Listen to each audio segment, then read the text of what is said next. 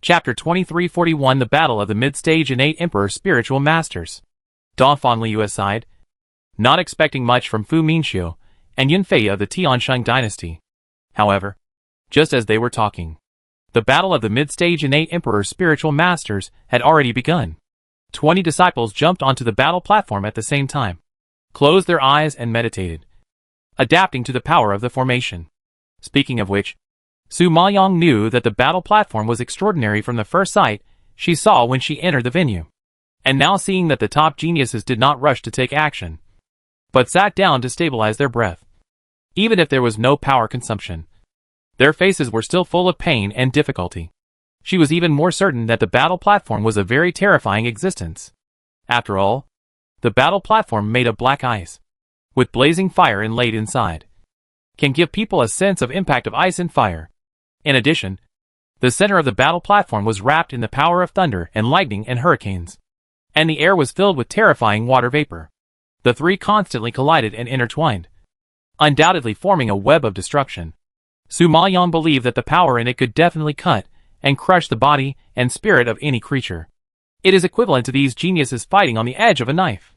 If they are not careful, they will be crushed by the formation on the battlefield.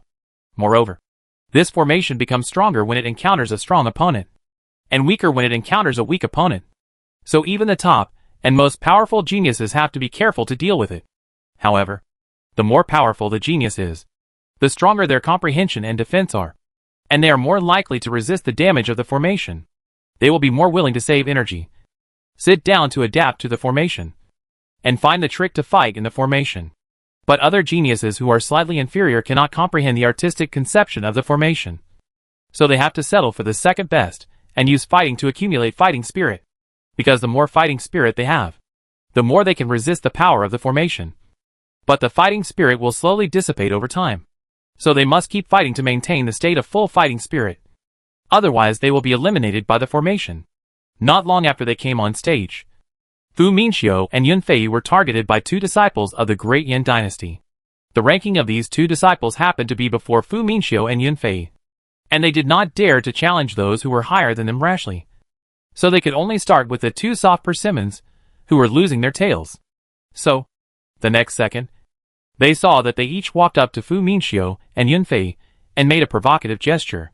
Seeing this scene, Dongfang Liu's heart skipped a beat, frowned and sighed.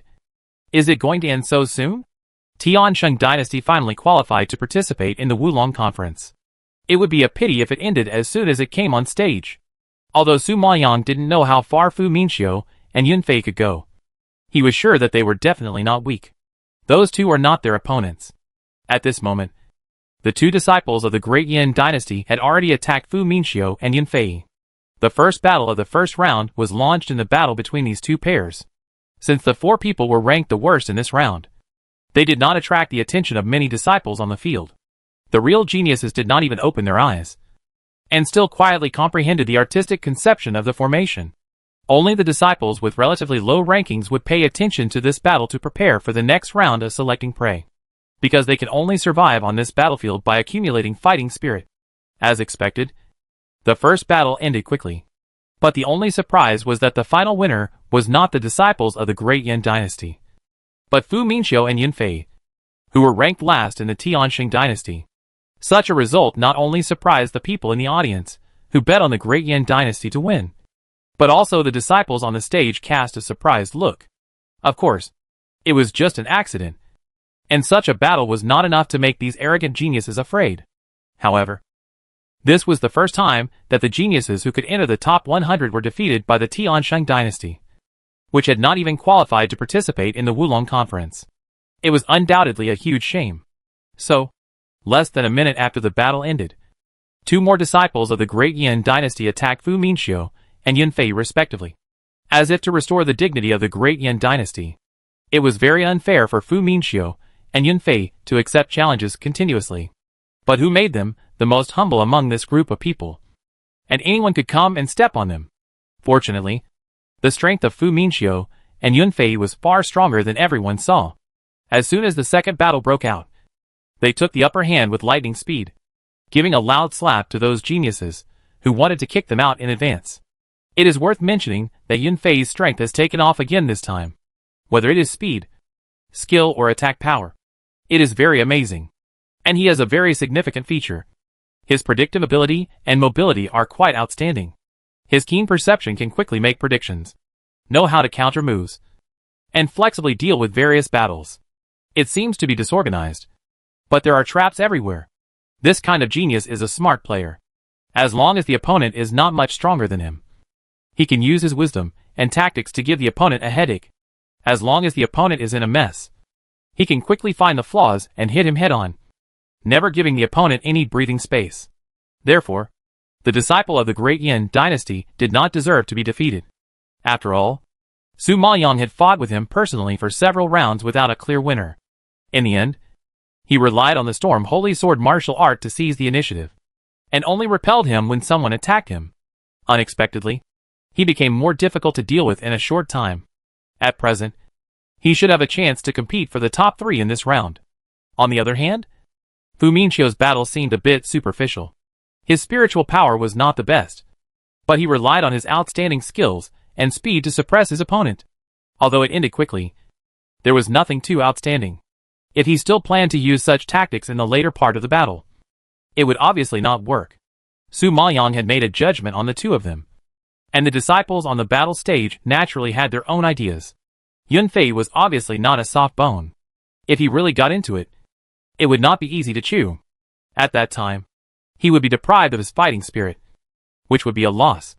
Therefore, the remaining disciples did not challenge Yun Fei again, but chose Fu Minqiu as a springboard. Yun Fei was free and finally sat down to comprehend the formation. But Fu Minqiu was in a hard battle. In this way, the battle continued, and Fu Minqiu narrowly won several games. His figure seemed to be more and more comfortable, and he accumulated a lot of fighting spirit. In the end, no one dared to challenge him. The 4 people who challenged Fu Minqiu and Yun Fei at the beginning were too weak, and were kicked out after losing several games. Others were unfortunately selected by masters, and were swept away as soon as they made a move, while others fought to a loss and feared each other. Time passed bit by bit, and finally someone challenged Fu Minqiu and Yun Fei again. Since there were only 2 midterm and 8 Emperor Spirit Masters in this round, the Northern Qin dynasty accounted for only 2, and the remaining 16 were all disciples of the Great Yin dynasty. Therefore, the opponents who challenged them were still disciples of the Great Yin dynasty. But surprisingly, one of the 2 disciples of the Northern Qin dynasty never made a move and just sat there with his eyes closed, while the other only made 1 move and shocked the other disciples. No one dared to challenge him, which gave them a lot of time to comprehend the formation. This scene attracted the attention of Fu Minqiu and Yun Fei, and they immediately felt the desire to fight. Chapter 2342 2 Disciples of the Northern Qin Dynasty. Speaking of which, after a few battles just now, everyone has basically decided the winner, and has a general understanding of the opponent's strength. The reason why the 2 disciples of the Northern Qin Dynasty can sit on the Jiaoyu Island is obviously because they are too famous and too strong, and no disciple dares to step forward and humiliate themselves. But they sit in the top 2 positions in the first round without any effort, which is too unfair and makes people very unhappy. Therefore, Yun Fei, who has been comprehending for a while, intends to get up and stretch his muscles, and walk straight to the black-cloaked youth who has never made a move. Although this black-cloaked youth is as stable as an old monk, he is very young, because his head shows a bone age of 25 years old. At the age of 25, he can reach the middle stage innate Emperor Spirit Master, which is comparable to the strength of some elders in the Tiansheng dynasty. Not to mention that he is the best among this group of middle stage innate Emperor Spirit Masters, and his talent has to be described as outstanding. But the more challenging it was, the more eager Yun Fei was to try, and he immediately said to him, "I want to challenge you." However, the other party didn't even open his eyes, and only said 3 words: "Not interested." Hearing this, everyone present twitched their lips. Facing the challenge of others, he actually said he was not interested. How arrogant must he be to say such a thing? Obviously, he didn't take this disciple of the Tiansheng dynasty seriously at all. Even if this disciple of the Tiansheng dynasty showed good fighting ability at the beginning, he still didn't have the qualifications to fight. TSK. Worthy of being Toba Junjie. He is really strong and really arrogant. Dongfang Liu couldn't help but smack her lips, and sigh after hearing this. Su Maoyong knew that there was a Tuoba family in the northern Qin dynasty, which was extremely powerful and famous. Their disciples were no less powerful or talented than the younger generations of the Wei and Zhuge families. And this Tuoba Junjie was the youngest son of the Tuoba family. He had always been arrogant. Even in the Great Yin dynasty, he did not restrain himself at all, which showed his status in the Tuoba family. Moreover, according to the news, the head of the Tuoba family once claimed that Tuoba Junjie was just young, and it would be easy for him to catch up with Tuoba Rueda, the most outstanding Tuoba family member, in 2 or 3 years. You should know that Tuoba Rueda is now 29 years old, and is already an early Supreme Emperor Spirit Master. In 2 or 3 years, he went from a mid-stage innate Emperor Spirit Master to an early Supreme Emperor Spirit Master, crossing a major realm. For ordinary geniuses, he would not dare to think about it. But he did it easily, which shows how high the Tuoba family has placed on Tuoba Junjie. Such a genius, if not too young and limited in level, would have been relegated to the later rounds. Why did he appear in the first round? No wonder this batch of disciples didn't even have the interest to let him fight. But Yunfei couldn't stand being ignored like this, and immediately replied coldly, "You want to win this round without fighting? It's too good to be true. If you don't dare to fight, just admit defeat and give up your place." Admit defeat? You have no vision. Boy, he won't fight. So you can stay on the stage for a while. Why don't you know what's good for you? At this time, the young man sitting not far from Tuoba Junjie stood up slowly and walked towards Yunfei. This is another disciple of the northern Qin dynasty, from the Jiang family, named Jiang Wei. Compared to the handsome young man like Yunfei, he is much taller and more muscular. Even with clothes on, you can see the strong muscle lines on his body. He is a strong and powerful player. So when he walks over, he gives people great pressure. Yunfei is not a clay sculpture. He looks at him with anger. This is a competition, not to watch him show off. Everyone's time is precious. If you can fight, fight. If you don't want to fight, get out. Oh, when did the waste of the Tiansheng dynasty have such a bad temper? It's interesting. Since you want to fight, I will accompany you. If you can't even beat me, then you are not worthy of him to fight. Jiang Wei pulled his mouth and raised a surprised sneer. Although his expression was frivolous and disdainful, he could hear his admiration for Tuoba Junjie between the lines. Yunfei was already full of anger, and after hearing what he said, he also ignited his fighting spirit. Okay, if I beat you, I will be qualified to challenge him. Boy, beat me first. Before Jiang Wei finished his voice, he punched him. Yunfei saw this, narrowed his eyes, and retreated violently. He raised his hand and blasted out a piece of spiritual power, instantly forming an arc-shaped shield. His fist hit the shield, and there was a loud bang. Fragments of spiritual power burst out instantly, and a big hole was punched in the shield, directly facing Yunfei's face. Yunfei felt his power at close range for the first time, and his mind was shocked, and his face was particularly solemn. The opponent was arrogant, and he really had the capital to be arrogant. Originally, his spiritual power was very stable and solid, but it could be broken by the opponent's punch. In addition to the opponent's strong spiritual power, it was probably related to his body training. This kind of power player can't be attacked forcefully. Only roundabout tactics can win by cleverness. Thinking of this, Yunfei's figure swooped to the side like an eagle, and after a few flashes, leaving a trail of afterimages, so that Jiang Wei suddenly pounced on it. Is hiding your strength? Then I'm sorry to tell you that I can beat 10 people like you with one punch. Jiang Wei laughed sarcastically, waving his fists wildly, as if dozens of fist shadows were bombarding at the same time. And that posture seemed to not even let go of Yunfei's afterimage. Knowing the opponent's terrifying, Yunfei's figure and speed were exerted to the extreme at the moment. No matter how Jiang Wei swung his fists, no matter how closely he chased, he used clever angles to dodge. In this way, they entangled for at least a dozen rounds. And even Jiang Wei was a little annoyed. But Yunfei was still calm and composed. His face did not change, and his steps were orderly. Jiang Wei's patience was completely exhausted. He didn't want to play cat and mouse with him anymore. He stretched out his hand, and a hammer appeared in his hand. He smashed the ground and spiritual power splashed out. Then he burst out a powerful martial arts skill, which was bound to splatter Yunfei with blood on the spot. Yunfei really couldn't resist Jiang Wei's fierce attack. But after so long, he had found the opponent's flaw. So he rushed into Jiang Wei's battle circle at the risk of being seriously injured, and hit his weakest spine with a fatal blow. There was a crisp sound, and the severe pain rushed to his forehead, which made Jiang Wei's body tremble. And the attacking action subconsciously stopped for a second. And at this second, Yunfei's opportunity came.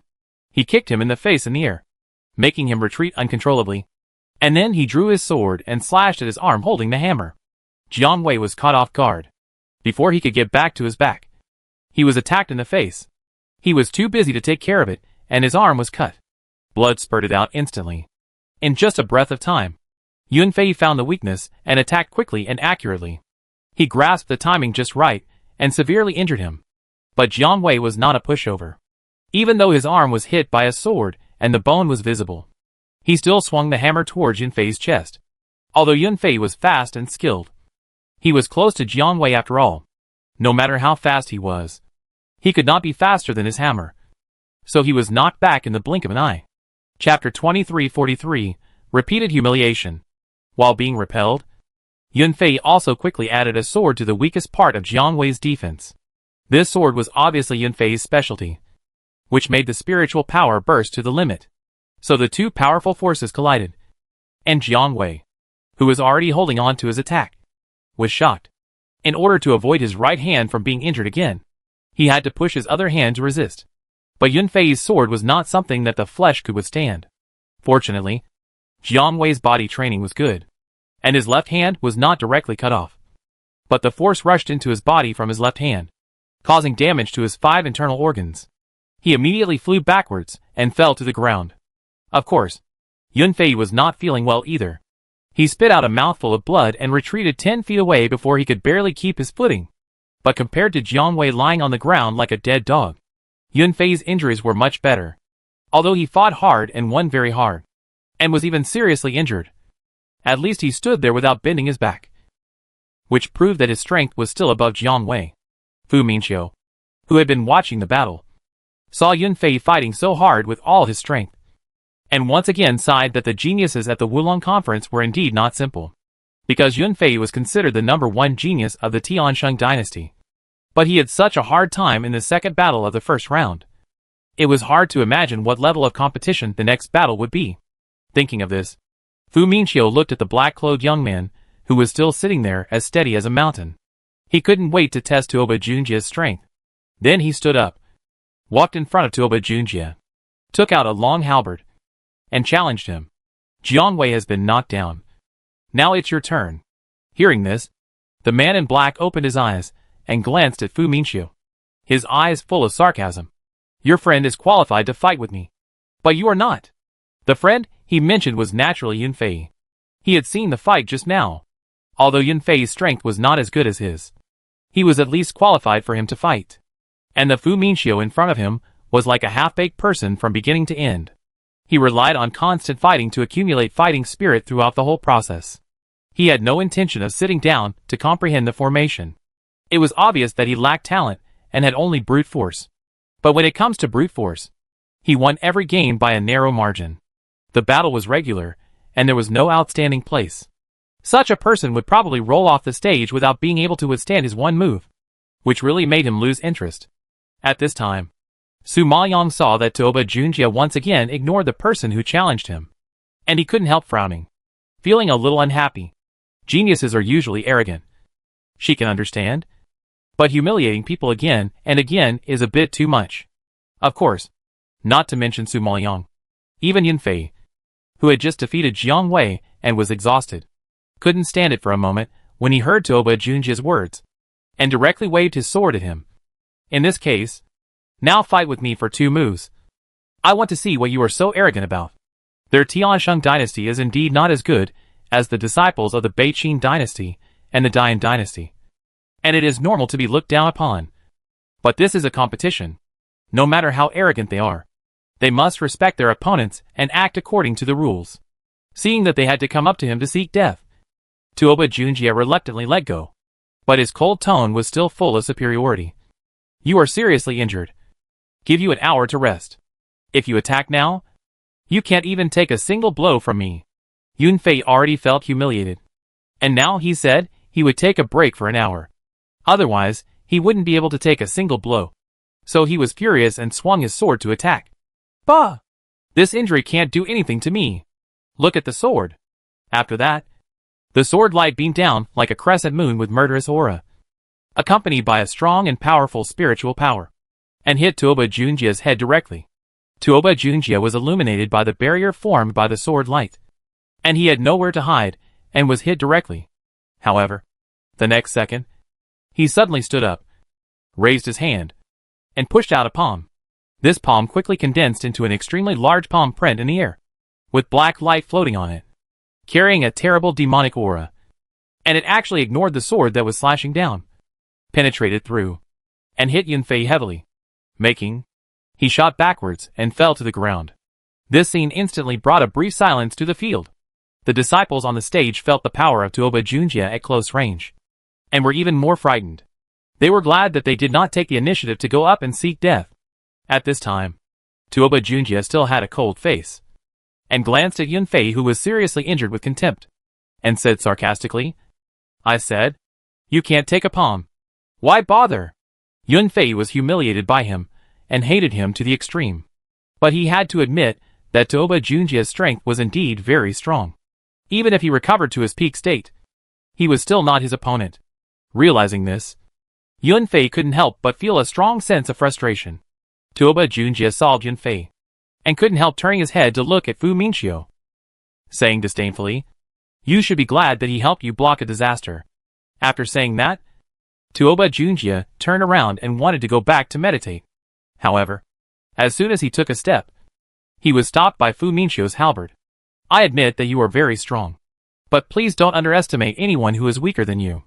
Tuoba Junjia didn't expect Fu Minxiu to be so persistent. Yunfei was a lesson for him, but he was still stupid enough to get close to him.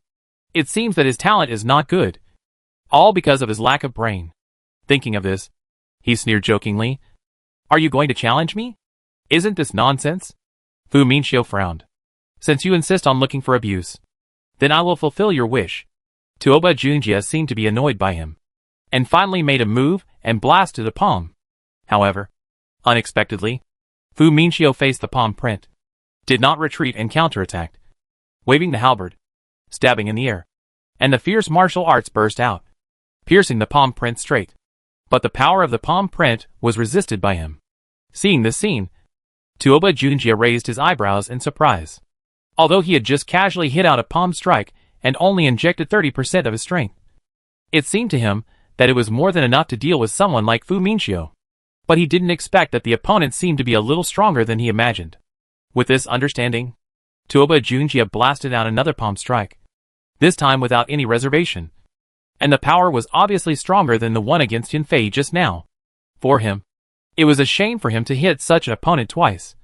So he didn't intend to give Fu Minxiu any chance to turn over. However, he made a mistake again. Although Fu Minxiu was forced to retreat repeatedly by the palm print, and was extremely difficult to bear, the long halberd in his hand did not slow down, and swung it extremely fiercely. And every time he swung it, there was a burst of spiritual power, splashing out terrible sparks, which actually resisted the power of the palm print for the most part. Tuoba Junjia was secretly shocked and didn't want to waste any more time. He rushed forward like a tiger and slapped out palm prints one after another, trapping Fu Minxiu in a black net, leaving him with nowhere to retreat. What he didn't expect was that Fu Minxiu roared, swung his long spear, and his spiritual power poured out like a waterfall, splashing a layer of strange force field when it hit the ground. Chapter 2344. He actually has a force field. Tuoba Junjia was caught off guard by this scene, and a strange look flashed across his face, which was originally disdainful. As the most promising genius of the Tuoba family, he naturally recognized that it was the power of the force field. It is just that it is very difficult to practice the force field, which is equivalent to thoroughly understanding the formation of the blood flame field and refining it into one's own power, so that one can control the battle at will. I believe that everyone can imagine how much opportunity and talent this requires without him saying it. And Fu Minxiu, a half-baked man, has the ability to control the force field. How can it not be incredible? Of course, not only him, but also the other audiences present were shocked. After all, The force field is not something that anyone can practice. Even if the formation master wants to use the formation to fight, he must first draw the formation before he can control the formation. And the force field does not require any process, does not rely on any external objects, and is an ability that is integrated with the warrior himself, and can stir up his own field power with just a raise of his hands and feet. It is equivalent to that he himself is a formation. However, his formation is limited to a few feet around his body, and only enemies close to him will be harmed, while the formation cast by the formation master can cover a wider area and number of people. And this process naturally takes time to set up the formation. Obviously, Fu Minqiu's own force field is more flexible in battle, and has stronger attack power. Fu Minqiu saw Toba Junjia's face with a strange look, and seemed to have guessed his thoughts. He smiled with a bit of disdain. Do you really think that I have no talent, and have to rely on fighting to accumulate fighting spirit? I just adapted to the power of this formation a long time ago, and there is no need to comprehend it. For me, you high-ranking geniuses are my whetstone. After saying that, Fu Minqiu struck hard, and the long halberd stretched out fiercely, as if rolling up a mountain-like wave, and stabbed straight at Toba Junjia. And he himself was like a snake, changing the angle skillfully, and attacking from another direction. Seeing this attack, Toba Junjia knew that Fu Minqiu had the qualifications for him to look straight at. Of course, it was just looking straight at. He didn't think this person could beat him. Thinking of it, Toba Junjia waved his hand, and a big knife suddenly appeared in his hand. At this moment, the spiritual power in his body suddenly burst out, and was madly injected into the big knife. The white blade that was originally shining with light was actually coated with a layer of terrifying black gas, which was similar to Jun Haozong's skills. It's just that the purity of his power is obviously not even 1/3 of Jun Haozong's. None of them have reached it. It can be seen that he must have learned a similar, relatively low-level magic skill, which gave him combat power that players of the same level did not have. However, just as everyone was amazed, Toba Junjia had already swung his sword and slashed it down, and black air gushed out. The surrounding air rolled up a terrifying black vortex because of the huge force, and kept trembling and whimpering, as if a magic suppression was about to kill Fu Minqiu on the spot. Facing the enemy, Fu Minqiu could feel the terrible power of Toba Junjia more than anyone else, because he saw the sword light slashing down, and he wanted to dodge but was shocked by the power, and could not get away. So he had to bite the bullet and raise the halberd to resist. This collision was so domineering that Fu Minqiu had the illusion of a mountain collapse and the earth cracking, and the sky and the earth were spinning. He could not bear it and flew backwards, vomiting blood and kneeling on the ground. But it took only a few breaths for Fu Minqiu to stabilize the surging blood, and he stood up with the halberd. Toba Junjia thought that this blow was enough to make him lose his fighting ability, but he didn't expect that he stood up tenaciously. It seems that this man's defense is better than he thought. You should know that other geniuses of the same level can never withstand his full-strength sword. Good defense. I want to see if you can take my second sword. Toba Junjia smiled coldly, and swung his sword forward again. The dazzling sword light was like a surging torrent, rushing swiftly, and fell heavily with a sharp and unmovable momentum. But this time, Fu Minqiu no longer sat there and waited for death. He swung his halberd and opened the force field to the extreme, instantly covering Toba Junjia. At this time, the force field suppressed the opponent's moves and speed while increasing his own strength. His spiritual power expanded and rolled on the halberd like boiling water. For a moment, it seemed that the power from all directions was poured into the halberd. Then he thrust out with the halberd, giving people the momentum of the collapse of Mount Tai. It made Toba Junjia spit out a mouthful of blood and retreated 10 battles away. In the past, even if Toba Junjia lost 2 levels of spiritual power, he could win beautifully in a battle with a genius of the Pekinate Emperor spiritual master. Unexpectedly, he was injured by the mid-stage innate Emperor spiritual master today. The opponent's strength was enough to shock him. Very good. You finally have the qualifications for me to be serious. Toba Junjia wiped the blood from the corner of his mouth and said coldly, "Just serious? That's not enough." Fu Minqiu stepped forward again unwillingly. The force field around him seemed like a golden halo covering his body, exuding a terrible breath. The long halberd was as fast as lightning, so fast that only beams of light remained, stabbing at Toba Junjia's body continuously. If it were someone else, they would have been stabbed with holes long ago. But Toba Junjie had to say that he was quite powerful. Facing such an attack, he just frowned and successfully resisted every knife. It was just that Fu Minxiu's force field and the formation of the blood flame field kept crushing his body, causing damage to his internal organs. Every knife was overloaded, showing a bit of embarrassment. Of course, Fu Minxiu's situation was even worse.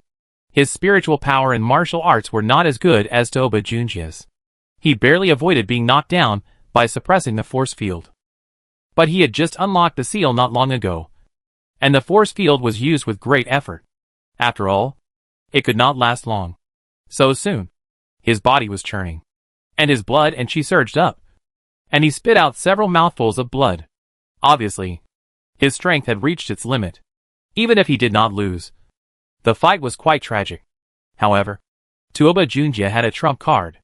Seeing that he could not continue to consume, he had to use his most powerful martial arts. He shouted, "Black Wind Explosion Slash." When the name was heard, the disciples on the field gasped. Black Wind Explosion Slash was Toba Junjie's famous skill.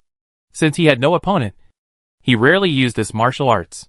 Now that he had taken out all his martial arts, it can be seen to what extent Fu Minxiu had pushed him. If this knife went down, Fu Minxiu would be either dead or useless. Realizing this, not to mention the disciples on the stage, even the audience opened their eyes in shock, and couldn't help but sympathize with Fu Minxiu's end. The ancestor of the Prime Minister's mansion saw that Fu Minxiu was in danger of his life, and he stood up in fear and shouted to stop him. The rules of the game. You are not allowed to kill. His actions have violated the rules. Let him stop quickly. Chapter 2345 No One Dares to Fight. A middle-aged man in a white robe from the Tuoba family heard this, smiled contemptuously, and retorted coldly, "I didn't expect that the younger generation of the Tiansheng dynasty is not good enough. Even the elders are such cowards, who have never seen the world. The Wulong Conference does not allow killing. Everyone knows that the formation will automatically save the lives of disciples in dangerous situations. My disciples just let him suffer a little physical pain. So why make such a fuss?" You, the ancestor of the Prime Minister's mansion, was speechless because of the other party's understated sarcasm. In recent years, all the disciples of the Tiansheng dynasty have been eliminated in the preliminary rounds, and have never even entered the blood flame field. They really haven't seen much of the world. But they also know that although there will be no life-threatening danger on the battle stage, it can easily cripple a person. Fu Minxiu is the only hope for the revitalization of the Prime Minister's mansion. It took them a lot of effort to unlock the seal this time. If he has any accident at the Wulong Conference, the consequences are definitely not something they can afford. When they return to the Tiansheng dynasty, they will not be able to explain to Fu Hengxian. But once the competition starts, outsiders cannot intervene, and they can only worry here. As for the others, they are probably waiting to see the joke of their Tiansheng dynasty. After all, the Tiansheng dynasty has snatched 2 places from other dynasties this time, which has already caused dissatisfaction among many people. How could they speak for Fu Minxiu? Thinking of this, several ancestors of the Prime Minister's mansion clenched their fists with anxiety. Fu Minxiu, who was being bombarded by the power, felt like he was about to explode at this moment, because the outside of his body was being crushed by the knife light. His skin had been torn and blood was flying, and his body was being rushed by a demonic energy, as if it would break through the bones and devour the flesh at any time, causing Fu Minxiu to bleed from all 7 orifices and fall to the ground with a scream. He was injured just now, and he had been using the force field and overdrawn too much. Facing Toba Junjie's special skills, being seriously injured and knocked down was already something he expected. However, although he was badly injured, Fu Minxiu felt particularly comfortable and even excited, because he felt that his body and bones were not broken, but were sharpened to be stronger. The next time he used the force field, he would definitely be more comfortable and relaxed. Dongfang Liu found it incredible to see Fu Minxiu was beaten all over and his face was covered with wounds and blood. But he was still laughing. Has he been beaten silly? He was so badly injured. But he could still laugh? Su Moyang understood Fu Minxiu and explained. He has practiced his strength and consolidated his force field. Such a big gain is of course worth celebrating. Didn't you notice that in the previous battles, he hid his strength and deliberately led others to compete with him? Obviously, his goal was achieved, and he also injured the recognized first place in this round. Such a result is already quite good. Tuoba Junjie is not a true mid-term innate Emperor Spirit Master. His combat power and prestige are no worse than those of high-level geniuses. So Fu Minxiu was able to injure him and force him to use his special skills, which is something that many geniuses cannot do. The several ancestors of the Prime Minister's mansion saw that Fu Minxiu could still laugh and did not show any signs of decline, and they were relieved. I think this attack didn't hurt his vital parts. However, such an injury will probably take several months to heal. On the other hand, although Tuoba Junjie was still standing, his face was not very good. The previous outburst obviously consumed too much of his strength. This was the first time that he had to fight so hard against a mid-stage innate imperial spiritual master of the same age as himself. It was really rare. Thinking of this, even he, who was always arrogant, couldn't help but praise Fu Minxiu. You are indeed a very good opponent, but it is impossible to surpass me.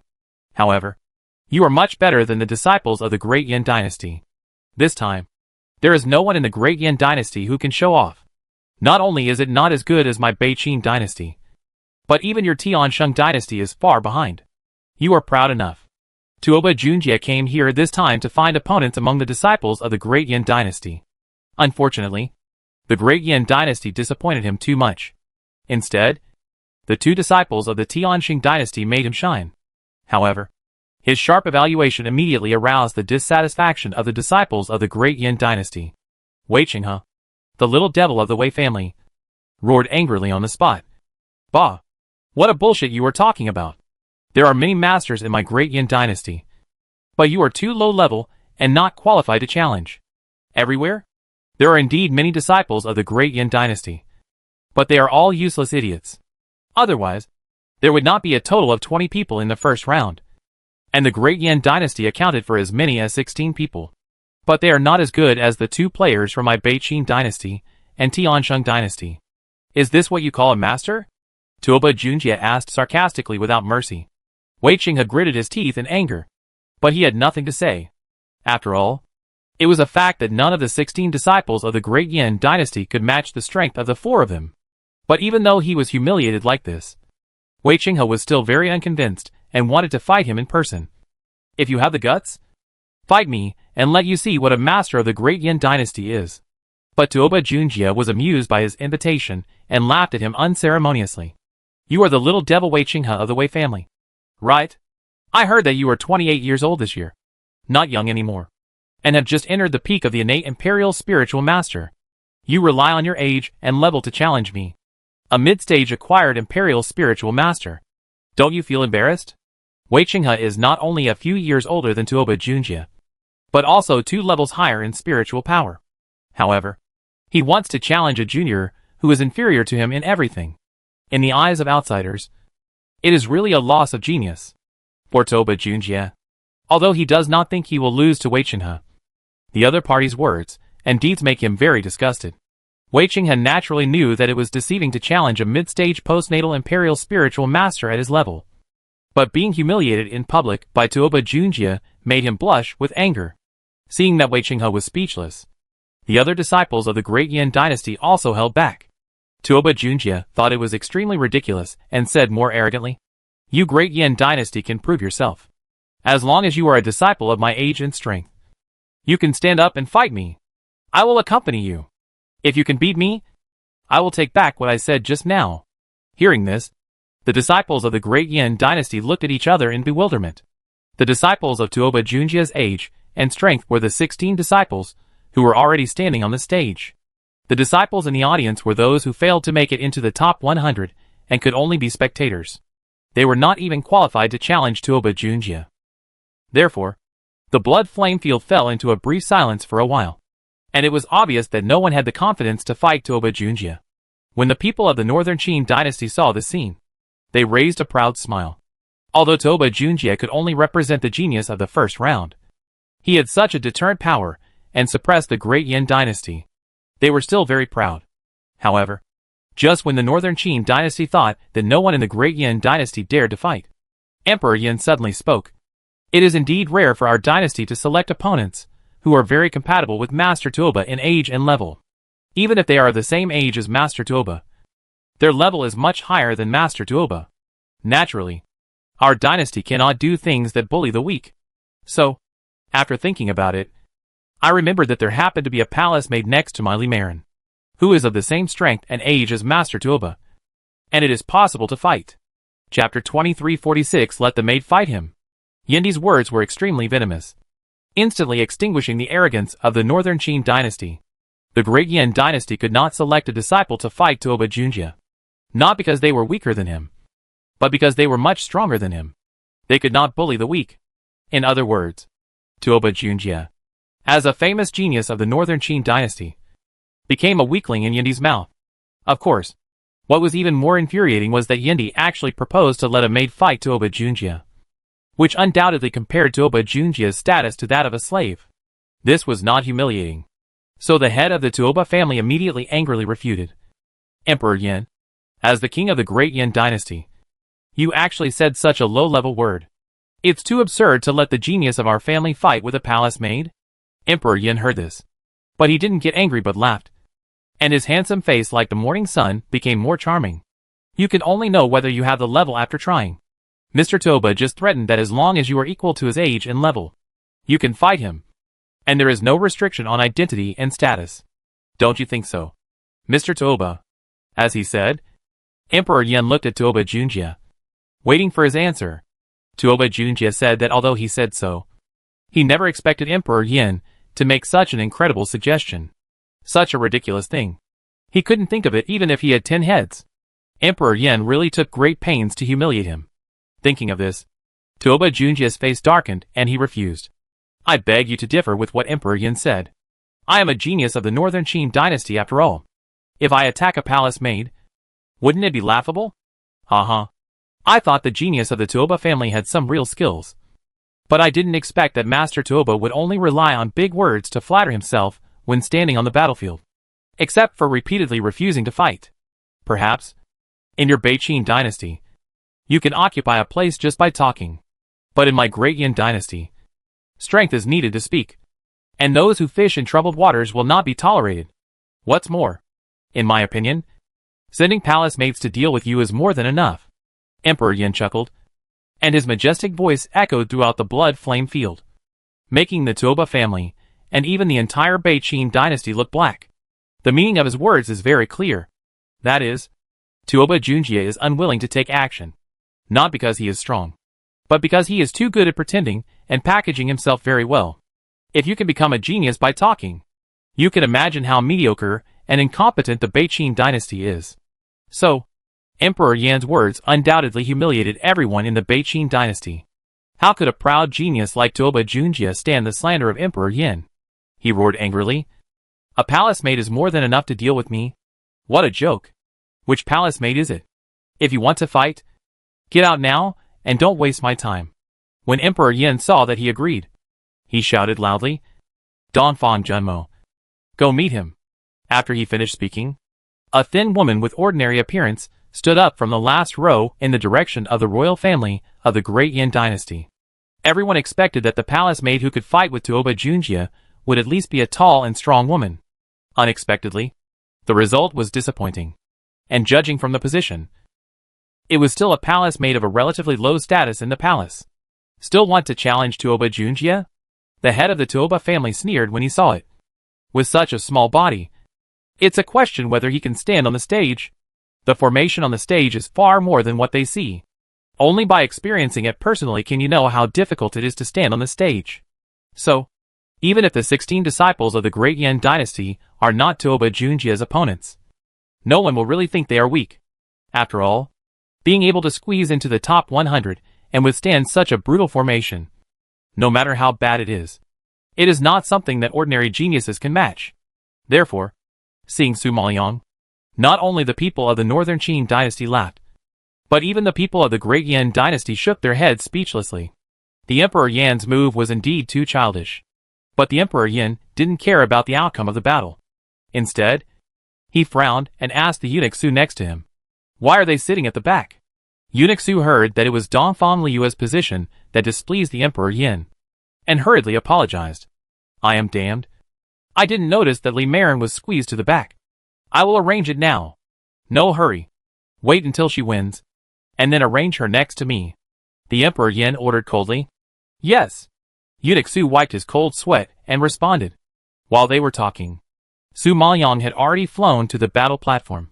Seeing that she landed steadily and without any discomfort, everyone gradually stopped laughing. It seems that this palace maid is still quite capable.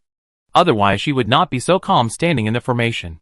Of course, from the tone of the Emperor Yin, this palace maid is of the same age and level as Tuoba Junjie. So she is also a figure. In fact, the forces of the Great Yin dynasty basically knew that Donphan Junma was Donphan Liu's sister, and she came to the palace with Li Meiren to help her.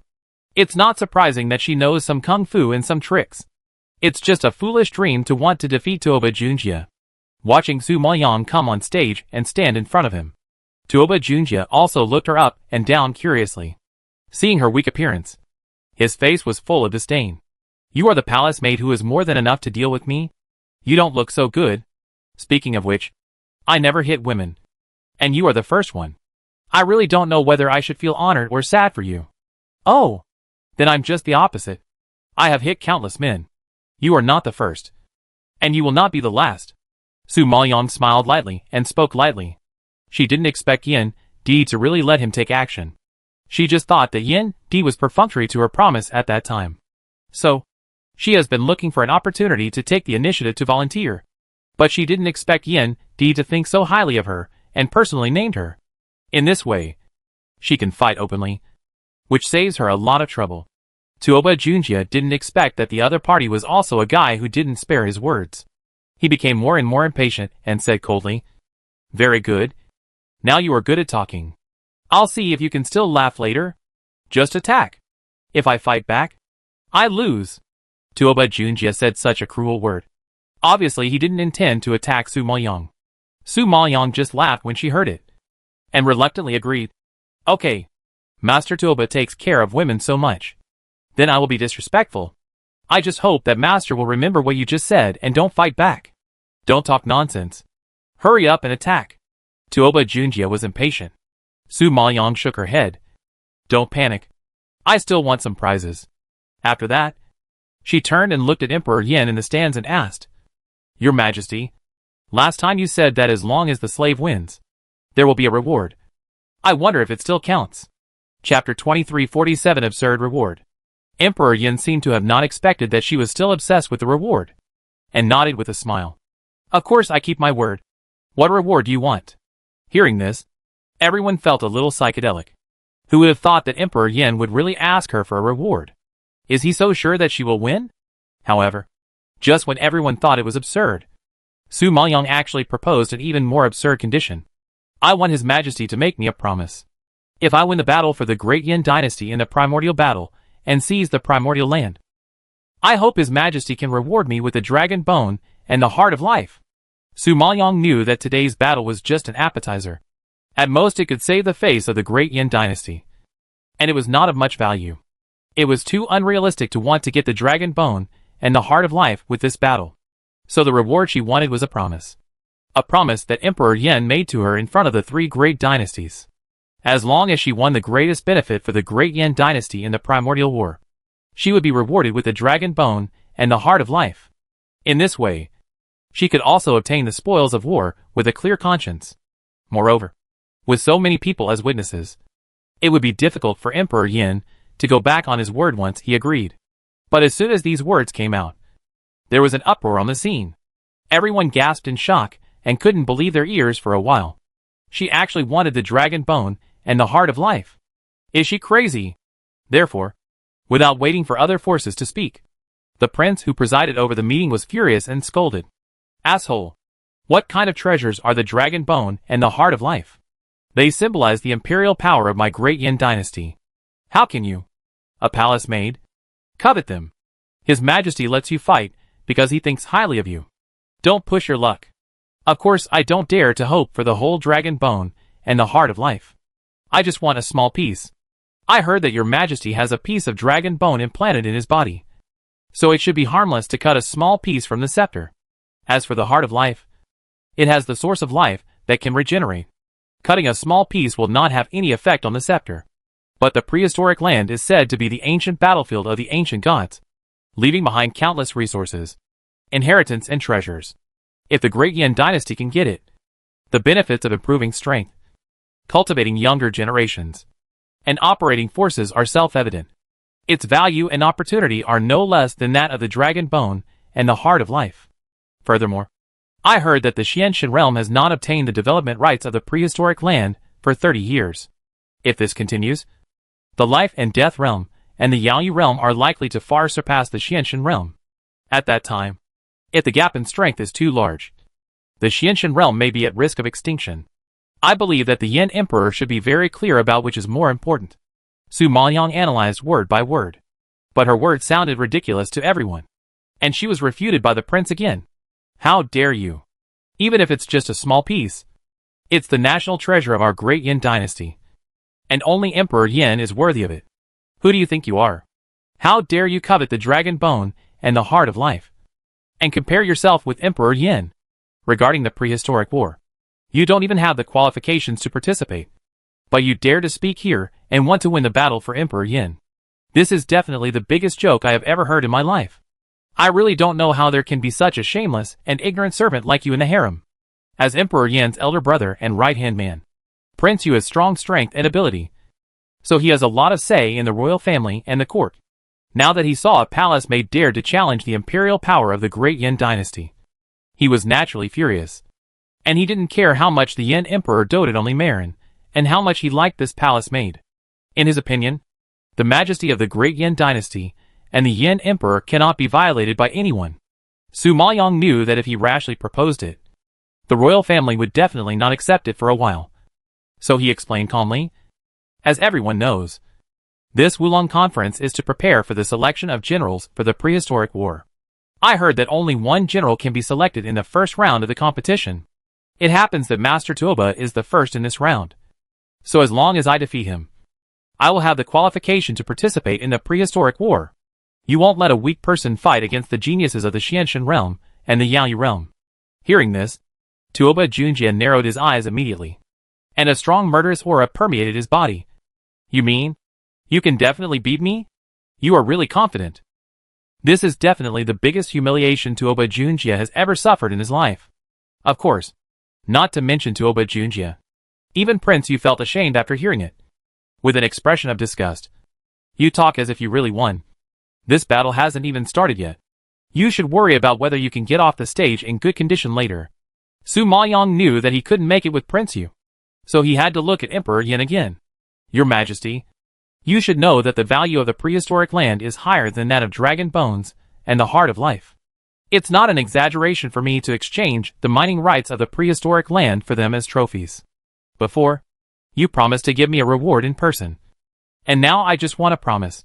Isn't it okay? What Su Maoyang wanted was indeed too valuable. But his current request was not excessive. After all, compared with the mining rights of the prehistoric land, it could be regarded as an equal exchange. But in everyone's opinion, Su Maoyang's proposal of such an exchange condition was undoubtedly whimsical and ignorant. After listening for so long, Emperor Yin obviously made a decision and nodded slightly. Yes, I admit that my great Yin dynasty urgently needs the mining rights of the prehistoric land. And its value is far higher than the dragon bone and the heart of life. So I can promise you that as long as you help Xianshan realm seize the prehistoric land, I will reward you with a piece of dragon bone. As for the heart of life, you have to go to the evil sea to help me get something. Emperor Yin made a promise, but also put forward his own conditions. Even if he didn't want to use it, he knew that it would be very difficult to meet his conditions. But for Su Maoyang, no matter how difficult it was, at least he had a way to obtain dragon bones and the heart of life. It's better than being a headless fly and not knowing where to start. Prince Yu did not expect Emperor Yin to really agree, and hurriedly dissuaded him loudly. Your Majesty, she completely treats the Wulong Conference and the Primordial War as a joke. How can you agree to such rude conditions? I promised to give her a reward, so I can't go back on my word. There is no need to discuss this matter again. No one can interfere with what Emperor Yin has decided. But Prince Yu really couldn't stand the imperial power being teased by a palace maid, and wanted to argue again. But before he could say anything, he was stopped by Prime Minister Wei. Prince, you don't have to worry. It's just a promise. You also know that the current battle is still a long way off. And it's a question whether she can live to enter the primordial land. No matter how much you say now. It's all empty talk. Prime Minister Wei was reminding Prince Yu that Dongfang Junmo's reward was just a promise that didn't even have a shadow. As for whether she was qualified and whether she could do it, that was all later. What's more, in their opinion, this palace maid couldn't even fight Toba Junjia, let alone anything else. It seems that Emperor Yin did not take such a promise seriously. So there was no need for Prince Yu to offend Emperor Yin in front of everyone. Chapter 2348 There is no bet for you. After listening to Prime Minister Wei's words, Su Maoyang's heart finally fell back into her stomach. The reason why she made such a ridiculous request in such a situation was that it was ridiculous enough to make people lower their guard. And they would easily promise, because it was impossible to achieve. Because everyone thought she couldn't do it. They would think it was okay to agree to her. Anyway, it was just a blank check. If everyone thought she had the ability, it would not be so easy to let go. Fortunately, the effect she wanted was achieved. Although the royal family was dissatisfied with her arrogant words, Emperor Yin finally agreed. And with so many forces present as witnesses, Emperor Yin couldn't deny it. However, on this basis, Su Maoyang still didn't want to miss this great opportunity to make money. And then he said to the person in charge of the betting at the bottom right of the battle stage, "Senior, may I ask what is my current betting ratio?" The person in charge was stunned by the question and looked at her in surprise. To be honest, she was not one of the top 100 geniuses. So they naturally didn't set up a bet about her.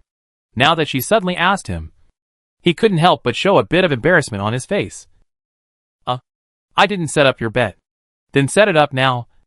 I'm going to bet on it." Su Maoyang was not surprised and reminded him seriously.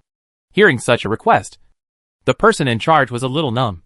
After all, the other party dared to covet even the dragon bone and the heart of life. But it seems that except for herself, no one in the audience would bet on her to win. So there is no point in setting up a bet. Besides, their gambling house is not going to be the scapegoat. So the person in charge had to tell her directly, "Sorry, if no one bets on you. The bet is not established." Who said no one bets on her? I'll bet on her to win with 10 million fine fairy crystals. So the bet is established. Isn't it? Dongfang Liue immediately expressed her position and supported Su Maoyang. 10 million fine fairy crystals is not a small number. If it is replaced with high-grade fairy crystals, the ratio is 1 to 100. If it is replaced with low-grade fairy crystals, the number is even more incredible. But there are too many people at the scene. Even if 10 million fine fairy crystals are very tempting, there will probably not be much left after the specific distribution. Emperor Yen may have thought of this problem, and said very politely, "Since Li Marin is interested in a bet, then I will be the banker today and bet on Dongfang Junmo to win with 100 million fine fairy crystals. If he loses, it will be mine. And if he wins, it will be Li Marin's." Hearing this, those who were skeptical about Dongfang Liu's favor completely dispelled their doubts. The degree to which Emperor Yen dotes on Lady Li is clearly more exaggerated than the rumors say. In order to please Lady Li, he casually spent 100 million to play with her. It was really extravagant and doting to the extreme. Even the Yingfei of the past could not compare to such treatment. Thinking of this, everyone was secretly shocked and cast envious eyes in the direction of the Ji family. The Ji family is likely to be prosperous now. At this time, Ji Ruiqing, who was sitting in the direction of Wuwang Peak, showed off to Ji Yanting with a proud face. "See, even if she is a beauty, she is also favored. Position is not the key. The key is to win the heart of Emperor Yin. Otherwise, no matter how high your status is, it will be useless. Naive. How can you get the dragon bone and the heart of life by relying on the Emperor's favor? The trouble she made today will only lead to her death. It's so stupid." Ji Yanting didn't take such favors seriously at all. In his opinion, Su Maoyang's move was completely digging her own grave. The prehistoric battle was not something she could win at her level and strength. It is very likely that she didn't get the things and died first. Otherwise, it is impossible for the Xianshan realm to fail to get the mining rights after struggling for 30 years. You can imagine how difficult it is. Of course, even if she was lucky enough to win the battle, she couldn't set foot in the Evil Sea. After all, even people at the level of Emperor Yen were very afraid of that place. Not to mention that she was a congenital Emperor's spiritual master. No matter how talented and powerful she was, She was still as small as duckweed in front of the Great Terror. So, Ji Yanting almost imagined Su Maoyang's end and shook his head in disappointment. She knew his face became more solemn after hearing these words. And Ji Ruiqing knew her worries. Quietly held her hand, looked at the slender figure on the stage, gently curled her lips, and her firm tones seemed to be full of infinite power. I believe in her. She can always create miracles and always bring us hope. Man can conquer nature. Nothing can stump her. Maybe she took the risk for you. But this is also a test for her. Relax. She is so lucky. Nothing will happen to her. Ji Ruiqing knew that Su Maoyang would not be in trouble so easily. She was so strong and so smart. There would always be a way to turn danger into safety. What's more, if you want to stand at the peak of strength and become a real strong man, these experiences are dangerous, but also rare opportunities. She knew and nodded. And her eyes looking at Su Maoyang were full of various complex emotions, including admiration, worship, reluctance, and heartache. But no matter which emotion, it made her more determined to try to cheer up. Even if she couldn't help Su Maoyang, she couldn't be a burden to her. And she made a decision immediately. I want to enter the Wuwang Steel Forest. Ji Ruiqing was shocked. But when she thought of the psychological pressure she had during this period, she had to compromise and nodded. Okay. I'll accompany you. Since Emperor Yin proposed to be the banker, the person in charge of the gambling house quickly opened a gambling game for Su Maoyang. But Tuoba Junjie and Su Maoyang started with a 1:2 and 1:10 odds. From the ratio, the result is obvious. In addition, the series of operations of the Great Yin dynasty completely angered the Northern Qin dynasty. And the forces of the Northern Qin dynasty almost spent all their financial resources to bet on Ba Junjie to win. Although the forces of the Great Yin dynasty wanted to give face to Emperor Yin in order to earn fairy crystals, many people still bet on Tuoba Junjie. After all, in this battle with such a huge disparity in strength, no one would be so stupid as to automatically give money to others. Seeing the exaggerated ratio and the increasing number of bets behind his name, Tuoba Junjie's sneer became more and more contemptuous. How pitiful. Except for Emperor Yin and Li Marin. No one is optimistic about you. What's pitiful? In this way, won't I make more money? Su Maoyang raised his eyebrows and chuckled. Once she wins, the fairy crystals of her and Dongfang Liyue will increase tenfold, which is definitely the most they have ever earned in their lives. However, her words made Tuoba Junjie murderous, and he could no longer hold back and roared. 24 years old. I think you are a newborn calf who is not afraid of tigers. Looking for death. After that, Tuoba Junjie put his hands behind his back and rushed towards Su Maoyang. In his opinion, even if he didn't take action, this humble woman would be defeated by his momentum. Originally, he thought that the palace maid sent by Emperor Yin was the same age as her. But when she stepped onto the battlefield, her bone age showed to be 24 years old, 1 year younger than him. This age undoubtedly stimulated him. If he could not crush her perfectly now, then he, Tuoba Junjie, would have lived for 25 years in vain. Chapter 2349 Forced to Attack. Seeing his powerful momentum overwhelming him, Su Maoyang moved and flew 10 feet away. Not only did he not intend to attack, but he also considerately gave him time to rest. You were injured just now. I'll give you an hour to recover. If you attack now, you can't even take my palm. These words were exactly what Tuoba Junjie said when he refused to fight Yanfei. And now Su Maoyang returned the words to him. Humiliating him with the words he said made Tuoba Junjie extremely angry. And his calm temperament was broken. You talk so much nonsense. That little injury, it has been healed long ago. You should worry about yourself. Although Tuoba Junjie was injured in the battle with Fu Minxiu, he had already recovered to his peak state when Su Maoyang was talking to Emperor Yin. Su Maoyang's words were undoubtedly trampling on the dignity of his genius. After that, Tuoba Junjie rushed forward again, and his huge momentum vibrated in all directions like a shock wave. Even if there was a barrier between them, the audience close to the battle stage could clearly feel the power. He hadn't made a move yet, but he had enough momentum to knock people down. Tuoba Junjie was indeed a very promising genius of the Tuoba family. Moreover, he reached his peak state in such a short time. Such amazing recovery ability was really amazing. Su Maoyang saw that he was coming fiercely, and the corner of his mouth curled up, as if to prove what he had just said. He really blasted out a palm. This palm was extremely simple. just simply wrapped her spiritual power. But it made Tuoba Junjie, who was rushing up, smell a bit of danger. It was just that the spiritual power fluctuations belonging to the early stage of the innate Emperor spiritual master shocked him, and he wanted to completely crush the opponent. So he didn't take timely countermeasures. When the palm print hit him, he realized that something was wrong, and he couldn't bear it and was blasted out. You are just an early stage innate imperial spiritual master. Tuoba Junjie's eyes widened in disbelief, his face full of disbelief. He was not only shocked that the other party, who was one level lower than him, dared to challenge him on stage, but was even more shocked that he was actually repelled by a palm strike of an early stage innate imperial spiritual master of a lower level. Is there any justice in the world? Su Maoyong was also a little surprised at his strength, and raised his eyebrows slightly and said, "You are worthy of being the most promising genius of the Tuoba family. You are not injured even in this way. It seems that you are qualified to let me play the second palm strike."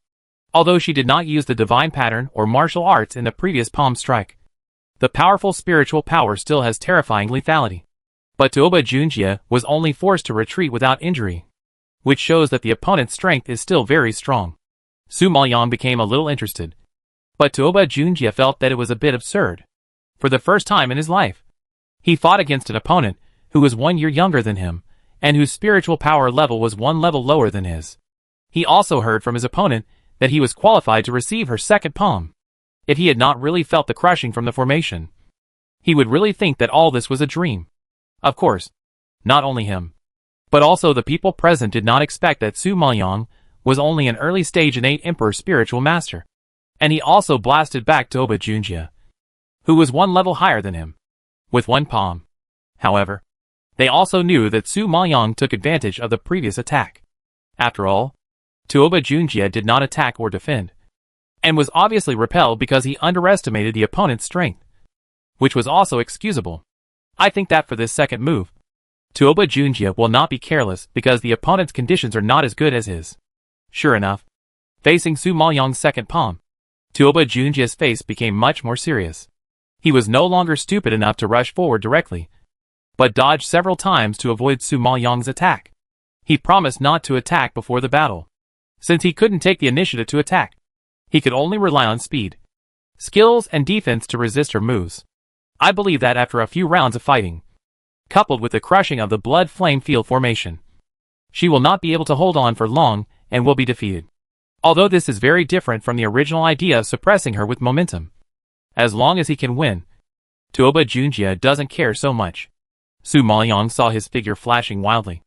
Relying on his agile skills, he changed several directions in the blink of an eye, making several of his palms fall in vain. In his heart, he also agreed that Tuoba Junjie was also an outstanding player in speed.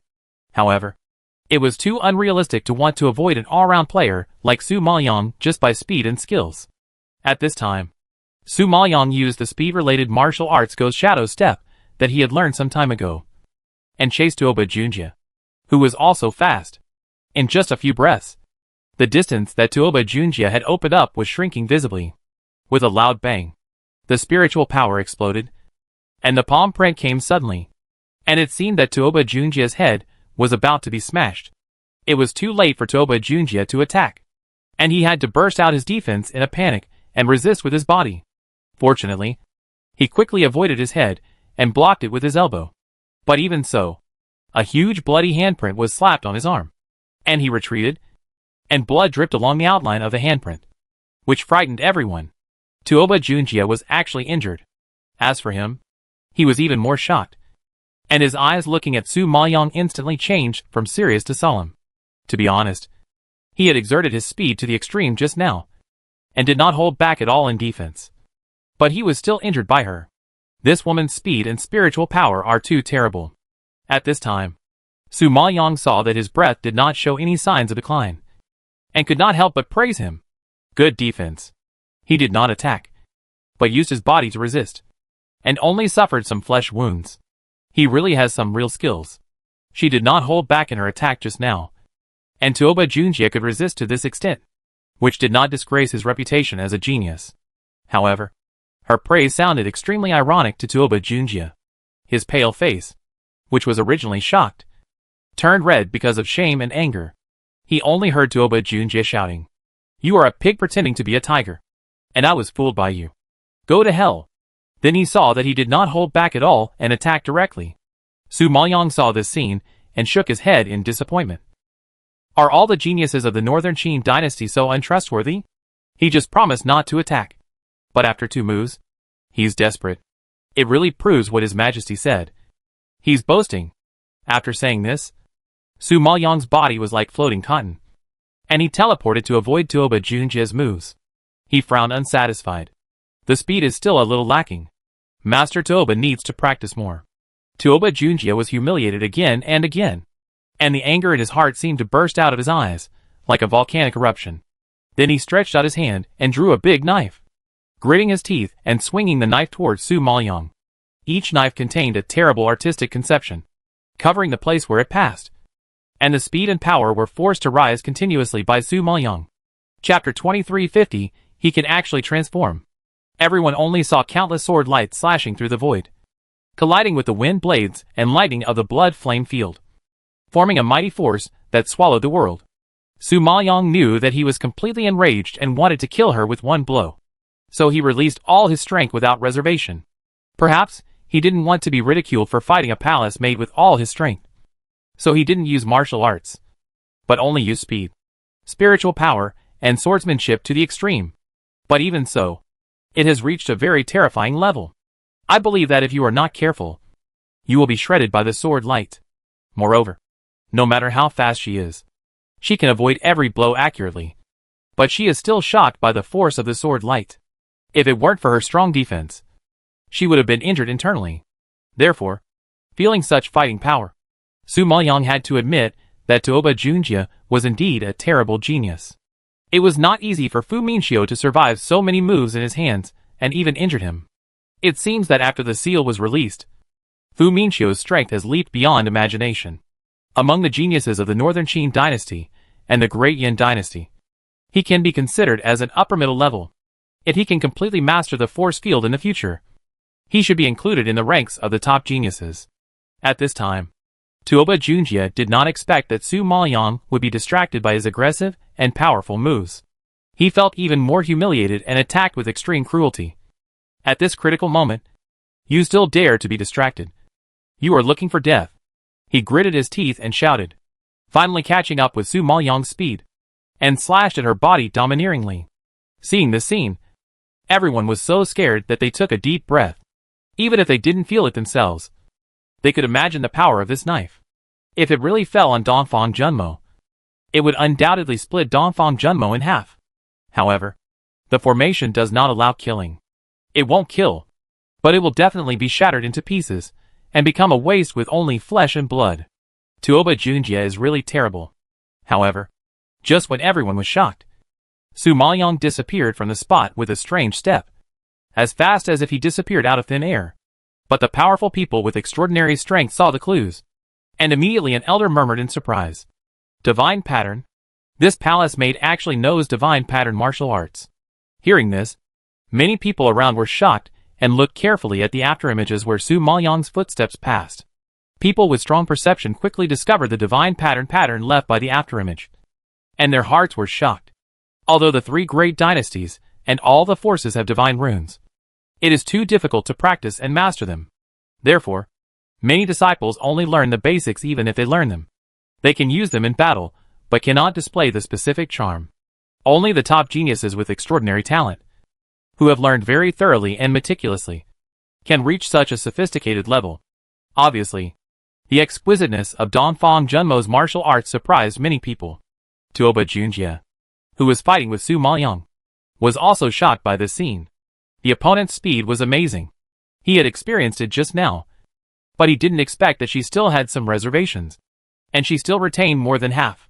This time, she was so fast that even the sword light and the residual power could not catch her figure. Is such a speed real?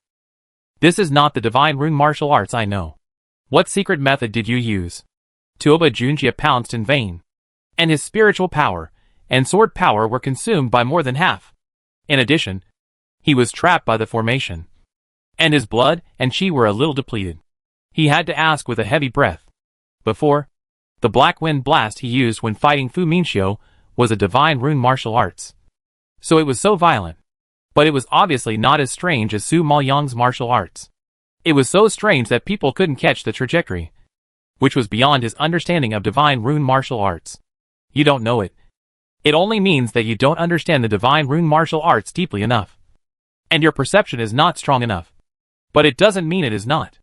Su Maoyang laughed sarcastically, and took advantage of his illness to kill him, and immediately pushed him with a palm. Today I will teach you what is a real divine rune martial arts. After the words fell, the divine rune palm print came to his face, and Tuoba Junjie actually had the illusion that he was sealed and couldn't move. However, during the 1 or 2 seconds when he paused, the power of the divine pattern palm print had already attacked and hit his chest heavily. It must be said that Tuoba Junjie's defense was extremely strong.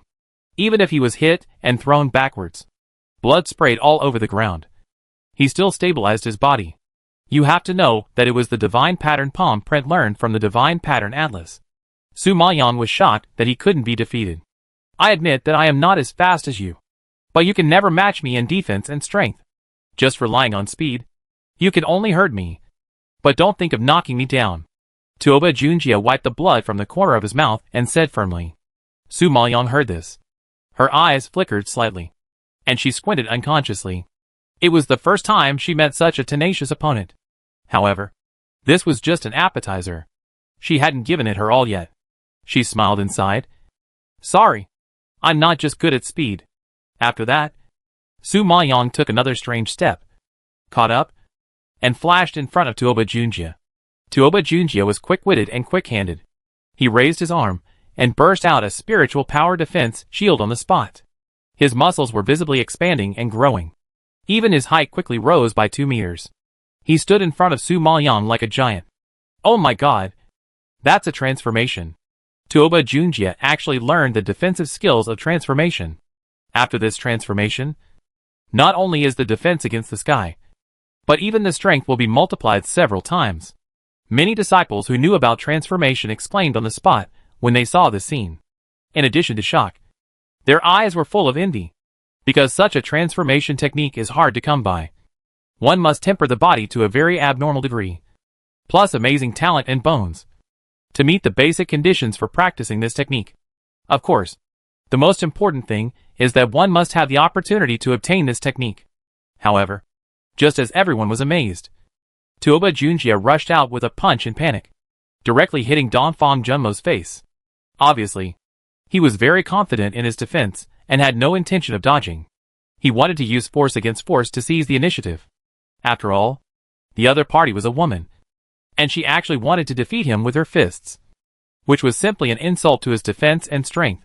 So, he wanted to let Dongfang Junmo see what real boxing is. In his opinion, even if there is no extraordinary speed, absolute strength still has the ability to completely defeat the opponent. Thinking of this, Tuoba Junjie grinned coldly, looking forward to the other party being beaten to pieces. However, the next second, a hand suddenly stretched out from the air and actually wrapped around his fist, easily intercepting his explosive force. The terrifying scene made the grim smile on his face freeze. Chapter 2351. The knife is broken. However, just when Tuoba Junjie was shocked by the huge palm print hanging in the void, Su Maoyang's fist had already hit his stomach heavily. With a loud bang, the spiritual shield exploded and scattered like broken starlight. Then everyone saw Tuoba Junjie's nearly 4-meter giant body was punched away by a petite figure. The extremely contrasting visual effect made everyone stunned. At this time, the huge body may have been severely damaged, like a deflated balloon, and instantly recovered to its original size. And Tuoba Junjie felt the power on his stomach and rushed into his body. At the moment, his internal organs were broken, and his eyes were wide open. His face was full of horror, and he looked overly frightened. He knew best that his defense and body tempering were not inferior to those of high-level top geniuses. The only thing he lost was his spiritual power and his mastery of martial arts. In other words, he used his most proud ability. But not only did he not seriously injure his opponent, but he was beaten away by his opponent. Is this possible? Is this true? Faced with this situation, Tuoba Junjie couldn't help but doubt his life. But he was a genius with strong strength after all.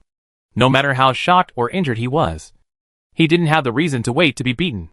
So, Tuoba Junjie, who was as tenacious as Xuqiang, endured the serious injury in his body, swung the knife with his right hand, and finally used his famous martial arts, Black Wind Explosion Slash. The big knife was instantly surrounded by demonic energy, and there were obscure divine patterns flashing inside. And it slashed towards Su Maoyang, who was approaching like a heavenly calamity. No one thought that one day Tuoba Junjie would be forced to use his special skills by a palace maid. It seems that he is no longer going to hold back for the sake of that ridiculous face. After all, if he doesn't go all out, he will be beaten down by a palace maid. Such a humiliation may cost Tuoba Junjie his life. Thinking of this, everyone held their breath, looking forward to the effect of the Black Wind Explosion on Su Maoyang. You know, Fu Minxiu, who had a force field all over his body, was beaten to blood by this slash, which was horrible. Dongfang Junmo has no force field and her defense is not as good as a man. It's okay to block the punch with her domineering martial arts, but it's not so easy to block such a terrible stunt. I believe that even if she uses her speed martial arts to the limit, she will inevitably be seriously injured. Dongfang Junmo will definitely be in danger this time. However, facing such a terrifying killing, Su Maoyang remained calm. He just glanced coldly at the trajectory of the big knife. He didn't even dodge as expected. He directly raised his left elbow to block the big knife. There was a loud bang. The momentum seemed to hit the black ice, which was incredibly hard. Then Tuoba Junjie, who was the person involved, saw with his own eyes that a crack gradually appeared on the blade. On the other hand, Su Maoyang's slender arm didn't even have a scar. Seeing this scene, Tuoba Junjie's horrified eyes looked like he saw a ghost. You know, although his knife is a top-grade holy weapon, it is made of rare materials. Not only is it powerful, but its quality is also beyond doubt. Now, a woman's arm actually cracked. Is there anything more shocking than this? As for the people present, they were also stunned, staring at the arm that was as strong as a copper wall, and they couldn't recover for a long time.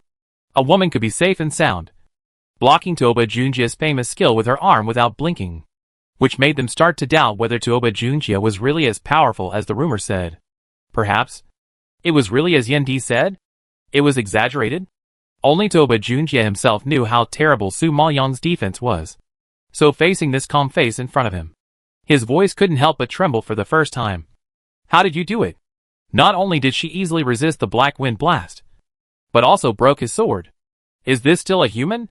Su Maoyang smiled, and her ordinary appearance showed a different kind of brilliance. Didn't I tell you just now that I am not only good at speed, but also defense and strength? Although I haven't learned it well, it's more than enough to deal with you. After that, Su Maoyang pushed out another palm, exuding a dangerous divine pattern palm print, and rushed straight to Tuoba Junjie. Seeing this, the Tuoba family was so frightened that their eyes were bloodshot. They stood up and shouted, "Stop! This woman is breaking the rules by killing people. Let her stop!" However, before the voice fell, the palm print had already landed on Tuoba Junjie's chest, which made Tuoba Junjie, who was already at the end of his strength, even worse. He suddenly spit out a large mouthful of blood and fell to the ground. He has always been tenacious and unyielding, but at this moment he has lost the strength to struggle, which shows how serious the injury is. Seeing such a tragic scene, the elders of the Tuoba family couldn't help but twitch their hearts a few times. Such a serious injury is likely to leave sequelae and hinder Tuoba Junjie's subsequent practice. Thinking of such a big loss, the elders of the Tuoba family were so angry that they almost fainted. They stared at Su Maoyang with eyes as if they wanted to eat people. "Bitch! You are looking for death. How dare you kill the descendants of my Tuoba clan? How can my Tuoba clan tolerate you?" Su Maoyang sneered upon hearing this and asked, "Not long ago, you were still saying that the people of the Tianxing dynasty were afraid of death and had never seen the world. How could they lose their memory in the blink of an eye? Have you forgotten that this formation will automatically protect the lives of disciples? Since their lives are safe, and they are just suffering from minor injuries, why are you making such a fuss?" These words were indeed what they said to mock the people of the Tianxing dynasty just now. But they never thought that the retribution would come so quickly, and Tuoba Junjie would be beaten up. Is this also called a minor injury? Do you really think we are blind? The head of the Tuoba family pointed at Tuoba Junjie, lying on the ground, and almost shouted. Su Maoyang glanced at Tuoba Junjie, who looked like a dead dog, and spread his hands innocently. I just blasted him with a palm. But he couldn't bear it. You can blame him for being too weak. After all, who would have thought that he couldn't block a palm even with a weapon and martial arts? This almost drove the Tuoba family crazy. But they couldn't find any words to refute. They could only point at Su Maoyang and grit their teeth. In fact, she used fist and palm techniques from beginning to end, and did not use any deadly means at all. But Tuoba Junjie, who was holding a weapon and bursting with martial arts, could not even take a single palm, and was injured like this. It is really unacceptable. Su Maoyang saw that the elders of the Tuoba family were furious, and had to compromise and bow to Tuoba Junjie on the ground. Forget it. Since the Tuoba family can't afford to lose, then I will apologize to Master Tuoba. I really didn't know that Master Tuoba was so vulnerable. I didn't know the severity of the attack and hurt you. I am deeply sorry. I hope you don't take it to heart. Speaking of which, the Tuoba family dotes on Master Tuoba so much. So don't participate in such dangerous occasions in the future. If you get bumped, the Great Yin dynasty can't afford it. Chapter 2352 Appoint her as the general of the 7th team. It would have been fine if Su Maoyang didn't apologize. Once she apologized, the already furious Tuoba family wanted to rush to the stage and beat her to death. Even Tuoba Junjie, who was lying on the ground, raised his weak arms and pointed at Su Maoyang, looking as if he wanted to tear her into pieces.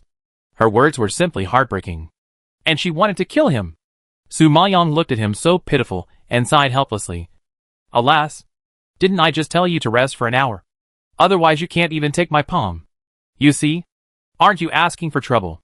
Tuoba Junjie was stimulated by her words again, and his veins bulged. Perhaps he was too hard and his physical strength was seriously overdrawn. His eyes rolled over, and he fainted. Seeing this scene, the head of the Tuoba family was shocked, and he was too lazy to pursue Su Maoyang anymore. He immediately ordered someone to take care of Tuoba Junjie. Although they were unwilling, they could not find any evidence to punish the other party, so they had to suffer this loss in silence. After all, in this Wulong conference, their Tuoba family had more than one participating disciple, Tuoba Junjie, and there were still several tough battles to fight. They would not withdraw from the competition out of anger and make a fool of themselves. The other people present were shocked by Su Maoyang's fierceness. Who would have thought that the most unpopular palace maid would have such a great killing power? With an early stage innate imperial spiritual master, and a bone age of 24. She can take the lead among the top mid-stage innate imperial spiritual masters of the 3 dynasties. It is no wonder that such talent and combat effectiveness can be appreciated by Emperor Yin.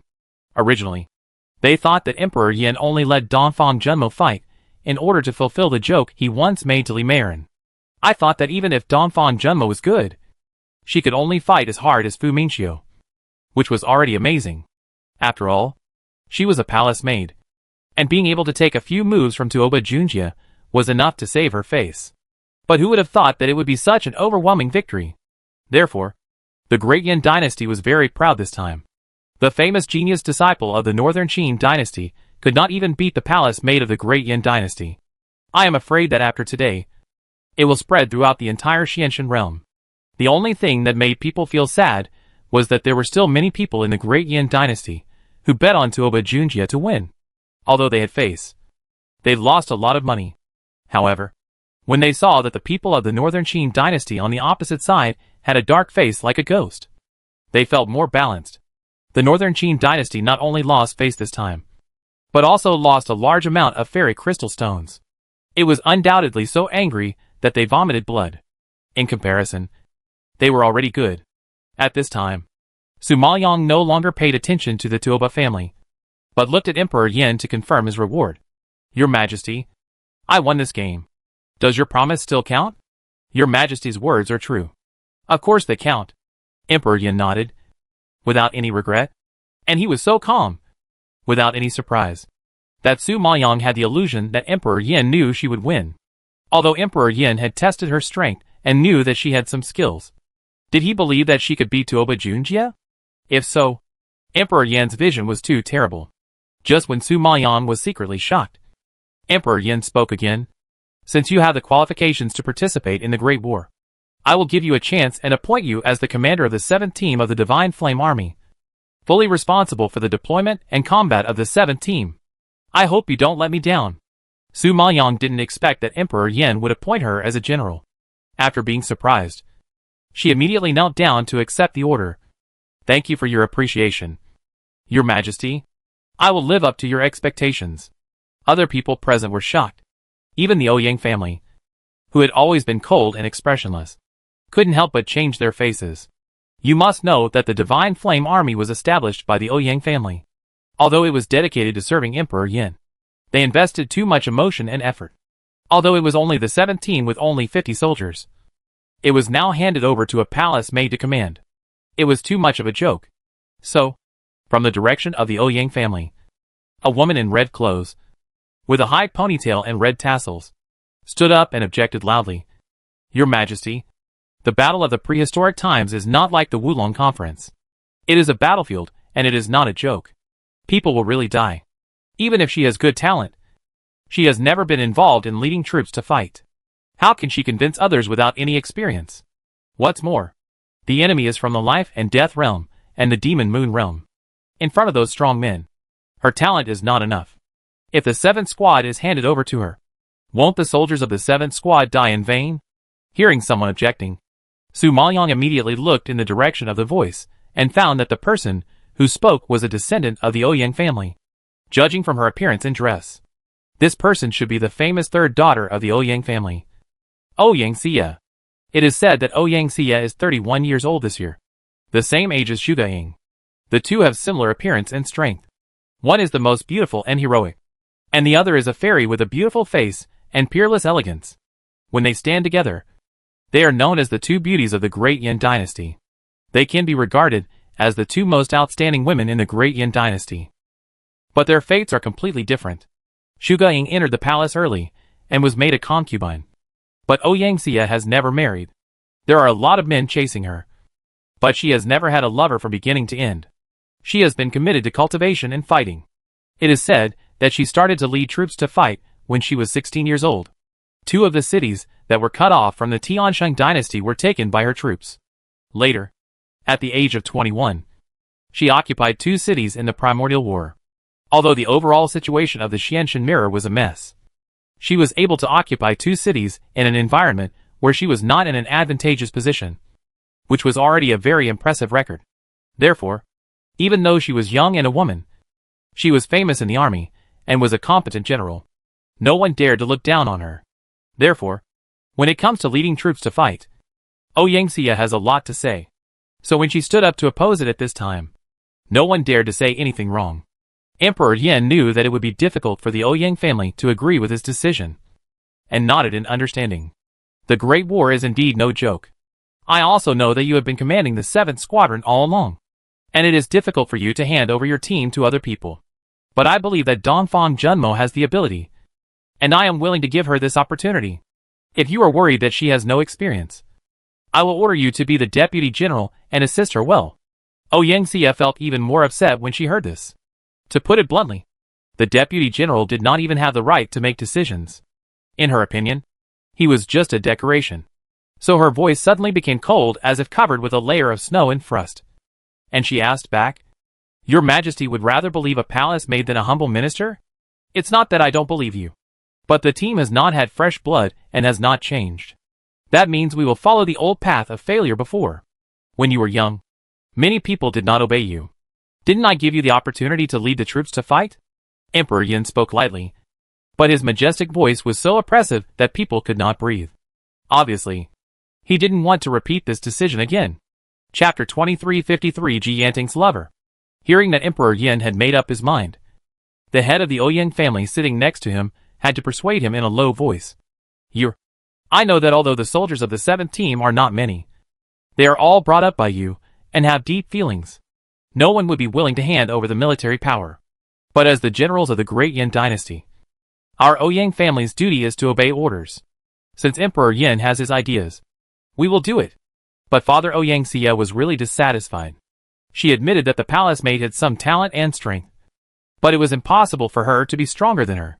You must know that at the age of 24, She has reached the middle stage of the innate Emperor Spirit Master, one level higher than Dongfang Junmo. Moreover, she grew up in the military camp since she was a child and received military training. She has rich practical experience and her combat effectiveness is beyond words. No matter from which aspect, she felt that she was much stronger than Dongfang Junmo. If it were not for the age limit, the Wulong Conference only allowed those under 30 years old to participate. She couldn't help but go up and teach this person a lesson. She had never seen such an ignorant person who dared to take over her military power. The head of the Ouyang family knew her anger and reminded her in a deep voice. You should know that Emperor Yan only appointed her as a general. As for whether she has the ability to convince the people and lead the troops to fight, it depends on her. What's more, you are still here as the deputy general, so the team can't be disbanded. After being reminded by her father, Ouyang Xie immediately understood. Yes, the palace maid was appointed as a general only by Emperor Yan's unilateral decision. Whether she can fight depends on whether Dongfang Junmo has the ability. Besides, the prehistoric war is not like the ordinary battlefield, and it is far from as simple as she thought. If she can't even command the most basic team, let alone win the battle, she may even lose her life. After all, the team will be commanded by her, the deputy general. Thinking of this, Ouyang Xie was too lazy to care about who led the troops. She just glanced at Su Maoyang deeply, clasped her fists and accepted the order. Yes, I obey your order. Su Maoyang was frightened by her glare, and it was obvious that she was hated. Although she didn't know the Xian army very well now, she could imagine that the team she led well would suddenly be handed over to a stranger, and no one would be happy. However, in order to obtain the dragon bone and the heart of life, she urgently needed to make merit in the prehistoric war, and she didn't care whether Ouyang Xie was happy or not. Anyway, she was just temporarily acting as a general, and she would return the military power to her in the future. Okay, let's start the next round of the late-stage innate Imperial Spiritual Masters competition. Prince Yu was also unhappy to see a palace maid bring up so many questions, and immediately reminded her in a cold voice. Although he did not agree to hand over the 7th team to a palace maid, the Ouyang family had nothing to say, so he could not say anything more. Su Maoyang heard this, saluted to Emperor Yin, and then stepped down from the battle stage. The head of the gambling house saw Su Maoyang coming, immediately put on a bright smile, and respectfully handed over the bag. Miss Dongfang, this is 1.1 billion fine fairy crystal stones. You can make a fortune this time. Since the result of this battle was in no suspense, almost everyone in the Northern Qin dynasty and the Great Yan dynasty placed a bet, and they placed a lot. Therefore, his attitude towards her changed 180 degrees. It was obvious that the gambling house had taken a lot of profits from her. She was probably a god of wealth in their eyes now. Thinking of this, Su Maoyang took Rong Rong without hesitation and put it into the space ring without any doubt. After all, Jinyan Gambling House was an official institution certified by the Great Yan dynasty. It was impossible to fake it in public. Dongfang Liu and Ji Ruiqing, who were sitting in the stands, were smiling. Especially Ji Ruiqing, when she thought that their pharmacy, inn, restaurant, trading house, mercenary union and other industries would have huge financial backing from now on. She rubbed her hands with excitement. Her junior sister was indeed a good hand at making money. Not only did she get the qualification to participate in the prehistoric war, she was also named a general. With such a large sum of money, she killed 3 birds with 1 stone. It was really amazing. Ha! Look! My junior sister is amazing. There is nothing she can't do in this world. Ji Ruiqing glanced at Ji Yanting next to him, boasting with pride, just because Su Maoyang said some rude words to him last time. Ji Yanting, a petty man, has been holding a grudge until now, always thinking that Su Maoyang is the worst woman in the world. But in Ji Ruiqing's eyes, her junior sister is the object of her admiration, and she will not tolerate anyone's slander. So every time she sees Ji Yanting look down on Su Maoyang, she gets angry and wants to pry open his brain and reverse his wrong ideas.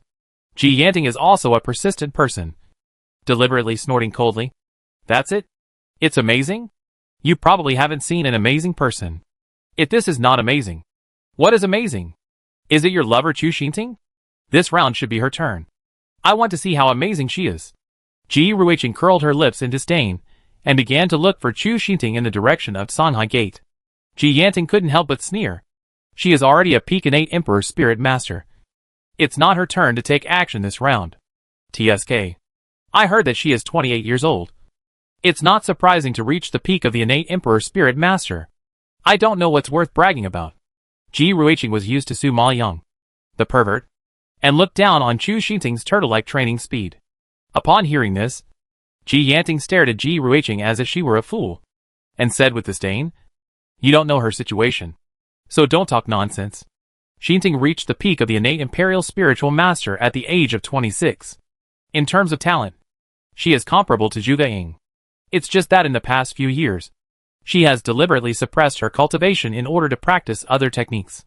Besides, reaching the peak of the innate Imperial Spiritual Master at the age of 28 is already very fast. With you, you can't even catch up with her tail. Stupid. Ji Ruiqing was speechless, bulging her eyes, and was very angry. However, she was also a little surprised in her heart. Forcibly suppressing the cultivation for 2 years is not something that ordinary people can do. For those who have no talent and cannot touch the threshold of promotion, there is no need to suppress spiritual power at all. No matter how they practice, they can't reach this level. And Chu Xinting obviously does not belong to this category. She has talent, but she deliberately suppressed this talent and constantly consolidated her strength. You can imagine how terrifying her combat power is. Realizing this, Ji Ruiqing became more serious, but still refused to admit it. No matter what, she is not as good as my junior sister, and I admire my junior sister all my life. You have not seen much of the world, so you naturally think your junior sister is good in everything. Ji Yanting shook his head contemptuously, thinking that Ji Ruiqing had never seen a truly outstanding woman, so she exaggerated her junior sister so much. In his heart, Su Maoyang was not even as good as Chu Xinting. Chapter 2354. The Battle of Peak Innate Emperor Spiritual Masters. Su Maoyang, whom they were talking about, didn't know that she had become the object of debate. As soon as she returned to the stands, she saw Eunuch Su coming to greet her in person. "Miss Junimo, His Majesty didn't know that you two, the master and servant, were squeezed to the back, so he specially asked the servant to rearrange the seat for Miss Li. Miss, please come this way." Su Maoyang raised her eyes and looked in the direction of Eunuch Su's finger. Sure enough, she found that Donphan Liu had moved from the last row to the seat next to Emperor Yin, and a hint of surprise flashed across her eyes. It seems that her battle today also pleased Emperor Yin, and they, the master and servant, actually received such preferential treatment. However, the burning eyes shot from behind Emperor Yin made Su Maoyang dare not look at it anymore. Jun Haotsong, that jealous guy, has been with Emperor Yin since he became a royal guard and was appreciated by Emperor Yin. Emperor Yin has always brought him by his side. Even at the Wulong conference, he was stationed near Emperor Yin. When he met her eyes at this time, there was a hint of warning. Su Maoyang had no idea about Emperor Yin, but she didn't want to be misunderstood by Jun Haotsong. She immediately lowered her eyes and followed Eunuch Su to Donphan Liu. Donphan Liu saw her coming back and winked at her playfully. Her excitement was beyond words. Many concubines present were jealous of Donphan Liu and Su Maoyang, and were ready to find fault at any time. But Su Maoyang just smiled and stood respectfully behind Donphan Liu, not saying much, and being decent so that no one could find fault with him, which made the concubines feel depressed. Why didn't they have a close-fitting maid like Donphan Junmo, who was capable and knew the rules? It must be said that Donphan Liu was born in a bad family, but her luck was surprisingly good. However, the one who felt the worst was Master Ji, who had just issued the assassination order. After witnessing this battle, he wiped a cold sweat in fear and ordered the housekeeper awkwardly, "Quick! Go and chase DG back. Let him interrupt the plan. This person cannot be moved for the time being." At this time, Master Ji was completely different from the one who had just said with a sinister face, "Donphan Junmo must not be left. Take action immediately." Who could have expected that half an hour ago, he still vowed to kill Donphan Junmo. But half an hour later, he had to slap himself and personally interrupt the assassination plan. In fact, he never thought that Donphan Junmo would have such a fierce fighting power. Even a ruthless person like Tuoba Junjie was not her opponent. Wouldn't it be a death for him to go there as a secret guard? Besides, she has now been appointed as the general of the 7th team of the Divine Flame Army, and is highly valued by the Emperor Yin. If she has any problems, the Emperor Yin will definitely investigate to the end. It is obviously impossible for them to get away with it. At this moment, he couldn't help but feel lucky. Fortunately, he saw her take action and understood her strength. Otherwise, he would have made a big mistake and done something stupid. Master Ji was sweating profusely and had no intention of watching the battle. But the blood flame field had been fighting for a while. Speaking of which, the eldest daughter of the Ji family has just entered the ranks of the late-stage innate Emperor Spirit Masters this year and had the honor to participate in this round of competition. However, her performance was mediocre, and there was nothing outstanding about it. It did not attract much attention. Only Donphan Liua paid attention to it. Donphan Liua had always been a little dissatisfied with this eldest daughter Ji. After seeing her strength, she couldn't help but sneer. A genius who was smashed with resources will not go far after all. The Ji family doted on their daughter and invested a lot of effort in her, finally allowing her to squeeze into the top 100. However, when it comes to talent and combat effectiveness, she is ultimately not as good as the geniuses who fought hard on their own. So after a few games, she was a little exhausted. Su Maoyang did not speak, obviously agreeing with Donphan Liua's statement. But she did not care much about the Ji family, and her eyes were always following the strongest disciples. She found that the top ones were indeed from the forces mentioned by Jun Haotsong before. But there were one or two dark horses. But they were all disciples of the Northern Qin dynasty. It was just that in this round, the overall strength of the Northern Qin dynasty was obviously not as good as that of the Great Yin dynasty. After all, without a bright player like Tuoba Junjie, the momentum would be lower. However, except for the first round where only one person could be selected, 3 disciples would be selected in the following rounds. So even if you can't get the first place, you still have a chance to be in the top 3. Therefore, after one round of battle, the 2 disciples of the Great Yin dynasty took the first and second place, and the disciple of the Northern Qin dynasty took the third place.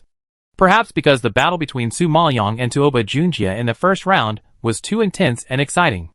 Everyone was a little bored in this round. However, the competition between the Peak Innate Emperor spiritual masters next time attracted the interest of many people, because there were several well-known celebrities in this round, such as Wei Qinghe, the little devil of the Wei family, Chu Xinting of Kanghaman, Gao Jian of Yezhuijian Pavilion, Gonglong Hui of Gonglong family, Mo Yin of Wuwangfeng, and Zhuge Shuyu of Zhuge family. These are all fighting masters. Any one of them is a top-level genius. But just because their spiritual power levels are the same, they are arranged in the same round of competition. You could imagine how fierce the battle in this round is. After all, only the top 3 will be selected in this round. So when everyone got on stage, they were wary of each other and didn't dare to be careless.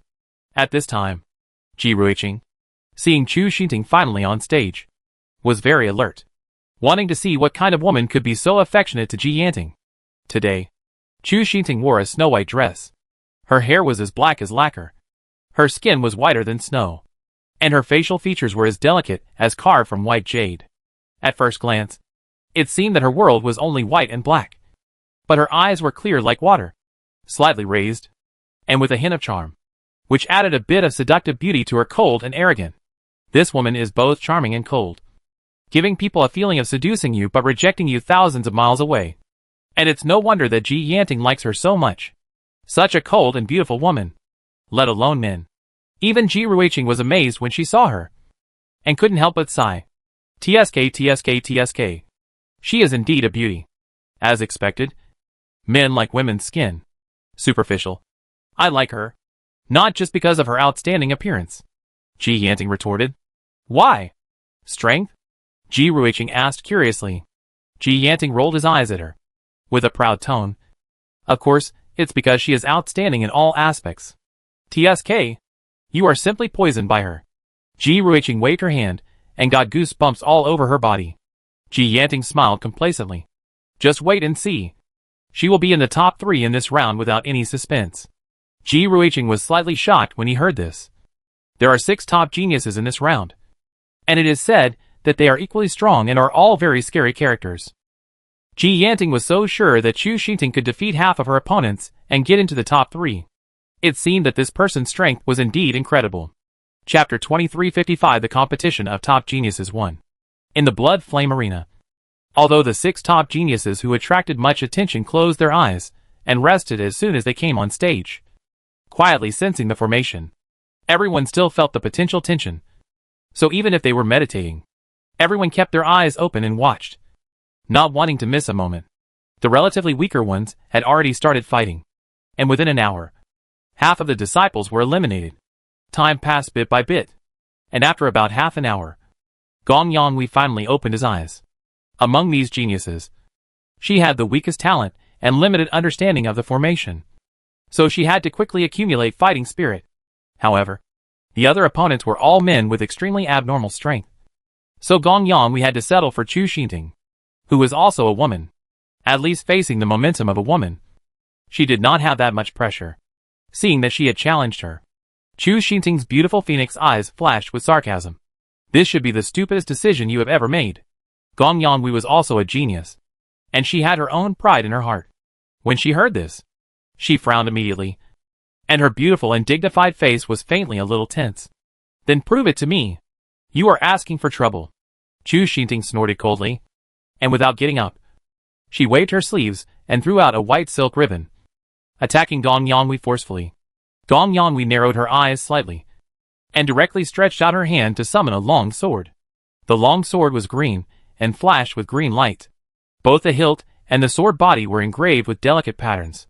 She waved her hand casually, and immediately released a terrible breath, which instantly made people's eyes bright and exclaimed, "Acquired spiritual treasure." In fact, most disciples use holy weapons. For those with better conditions, using a top-grade holy weapon is already good enough. For example, Tuoba Junjia's knife is a top-grade holy weapon, but it is processed and polished with special materials on this basis to enhance the original power. But Gong Yonghui uses a postnatal spiritual treasure that is one level higher than the top-grade holy weapon.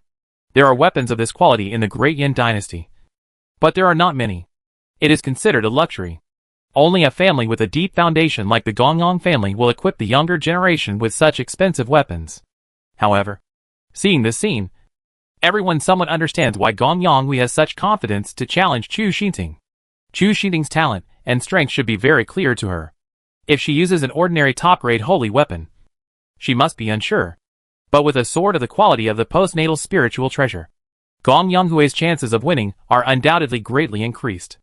As expected, Chu Xinting's white silk was chopped into pieces by Gong Yonghui's sword the next second, and fell from the sky like snow.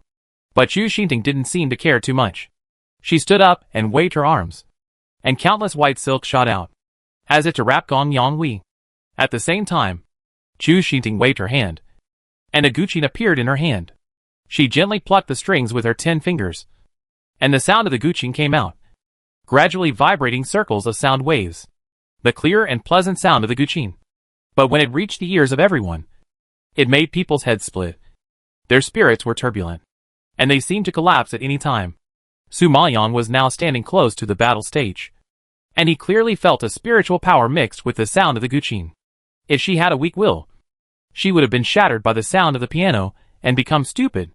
It must be said that Chu Xinting is a rare genius in terms of mental power.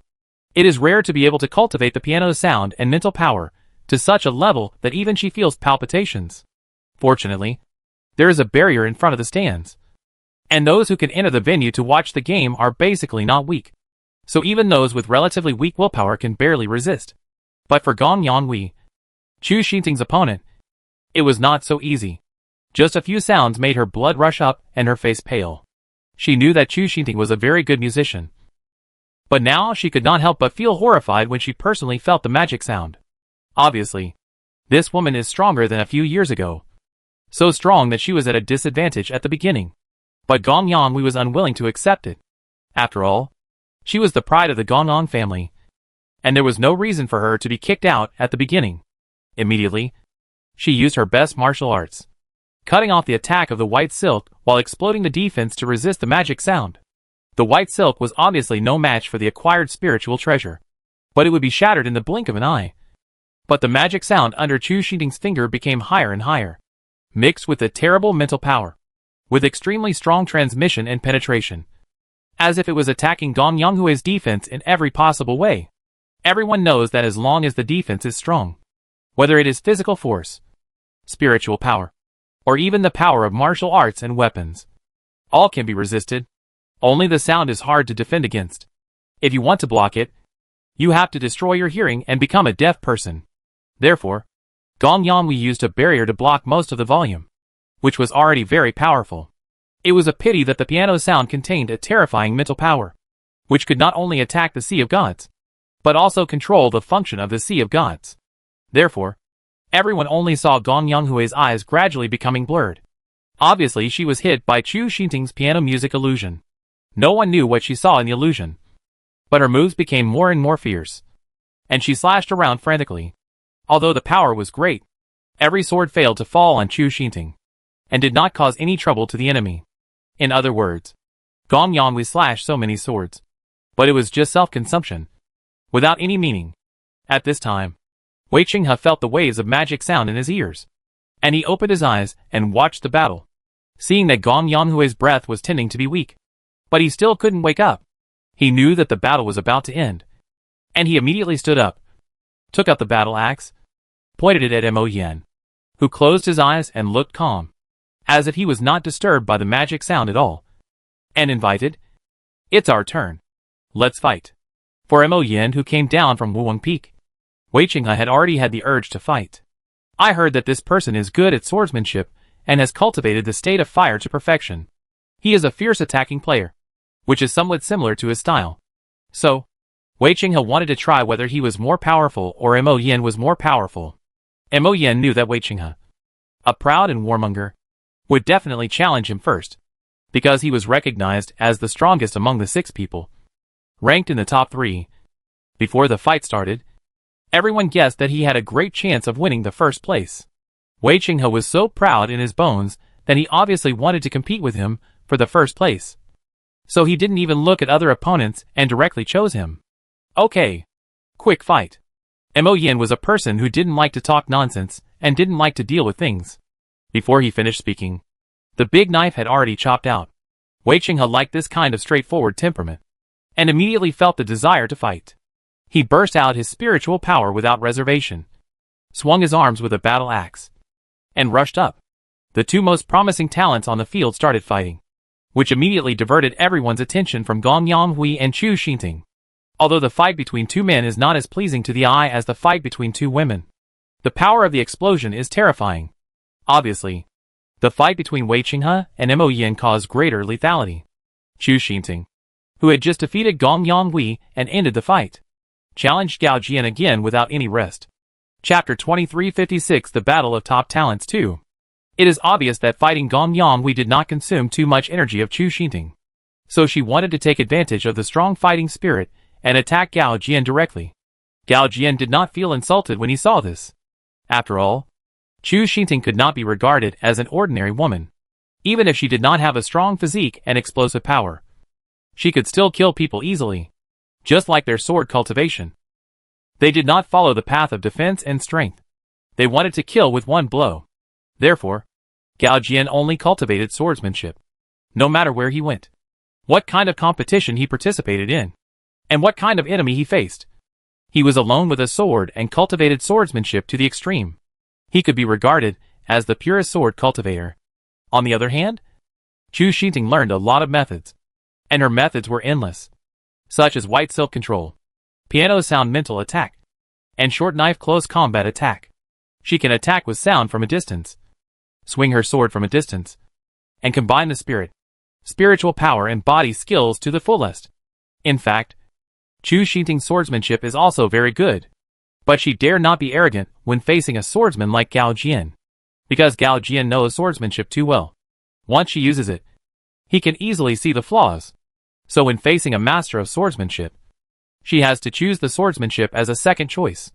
Although the swordsmanship is not as sharp as the swordsmanship, it is better in strength and momentum. Therefore, everyone only saw Gao Jian's swordsmanship as a lingering gale, agile, unrestrained, elegant and agile, while Chu Xinting's swordsmanship was like a raging flood, brave, strong and imposing. The 2 had fought dozens of rounds in a short while, so fast that people could not see their figures clearly, and only knew that the battle was very stalemate. Seeing this, Ji Ruiqing, who had always been repulsive to Chu Xinting, couldn't help but be shocked. She thought Chu Xinting was a light-footed person, But she didn't expect that she was also quite accomplished in terms of strength. At least when facing a swordsman like Gao Jian. Her strength and momentum greatly weakened the opponent's attack. In addition, her body movements were mysterious, and she avoided the flexible and changeable sword intent several times. And each time she resisted just right. You know, to be able to go through dozens of rounds in the hands of an opponent as fast, accurate and ruthless as Gao Jian. Her body movements and speed must have been cultivated to a very heaven-defying level. It must be said that Chu Xingting did not disgrace the name of the genius of Kang Heiman. Chu Xingting's side was left with only swords and shadows, while Wei Qinghe and Mo Yan's side was a crazy collision of natural forces. Only the fire attribute, thunder attribute and earth attribute enveloped them, forming a sky full of clouds. And spiritual power kept splashing, bursting out colorful light, as if a strange phenomenon had occurred in the battle. Although their speed was not fast, everyone could see every move clearly. But every move contained the meaning of the Great Way, which was extremely profound. Therefore, many disciples present were extremely excited and followed the fight between Wei Qinghe and Mo Yan intently, hoping to comprehend the profound artistic conception from it. In this way, the battles on both sides reached a white-hot stage. It was obvious that the opponents selected by the two teams were equally strong, and the fight was hard to tell. The first to end was the pair of Chu Xingting and Gao Jian, who started later. Although Gao Jian was powerful, he met the very versatile Chu Xingting, so he was one step behind and lost regretfully. However, Chu Xingting did not win this battle easily. She consumed too much energy, and her face turned pale. She sat down immediately to recover her strength. Immediately afterwards, Wei Qinghe also slowly began to decline. But the power they burst out was too lethal. Once the momentum weakened and the flaws were exposed, it would be a devastating blow. Therefore, Wei Qinghe lasted less than 10 breaths before he was cut back by Mo Yan's sword. He was seriously injured, and blood flowed from the corners of his mouth. But the tall figure was still majestic and resolute, without any intention of admitting defeat, and launched another wave of fierce attacks. Unfortunately, Wei Qinghe was not only unable to turn the tide, but was also injured and fought extremely fiercely. As for Mo Yan, he was also forced to suffer internal injuries by Wei Qinghe's several moves, and he had been trying hard not to show it. Originally, he was very confident in taking down Wei Qinghe, but after today's battle, he realized that the other party was a very difficult person, worthy of the title of Wei family Little Demon King. This person's talent in spiritual power and martial arts may not be the strongest, but he has practiced extremely solidly, and many of his moves are so domineering that they can surpass the power of the initial Supreme Emperor's Spirit Master. From this, we can imagine how terrible Wei Qinghe's fighting power has reached. Fortunately, he is also a steady and cautious person, especially in the understanding of natural power, which is a step ahead. So he took advantage of his talent and narrowly defeated Wei Qinghe. At this time, watching the opponent being repelled by him, Mo Yan no longer had the urge to fight again. He tried to stabilize his breath and said coldly, "You lose. Wei Qinghe has been injured in many places, and he has also been entangled to overdrawn his physical strength. If the two continue to fight, they will only lose, and there is no point. Moreover, after such a long fight just now, the two actually have a deep understanding of the strength of their opponents and have long been separated. It's just that Wei Qinghe, who is competitive, refuses to accept reality, knowing that he can't hold on for much longer." Wei Qinghe finally stopped, wiped the blood from the corner of his mouth, and stared at Mo Yan fiercely with an eagle-like look, as if he was about to burst out of his eyes at any time. "I admit that you are very strong, but one day I will surpass you. Watch your neck and wait for me." Mo Yan didn't have such an arrogant temper, and just replied coldly with 2 words: "Waiting." After the words fell, the battle was completely over, and the two immediately meditated to heal their injuries and restore their physical strength. And half an hour later, Chu Xingting returned to her peak state and challenged Zhuge Shuyu again. This Zhuge Shuya was the white-clothed boy who quarreled with Wei Qinghe at the beginning of the Wulong Conference. He has amazing talent. Like Chu Xingting back then, he reached the peak of the innate Emperor's Spirit Master at the age of 26. He also deliberately suppressed his spiritual power level in order to consolidate his combat power. So he and Chu Xingting's cultivation methods are very similar, which means that both of them know their opponents very well. Therefore, they fought for nearly 2 hours before the winner was decided. Even Chu Xingting, who was always cold and elegant, was seriously injured and looked embarrassed. It can be imagined how difficult this battle was. However, no matter how strong Zhu Xiuyu was, he still couldn't escape Chu Xinting's mental attack. It was really that Chu Xinting's attainments in mental power were too deep, and it was very difficult to overcome it, let alone find a way to crack it. What's more, Chu Xinting was excellent in all aspects. Like an airtight bucket, it was difficult for people to find a breakthrough. At this moment, Ji Ruiqing had to admit that Ji Yanting's seemingly boastful, but very realistic words just now were naturally because she was outstanding in all aspects. Such an excellent woman, let alone men. Even a woman like her couldn't help but admire it. I just wonder what would happen if she confronted her junior sister. Chapter 2357 Emperor Yan only chooses two. Compared to Chu Xinting's embarrassment, Zhu Xiuyu is obviously more miserable. Originally a handsome young man, he was weak and pale at this time. He was bruised all over his body. The bloodstains dyed his white robe into red. It looked shocking, with a sense of beauty and tragedy. But in Wei Qinghe's eyes, it caused a sneer.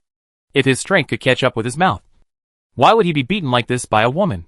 Just now, Zhu Xiuyu argued with him on the topic of Ying Fei, and scolded him as a short-sighted and ignorant person. His momentum of pointing out the world formed a sharp contrast with the weak and vulnerable him in front of him. It's no wonder that Wei Qinghe took advantage of the situation and said something. Zhu Xiuyu was regulating his breathing and healing his injuries. When he heard Wei Qinghe picking on him, he immediately retorted, "Chu Xinting is not a good person. I am not ashamed to lose to her. If it were you, I am afraid you would not be able to withstand a single move from her. It is better not to brag. One move. What a joke. I originally wanted to beat you to your knees and beg for mercy. But your fragile body suddenly made me lose interest. Since you think so highly of her, I really want to try it." Wei Qinghe grinned with interest and looked at Chu Xinting deeply. Anyway, as long as Chu Xinting is defeated, it is equivalent to defeating Zhu Xiuyu, and the effect will be the same no matter who you fight. Thinking of this, he raised his eyebrows and asked, "Miss Chu, how long do you need to recover before you can fight?" 1 hour. Chu Xinting did not look at him, and replied with her eyes closed. Although Chu Xinting is proud, she is not so arrogant as to ignore Wei Qinghe. Wei Qinghe is a tough guy. Although his talent is not as good as Zhu Xiuyu, his fighting ability is definitely one of the best. If she wants to win with injuries, it is undoubtedly a foolish dream. Only when she recovers to her peak state can she have a chance of winning. Seeing that Chu Xinting has entered the recovery state, Gao Jian and Gong Yonghui challenged Wei Qinghe one by one. As geniuses, they always have no reason to fight. So even though they know that Wei Qinghe is very strong, they also want to try it themselves before they are willing. It's a pity that the two of them fought in turns. But they failed to defeat Wei Qinghe, and instead fell into injuries. However, after this fight, they have confirmed that the top 4 in this round will definitely be born among Mo Yin, Wei Qinghe, Chu Xinting and Zhu Xiuyu. And they are completely out. If Wei Qinghe loses to Chu Xinting, he may fight Zhu Xiuyu again for the 3rd place, while Chu Xinting will challenge Mo Yin for the 1st place. If Wei Qinghe wins, the top 3 places will be decided directly, and there is no need to continue the competition. Therefore, the only 6 geniuses left on the field fell silent, quietly waiting for the crucial battle between Wei Qinghe and Chu Xinting. An hour passed quickly, and Chu Xinting lived up to everyone's expectations. In a short time, she recovered to her peak state again, and stood up and made a gesture of invitation to Wei Qinghe. Wei Qinghe had been eager to try for a long time, and he didn't even bother to say more. And he took action directly, because they had watched the previous few battles. They had a certain understanding of each other's strength and methods. So at the beginning, neither of them tried anything and displayed their best skills. It was really a contest between masters. The victory or defeat was in the blink of an eye. If you were careless, you would lose everything. You would not have the chance to turn the tide at all. Therefore, they had to be on guard and try their best. Chu Xinting was not as strong as Wei Qinghe in strength and defense. She only had a slight advantage in mental strength and body skills. She had to use softness to overcome hardness and fight a war of attrition. Fortunately, she had many means and excellent eyesight. She could find the flaws every time and launch the most appropriate and powerful attack. She used swordsmanship, knife skills, gun skills, and sound attacks, which dazzled everyone. She entangled Wei Qinghe for dozens of rounds. I believe that if Chu Xingting's burst of power was not too strong, others might think she was a juggler. Wei Qinghe was very unhappy with her entanglement. Not only could she not fight head-on every time, but she also had to use some fancy moves. So after dozens of rounds, he gradually lost his patience. No matter how many tricks you play, you will lose. Wei Qinghe liked simple and direct battles. He roared unhappily, and a shadow suddenly flashed behind him, and suddenly burst into brilliant lightning. The battle axe in his hand smashed down like thunder, and the powerful spiritual shock wave mixed with the power of nature radiated wildly. Under the sweep, the entire blood flame field formed a thunder field. No matter how mysterious Chu Xingting's body skills were, she could not escape and was blown away on the spot. Wei Qinghe admitted that Chu Xingting's spiritual power was very strong, and her fighting skills were treacherous and changeable. Her talent and mental power was even more terrifying. But he had tempered his body for many years, not only forming a super strong defense, but also a rock-hard will. Although the magic sound damaged his consciousness and his body was severely injured, he was not controlled by her and fell into her illusion. Therefore, he still had fighting power, and it was no problem for him to fight for hundreds of rounds.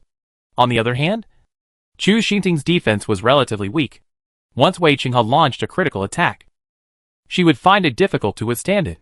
If it was really a war of attrition, no matter how many martial arts she used, she could not consume Wei Qinghe, a thick-skinned werewolf. What's more, in the attack just now, Wei Qinghe almost took out his most powerful moves. It is obvious that the power is extremely great. Chu Xingting was seriously injured, and it would be difficult for her to launch a second round of attack. As expected, she lost her fighting spirit after being repelled. She endured the discomfort and admitted defeat. She knew that continuing to fight would only make her more embarrassed, and there was no point. At this moment, she had to face it. Wei Qinghe was indeed very strong. Just like his character, he was domineering and unreasonable. Seeing Chu Xingting admit defeat, everyone finally felt relieved. The top three in this round finally had a result, although the other players were eliminated. Looking at it from the beginning, no matter which battle was fought, it was evenly matched and very exciting. So even if they lost, they still had the glory of geniuses. No one dared to underestimate them, let alone laugh at them. Seeing the end of the battle, Prince Yu was impressed by the strength of several geniuses in his heart, and announced with an appreciative tone, "In this round, Mo Yin is first, Wei Qinghe is second, and Chu Xingting is third. Congratulations." Hearing such a result, the three players also breathed a sigh of relief. Although the fight was fierce, they got the top 3 places after all, which was not in vain. However, just as Prince Yu finished speaking, Emperor Yin easily overturned the result with one sentence. "Only 2 people will be selected in this round." When this was said, everyone was shocked and looked at Emperor Yin in confusion. Chu Xingting, who was the third, frowned in surprise and asked dissatisfiedly, "Your Majesty, isn't this round to select the top 3? Why did it suddenly drop to 2? If only 2 people are selected, wouldn't that kick her out?" "Because I have already selected one in advance," Emperor Yin explained lightly. Chapter 2358, I don't want to be associated with him. Choose one in advance? Chu Xingting was upset now. She had worked so hard to squeeze into the top 3 in this competition. Now, just because of a word from Emperor Yin, she was asked to give up her place? Nothing is so cheap in the world. Your Majesty, since you already have a candidate, why don't you let him participate in the Wulong Conference and compete for the place openly? Chu Xingting's cold eyes were filled with obvious anger. Emperor Yin frowned slightly, and his tone was a little majestic. He missed the registration for the Wulong Conference, and I arranged it temporarily. Although you gave up your place, with your strength, you are still among the top 50 in the Wulong Conference, and you are also qualified to participate in the primordial battle. It's just that you no longer have the qualification to compete with the top talents of the Life and Death Realm and the Demon Moon Realm for the city through gambling battles. But this was a huge loss for Chu Xingting. After all, participating in the Prehistoric War and participating in the Gambling War were completely different levels of gains. As a top talent, she naturally didn't want to miss the opportunity to gamble. Thinking of this, Chu Xingting clenched her fists and asked loudly, "Who is so big that he can make Emperor Yin ignore the rules and win a place for him?" When she thought about how she had just fought for several rounds and was injured, and was beaten miserably and embarrassed, but in the end, she was not as good as a person who appeared out of thin air. Chu Xinting felt like a fool. My Imperial Guard. Dongfang Junyi. Emperor Yin did not hide it, and directly said his name. Anyway, everyone would know him sooner or later. However, Chu Xinting was a disciple of Kang Heiman, and was not in the imperial city. She knew nothing about the palace maids and guards in the palace. At this time, she heard that it was another person with the surname Dongfang, and she was a little surprised. She asked Wei Qinghe next to her in confusion. Who is this person? Why is his surname Dongfang too? Although Wei Qinghe was also shocked by Emperor Yin's decision. He knew the identity of this person after all. He explained in a deep voice. He is the brother of Dongfang Liyue and Dongfang Junmo. He was introduced to the palace by the Ji family some time ago, and became a royal guard. Not long after, he became a popular person in front of Emperor Yin. He is with Emperor Yin every day, and is highly valued by Emperor Yin. Hearing this, Chu Xinting couldn't help but look at the guard standing next to Emperor Yin, and couldn't help but have some guesses. Just now, when she saw Emperor Yin favor Li Marin, she thought the rumors were wrong and Emperor Yin didn't have a homosexual habit. But now that she knew about the existence of Dongfang Junyi, she suddenly felt a little unsure. Was it because Li Marin was favored that her brother was appreciated? Or because her brother was favored that Li Mei was taken care of? I'm afraid there is a lot of story in this. But no matter what the reason was, she couldn't accept that Emperor Yin asked a guard to replace her. It was just that in her impression. Emperor Yin was not a foolish person. No matter how much he valued someone, he would not do such a ridiculous thing. I'm afraid that these three siblings used some shameful method to seduce Emperor Yin. Thinking of this, Chu Xinting looked at Jun Haocong with surprise and deep hostility. So you are the Imperial Guard beside Emperor Yin. Since you are so valued by Emperor Yin, if you have the ability, fight me openly, and let me give you the quota with conviction. Chu Xinting didn't take a guard seriously at all. But Emperor Yin spoke, and she couldn't disobey directly. So she had to condescend to fight him, and let Emperor Yin take back his order. If it were normal times, she would feel dirty just by looking at such a person, let alone fighting. However, Jun Haocong did not accept the challenge with gratitude as she imagined. Instead, he clasped his fist towards Emperor Yin and refused. Your Majesty, I watched their fight just now. Fighting with them is just a waste of time. Just put me in the last group. After these words came out, Dongfang Liyue couldn't help but almost laughed out loud. Jun Haocong really opened his mouth, and every word was irritating. His subtext was clearly that these people were too low level, and he was disdainful to associate with them. At this time, even Su Maoyong suppressed his smile and glanced at Jun Haocong. He said it seriously, without any awareness of angering people to death. Chu Xinting, even Wei Qinghe and Mo Yin on the field were angered by him, and their faces turned black. What do you mean by wasting time fighting with them and arranging him in the last group? The last group is the competition of the initial stage Supreme Emperor's spiritual master, which is one level higher than them. This guard dared to be so arrogant and wanted to directly jump over them to grab the quota of the initial stage Supreme Emperor's spiritual master. Isn't it obvious that he doesn't take these top talents seriously?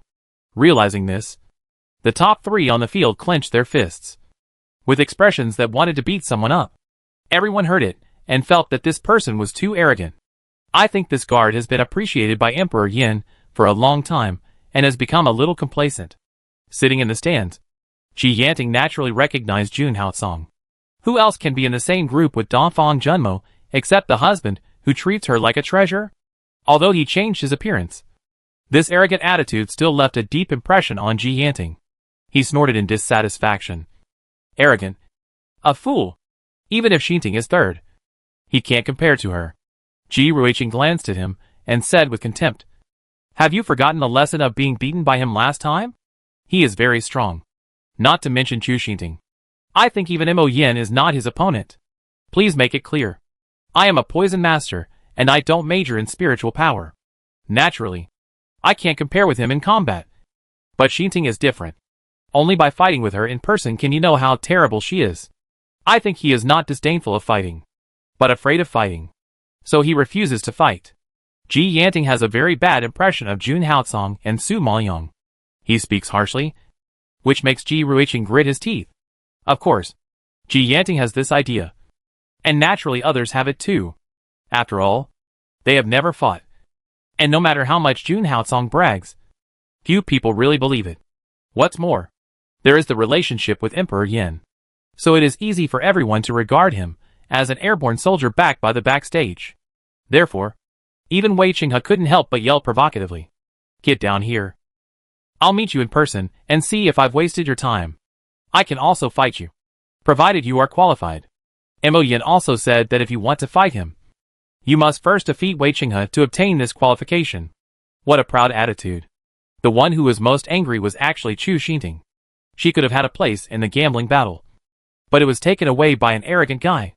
If she didn't take it back today, how could she be willing? If you want a place, come and grab it openly. Don't hide behind Emperor Yin in fear. It will only make me look down on you. Chu Xinting pointed her sword at Jun Haocong, her tone full of contempt. Jun Haocong curled his lips and sneered. A hint of sarcasm appeared on his ordinary face. You should thank me for giving you the spot. Otherwise you wouldn't even be qualified to gamble. You? Chu Xinting's pretty and cold face suddenly turned red with anger, staring at Jun Haocong with wide eyes, speechless for a moment. Chapter 2359, You Know Nothing About Power. Emperor Yin saw that Jun Haocong did not want to be with Wei Qinghe and others. So he reminded him, joining the last group means facing the geniuses of the life and death realm, and the Demon Moon Realm's initial Supreme Emperor Spiritual Master. You are only the Peak Innate Emperor Spiritual Master now, which is a whole realm higher than the initial Supreme Emperor Spiritual Master. Even if you have the ability to fight across levels, it is not easy to defeat those geniuses. Have you thought it through? As we all know, the first step of the rules of the prehistoric war is to occupy the city through a gambling battle, because they are worried that the level is too high and the casualties are too heavy. Everyone defaults to the younger generation to decide the outcome. And the gambling battle of the younger generation is carried out in the four realms of the middle stage innate Emperor Spiritual Master, the late stage innate Emperor Spiritual Master, the peak innate Emperor Spiritual Master, and the initial Supreme Emperor Spiritual Master. Since the total number of people is limited to 10, except for the middle stage innate Emperor Spiritual Master, who only selects one person. The next three realms must each select 3 people to fight against the 3 geniuses of the same realm sent by the Life and Death Realm and the Demon Moon Realm. Each battle is related to the ownership of the city. So the gambling battle is a crucial step before the full outbreak of the war, which largely determines the final victory. Therefore, the 3 disciples selected from each realm must be very strong. After all, the Life and Death Realm and the Demon Moon Realm have occupied the prehistoric land for many years and obtained a lot of resources. They are naturally much better than the mysterious God Realm in cultivating the younger generation. Therefore, these disciples who participated in the Wulong Conference may be extraordinary geniuses in the eyes of the mysterious God Realm, but they are nothing in the eyes of the Life and Death Realm and the Demon Moon Realm. What's more, geniuses at the level of Supreme Emperor Spiritual Master have made a qualitative leap after the baptism of resources in the Primordial War. They can no longer be described as simple cross-border operations. The degree of danger is undoubtedly much stronger than opponents of the same realm. Obviously, Emperor Yin said this not because he was worried that Jun Haocong would not have the strength to enter the last group, but because he was worried that he would feel exhausted when facing the geniuses of the other 2 domains. In any case, if he fights against the Peak Innate Emperor Spiritual Master, his chances of winning will be greater. Even if they suffered a loss in this battle with the Supreme Emperor Spiritual Master, at least they can make up 10% with the Peak Innate Emperor Spiritual Master. So they will not be unable to take even a city. It is normal for Emperor Yin to consider the overall situation, but he still underestimated Jun Haocong's strength. Su Maoliang, who knows Jun Haocong, knows that letting a killing god like him stay among disciples of the same realm is undoubtedly a waste of resources, and a waste of natural resources. Therefore, Jun Haocong's refusal to join the team of the Peak Innate Emperor Spiritual Master is not arrogant, but really meaningless. He has never done things without value.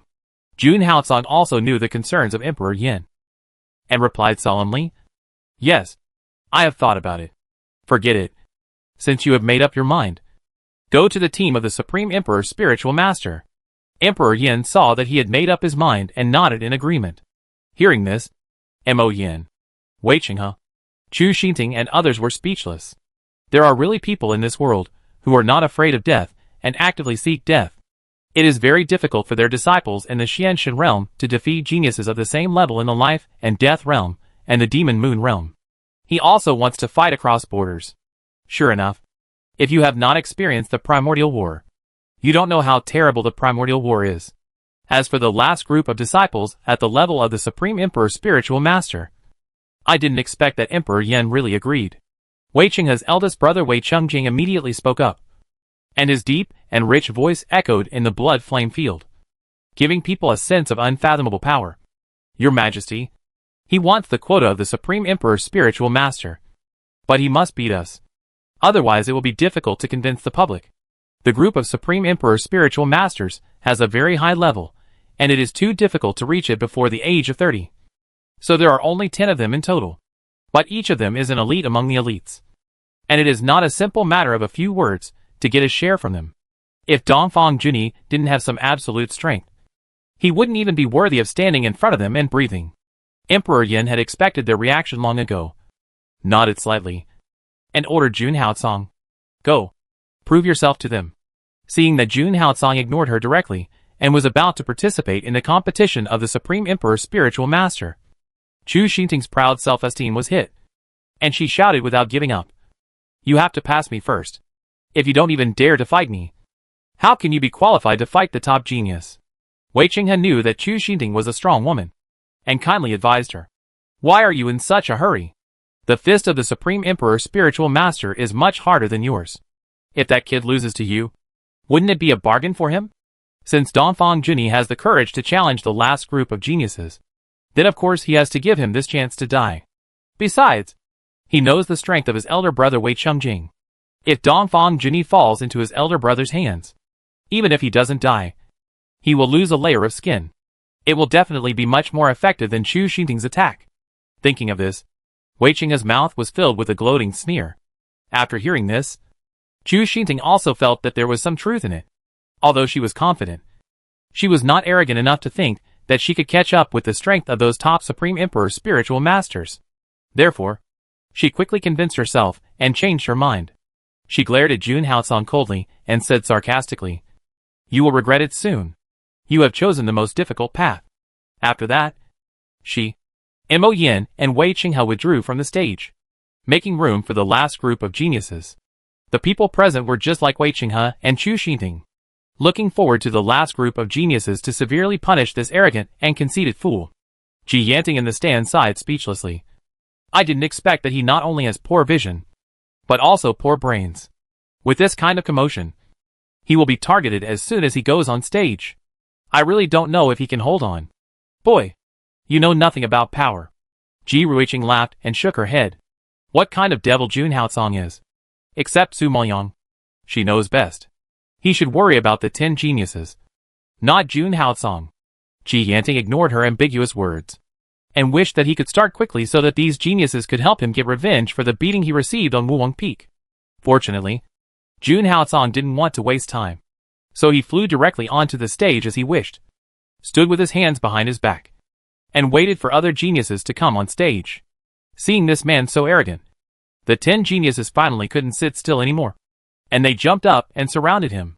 These 10 were Wei Chungjing from the Wei family, Zhuge Yuanfeng from the Zhuge family, Ran Xinglan from Wuwang Peak, Yin Yangshu from Fengshan sect, Yun Qi from Shijue Mountain, He Yujin Wang from the royal family, Princess Mu Ling and the 4th prince Yan Muqing from the royal family of the Northern Qin dynasty, Wen Jingyao from Tianin sect, and Tuoba Ruida from the Tuoba family. Chapter 2360, defeated in one move. Whoever you want to challenge, just pick one. Wei Chungjing stared at Jun Haotsong with cold eyes, his stern face full of superiority. The tone seemed to say that no matter who is on the field, he can beat you to tears. As for the other 9 geniuses, although they didn't speak, the strong aura emanating from their bodies also showed their extraordinariness. Jun Haotsong raised his eyebrows unsatisfied. "One? Why bother so much? Come together." As soon as these words came out, the sneer that the 10 geniuses had been holding on to quickly condensed at the corners of their lips. This ignorant fool actually wanted them to come together. Did he get kicked in the head by a donkey? Sorry. I only need one hand to deal with you.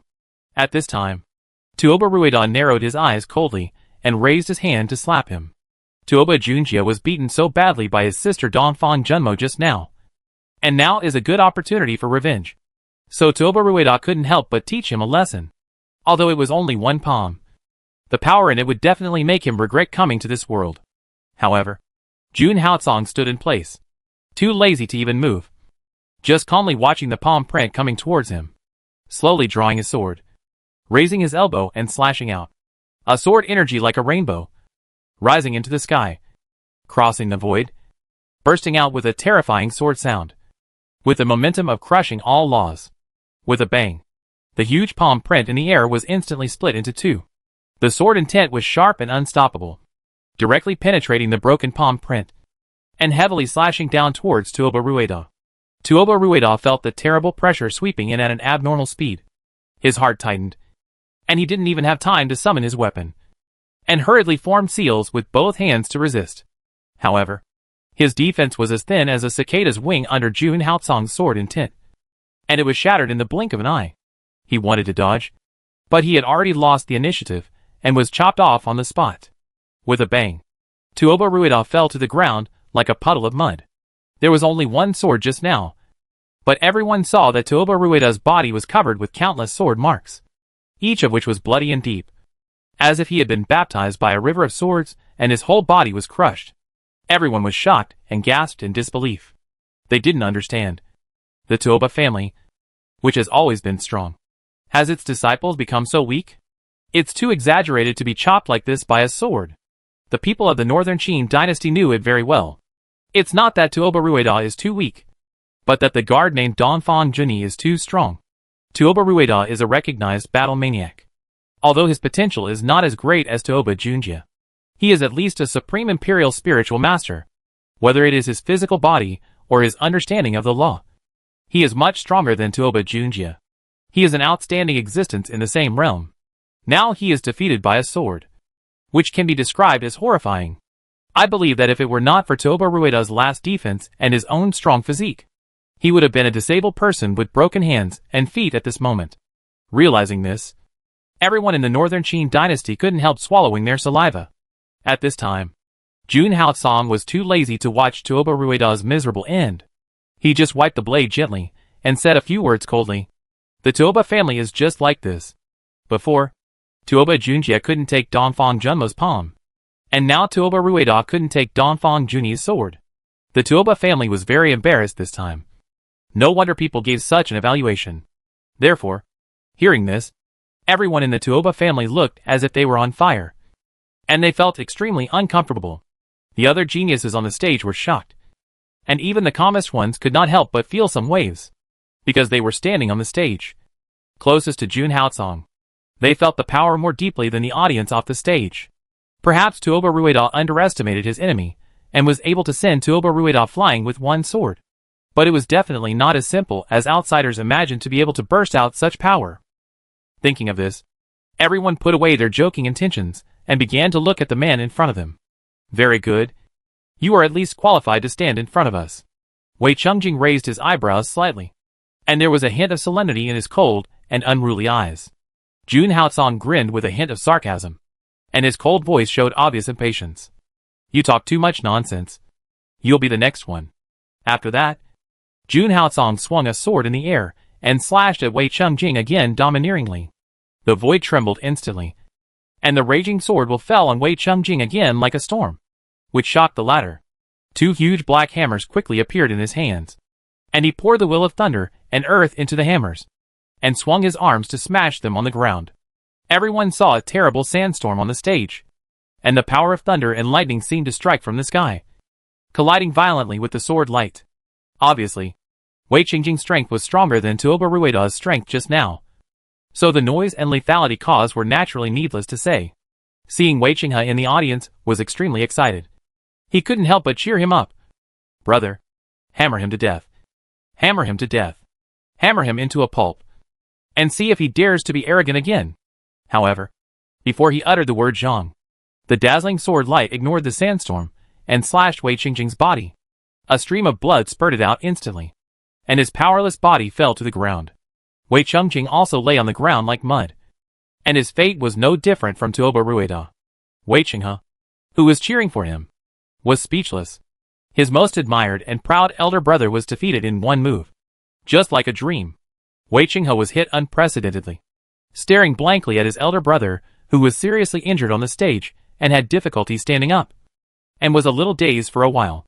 The other geniuses on the stage were also frightened, and felt the sword intent left in the void, and felt a chill running down their backs. Let's go together. Eugene Wang knew that if Tuoba Rueda underestimated the enemy, Wei Chum Jing, who was so cautious, would never make such a low-level mistake. So the man in front of him was obviously much stronger than they imagined. Hearing Prince Yu say this, the others naturally did not dare to put on airs anymore. After all, Prince Yu had the potential to be among the top 3 among them. Even the masters among them had to put down their pride. So what else could they say? Therefore, everyone stopped watching and attacked Jun Haotsong. These were the geniuses standing at the top of the 3 dynasties. The power they burst out could be said to be earth-shattering, more exciting than any previous battle. But it was hard to believe that such arrogant characters were besieging the same person at the moment. Especially the moves performed by Prince Yu. The momentum had already descended before the person arrived, and the domineering and indomitable power came down from the sky and suppressed Jun Haotsong's body. The concubines sitting near the battle platform were all shocked by the scattered pressure. Their heartbeats accelerated, their faces pale, and they exclaimed in shock, "Prince Yu is so strong!" Chapter 2361 What's the point of holding back so many big moves? How can he not be strong? Prince Yu is the nephew of Emperor Yin, the son of Prince Yu, and the most outstanding one among many princes. This blood relationship alone is enviable. Not to mention that there is no shortage of resources for later cultivation. Such a person is born to stand at the top and be worshipped. Some concubines nodded in agreement. Yes, Prince Yu has been the first in the Wulong Conference. Anyone who has seen that kind of combat power would describe it as terrifying. Prince Yu perfectly inherited Prince Yu's excellent bloodline and talent, so his combat power is naturally amazing.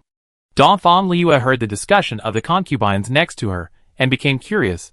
She turned her head to look at Emperor Yin and asked, "Your Majesty, did you participate in the Wulong Conference that year? Since even Prince Yu participated in the Wulong Conference and won the first place, wouldn't Emperor Yin be even more awesome?" But she has been here for so long, and she has never heard of any record of Emperor Yin. It is really hard not to make her curious. "No." Emperor Yin looked sideways slightly, and his delicate pupils sparkled with charming luster under the sunlight, like crystal clear golden amber, with a small amount of fine wine poured in, and from time to time a faint red flashed, giving people a strange beauty. At a glance, Dongfang Liua actually felt ashamed of herself.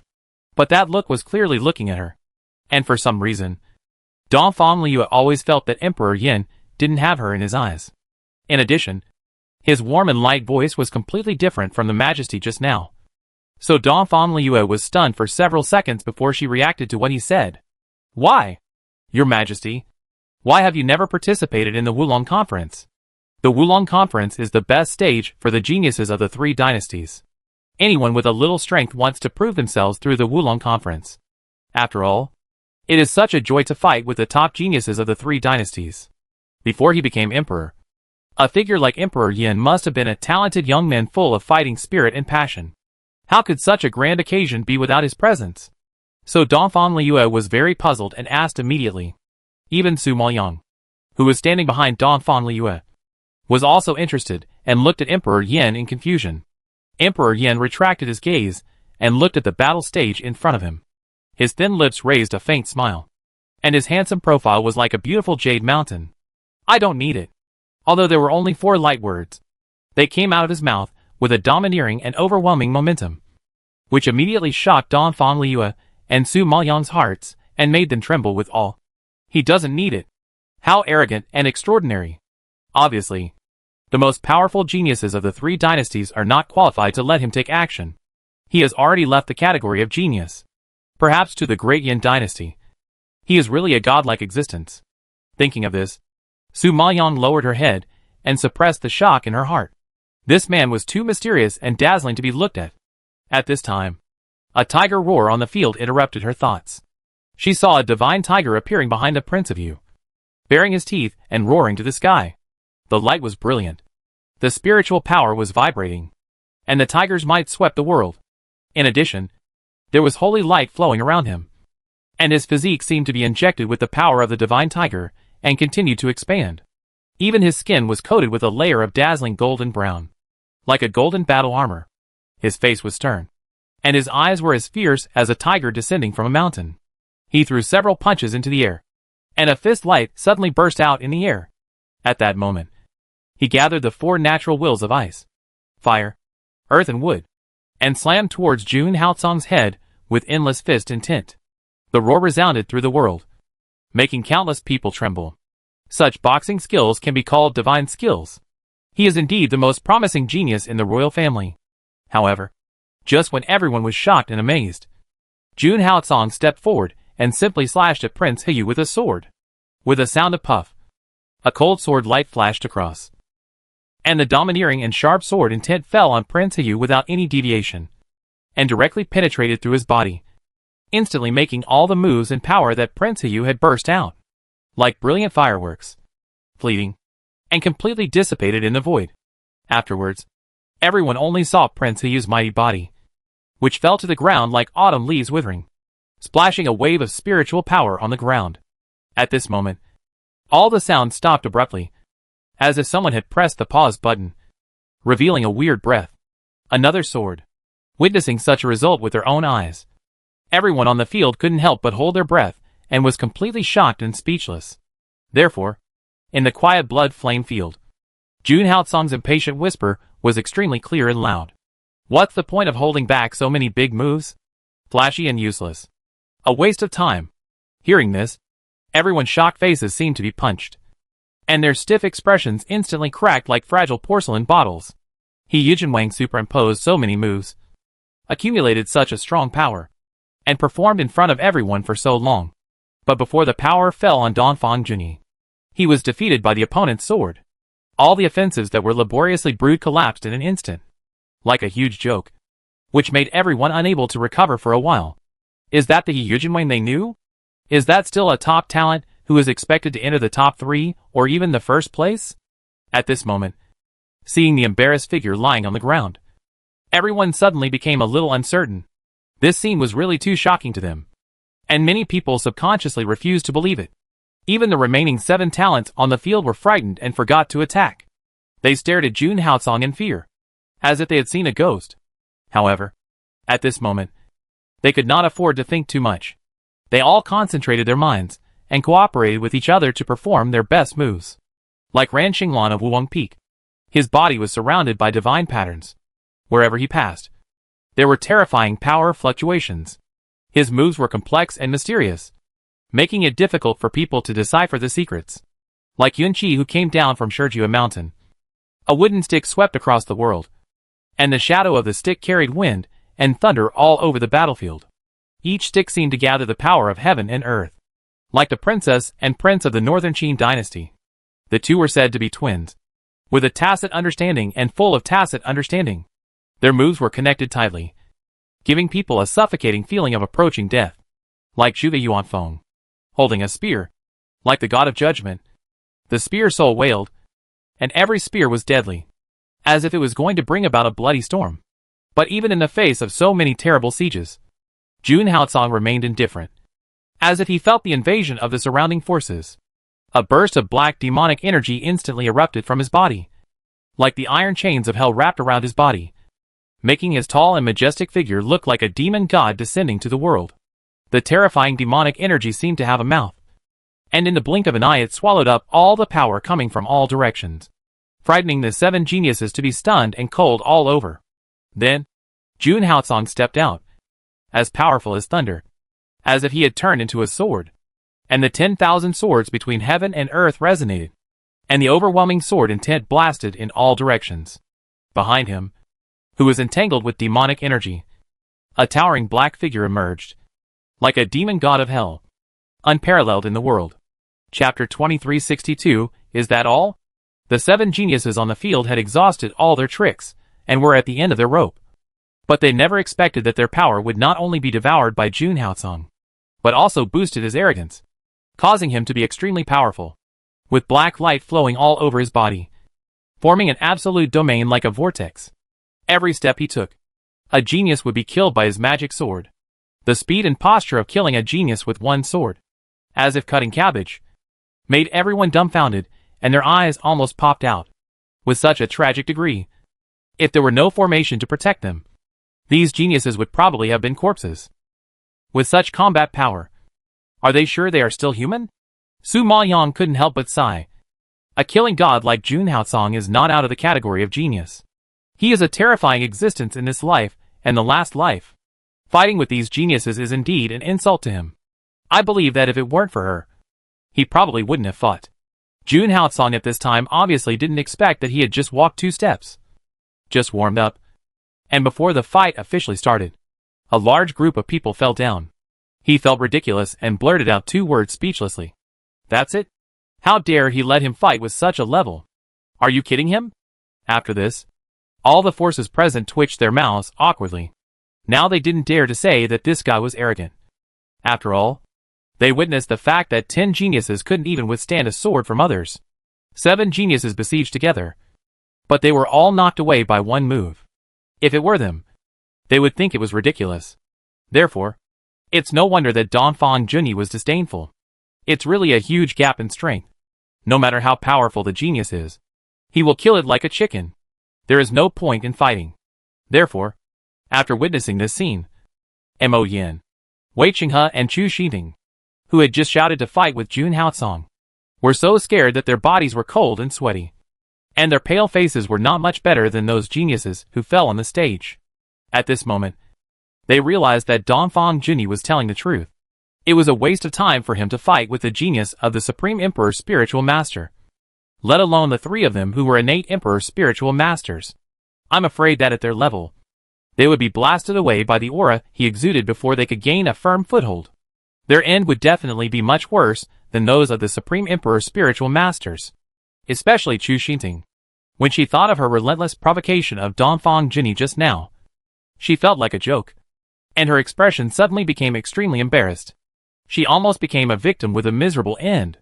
Even Prince Yu, who was presiding over the Wulong Conference, was completely stunned by this one-sided and terrifying battle. He forgot to announce the result. Instead, Emperor Yin helped to speak.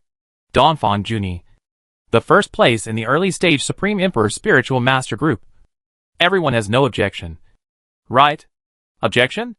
How dare they object to such a devil? If they raise objections, they will have to go on stage and be beaten by him. Who has the courage? Not to mention the geniuses under 30 years old. Even many over 30 years old probably don't have the confidence to beat him. Seeing that everyone was as quiet as a chicken, Emperor Yin knew that Dongfang Junyi's battle was a vindication for himself, and he completely took the place of the Supreme Emperor's spiritual master. He then announced, "Okay, since there is no objection, then I will appoint him as the Deputy General of the Genius Team to assist Prince Yuel. The Genius Team is the top 50 disciples selected by the Wulong Conference, because the Battle of the Prehistoric Land is not only to obtain the mining rights of the prehistoric land, but also to find opportunities for the younger generation. If they can find a good inheritance through this trip, it will be of great help to these geniuses in improving their strength. However, most of these young disciples have no experience, so it is safer for Prince Yu to lead the team himself.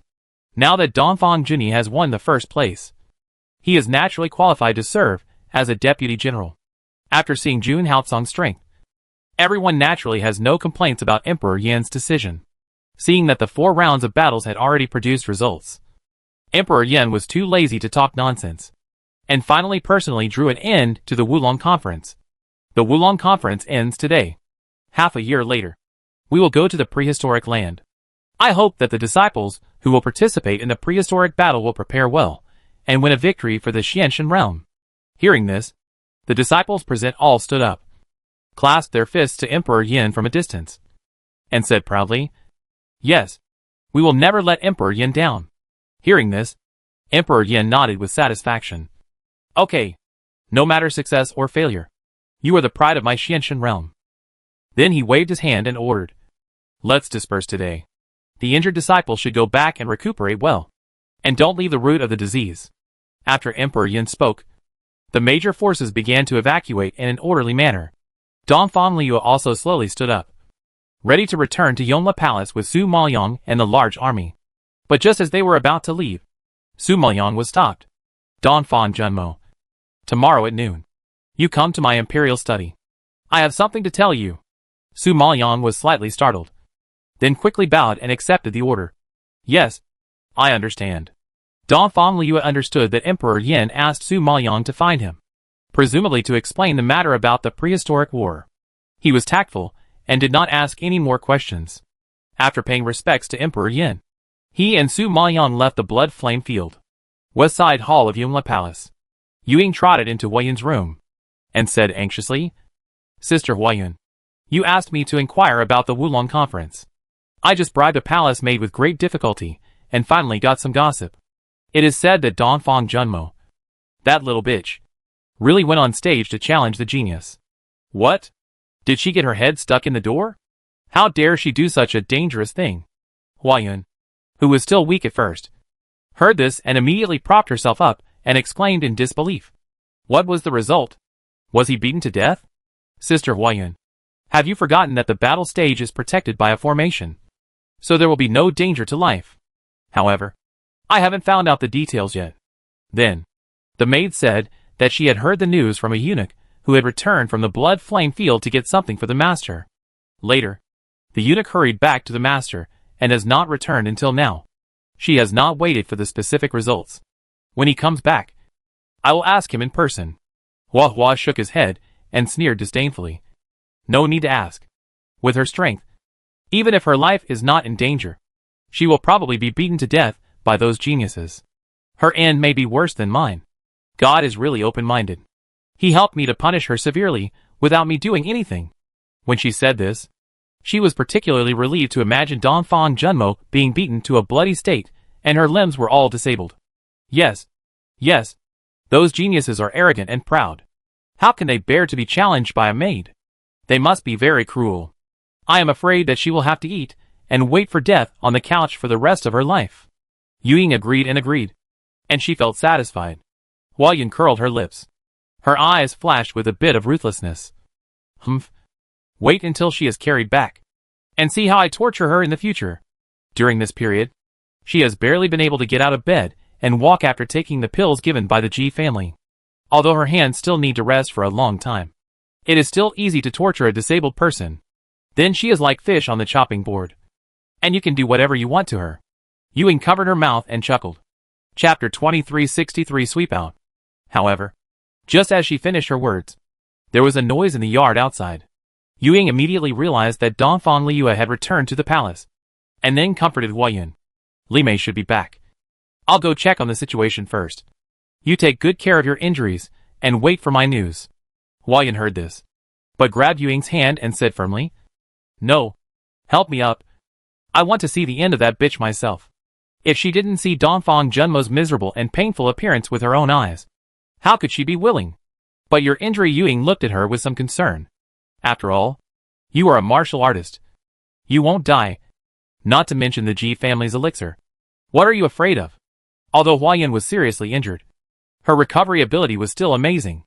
After all, she was a secret guard trained by the Ji family, and she still had some ability to resist blows. Besides, I've been lying down for so long. If I don't show up in front of Li Marin again, I'm afraid I will become a useless chess piece. Dongfang Junmo is injured now, but this is a great opportunity for me to regain trust. How can I miss it? Even if she can't serve Li Marin physically, she can still give her advice.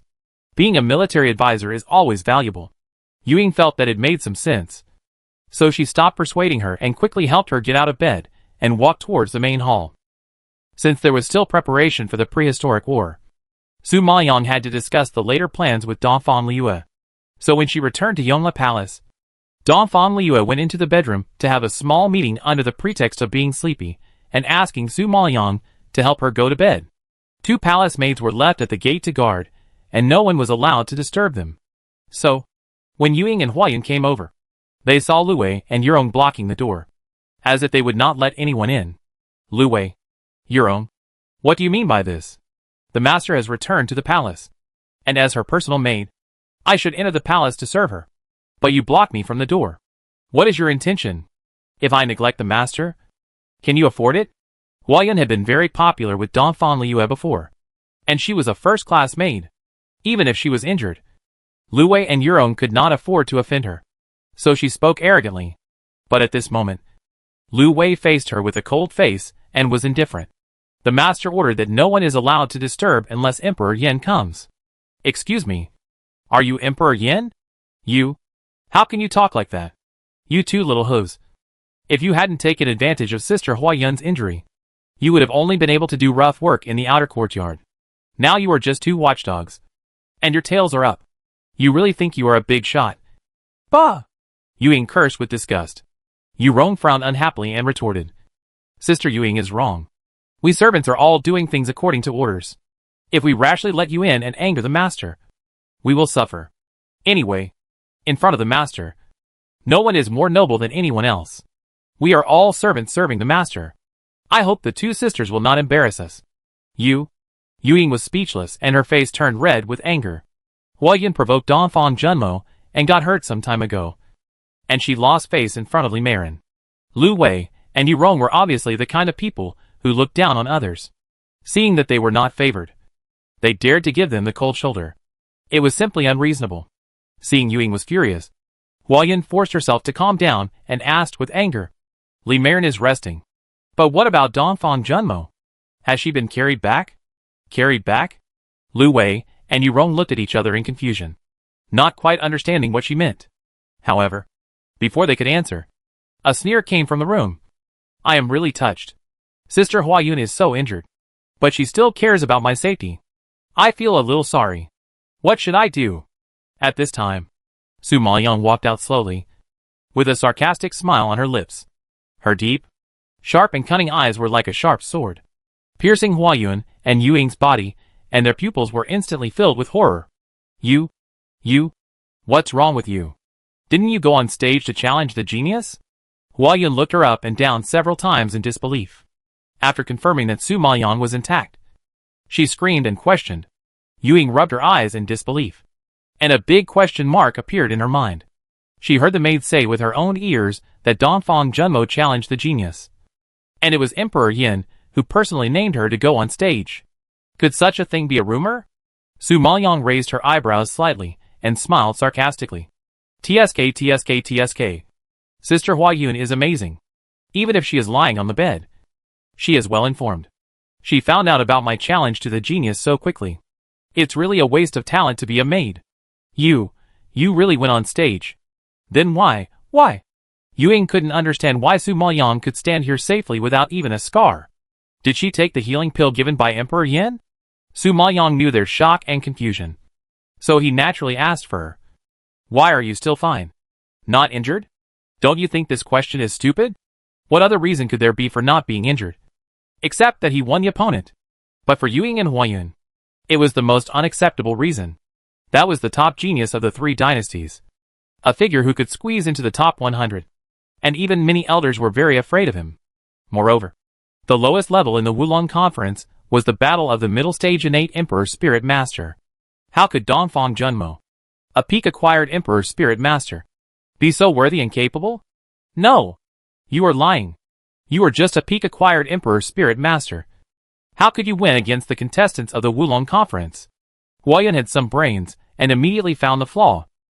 Su Maoyang smiled and shook his head, then raised his hand slightly, and released a trace of spiritual power. Sorry. I have reached the initial stage of the innate Emperor Spiritual Master.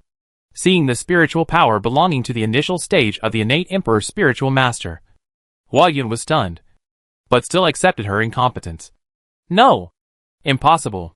With the initial stage of the innate Emperor Spiritual Master, you want to beat the top genius among the middle stage innate Emperor Spiritual Masters. Do you think I'm stupid?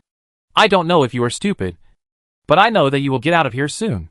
Su Maoyang replied coldly, and then ordered Lu Wei and Yu Rong. You two quickly dragged them out. Go. Let them go back where they came from. Don't make a fuss here to disturb Li Marin's rest.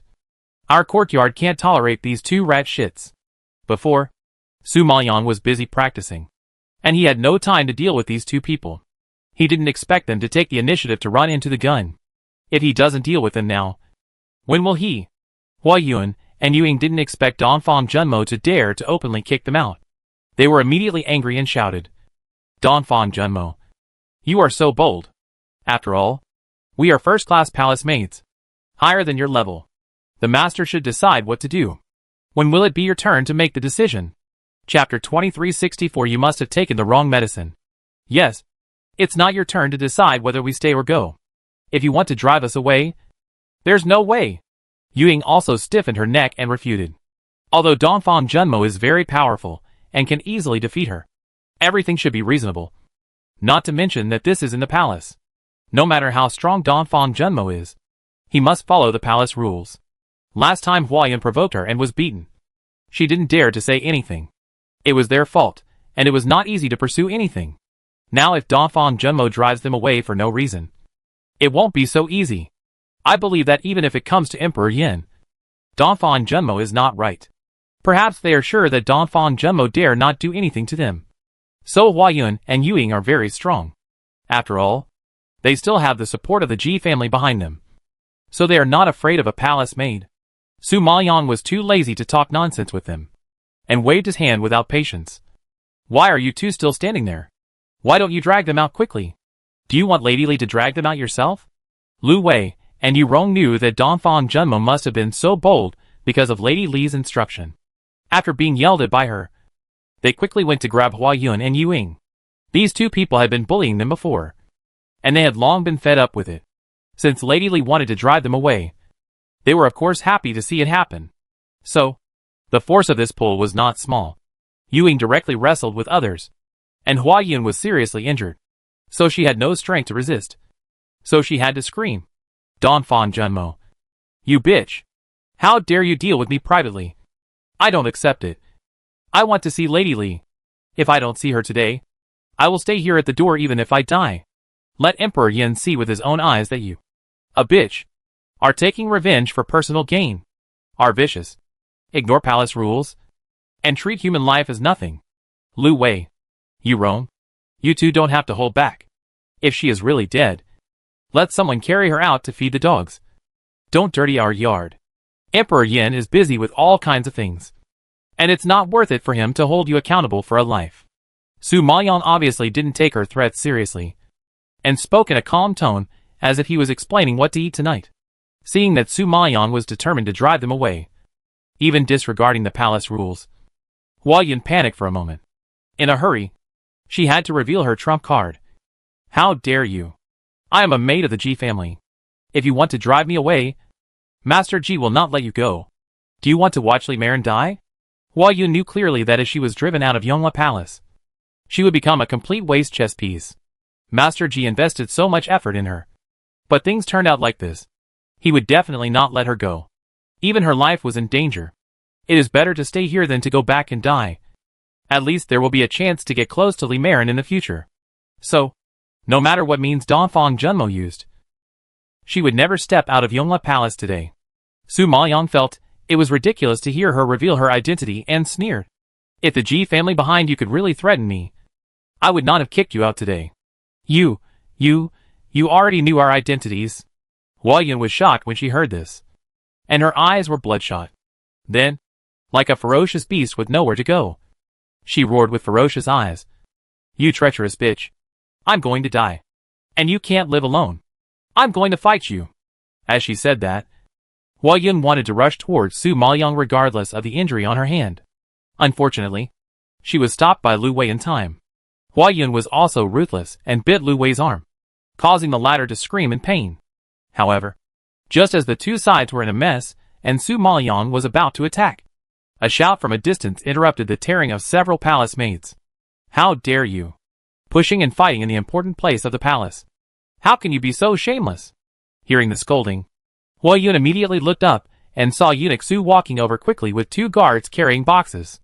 Everyone knew that Eunuch Su was a popular person around Emperor Yin, and Huayun was no exception. So when she saw Eunuch Su, she felt like she had grabbed a life-saving straw. She hurriedly crawled in front of Eunuch Su and cried loudly, Eunuch Su, you have to make the decision for me. God helped her. Eunuch Su came at the right time. I believe that with him in charge of justice, she will definitely make Dongfang Junmo, the daring fool, pay the price. After all, the Great Yin Palace is a place with strict palace rules. Dongfang Junmo committed a crime of insubordination and privately dealt with a first-class palace maid. There is no reason to talk about it. What happened? Why is it so serious? Sure enough, seeing her pale face, haggard expression, And dying? Eunuch Su asked immediately. Hearing Eunuch Su's question, Hua Yun hurriedly complained. I have been working for Lady Li before. And I am very proud. Donfang Junmo. That bitch. Is jealous of me. Not only did she beat me so badly that I am bedridden, but now she is ignoring the palace rules and hiding it from Lady Li, wanting to get rid of me as soon as possible. Fortunately, Eunuch Su arrived in time. Otherwise I would be a corpse now. Ying also knelt on the ground with a plop. Echoing. Eunuch Su. I and Sister Hua Yun, as first-class maids, should be punished by Lady Li herself. And she is a low-ranking maid. And it is fine if she beats up a first-class maid. But now she is stepping into the shoes of the first-class maid and wants to punish us privately, disregarding the palace rules. Such behavior is really abominable. I hope Eunuch Su will give us justice. After hearing this, Eunuch Su finally understood that these two maids must have upset Donfang Junmo and were kicked out by Donfang Junmo. And they were dissatisfied and started fighting. From their tone, they called Donfang Junmo a bitch, obviously looking down on Donfang Junmo's humble background. And I think they had humiliated Donfang Junmo before. However, these two maids deserved to be kicked out for being so ignorant. Thinking of this, Eunuch Su rolled his eyes at them and snorted. You are lucky to be seriously injured by her. Tuoba Junjie, the most promising one in the Tuoba family, won the first round of the competition. If he hadn't been protected by the formation, he would have almost died in her hands. What's the big deal about your injury? What? Hearing this, Hua Yun and Ying were both shocked. Although Tuoba Junjie is a genius of the Northern Qin dynasty, he is so famous that they have heard of him even if they have lived in the Deep Palace for many years. And in the preliminary round, he won a very good record and almost sat on the first round of the Wulong Conference. I didn't expect that such an arrogant person would almost die in the hands of Donfang Junmo. Did they hear it right? Just now, Donfang Junmo said that she was an early-stage innate Emperor Spirit Master. With such a level, how did she beat the top genius, who was one level higher than her? Just when Hua Yun and Ying were shocked by Su Mo Liang's fighting ability, Eunuch Su said a more unacceptable fact again. You should know that General Donfang can kill you on the spot. Not to mention driving away the two palace maids. Why do you need to report such a small matter to Lady Li? Hua Yun and Ying were even more confused now. And they were a little confused about his address. General Donfang? What does this mean? Don't you know that Emperor Yen has appointed Miss Donfang as the general of the 7th team of the Divine Flame Army at the Wulong Conference? He holds the military power. But he still needs to look at the faces of you two palace maids. You must have taken the wrong medicine. Eunuch Su sighed, with a disgusted expression, and smacked his lips. Chapter 2365 Eunuch Su's Flattery. How could Hua Yun and Ying know this? The Wulong Conference was originally a closed competition. Unless someone left the venue in the middle, there was no way to spread the news. But such a feast. It was not easy to get in. Everyone was reluctant to even blink. How could they leave for no reason? Only the eunuch mentioned by Ying came back to get something for the master. But he rushed back without stopping, fearing that he would miss the wonderful scene. Therefore, Ying was able to find out that Su Mayan was on the stage to challenge the genius, which was considered well-informed. For example, Lu Wei and Yu Rong only learned from Eunuch Su that Donfang Junmo actually challenged the genius at the Wulong Conference, and even became a general of the Xinyan army until now.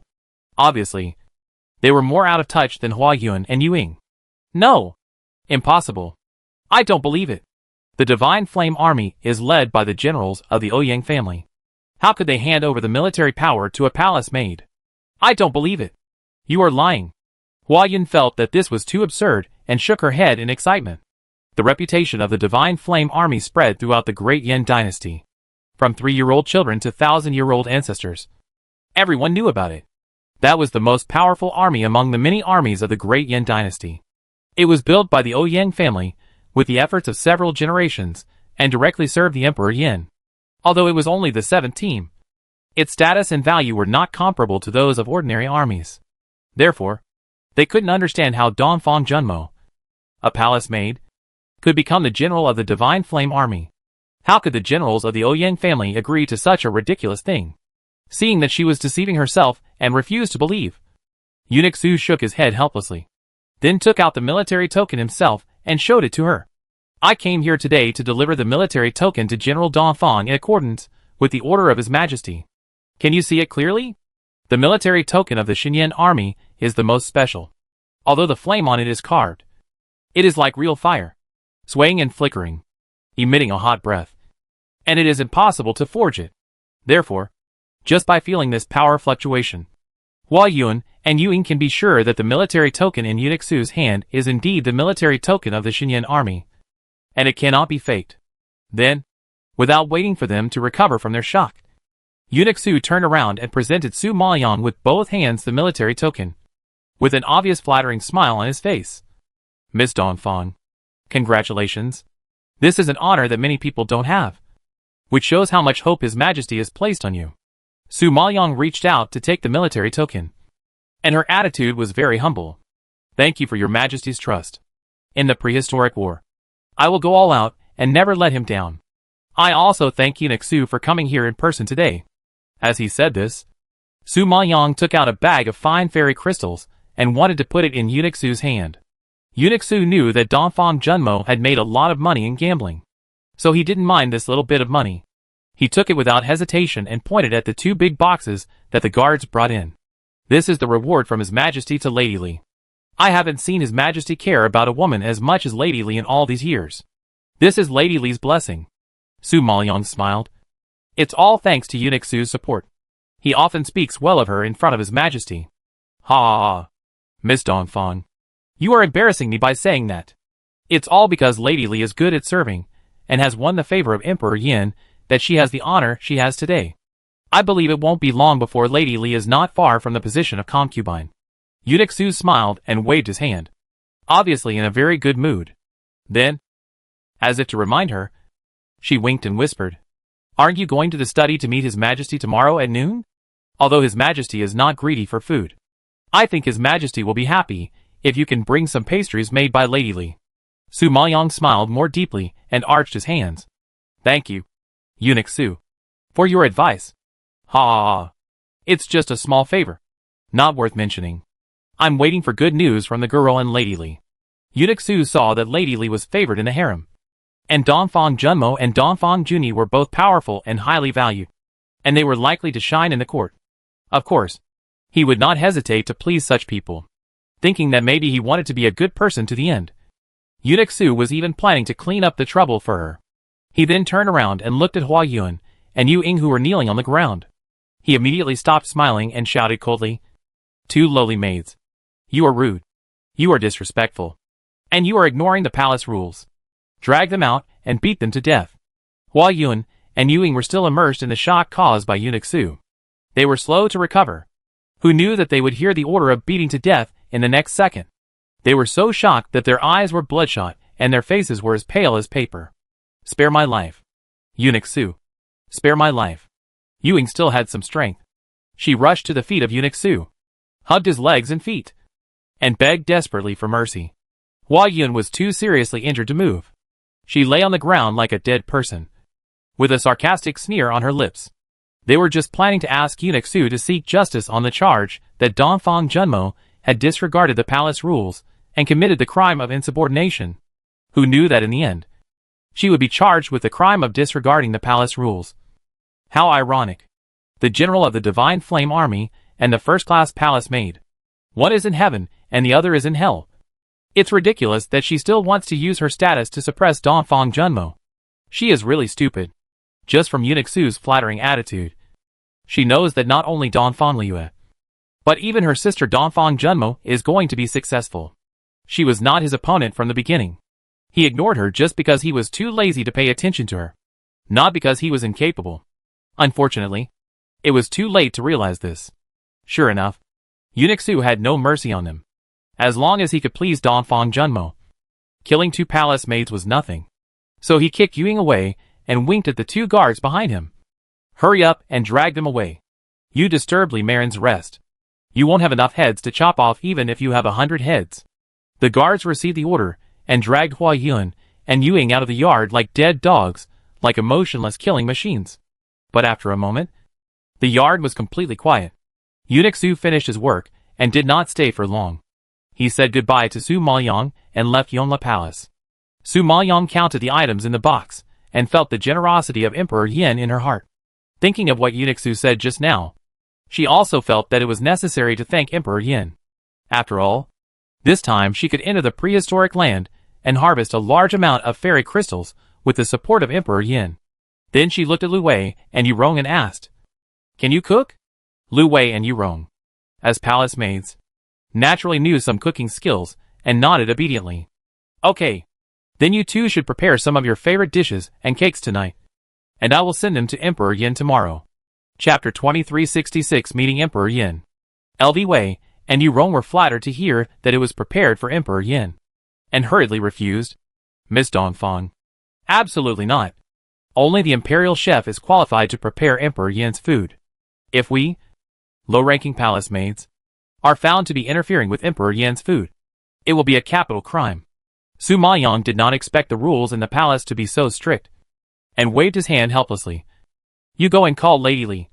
Let her cook a meal by herself and thank Emperor Yin. I'll go back to my room first. Emperor Yin dotes on her so much. Dongfang Liyue should also show some appreciation." However, when she returned to her room and was about to rest, she heard Lu Wei and Yu Rong come to report that Dongfang Liyue did not know how to cook at all. Thinking that Dongfang Liyue had been well protected by the Dongfang family before, it was indeed a bit too much to expect a young lady who had never touched a spring cake to cook. Su Maoyang pinched her nose speechlessly and sighed. "Forget it. I'll make a list.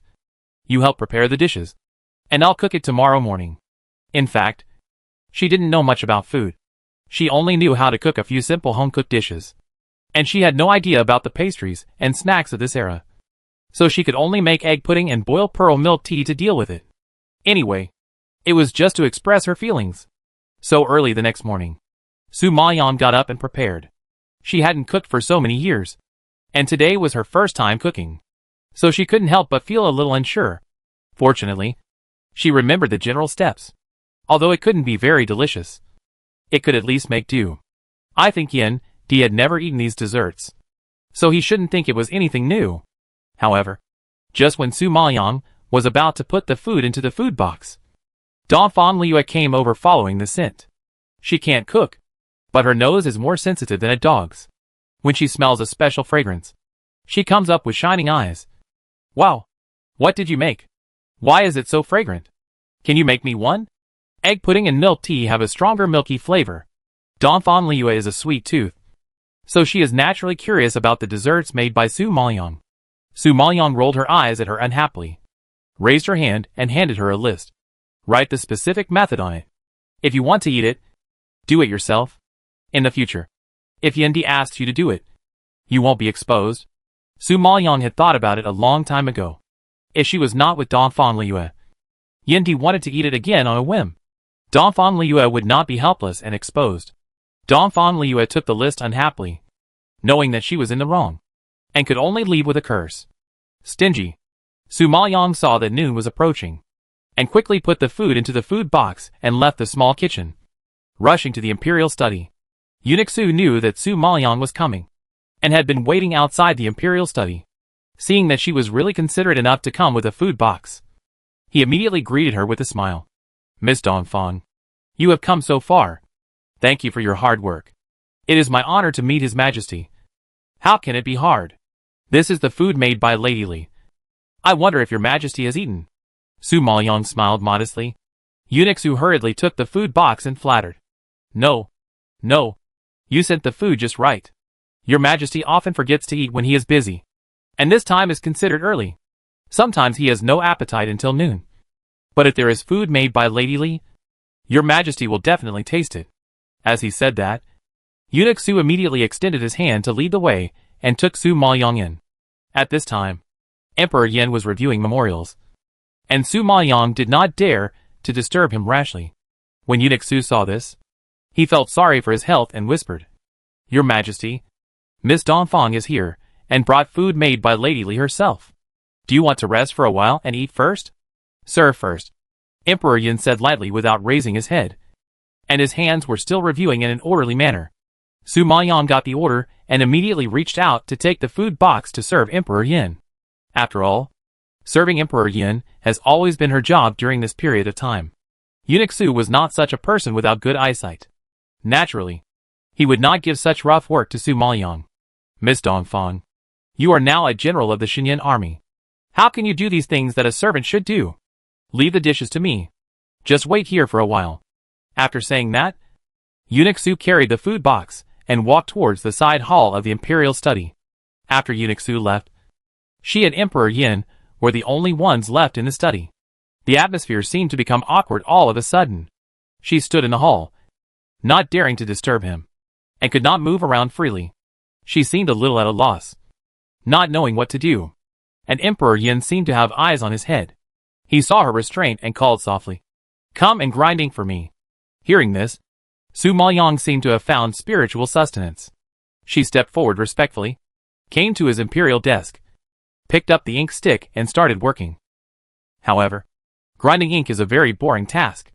As Su Maoyang was grinding, he couldn't help but secretly look up and glance at Emperor Yin. Even if this man was wearing ordinary plain robes, he still couldn't hide his innate nobility. Just sitting there, without any expression, he gave people a strong sense of beauty that was dazzling and could not be looked at directly. His deep and rich facial features, flaxen blonde hair, amber eyes, with an exotic beauty, looked very much like Europeans and Americans of her time. I don't know what kind of blood he has to grow up like this. She had seen his brother Prince Yu before. Although he was also handsome, there was still a big difference compared to him. If they really stood together, it would be difficult to tell that they were brothers. Could it be that Emperor Yin practiced some kind of martial arts, which led to genetic mutation and changed his appearance? Is there anything on my face? Su Maoyang was still curious about the other person's appearance, and suddenly heard a question in her ear. Su Maoyang was startled, seeing that Emperor Yin did not look up at her. It was obvious that her gaze was too explicit to attract his attention. She immediately lowered her head in embarrassment and dared not look again. The corners of Emperor Yan's mouth curled up a hint of smile. And then he put down his pen, slowly stood up, and ordered, "Let's go. Let's have dinner." Su Maoyang responded politely and followed him to the side hall. Eunuch Su had already placed all the dishes in the food box. Before Emperor Yin sat down, he was attracted by the desserts and drinks on the table. "What is that golden thing? Your Majesty?" "It's egg pudding." "Pudding?" He knew eggs, but he had never heard of pudding. Su Maoyang knew that he didn't understand, so he hurriedly explained, "Actually, it's a food made by mixing egg liquid and milk together, stirring them into a liquid, and solidifying them into a solid state." "Oh, there is such a method?" Yendi raised his eyebrows in surprise, and then looked at another cup of drink with a strong milky aroma. "What about this?" "This is pearl milk tea. A drink made with milk and tea." "Milk and tea?" Yendi didn't expect that these two things that have nothing to do with each other can be mixed together. Perhaps because of curiosity, he directly picked up the cup and took a sip, and then found it very novel and delicious. He looked at Su Maoyang in surprise. Are these all made by Li Marin herself? In order to please him, Su Maoyang naturally had to push the credit to Li Marin. That's right. In order to make food for Yendi, Li Marin started working early this morning. Chapter 2367 Highlight of Cooking. Emperor Yin looked at her deeply. The smile in his amber pupils became more intense. And then he uttered a word. "Reward?" Eunuch Su, who was standing next to her, was delighted when he heard the words, and took over the words with ease. "Yes, I will pick some nice clothes and jewelry for Li Marin, and send them to her later." Sure enough, Li Marin is a good person who is worth cultivating. She can always make Emperor Yin happy, and his advice is not in vain. Emperor Yin acquiesced to his approach, perhaps because he had some appetite. So he sat down directly and began to taste other dishes. He ate very seriously, so seriously that he chewed every bite slowly. It was obviously a very ordinary home-cooked dish, but it seemed to have become a delicacy in his mouth, which made Su Maoyang very ashamed. She knew very well that the reason why Emperor Yin cherished it so much was because Li Marin made it herself. If he knew that it was made by her, I don't know how disappointed he would be. However, Su Maoyang was a little surprised to see that he cared so much about Dongfang Liyue. She thought that a person like Yin Di would never be deeply in love with a woman. So, from the beginning, she thought that Yin Di treated Dongfang Liyue well, largely because he wanted to win over Jun Haocong. But slowly, she felt that Yin Di's attitude towards Dongfang Liyue was not as simple as she thought. He should have some feelings for Dongfang Liyue. Otherwise, he would not smile so naturally and look so gentle every time he was with her. This is something that cannot be faked no matter what. Unfortunately, Dongfang Liu has Xiao Zian, and Yin Di is destined to be a passerby. However, a person like Emperor Yin would not indulge in love even if he liked someone. His feelings were superior, and his love for anyone might be a reward and a grace. Don't stand. Sit down and eat with us. Emperor Yin saw Su Maoyang standing stiffly like a guard, and couldn't help but greeted her. Su Maoyang waved her hands hurriedly. No. No. No. How dare I eat with Emperor Yin? Didn't you make a general? Why do you still call me a servant? There are no outsiders here. Sit down and eat. I just have something to tell you. It's just a meal. Emperor Yin doesn't have so many rules. Su Maoyang didn't want to make him angry, so she had to sit down obediently. In addition to the dishes she cooked, there were also many prepared by the imperial kitchen. Su Maoyang picked a few of her favorite dishes and symbolically filled her stomach. In fact, her attention was still on Emperor Yin, waiting for him to tell her something. It's just that this time Emperor Yin ate slower than any other time. She didn't even know what was so good about those ordinary home-cooked dishes. Perhaps this should be the most brilliant moment of her cooking skills. Fortunately, Emperor Yin was too handsome and his manners were particularly elegant. Watching him eat was like appreciating a work of art, which was more beautiful than any kind of food on the table. Being with him, even if you didn't say a word, was a beautiful enjoyment. So, no matter how slow it was, she could wait patiently. She didn't know how long she waited before she finally saw him put down his chopsticks, wiped the corners of his mouth elegantly, and then took out a piece of wood and threw it to her in her puzzled eyes. This is the details of the prehistoric war. It contains the introduction and map of the 18 cities in the prehistoric land. Each city has excellent resources and inheritance. Our Xianshan realm will compete with the Xingxi realm and Yaoyu realm for these cities. Whoever occupies more cities will have the right to mine the prehistoric land for 10 years. Emperor Yin gave a general introduction. Su Maoyang nodded in understanding. How many cities can be decided in the initial gambling battle? According to the rules, each group can take 2 cities. Each team that defeats a realm can take 1 city. But it is almost impossible to perfectly defeat the teams of the other 2 realms. Emperor Yin shook his head slightly. Su Maoyang listened to this explanation and nodded in understanding. So after 4 rounds, a total of 8 cities can be decided? Not so many. Only 6. Because the first group's level is too low. And it is not very useful. It just provides the teammates in the next group with the right to choose opponents first. Emperor Yin explained. Hearing this, Su Maoyang was a little depressed. No wonder her group only chose 1 person. It turned out to be just to compete for priority. In other words, even if she beat both sides, she couldn't get the city, and could only provide the right to actively choose opponents for the battle of the late-stage innate Emperor Spirit Master. But it is understandable that in such a battle, choosing an opponent is particularly important. If the power you are good at happens to restrain the opponent, then the hope of victory is very high. If they were in a passive position and let others initiate the challenge first, they would have no choice but to fight. And most likely they would be defeated. Of course, even if the ownership of the 6 cities was determined, the gambling battle was of great significance. But she was very curious. What would happen if she couldn't take the city at the beginning? Thinking about it, she asked, what if you don't take a city in the gambling battle? You will be eliminated directly, and you will roll back to the Xianshan realm in disgrace. And you won't even be qualified to participate in the prehistoric war. Emperor Yin's face gradually became serious, and he said in a solemn tone. Su Maoyang was secretly shocked. The reality was even more cruel than she had imagined. If you don't get a good hand at the beginning, you don't even have the qualifications to start a war. Well, how many cities did Xianshan realm take in gambling battles 10 years ago?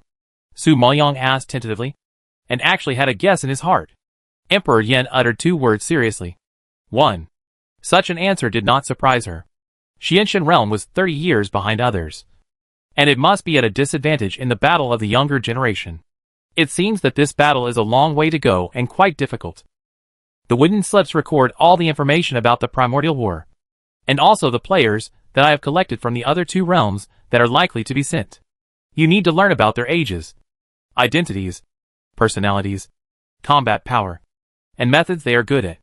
In particular, the life and death realm recently found a saint who had been missing for many years. It is said that he is the chosen son of heaven. His life experience is mysterious and his strength is strong. He has never revealed his true appearance. But he was able to sit on the throne of the saint as soon as he came back. And everyone in the life and death realm supports him.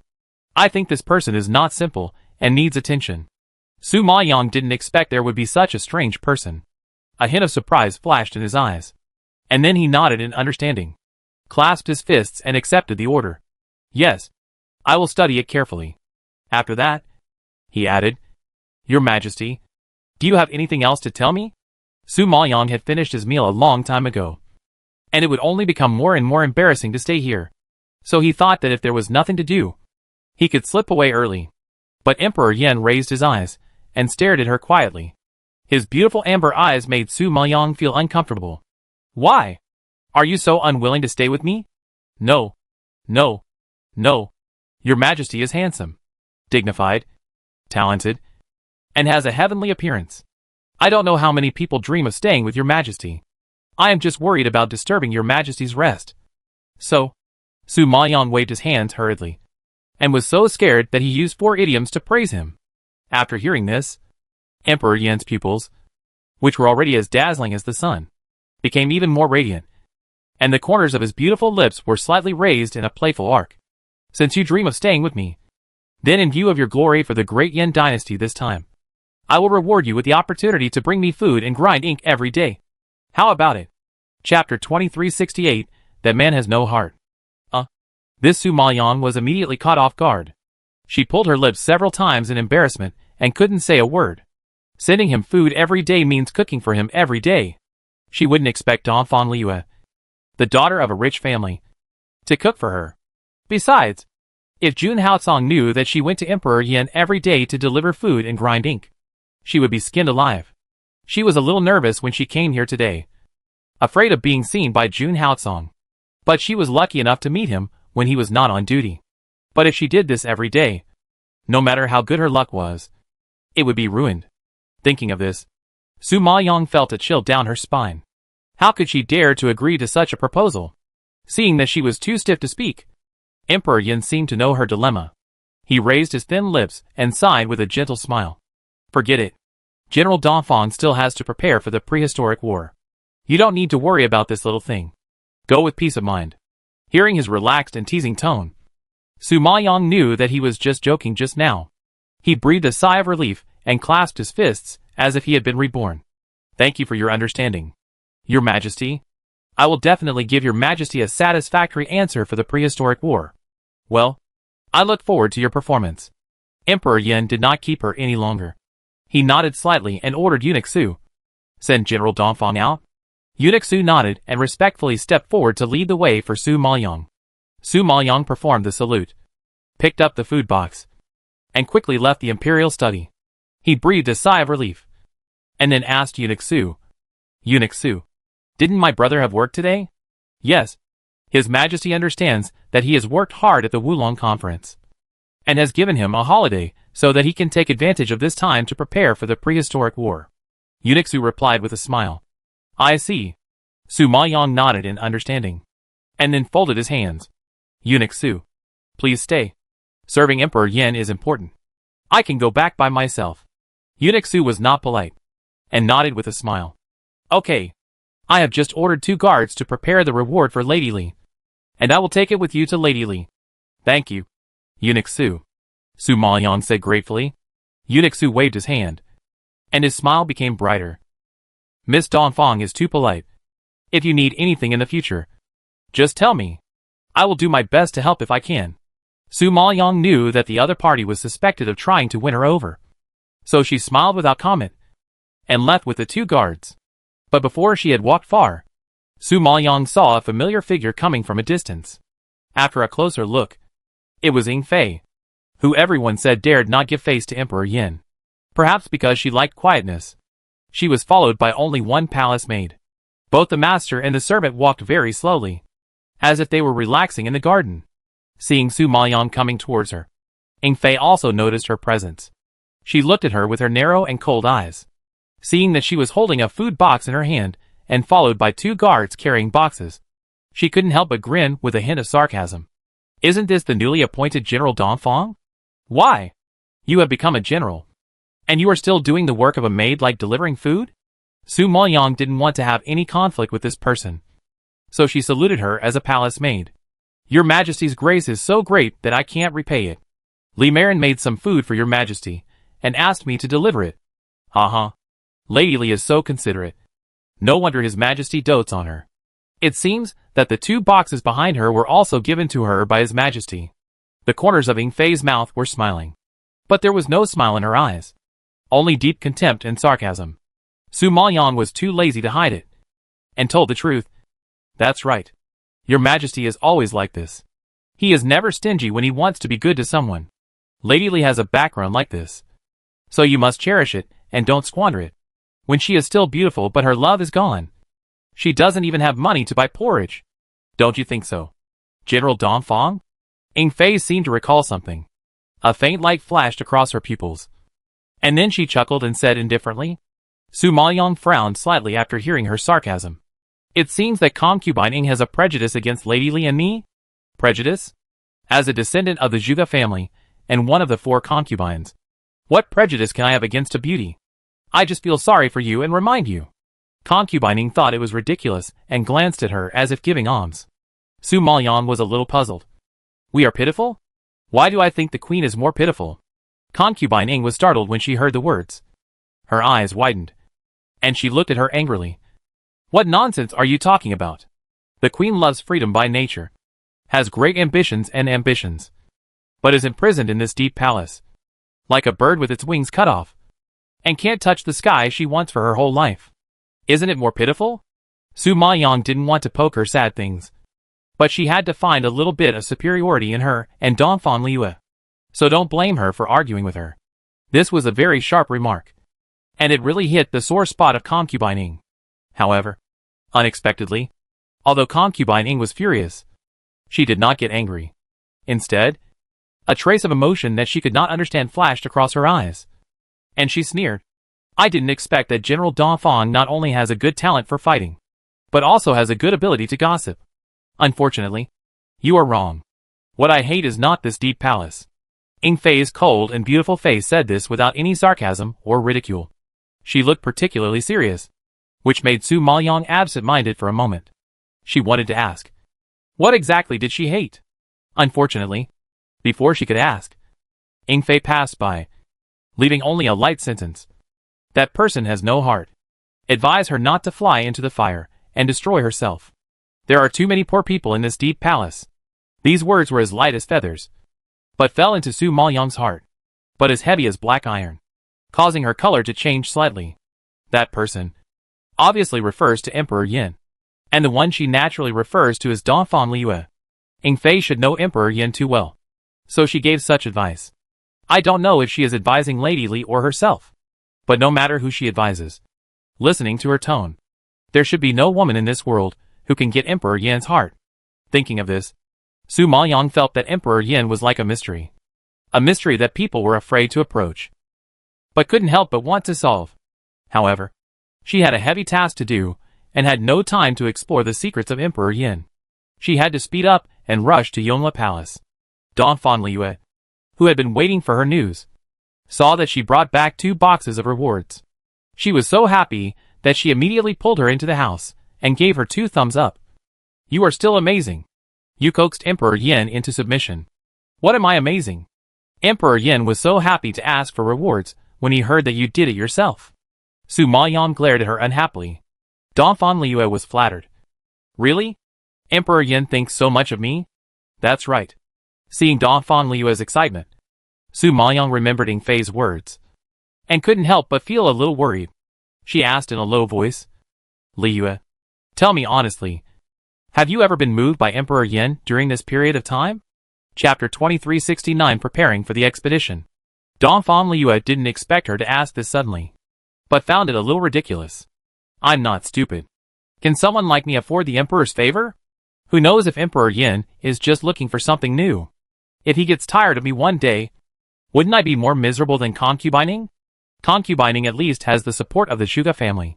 Even if Emperor Yin gets tired of her, her position can't be shaken. But she is different. She has nothing. The nominal Ji family behind her is still thinking about controlling her all day long. Using your big toe to think, you can know that if she loses her value, the G family will not only not help her, but will also step on her hard. So, although she enjoys Emperor Yan's favor and admires him, she still dares not give her feelings easily. She knows very well that she and Emperor Yan are not from the same world at all. Emperor Yan is more like a god for her to worship, not something that mortals like her can touch. Seeing that she was still sober, Su Maoyang quietly breathed a sigh of relief. It's good that you understand. I will go to the prehistoric land soon.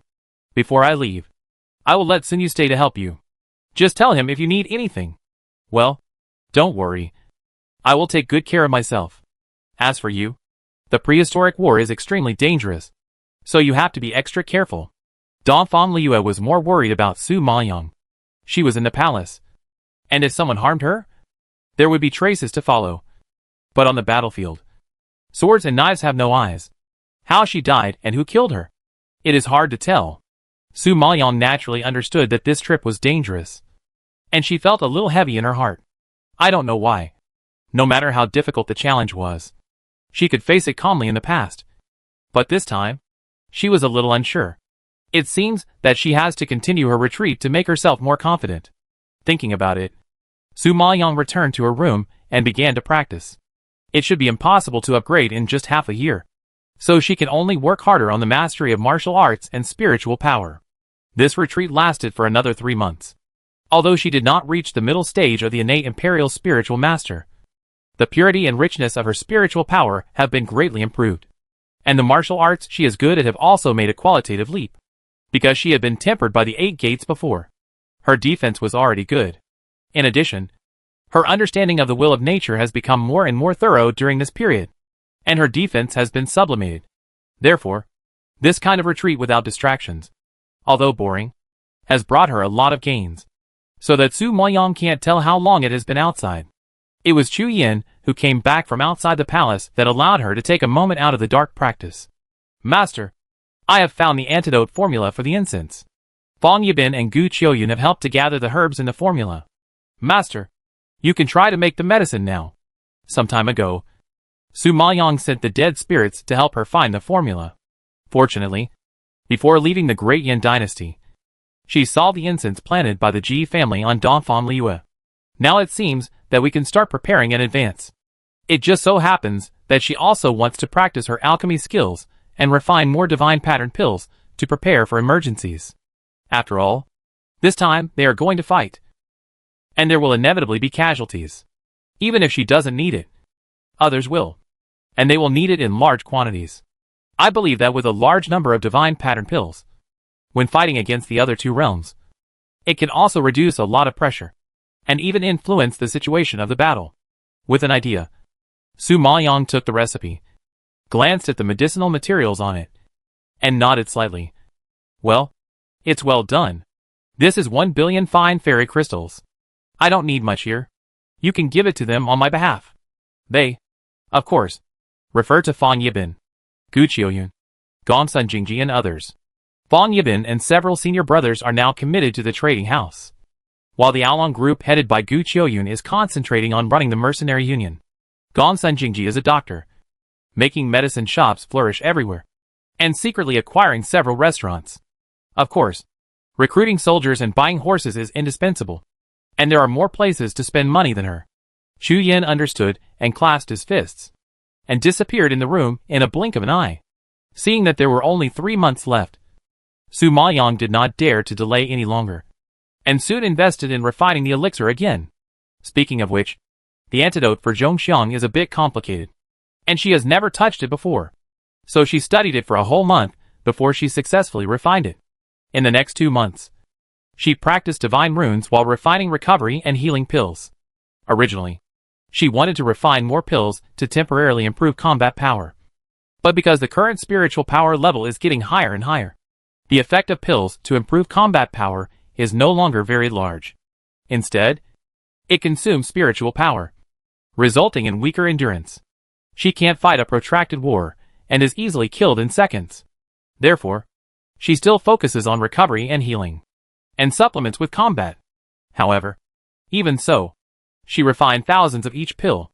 If it were someone else, It would be absolutely impossible to complete such a quantity and quality of pills in such a short time. It's really too mentally exhausting for an alchemist. Not to mention a divine rune pill of the Saint King level. Ordinary alchemists can spend 10 days and half a month to refine one pill. The more difficult ones may even take several months. Not to mention 1,000 pills. Fortunately, Su Maoyang can produce dozens or even hundreds of pills at a time, so it doesn't take much time to prepare. But she is still a little exhausted. Time passed unknowingly, and the day of the expedition came in a blink of an eye. Su Maoyang had consumed too much energy these days, and she overslept yesterday. It was not until Dongfang Liu came to call her that she woke up and opened her eyes. Good guy. I thought you went to the martial arts training ground early, but I didn't expect you to sleep in here. Hurry up. It's getting late. Dongfang Liu rushed in and saw Su Maoyang lying on the bed, and then quickly ordered 2 palace maids to come forward with wash basins to help her wash. What time is it now? Su Maoyang looked at the weather outside the window while getting dressed. It's past Chinchur, and it's almost Sishi. Emperor Yin will be in the martial arts training ground at Sishi. If you go late, you will be in trouble, Dongfang Liu said, and personally stepped forward to help her dress. Su Maoyang sighed helplessly. She didn't get up late on purpose. In order to suppress the unfounded panic, she practiced and refined pills day and night during this period, which was really tiring. Okay, we are going to fight. Not to participate in a beauty pageant. Just wash up. Su Maoyang was afraid of trouble, so she didn't put anything on her head. In addition, she didn't rest well, so her face was a little pale, and the whole person was as plain as a blank sheet of paper. I see that you are not in a good condition. Is it really okay? Dongfang Liu felt her blood and qi deficiency, and frowned worriedly. Su Maoyang shook her head. It's okay. I heard that it takes 2 months to go to the prehistoric land. This time is more than enough for recovery. Okay. I won't talk to you anymore. I'm going to the martial arts training field first. This is the antidote. You should be fine after taking it. Take good care of yourself when I'm not around. Su Maoyang handed her the refined antidote for the fragrance, gave her instructions, and quickly left Yongla Palace. Dongfang Liu held the medicine bottle in her hand and watched her leave. But her heart was in a knot. Although she knew that Su Maoyang was very strong, she was more worried this time than any other time. After all, the prehistoric war was not an ordinary battle. Chapter 2370 being excluded. Su Maoyang rushed to the martial arts school. Although he was not late, he was the last to enter. Therefore, at a glance, the Black Army was already ready and lined up for battle. Su Maoyang had seen the style of the Xinyan army at the Wulong conference before. He heard that every soldier in it had at least reached the strength of a mid-stage innate emperor spiritual master, which means that each of them had a higher spiritual power level than Su Maoyang. Now all the teams are gathered together, one by one, wearing military uniforms, holding weapons, standing tall, and full of energy, which makes them more majestic and imposing, giving people invisible pressure. It is rare for the Ouyang family to cultivate such a high-quality army. Feeling emotional, Su Maoyang even quickened his pace and found the position of the 7th team of the Xinyan army among many teams. Although they all wore the same Xinyan military uniform, there was a big 7 embroidered on their chests, highlighting the identity of the 7th team of the Xinyan army. Although there were only 50 people, they were all elites. So when Su Maoyang arrived in front of the team, he felt a strong aura before he even opened his mouth. Of course, the most powerful person was still Ouyang Xia, who was standing in the front, wearing a red long skirt, a silver coat, and holding a spear. This woman was obviously beautiful, with a charming look of a rich and noble flower in the world. But she was tall and straight, with a sharp look like a spear, and she was heroic and extraordinary, and her momentum was not inferior to that of a man. Therefore, Su Maoyang was actually a head shorter than her in front of her, and was looked down upon by her. Our general is really calm and at ease. He came late at this point, and he really has a sure victory in this prehistoric battle. However, before Ouyang Xia opened her mouth, an equally impressive young man beside her mocked her. He had delicate features, but in his armor, he looked heroic and imposing. His expression was full of sarcasm when he looked at Su Maoyang. Su Maoyang didn't know the identity of this person, but he could guess about 70% of it by listening to his tone and looking at his position. This person should be the original deputy general of the 7th Army. Due to her joining, Yang Xie retreated to the second position. So he naturally gave up the position of deputy general and became an ordinary soldier.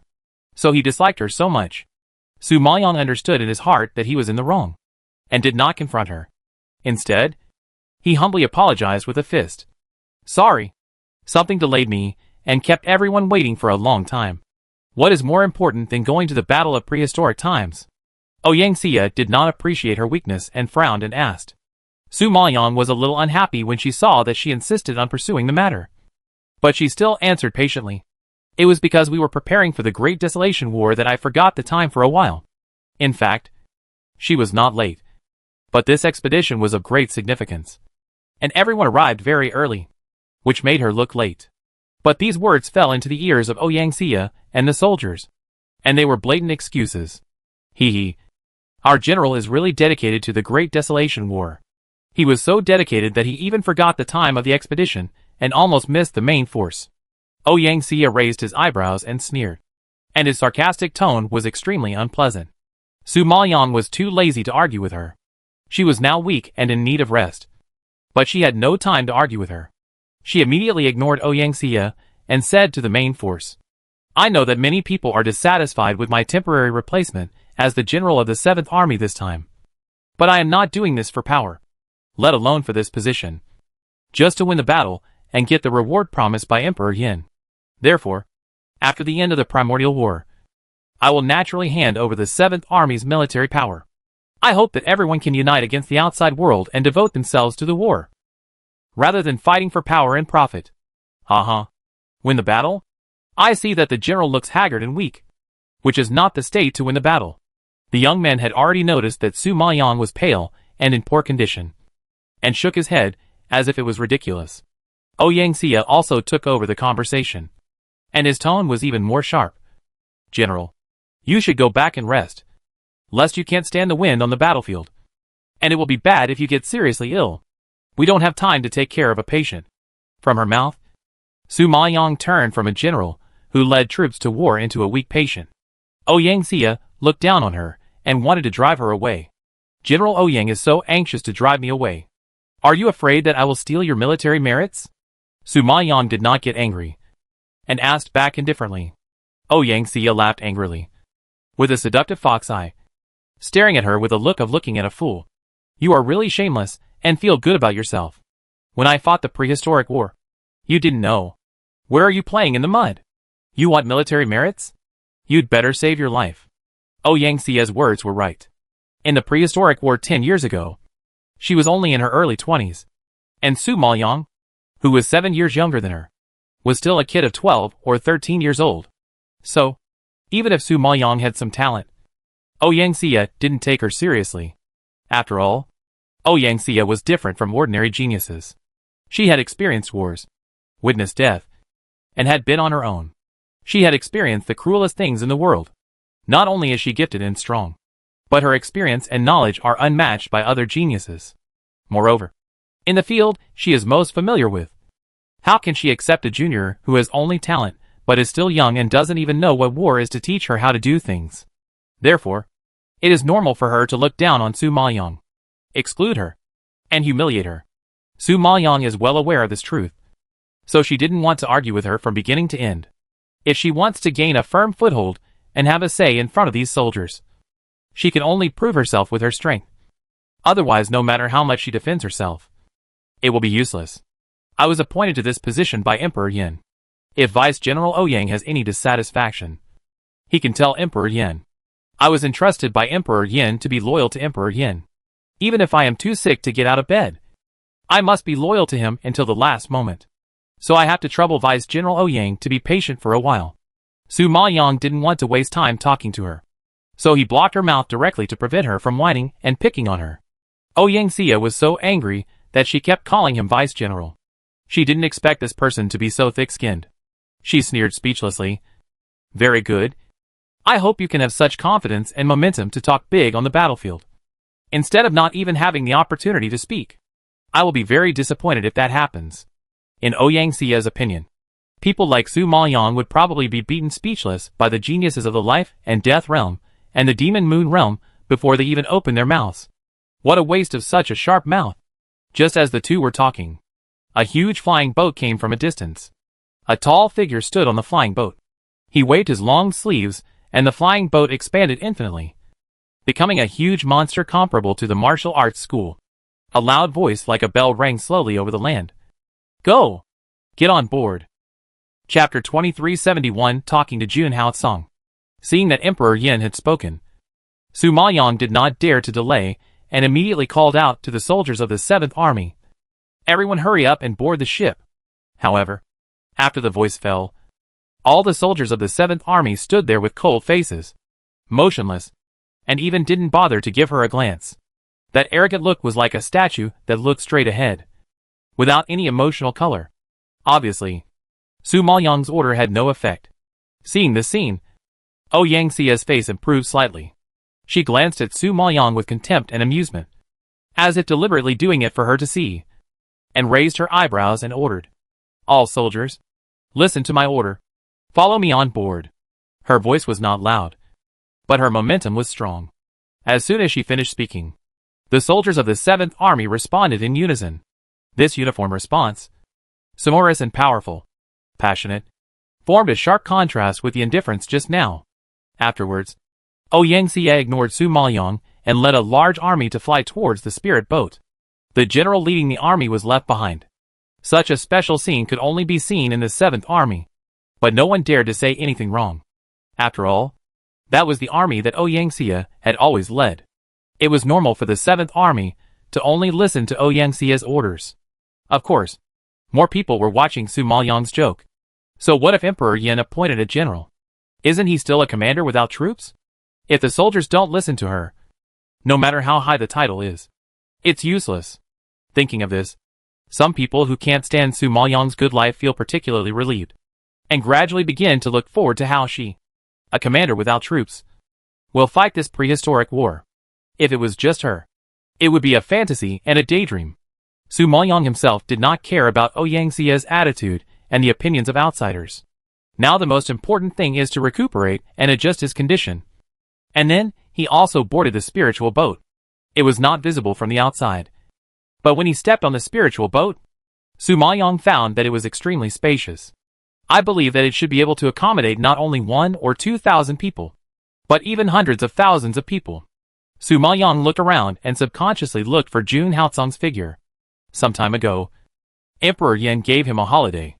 Su Maoyang tried to send a message to him, but found that there was no response. He couldn't help but wonder where he had been during this period. You know, on weekdays, he would yell if he didn't see him for a day, but now, he can insist on not showing up for half a year. It's really strange.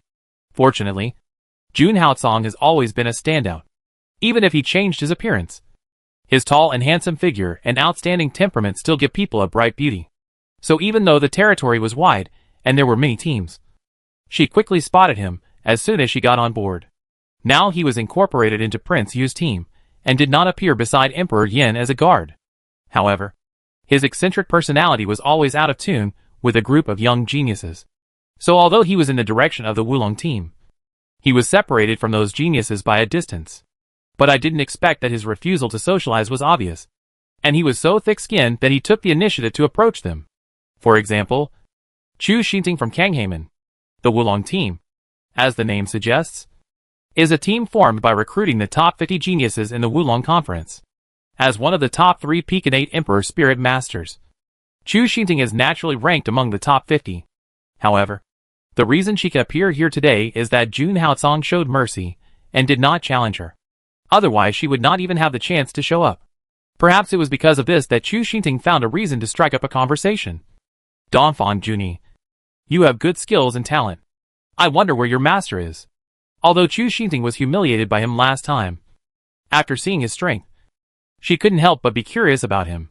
She, who has always been proud and reserved, couldn't help but muster up the courage to come and talk to him.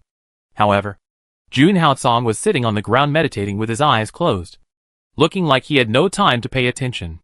After a long time, Chu Xinting didn't wait for his answer, and her face was a little embarrassed. Su Maoyang stood so far away, and she felt embarrassed for her. But who would have thought that this scene seemed to arouse Chu Xinting's desire to conquer? She actually sat down next to Jun Haotsong and continued patiently. We have been in the same team all the way. As the deputy general, I don't believe you can keep silent all the time. Sure enough, after these words came out, she saw Dongfang Junyi's mouth move. But before she could be happy, she heard a decisive word. Get lost. Chu Xingting's expected expression froze in an instant. She could never have thought that she would be ruthlessly rejected when she took the initiative to approach a man for the first time. And she was rejected in such a faceless way. If she left like this, wouldn't it be too embarrassing?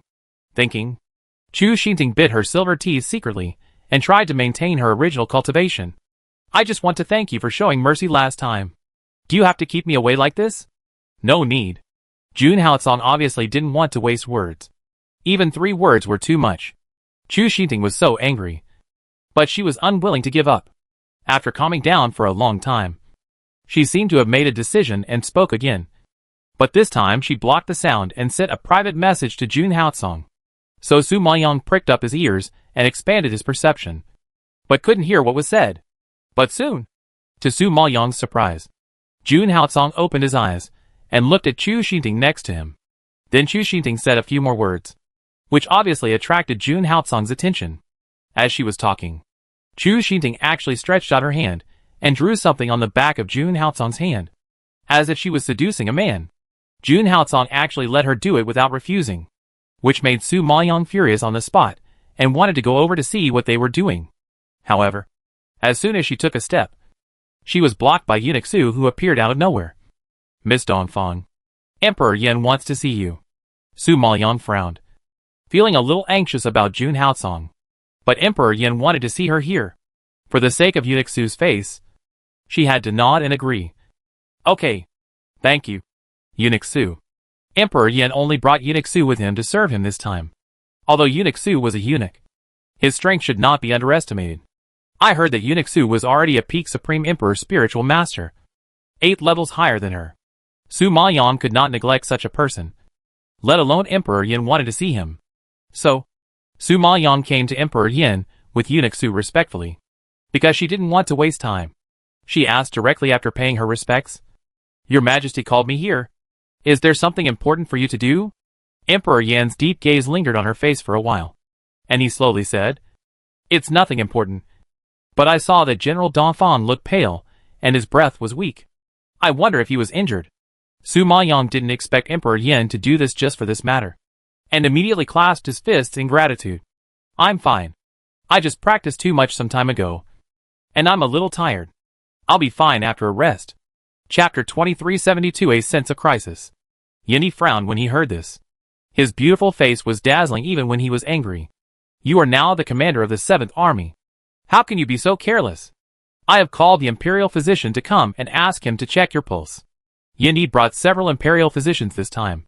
You should know that the imperial physicians of the Great Yin dynasty are different from ordinary doctors. They not only know medical skills, but also can make pills. They are very powerful alchemists. Because fighting is not only about output, but also about treatment. So imperial physicians are definitely indispensable. Su Maoyang was an alchemist and knew her own situation well. She didn't need anyone to diagnose her pulse. So she immediately declined. Your Majesty, I really practiced too much. I just need to rest for a while. There's no need to mobilize so many troops. Yang Xie, who was standing not far away, sneered when she heard this. She looks like she's dying because of over-practicing. I don't know how weak she will be on the battlefield. She still has the nerve to lead troops to fight. She's really amazing. The battle hasn't even started yet. And she even needs the imperial physician just for practicing. I don't know how she will survive in a high-intensity battle. Yang Xie and the soldiers of the 7th Army thought it was ridiculous just thinking about it. However, they didn't know that Su Maoyang had refined thousands of Saint King grade divine pattern pills. Such high-quality divine pattern pills can be produced in such large quantities at one time, which is more than other alchemists can refine in their lifetime. If it were anyone else, they would have exhausted their mental strength and died long ago. Su Maoyang was just a little weak, which was already a miracle. Su Maoyang did not comment on Yang Xie's ridicule. As for Emperor Yin, it seemed as if he did not hear it. He actually reached out and grabbed her arm, forcing her to sit on the seat next to him. Su Maoyang was surprised by Emperor Yin's action and tried to pull her hand away. but fail because of insufficient strength. When she sat down, Emperor Yin naturally let her go. His frank expression made Su Maoyang look suspicious. Then Emperor Yin said, "Before the expedition, Lady Li repeatedly asked me to take good care of you and let you return safely. But I can't guarantee it in your current state. Besides, I personally appointed you as a general. If something happens to you, how can I explain to Lady Li? I hope General Dongfang will pay more attention to your health." Hearing these words, Su Maoyang's strangeness and vigilance were instantly dispelled. Dongfang Liu has always been worried about her safety, and must have mentioned it to Emperor Yin many times, which made Emperor Yin worried. Of course, she was so weak before the fight, which was indeed not good, and it was no wonder that Emperor Yin was so worried. Thinking of this, Su Maoyang felt guilty, and could only let the imperial physician diagnose his pulse to reassure Emperor Yin. But this scene fell into Jun Haocong's eyes, and instantly turned into an ambiguous drama. Speaking of which, Jun Haocong wanted to get more news about the evil sea from Chu Xinting, but he didn't know that the next second he saw Su Maoyang and Emperor Yin pulling and tugging, which was not decent. What was even more infuriating was that Su Maoyang did not refuse the other party's touch, but sat down obediently, accepting Emperor Yin's concern and care with peace of mind. Such a scene undoubtedly stimulated Jun Haocong's nerves, and he immediately waved Chu Xinting's hand away, stood up suddenly, and strode towards Su Maoyang. Without waiting for Su Maoyang to react, he grabbed her wrist and pulled her up, saying to Emperor Yin in a stern voice, "Your Majesty, my sister is of humble status, and I dare not trouble your Majesty. Let me, as her brother, take care of her. Your sister once made contributions at the Wulong Conference, and she can be regarded as a meritorious official of our great Yin dynasty. Now she is risking her life and leading the troops to the battle. She is a rare general in the great Yin dynasty. How can she be humble? What's more, she is your sister, and I will naturally take better care of her. You don't have to be polite to me." Emperor Yin chuckled and denied Jun Haocong's words, but the beautiful amber eyes stared at him closely, emitting a strange brilliance, which made Su Maoyang feel a little strange. She had never seen Emperor Yin and Jun Haocong get along with each other before, and she always heard about them from other people. Now that she saw it with her own eyes, it seemed that those rumors were really verified. There was something fishy. Therefore, when Su Maoyang thought that Jun Haocong was not only ambiguous with Chu Xinting, but also flirting with Yin Di, she couldn't help but get jealous. She shook off Jun Haocong's hand and replied coldly, "There are imperial doctors taking care of us here. Why are you making trouble?" Jun Haocong didn't expect her to shake him off and coldly reject his concern. His face suddenly darkened and terrible anger brewed in his eyes. Why? She has Yin Di and wants to be alone with him, and doesn't want him to interfere? I can't believe that Su Maoyang has been so bold that she dares to flirt with other men in front of him. Is this Emperor Yin so charming? Is he so attracted to her? But what exactly is wrong with him? For her, he can throw away his life, dignity, and pride. For her, he endures humiliation and does all kinds of shameless things, in order to help her get the dragon bone and the heart of life. He was sent to a secret realm by Emperor Yin some time ago and practiced hard for half a year. Now that they meet, is he not even as good as an outsider who has only known her for less than a year? Just because the other person's status is more noble than his? Just because the other person is gentle and considerate, tender and sweet, and can coax women? Their feelings for so many years can be wasted? Thinking of this, Jun Haocong couldn't help but clench his fists. If it weren't for the fact that he couldn't reveal his identity and break Su Maoyang's plan, he really wanted to punch Yin Di at this moment. In the past, when he saw Su Maoyang getting along with other men, he was at most jealous, angry, and uncomfortable. This was the first time that someone gave him a huge threat, which made him feel a sense of crisis. This Emperor Yin is definitely not as simple as he saw. What is he plotting? What is his intention? This is the first time that Jun Haocong cannot see through a person. Your Majesty, I have something to tell my sister. Let me take her away for a while. Although Jun Haocong was angry, he could not lose his temper in front of Emperor Yin. He had to get rid of Su Maoyang first. Come with me. Su Maoyang didn't know what Jun Haocong was thinking. His mind was full of Chu Xinting's touch and seduction of him. Hearing this commanding tone, he felt even more unhappy. Let go. If you have anything to say, just say it here. It's not something shameful. She hadn't even questioned what he and Chu Xinting were doing. But he got angry instead. Jun Haotsong frowned. His face was already quite ugly. Seeing the tense atmosphere between the two, Emperor Yin could not help but try to smooth things over. Jun Yi, your sister is being taken care of by the imperial physician. So don't worry. She is not feeling well right now. So wait until she gets better before you say anything. There is still a long way to go. So there is no need to rush. Chapter 2373 Specially inquire about her news? I don't know if it's because I'm sensitive. But Jun Haotsong always feels that there's something behind Emperor Yan's words. He is jealous and wants to take Su Maoyang away by force. But the next second he hears Emperor Yan ordering Su Maoyang. I'll have someone clean up a practice room for you later. It's inconvenient with so many people here. You can go back to your room and rest. And your body will get better faster. There are several practice rooms on the spirit boat. But only people with status like Emperor Yin and Prince, you are qualified to use them. And Emperor Yin opened one specifically for her, which was a special favor. Su Maoyang glanced in the direction of Chu Xinting and saw that the woman's eyes were still following Jun Haotsong's figure, obviously waiting for him to go back. And he couldn't help but feel depressed. In the past 6 months, her messages to Jun Haotsong fell on deaf ears. He didn't respond and didn't show up. Could it be that he was mixed up with Chu Xinting?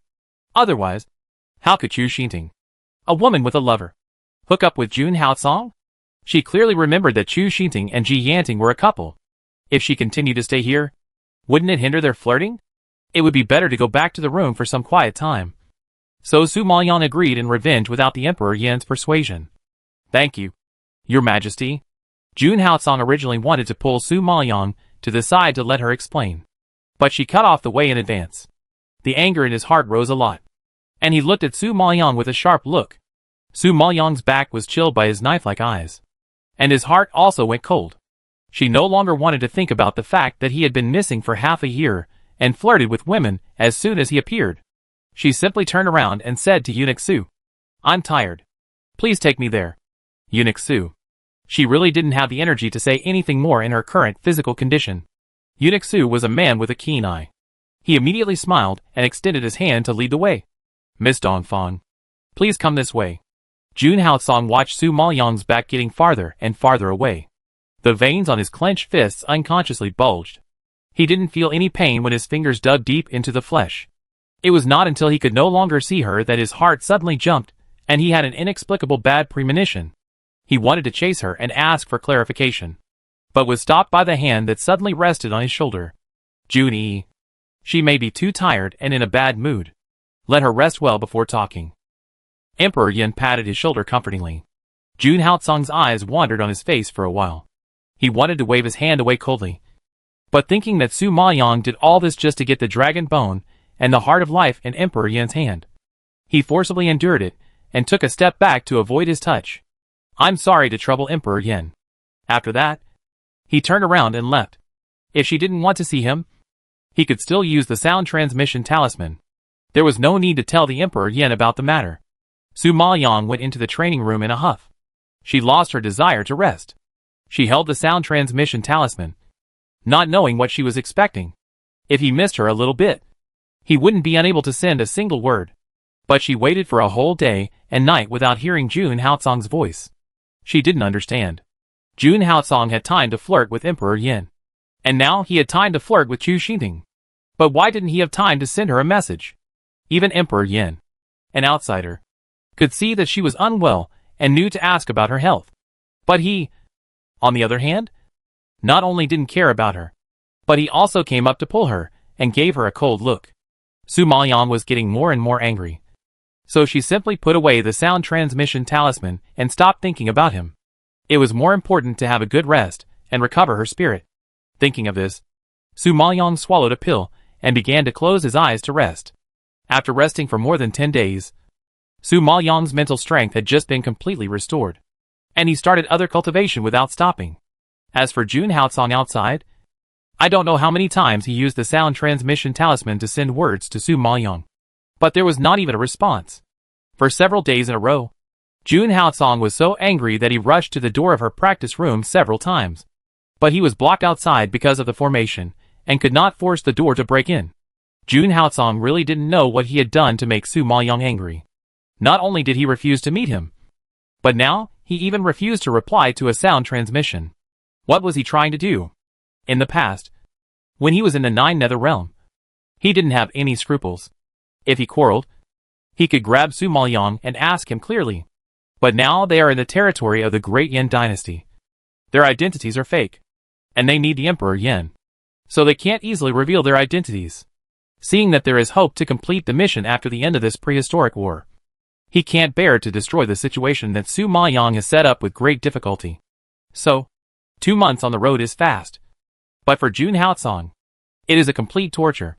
Su Maoyang is right under his nose, but he can't see or touch her, or even hear a sound. God knows that he misses her so much. But when he thinks of her being so heartless, Jun Haocong is so angry that he wants to die.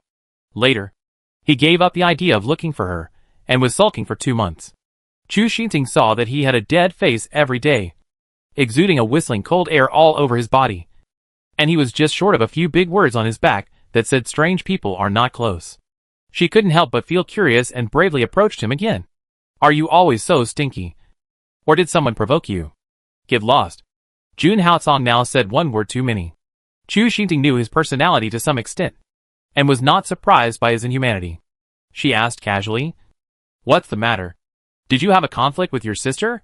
She was standing far away before, but as long as she was not blind, she could guess from their expressions and behaviors that the two sides were not happy. None of your business. Hearing the word sister undoubtedly pierced Jun Haocong's sore spot. He glared at Chu Xinting coldly and warned her to shut up. It was the brother-sister relationship that made him unable to even recognize his wife. And he had to sulk here. Chu Xinting rarely heard him say more than 3 words. She smiled in surprise as if she had discovered a new world. Okay. You said 4 words this time. Good sign. Are you sick? Jun Haocong hated noise the most. He glared at Chu Xinting fiercely. If it were any other woman, that murderous look would scare her to death. But Chu Xinting was a dead pig that was not afraid of boiling water. She stood up to his pressure and replied, "I'm just concerned about you. Why are you so ungrateful? If it weren't for his strong strength, he could defeat all the top geniuses of the 3 dynasties by himself. With his bad temper and annoying personality, she wouldn't bother to ask more questions." Jun Haocong ran out of patience, blurted out a sentence coldly, then retracted his gaze and ignored her. "Go and care about your Ji Yanning. Don't bother me. Except for Su Maoyang. He has never said a few words to women in his life." He was able to say these few words because Chu Xinting had just provided the information about the evil sea. If it were someone else, he would have become a dead soul under his sword. When Chu Xinting heard this, she raised her eyebrows in surprise and looked at him suspiciously. "You know Ji Yanting? You didn't go out of your way to find out about me, did you?" It was obvious that he knew the relationship between her and Ji Yanting. Chapter 2374. How shameless is this? Hearing this, Jun Haocong couldn't help rolling his eyes. This woman named Chu Xinting is indeed sick. And she is seriously ill. From beginning to end, she is not as attractive to him as the 4 words evil sea domain, she said. What kind of confidence makes her think that he went out of his way to inquire about her? Seeing that Jun Haocong didn't answer, Chu Xinting thought he was guilty, and immediately guessed, and smiled and teased. "So you are this style. Cold on the surface, unwilling to talk, but secretly inquired about my news. Even Ji Yanting, who is good friends with me, knows about it. What? Are you jealous?" Jun Haocong thought it was ridiculous and stared at her with a look of looking at a mentally retarded person. He was indeed jealous. But what does it have to do with her? This is the first time he has met such a shameless and self-indulgent woman. Those women in the past at least had some self-knowledge, fearing that he would look down on them. But this Chu Xinting actually thought he secretly liked her. How big of a face does one have to do this? Seeing Jun Haocong's strange expression, Chu Xinting thought that he was embarrassed to admit that his thoughts were exposed, and instead comforted him generously. "Haha. Don't be shy. There are so many men who appreciate me. I've been used to it. But your style is quite fresh. But men should stop hiding it. It's not shameful to like someone." Seeing her proud face, Jun Haocong really wanted to spray her. "Shame on you." But his self-restraint made him hold back. But the words he said were even more harsh. "Go and get treatment if you are sick. Emperor Yin brought a lot of imperial doctors. Even my sister was tired and was willing to treat her. Your brain is so bad. You must order all the imperial doctors to consult together. Jun Haotsong got angry again when he talked about the imperial physician. And he spoke in a weird tone, which made Chu Xinting look confused. Isn't it good that Emperor Yin cares about your sister? From your tone, why can't you see your sister doing well? Chu Xinting thought he was a weirdo. If other brothers saw that their sisters were favored by Emperor Yin, they would probably be so happy that they didn't know what to do. He was good, and he got angry because Emperor Yin asked the imperial physician to treat his sister. Is there any brother like him? I think your sister is also a material for entering the palace to be a favorite concubine. You can be Emperor Yin's brother-in-law. So just be happy. Seeing that Emperor Yin appreciated and cared about Su Maoyang so much, Chu Xinting felt that there was a chance, and glanced at Jun Haotsong unhappily, thinking that he was born with a blessing but didn't know how to appreciate it. When he heard the word brother-in-law, Jun Haotsong instantly got angry and grabbed Chu Xinting's neck. His low and cold voice was like broken ice, which made people feel cold. If you say another word, I will break your neck. Fuck brother-in-law. Her whole family is brother-in-law. Chu Xinting really talked about everything, and every word hit Jun Haotsong's heart. What taboos? What did she say? Jun Haotsong didn't kill her with one move, which was quite merciful. Chu Xinting thought Jun Haotsong had some thoughts about her, so she went to inquire about her news. Who would have thought that he would now have the idea of killing her? What on earth was this man thinking? Chu Xinting was outstanding in appearance, temperament, strength, and even status. He could be so cruel to such an excellent girl. Is he still a man? But when she thought that he was a devil who could defeat all the top geniuses in the 3 dynasties, Chu Xinting felt a little scared for a moment. She didn't dare to force it. She wanted to ask for help, but her neck was pinched so hard that it was difficult to breathe, let alone speak. Fortunately, Prince Yu saw through their situation in time, and immediately stepped forward to wave away Jun Haotsong, saving Chu Xinting, and angrily scolded. What are you doing? You haven't even entered the battlefield yet, and you've already attacked your own people. Do you want to rebel? Jun Haotsong didn't even bother to look at Chu Xinting's pale face. He glanced coldly at Prince Yu, then turned and left, finding a quiet corner. Seeing this attitude, the geniuses who had been humiliated by Jun Haotsong before were very dissatisfied, and said to Prince Yu, Your Majesty, although he is strong, he doesn't listen to orders at all, and has no sense of teamwork. Isn't he causing trouble for us on the battlefield? Stop talking nonsense. Go and practice. Prince Yu didn't comment, and glared at them majestically. Everyone knew that Prince Yu didn't like people who talked too much, so they scattered like birds and beasts, and did what they had to do. Time passed slowly, and soon the spirit boat sailed into the territory of the prehistoric land. Su Maoyang, who didn't dare to be late again, walked out of the training room on time. Of course, the 7th Army didn't recognize her as a general. Even if she came to the front of the team, everyone ignored her. So, in the end, it was Ouyang Xie who arranged the team and led the boat. As soon as she landed, Ouyang Xie reminded Su Maoyang with disdain. Don't think that you can fish in troubled waters with the support of Emperor Yin. This is a battlefield. The general is outside, and the military orders are not accepted. I hope you can follow the team closely, and don't drag everyone down. If something goes wrong, I can't save your life. Yes, Deputy General Ouyang is right. The general is outside, and the military orders are not accepted. But don't forget that I am the general holding the military order. You are a deputy general. You only need to assist me well, and don't drag me down. If something goes wrong, I can't save your life either. Su Maoyang felt that Ouyang Xie had not yet recognized the reality, and always wanted to use her previous prestige in the army to exclude her. Ouyang Xie was immediately speechless. His beautiful eyebrows raised high, and there was anger underneath. So what if it's a military token? It's just an empty shell. You have no ability. Who will obey you? The young man named Yuan Xiongyu, who was originally a deputy general, sneered and said. Su Maoyang heard this disrespectful remark, and immediately solemnized his expression. He looked at Yuan Xiongyu coldly, and shouted in a deep voice. Disrespecting the military token and committing a crime should be punished by military law. Since you are unwilling to obey orders, you are worthless. After saying that, before Yuan Xiongyu could react, Su Maoyang pushed him out with a palm and knocked him to the ground.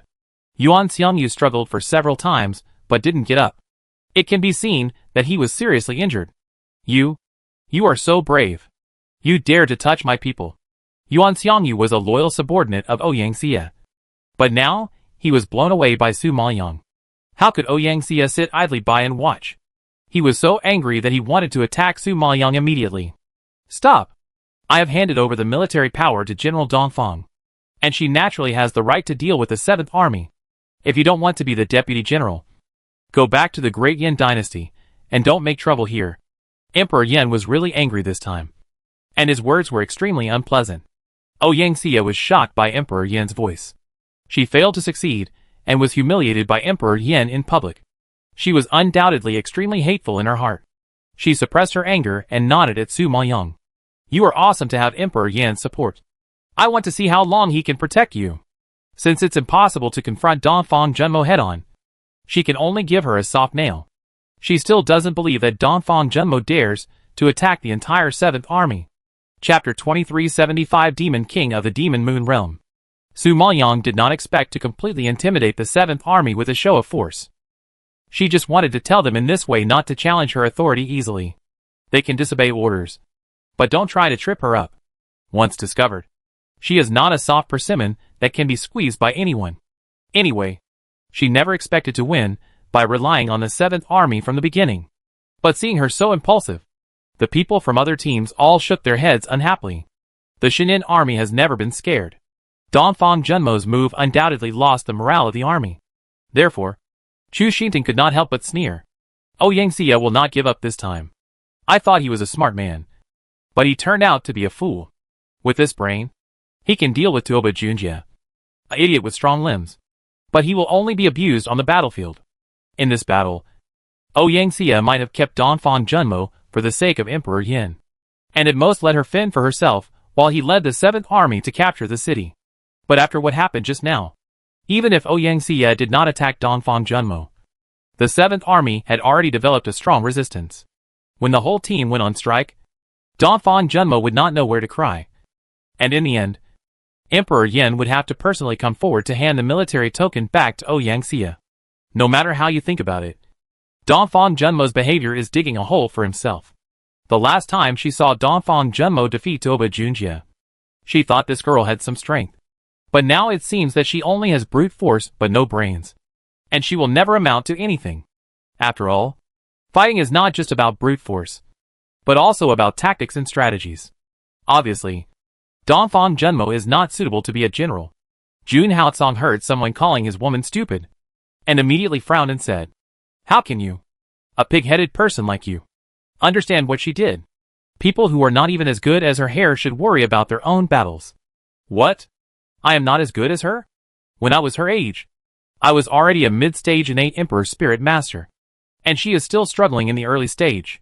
I didn't expect that you could lie with your eyes open to praise your sister. It's rare to be so shameless. Chu Xingting thought it was ridiculous and sarcastically said.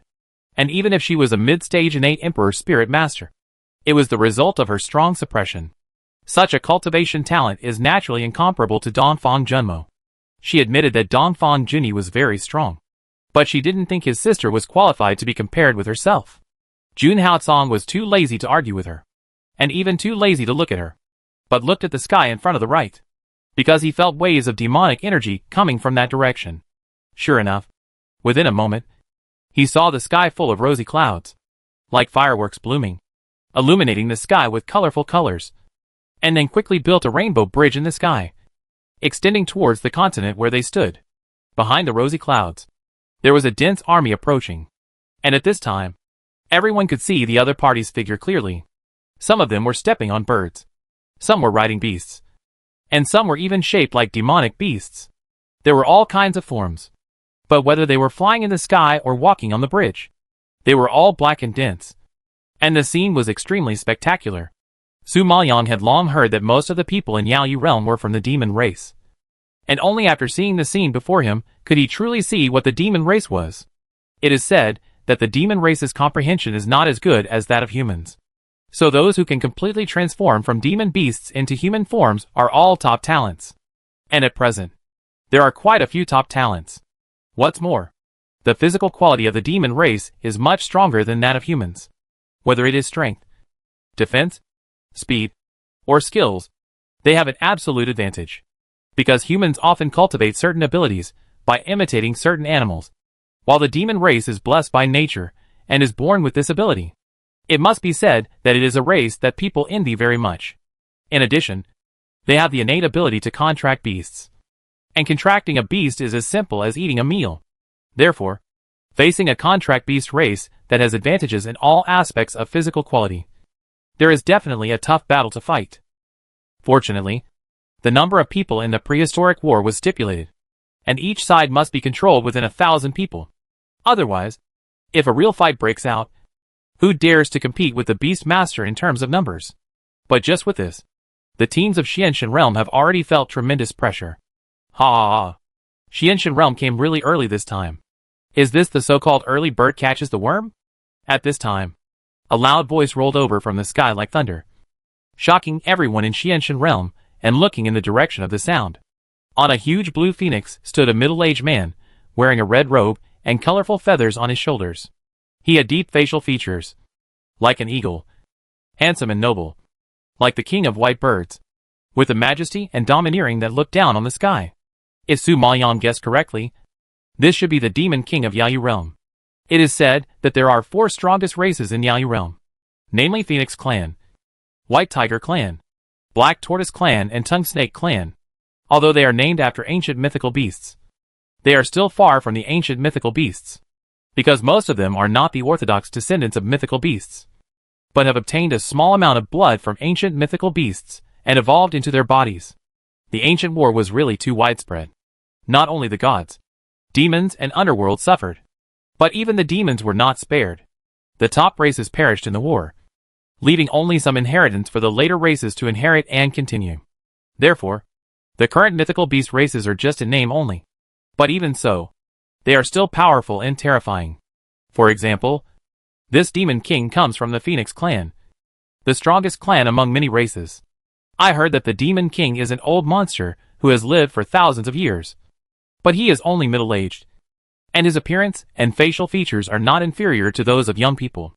I have to admire the appearance of the Phoenix clan, which is amazing. When Emperor Yin heard the ridicule from the demon king, he remained calm and looked at him calmly. His calm tone did not reveal any emotion. It's a pity that people in the Xianshan realm are not birds. They are not qualified to fly first. I disappoint the demon king.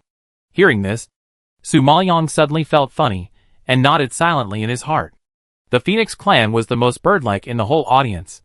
Emperor Yan's words undoubtedly scolded the demon king. Emperor Yan's mouth was really poisonous when he insulted people. He didn't even use a dirty word to humiliate people. The demon king was stunned for a while before he realized that the other party was calling him a stupid bird. His handsome face, which was originally full of smiles, immediately sank a little. After 30 years of not winning the mining rights, Emperor Yin is still so high-spirited. I hope that the Xianshan realm can survive the gambling battle this time. Otherwise, it will not even be able to enter the city. Isn't it a pity? Emperor Yin was merciless, and the demon king also stepped on the pain point of the Xianshan realm without hesitation. Chapter 2376. The Holy Sun leads the team. The demon king is too kind. I am young and energetic, so I am naturally not as calm and steady as the demon king. As for whether we can survive the gambling battle, we will know after the battle. We will accept it calmly regardless of whether we win or lose. The Emperor Yin cursed seriously, but there was no evidence to prove his cursing. But everyone could hear clearly that the Emperor Yin was using his age to humiliate the demon king. He called him an old guy. After all, only an old monster like the demon king who has lived for thousands of years deserves the word calm and steady in front of an old guy like him.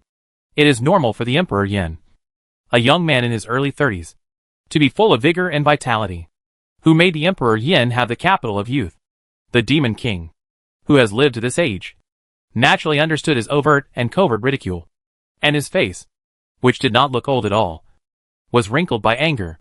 He just ridiculed the Emperor Yin for being vigorous and blindly optimistic, and the Emperor Yin laughed at him for being old and lifeless.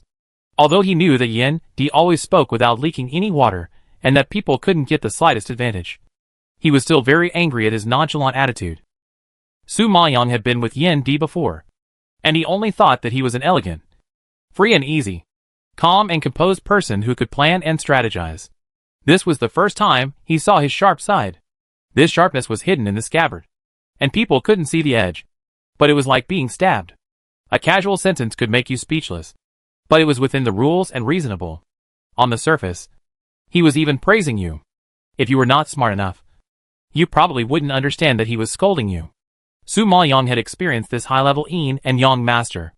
However, what shocked her the most was that Emperor Yin, as a young man, was not at all inferior in momentum to the old monster like the Demon King, who had lived for thousands of years. The Demon King seemed to have no way to deal with Emperor Yin. Otherwise, he would not have engaged in such a meaningless verbal battle. From this, it can be seen that Emperor Yin's strength is unfathomable and absolutely beyond her cognition. But can a young man in his 30s really have the strength that even the Demon King is afraid of? This seems unrealistic. However, just when Su Maoyang was puzzled, a black palace suddenly flew from the sky on the other side. It fell from the sky and landed steadily on the ground. But it was extremely powerful, and instantly splashed a thick layer of death energy, which radiated like a shock wave, forming a suffocating pressure. Seeing this scene, a knowledgeable person in the Wulong team exclaimed, "The Black Nether Palace of the Life and Death Realm. The people of the Life and Death Realm have arrived."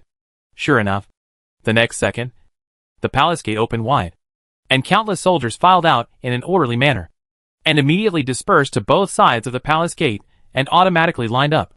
All the soldiers moved in an orderly manner, with a majestic aura, exuding a terrifying death aura. They did not look like living people, but like puppets being controlled. Standing in front of them were the leading generals. Each of them was mighty and majestic, wearing black armor, surrounded by death aura, like a legion of evil spirits from hell.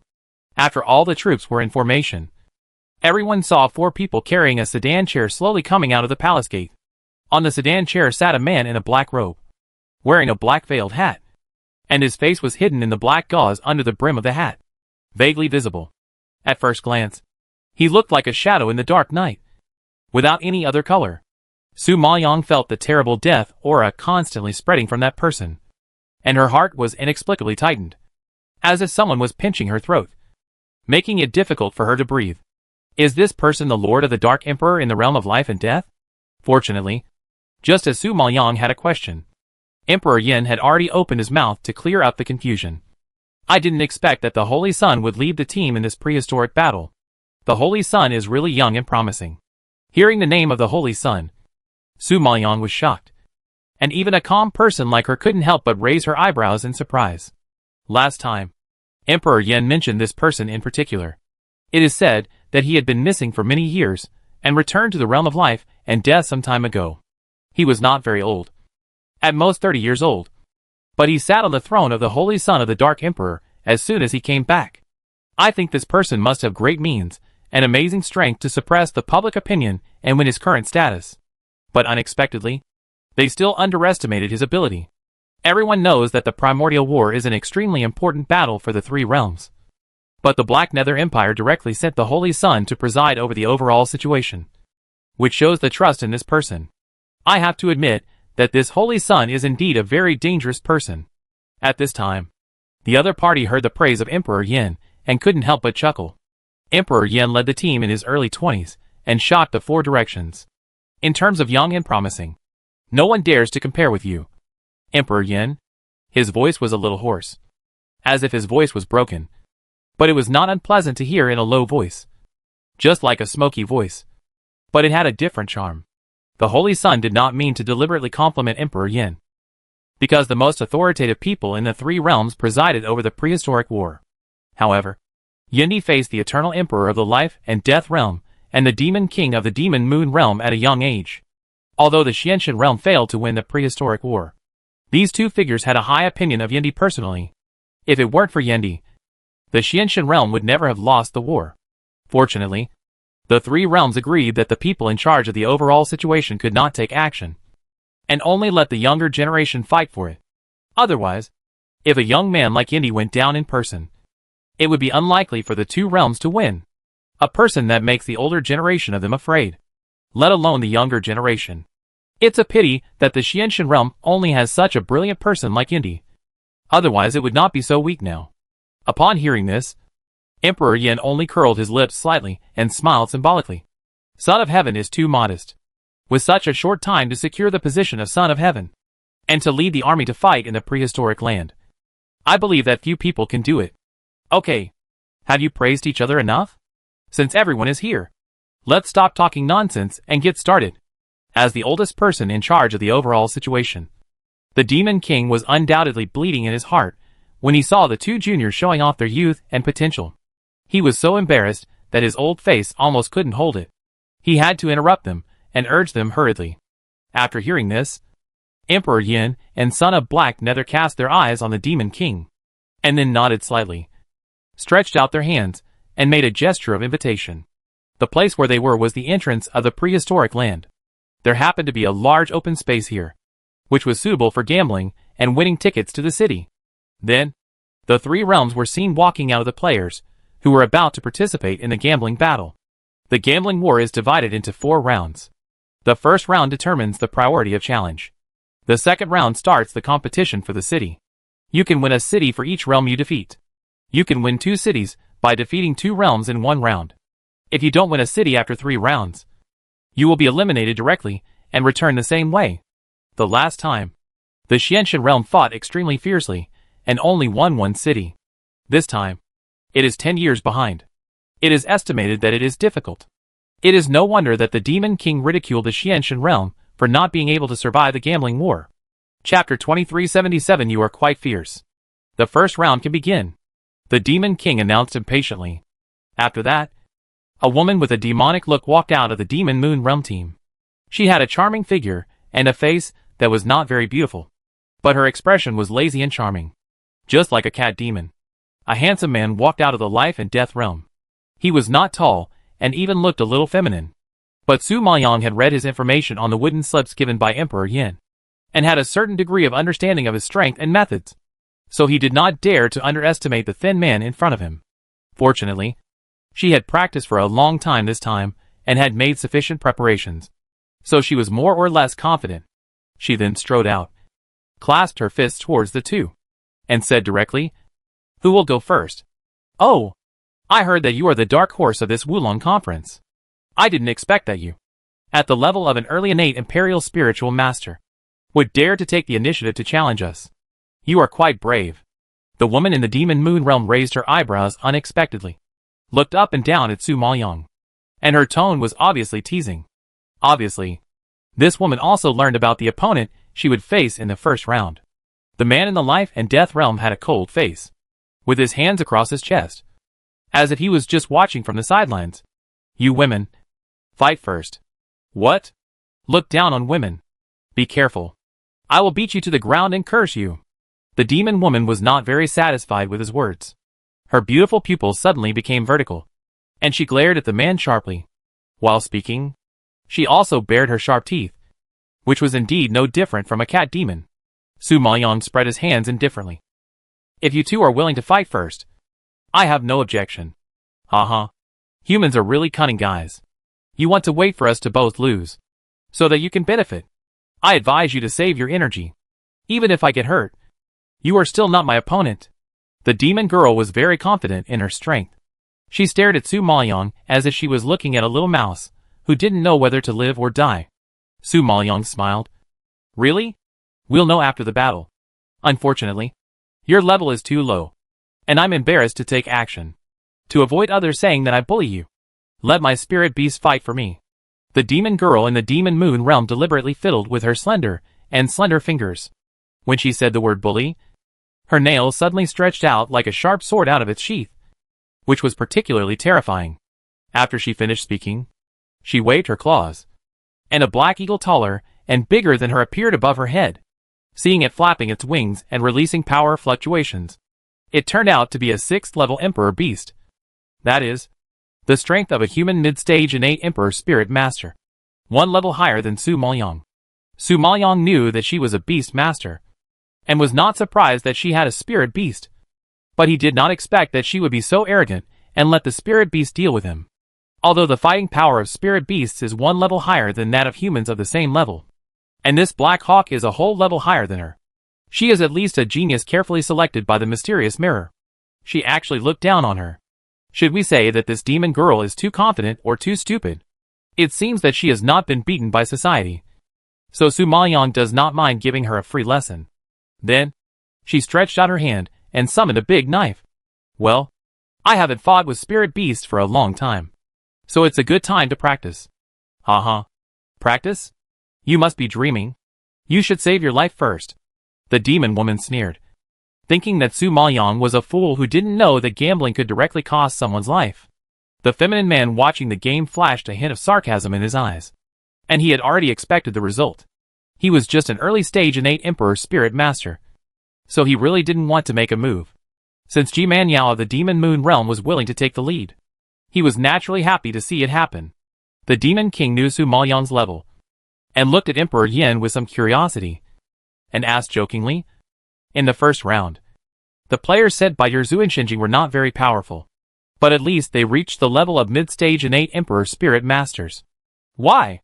Now you can't even show the level of mid-stage innate emperor spirit masters, and you let the early stage ones make up the numbers? Do you think I would let someone who is not sure make up the numbers? Of course. It's because she can win. Emperor Yin raised his eyebrows and looked at the Demon King, and said with a firm tone. The Demon King was slightly stunned when he heard this, and then he burst into laughter. Ha ha ha. Emperor Yin trusts her so much. Then I have to wait and see how she will win. Ji Manyan naturally heard the conversation between Emperor Yin and the Demon King, and couldn't help but feel that Emperor Yan's blind confidence was like a joke. If Emperor Yin saw Dongfang Junmo die under the claws of her black eagle later, I wonder if she would regret what she said just now. But she is looking forward to it. Thinking of this, Ji Manyao grinned, waved her hand, and the black eagle instantly swooped towards Su Maoyang, and the vigorous and powerful wings flapped with terrible force, sweeping away like a hurricane, and the huge and sharp eagle claws, like sharp iron hooks, grabbed Su Maoyang's head. With this force and speed, Su Maoyang had no doubt that if he was a second slower, his head would explode and die. Unfortunately, the opponent underestimated her strength. Not only could she fight across levels, but she could also defeat 2 levels. In addition, she had been tempered by the 8 gates, and her physical fitness and defense even exceeded those of spirit beasts. What was this strength and speed? So the next second, Su Maoyang ignored the physical attack of Black Hawk, swung his knife, and slashed straight at Black Hawk's abdomen, suddenly leaving a trail of blood. The expected headshot scene was not seen, but Black Hawk was cut in the belly and was blown away in an instant, and his eyes widened on the spot. When did the 6th level Emperor Beast become as easy as cutting a chicken? Just when everyone was in doubt. Su Maoyang quietly wiped the blood on the knife and put it into the space. This blood may be of great use in the subsequent war. At this time, Ji Manyao was shocked to the extreme when she saw her spirit beast being cut open. Although this attack failed to kill Black Hawk, the fact that she was defeated in one move still made her very embarrassed. Then she roared again. Sky Thunder Tiger, bite her to pieces! Before the roar fell, a white tiger flashing with lightning appeared beside Ji Manyao. It was snow white with only a few patterns on its forehead. It raised its head and howled, and the sound was like thunder, making a dull and domineering roar. Obviously, this tiger had the will of thunder, and its strength was above Black Hawk just now. But that didn't matter. It was just another one to deliver the blood of the beast. Therefore, seeing the Sky Thunder Tiger rushing towards her, opening its bloody mouth directly, wanting to swallow her in one bite, Su Maoyang swept the knife across, and everyone saw that the domineering Thunder Tiger had no teeth in the blink of an eye, like a newborn cub, showing a bit of stupidity. Chapter 2378 A Bunch of Idiots. Since he didn't want to kill, Su Maoyang suddenly put away his knife and pushed his palm to hit the head of the Thunder Tiger. With a loud bang, the huge Thunder Tiger was slapped to the ground. Its situation was not much better than that of the Black Hawk just now. You should know that the Thunder Tiger is a spirit beast with the will of thunder. Not only is its attack power amazing, but its defense is also quite terrible. It was actually slapped away by this woman with bare hands. Isn't it a bit exaggerated? At this time, Su Maoyang wiped the blood on the big knife calmly, and said with regret, "This way of fighting saves you effort, but it consumes a spirit beast a bit. If you don't feel sorry, I feel sorry for you." Humph. You ignorant guy. As a beast master, the last thing I lack is spirit beasts. Ji Manyao thought she had never seen the world. Snorted coldly. and summoned 3 more heads as if to show off. Among them, there are golden monsters with small feet, which look like pythons and lizards. But people can't tell their names. There are also leopards with leopard prints, horns, and a circle of mane on their necks. There is also a fox with red and white stripes, shaking its fat tail and baring its teeth. Except for the leopard, which is a 6th level emperor beast. The other 2 have reached the level of 7th level emperor beasts. That is, they have the strength of late stage innate emperor spirit masters. Such a lineup has obviously exceeded the scope of mid-stage innate emperor spirit masters. And it is more than enough even if it is included in the battle of late stage innate emperor spirit masters. Sure enough, none of the disciples sent out for this gambling battle are weak. Thinking of this, Su Maoyang laughed and sighed. The beast masters really have the advantage. Not only are there more people, but each of them is higher than my level. With such a big battle, you really think highly of me. Ji Manyao couldn't help but straighten his chest and sneered proudly after hearing her words. Why? Are you scared? It's a pity that it's too late. The unique talents of my demon race are not obtained by mortals like you. Today, I will let you see the consequences of offending the beast master. Come on!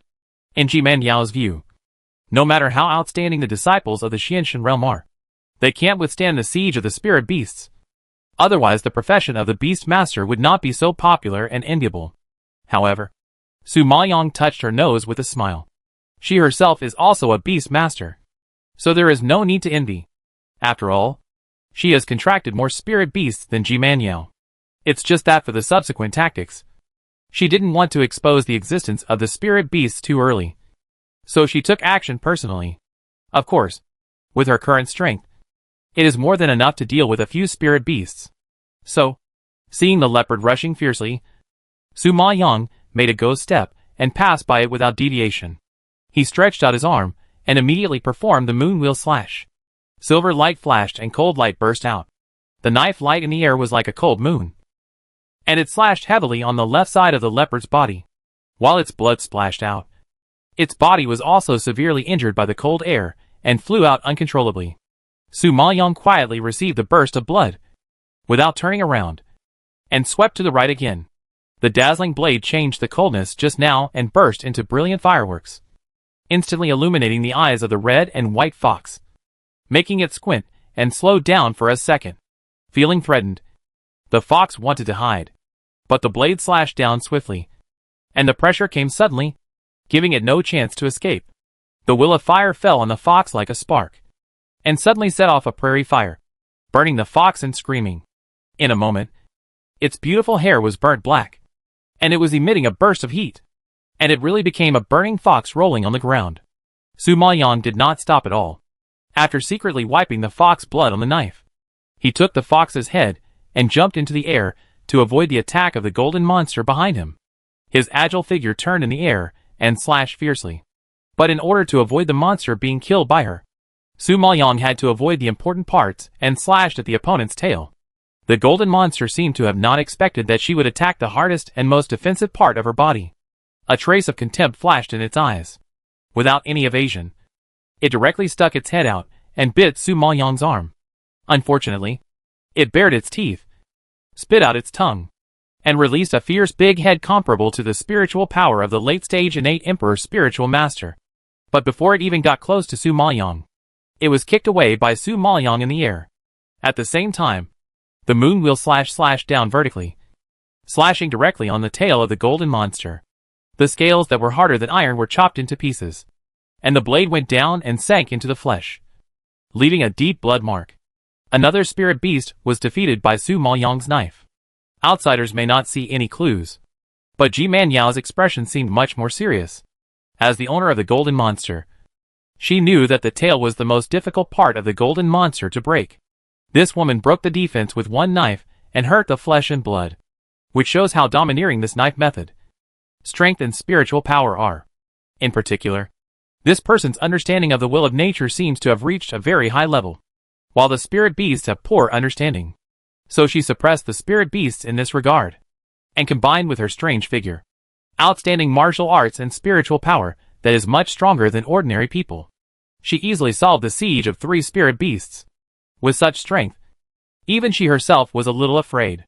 But although Su Maoyang fought cleanly and easily, many people still felt disgusted by her timidity and unwillingness to hurt lives.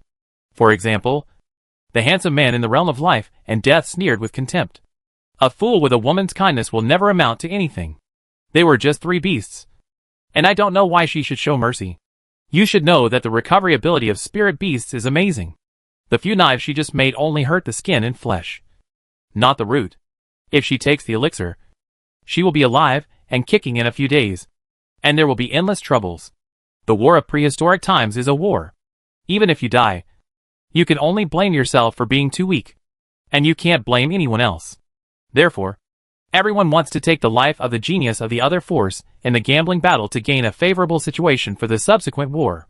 Who would have thought that this Donphan Junmo was a soft-hearted person who dared not to be ruthless everywhere? This move is undoubtedly letting the tiger go back to the mountain and digging his own grave. Of course, not only the life and death realm and the demon moon realm had this idea. The disciples of the mysterious god realm were also very angry about Su Maoyang's behavior. Ouyang Xie even cursed. Donphan Junmo, you coward. Why don't you cut the grass and root it out? Do you think this is a performance match of the Wulong Conference? This is a battlefield. A place where life is risked. If you don't kill others, they will kill you. Do you really think others will be grateful for your mercy? Stupid. Chu Xinting also echoed indignantly. Before, she said Donphan Junmo was stupid, and Donphan Juni was still unconvinced. Now his sister is completely stupid. I don't know what he has to say. Chapter 2379, Let Her Escape. Su Maoyang had already made up her mind and ignored their scolding. Instead, she looked at Ji Maniao opposite and said, Miss Ji, your spirit beasts have been beaten down. Now it's your turn. Humph. I didn't expect you to be a beast lover. It's a pity that you don't have the talent to be a beast master. You didn't have the chance before, and it will be even more impossible in the future. Ji Mania's tone was full of sarcasm. In her opinion, Donphan Junmo's behavior of pitying spirit beasts was also extremely stupid. After saying that, Ji Mania's eyes were fierce, and she attacked her fiercely. Donphan Junmo was going to die here today, so there was naturally no future. Su Maoyang saw that she was murderous and killed her as soon as she made a move. It was obvious that she didn't want her to go back alive, so she didn't dare to resist carelessly. Then, everyone saw her swinging her broadsword several times faster than before. In the blink of an eye, countless blade lights burst out. Sometimes with the evil spirit of the cold moon, and sometimes with the flames of the red sun. In addition, Su Maoyang already mastered the will of fire and the will of ice, injecting the two into the 2 forms of the sun and moon demon slash. It was like adding wings to a tiger, doubling its power. Everyone only saw the silver light and the fire flashing alternately. Each blade light was dazzling, so fast that Ji Maniao was a little caught off guard. She used a long sword, which should be faster and sharper than a broadsword. But who knew that under the suppression of Su Maoyang's sword technique, the long sword lost its advantage of being agile and elegant, and seemed a little useless. It was really that every knife of the opponent was extremely domineering, and her long sword hummed and could not exert its original attack power at all. However, Ji Maniao is a beast master. Although she is also very good in combat power, she is still not as outstanding as the beast master. Therefore, in the application of weapons, Ji Maniao is not as good as Su Maoyang, and she gradually showed signs of decline within 10 rounds. But she is a genius among the demons after all. Her speed and defense are much stronger than humans, so Su Maoyang's several big moves were all missed, allowing her to dodge them. If Su Maoyang had not learned the martial art of Ghost Shadow Step, it would be difficult to even match her in speed. Of course, even if Ji Maniao was hit by Su Maoyang's knife, she only suffered some skin injuries, which healed automatically soon. And her defense and recovery ability were amazing.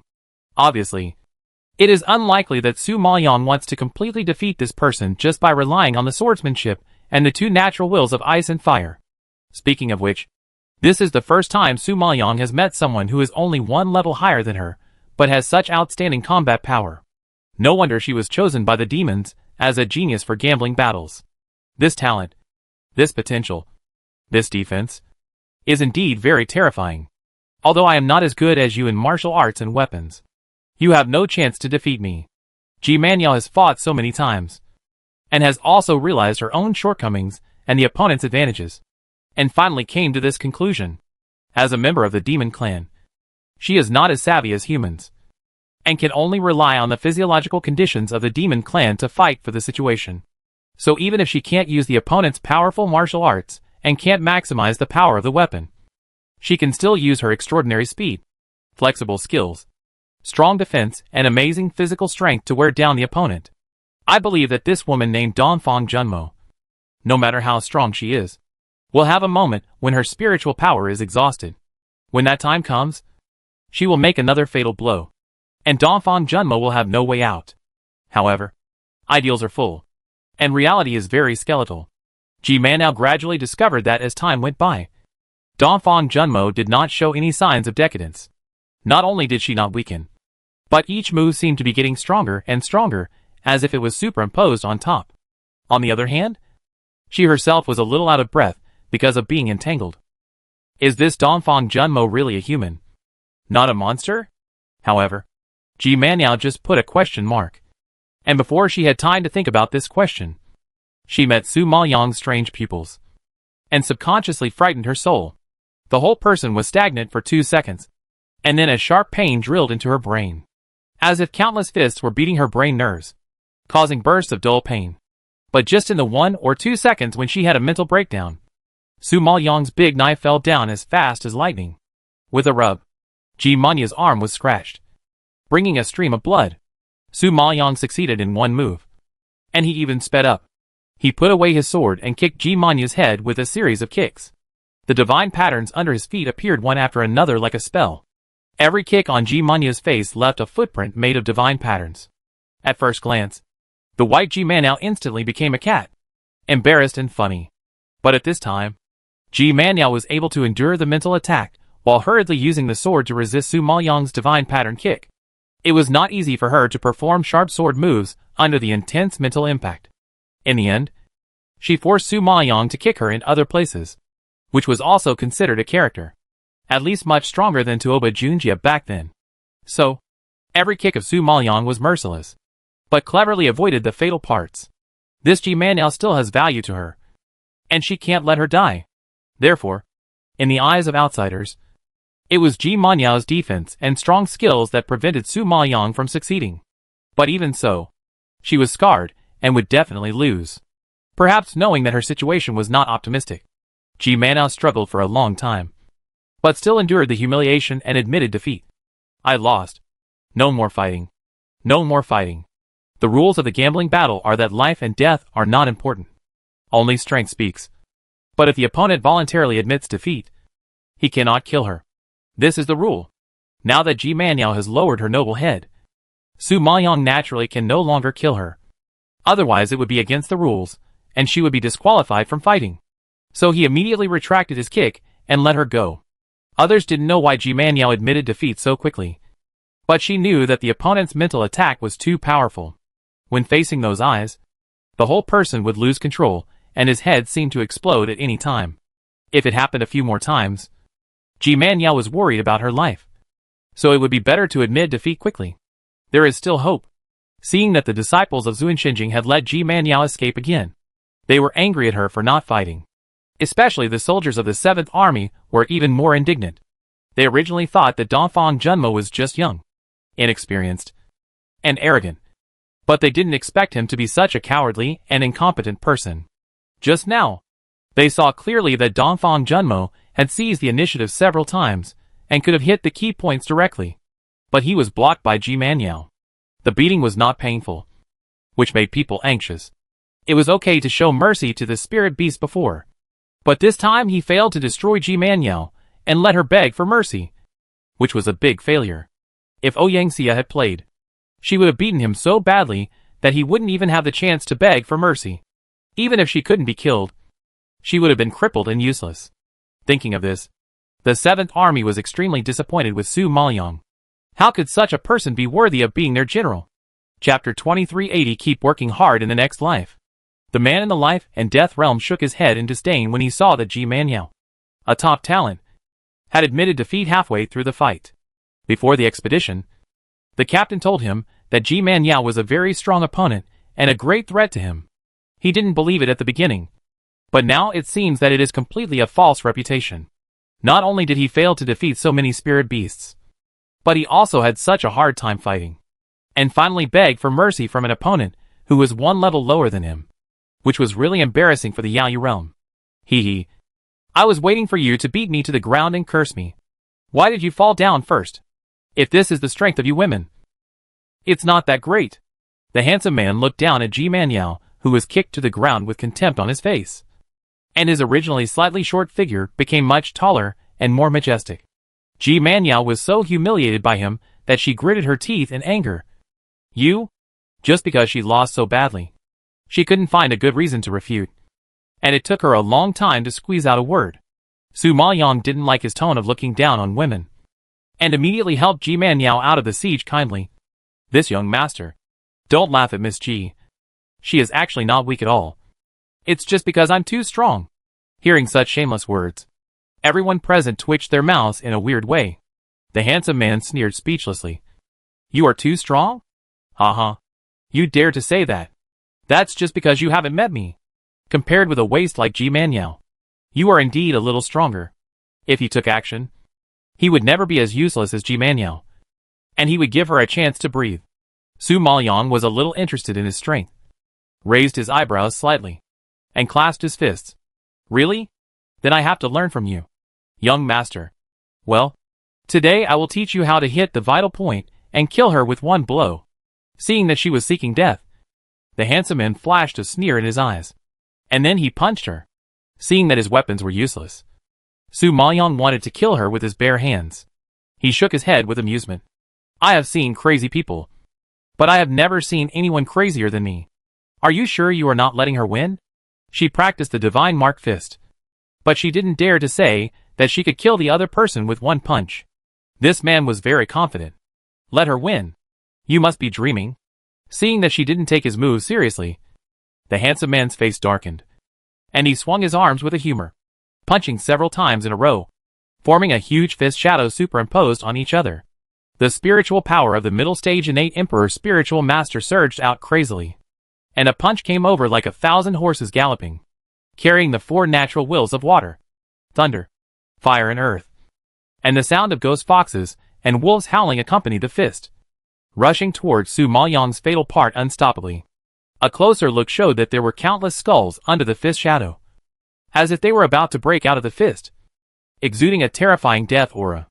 This power was overbearing and heavy but not without sharpness, like a heavenly calamity coming, giving people a sense of despair that could never be recovered. Therefore, Su Maoyong felt the strong wind coming towards him, and the fist that seemed to be able to hammer people into meat patties 10 miles away. And he couldn't help but look condensed. Although this man is thin, he seems to have changed into a different person when he punches, giving people the illusion of hell. However, if you want to take yourself away with a set of boxing skills, it is still too naive. After all, she had gone through the 8 gates to temper her body, so her defense was definitely impeccable. But Su Maoyong still didn't dare to be arrogant. She chanted the 9-character mantra in her mouth, formed seals with her hands, and the mantra suddenly surrounded her body, adding an extra layer of protection to her body. In addition, under the blessing of the 9-character mantra, not only did her defense increase dramatically, but her speed, perception and attack power also increased. So everyone saw that Su Maoyong ignored the fist intention and rushed forward without any dodge, and slashed the fist shadow in the air in half with a knife. At the same time, her figure did not stop at all, and pushed the ghost step to the extreme, like a ghost, flashing in front of the man's fist without any hindrance. The man was startled by her sudden approach, but before he could make the next move, he was stared at by Su Maoyong's pupils and lost his mind. Then an inexplicable force rushed into his brain, giving him a splitting headache and slowing down his movements. To be honest, this man was of no use to Su Maoyong, and she didn't intend to hold back. So Su Maoyong raised her hand and slashed it without hesitation. The sound of breaking through the air was like the roar of a dragon and a tiger, and the man's fist flew away in an instant. However, before the man could react, Su Maoyong swung his sword horizontally and flashed to the side, instantly bringing a golden light to the man's neck. After standing still, she grinned at the corner of her mouth, which seemed very strange to the man. This is called a one-shot kill. Have you learned it? The man felt a chill on his neck, and was so frightened that he immediately covered it with his only remaining left hand. He felt the blood in his hand gushing out like a spring, and immediately looked at the face close at hand in horror. At this moment, he fell into an ice cellar, and was cold from head to toe. This woman actually ignored her moves, cut off his fist, and wiped his neck. Su Maoyang saw that his eyes were bloodshot, and he was staring at her with horror. He kindly patted his shoulder and added, "You are far worse than Ji Manao. Keep working hard in your next life." Ji Manao had fought with her for dozens of moves. Although Su Maoyang was suspected of deliberately letting her go, she at least did not underestimate her, and tried her best in every move. And this man was proud and conceited, looked down on women, and did not take Su Maoyang's strength seriously from the beginning. Such people are destined to be cannon fodder no matter how strong they are, because the battle between geniuses is never simple. He may have many powerful means that he has not used, but unfortunately, he lost the opportunity at the beginning. So, as soon as Su Maoyang finished speaking, the man fell straight down with his eyes bulging and his neck stiff. This last sentence was undoubtedly a heart-piercing remark, which made the man die with regret. It turned out that he was not even as good as a woman. The people who saw this scene were completely stunned, as if they had lost their voices and could not make a sound for a long time. 3 moves. The woman only used 3 moves to end the life of the disciple of the life and death realm. She didn't even blink her eyes or pause her hands. She raised her hand and the knife fell, clean and neat, without any timidity or soft-heartedness. It seems that it was not because Ji Manao was too weak, but because she was too strong that she lasted so long in Dongfang Junmo's hands. It was also fortunate that Ji Manao was smart and begged for mercy quickly. If it was a little later, she would have become the dead soul under Dongfang Junmo's knife. What's funny is that the man also made fun of Ji Manao for being embarrassed, compared to losing his life. What's the shame? The soldiers of the 7th Army were a little shocked when they saw this. They couldn't help but wonder. The strongest life and death realm was so weak in the first round. It was rare. Chapter 2381, Heaven-Defying Comprehension. Compared to the Yaoyu realm and the Xianshan realm, the people in the life and death realm were more shocked. They knew too well what level their disciples were at, and now they were defeated in 3 moves, which was undoubtedly a loss of face and a great embarrassment. So, receiving the strange looks from everyone in the life and death realm felt uncomfortable, as if their faces were burning. Perhaps to ease the embarrassment, a knowledgeable person in the life and death realm immediately revealed Su Maoyang's moves. 9-character mantra? She seems to be performing the 9-character mantra. As soon as this was said, the crowd exploded. You should know that the 9-character mantra is not a secret in the Sunluo realm. Everyone has basically heard of it, but has never seen it with their own eyes. Because the 9-character mantra is a secret skill from the ancient times, it has long been extinct in this era, let alone practicing it. It is very difficult to even see it. And this woman named Dongfang Junmo actually performed such a rare secret skill, which is undoubtedly a miracle. Although she only played 4 of the mantras and not the whole set. Each character corresponds to the characters recorded in the book, so it should be the 9-character mantra.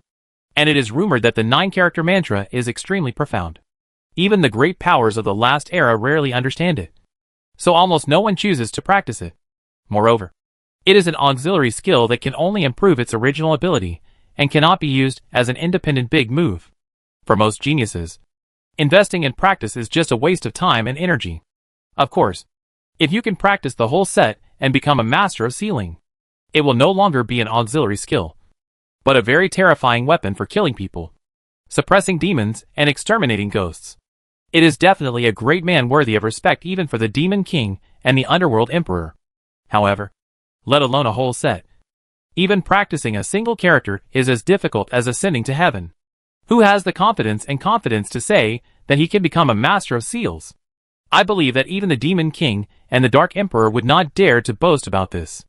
And the woman in front of him was so young, but she had actually understood 4 mantras. It can be seen that her comprehension was against the sky, and her understanding of the divine pattern had reached the peak.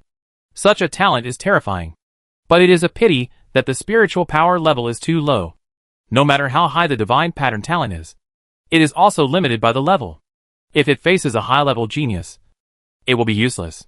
Fortunately, such a seedling has not grown up yet. This time, It can only fight in the first round of the gambling battle. Otherwise, if the level is higher, the battles in the next few rounds will be hanging.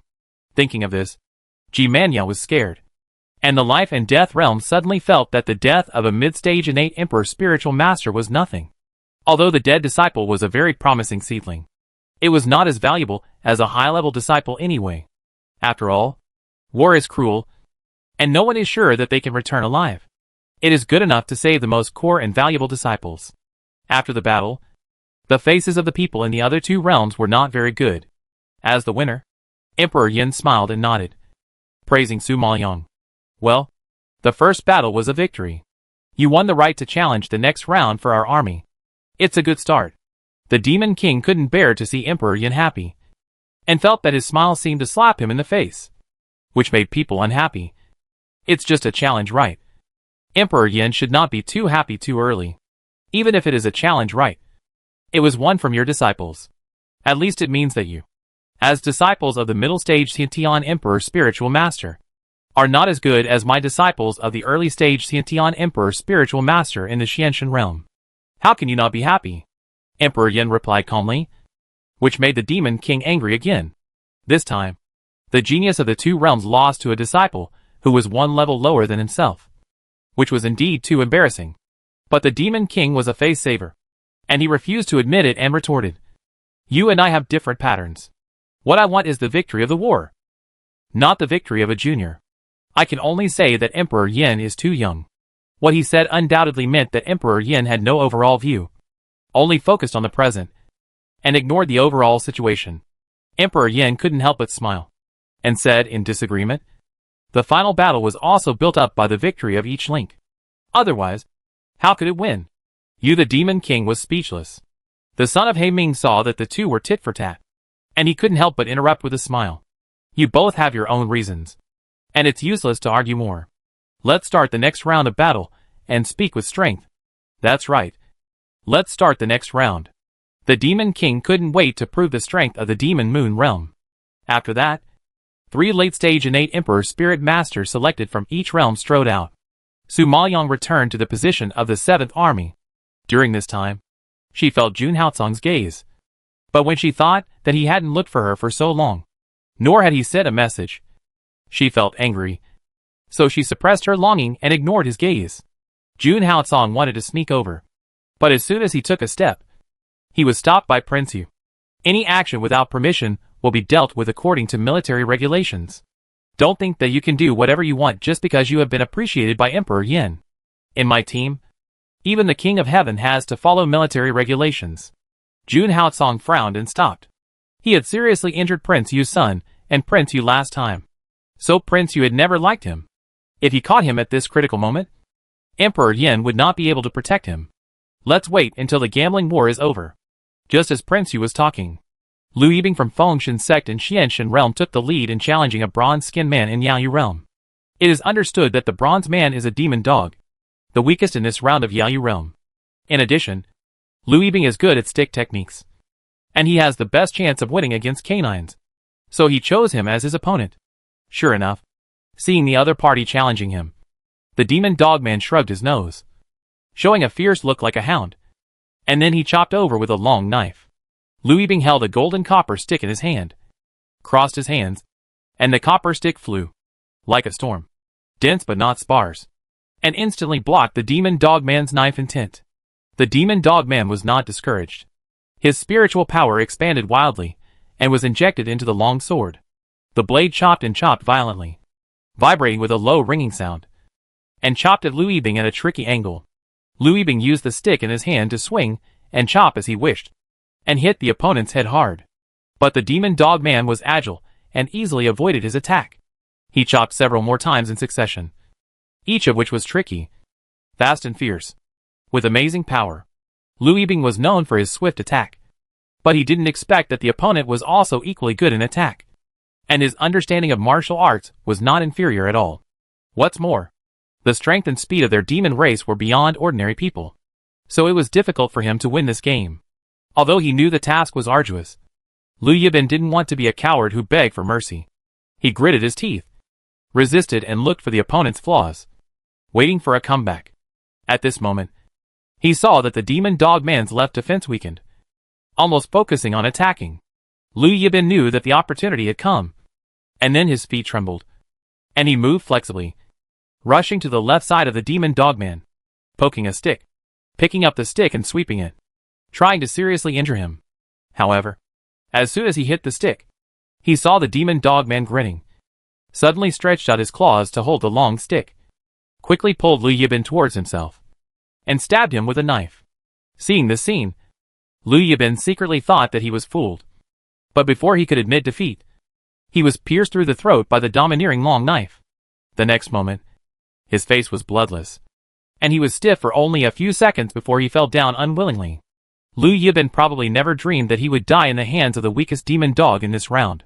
Chapter 2382 Death is Inevitable. Seeing Lu Yibin fall, everyone in Zuinshinjing was shocked. Although Lu Yibin was not the strongest among the three, he was not the weakest either. He should have been more than capable of dealing with the weakest person in the Yaoyu realm. But now, he was killed. There is only one reason to explain that. The demon dogman had hidden his strength before and deliberately exposed his flaws to lure Lu Yibin to attack. When Lu Yibin realized the danger, he had no time to beg for mercy and was pierced in the throat by the opponent. It was obvious that he had fallen into someone's trap. You know, taking away a genius directly in a gambling battle is a huge loss for Zuinshinjing. So when the Demon King saw that the late-stage Xiantian Emperor Spirit Master had a bad start with the Xianshan Mirror, he felt much better instantly, and laughed and teased. TSK TSK TSK. He lost his life as soon as he came. What can we do? This priority challenge right is really wasted. What's the use of having the right to choose the opponent? He was killed by his disciples anyway. Battles are cruel, and death is the most normal thing. Even geniuses have to pay a painful price for their carelessness. The Flame Emperor still said calmly, as if the one who died just now was not a disciple of the Xianshan Mirror. The Holy Son of the Black Nether Empire heard this, and couldn't help but applaud inside. It's worthy of being the Flame Emperor. Just this mentality is worth learning from. The Demon King sneered. In his opinion, the Flame Emperor was just pretending, and he didn't know how long he could pretend. Then he urged coldly, there is still one choice. Hurry up, and don't waste everyone's time. Dongfang Junmo defeated the Demon Moon Realm and the Life and Death Realm, which means he got the right to choose twice. Lu Yibin had used it once just now, and now there was only one last time left. So, when the Demon King spoke, the remaining two late-stage innate Emperor Spirit Masters looked at each other, and saw Mu Zhou from the Divine Eagle Hall come out. Mu Zhou was considered the strongest in this round of the mysterious God Mirror. Originally, he was the last one to deal with the most difficult players in the Demon Moon Realm and the Life and Death Realm. But the death of Lu Yibin forced him to stand up in advance and take over this heavy responsibility. Moreover, although he and Lu Yibin were not from the same sect, they cherished each other and had a very good relationship. Now that his good brother was killed, how could he let his enemy go? Therefore, as soon as he stood up, he did not hide the hatred in his pupils, pointed at the demon dogman, and shouted coldly, get out and die. Uh-huh. Are you going to avenge that waste just now? You are loyal and righteous. But it's a pity that your brain is not working well. You know the end, but you still have to come to my Demon Moon Realm to give me a head. The demon dogman raised his eyebrows, and said sarcastically with a smile. The teammate standing next to the demon dogman reminded him. He just fought a battle, and the rules allow him to rest for an hour. If you want to challenge him, you only have 1 hour left. Okay. I'll wait for you for an hour. Mu Zhou nodded in agreement. No matter how long he waited, he would take the life of the demon dogman. The demon dogman waved his hand to refuse, looking confident. It doesn't take an hour. Your teammate just now was too useless. He didn't even let me use 10% of my strength. I'm still in peak condition now, and don't need to rest at all. We can start now. Hearing him humiliating Lu Yibin like this, the anger in Mu Zhou's eyes surged, and he immediately rushed over with his spear. Seeing him so eager to die, the demon dogman grinned and said lightly, since we are so close, I will be merciful and let you accompany him on the road to the underworld. After that, the demon dogman also chopped over with a big knife. Fortunately, Mu Zhou was strong in speed and skill, so the demon dogman could not get close to him after fighting for more than 10 rounds. And then he began to take Mu Zhou's strength seriously. Mu Zhou fought very steadily, and every shot was extremely sharp. As time went by, even the demon dog man with strong defense suffered injuries of varying sizes. Perhaps because of the previous experience, Mu Zhou was very cautious this time and did not fall for the demon dog man's trick again, and restricted his moves everywhere. The demon dog man found that this man's moves were mysterious and changeable, and each time they were beyond his expectations. Always caught him off guard. But he was not a pushover. Even if he was injured, with his amazing recovery ability, he quickly continued to attack as if nothing had happened. So he relied on his extraordinary physical fitness to withstand dozens of waves of damage. While he was seriously injured, Mu Zhou's spiritual power was gradually exhausted. Mu Zhou knew that if he dragged on, he would have no chance of turning the tables. So he risked exhausting his spiritual power and used several big moves, pressing forward step by step, killing with every move. Almost every time he used a move, Mu Zhou's body was torn apart and in unbearable pain. Fortunately, the amazing strength forced the demon dog man to not dare to hold back at all. He risked serious injuries and used all his skills. The two men fought desperately, and because of the speed, everyone couldn't see the moves behind them clearly. Only the last blow was so powerful that a figure flew out of the battle circle and fell heavily to the ground. Dead. Everyone looked closely and found that the dead person was actually a disciple of the demon moon realm. Of course, the surviving Mu Zhou was not in a good condition either. His spiritual power was exhausted and his body was seriously injured. It would be difficult for him to recover in a short time. Seeing this, everyone finally understood that the demon dog man was probably not the weakest in this round of the demon moon realm. It was probably the strongest. Otherwise Mu Zhou would not be injured like this. However, although he was seriously injured, he took the life of the demon dog man anyway, which was considered revenge for Lu Yi and won a game. However, such a record made the people of Zuinxinjing not happy at all. After all, Mu Zhou was the strongest disciple sent by Zuinxinjing this round. He was so seriously injured now that he could not face other disciples of the demon moon realm and the life and death realm. Once he faced other disciples, there was almost no suspense about the outcome. Sure enough, what they were worried about happened soon. A tall and handsome man from the demon moon realm waved his fan and said, "I've heard that Brother Mu is a brave and talented genius, and I've always wanted to learn from him. Today I'm lucky enough to meet him, so I can't miss the opportunity to learn from him. I hope Brother Mu will do me a favor."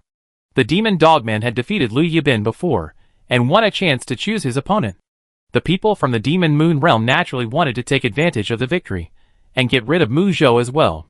Hearing this, Wei Qinghe, who had a bad temper, couldn't help but cursed. "You are despicable and shameless." Mu Zhou just fought a bloody battle, and was seriously overdrawn. Even if he rested for an hour, it would be difficult for him to recover.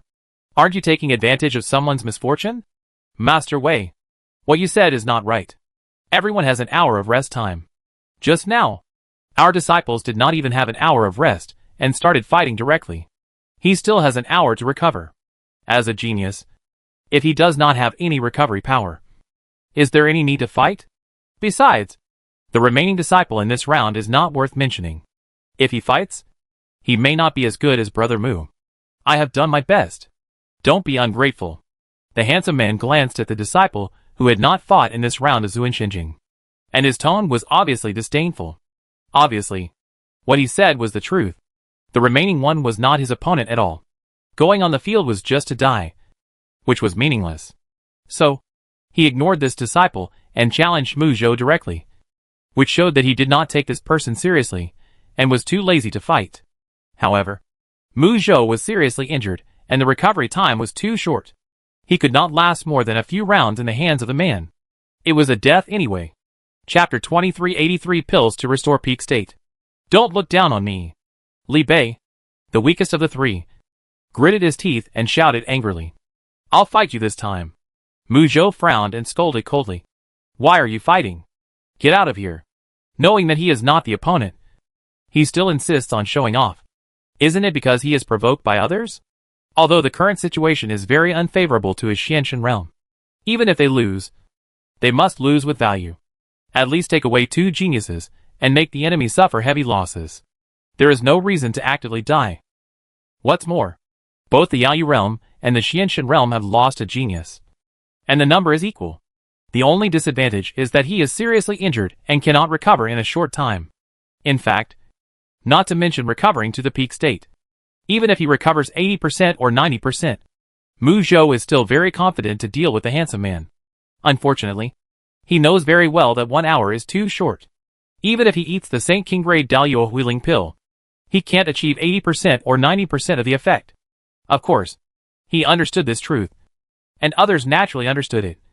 So Prince Yu immediately made a choice and advised, Mu Zhou, if you can't do it, just admit defeat. The Green Mountains are still there, and there is no need to worry about firewood. A good genius really doesn't need to lose his life for a gambling battle. Mu Zhou understood Prince Yu's considerations, but thinking that the battles in the next few rounds will only be more intense, it will be more difficult to win the city. So he really couldn't bear to give up easily, because the level of the mid-stage innate Imperial Spiritual Master and the late-stage innate Imperial Spiritual Master is not too big. There is still some hope if they fight hard. Once you reach the peak of the innate Emperor Spirit Master, or even the initial stage of the Supreme Emperor Spirit Master, there will be a qualitative leap. And the polarization is extremely serious. At this level, it is too slim to hope to surpass the geniuses of the Life and Death Realm and the Demon Moon Realm. So if he doesn't fight now, he probably won't even have a chance to fight in the future. At this time, the Demon King heard that Prince Yu actually asked his disciples to admit defeat, and he couldn't help but sneer at him. Haha. Admit defeat before the fight. Is this what you call genius and Zuinqinjing? In my opinion, the rats who live in mediocrity are not as good as our disciples who died in the battle just now. Bah! Don't fan the flames there. You Demon Moon Realm can be so shameless. Why can't our Zuinqinjing admit defeat? Prince Yu couldn't stand the Demon King's face, and asked back with a disgusting sound of bah. The Demon King sneered. Don't make excuses if you are not as skilled as others. Since you have decided to admit defeat, retreat quickly and don't delay the next battle. Who said I want to admit defeat? I will fight this battle. Mu Zhou didn't want to be a deserter who was defeated without a fight. Even if he was defeated, he would lose with dignity. It's better than running away without trying. Seeing that he refused to give up, Prince Yu was worried and wanted to persuade him again. However, as soon as he said the word Mu, he was interrupted by Emperor Yin. Guanqing, give him the pill. Hearing Emperor Yin's order, the imperial doctor standing by quickly stepped forward and handed Mu Zhou the Daluo Huiling pill and Tiger Bone pill. These two pills are both top-grade Saint King grade divine pattern pills, which have miraculous effects on restoring spiritual power, internal strength and healing.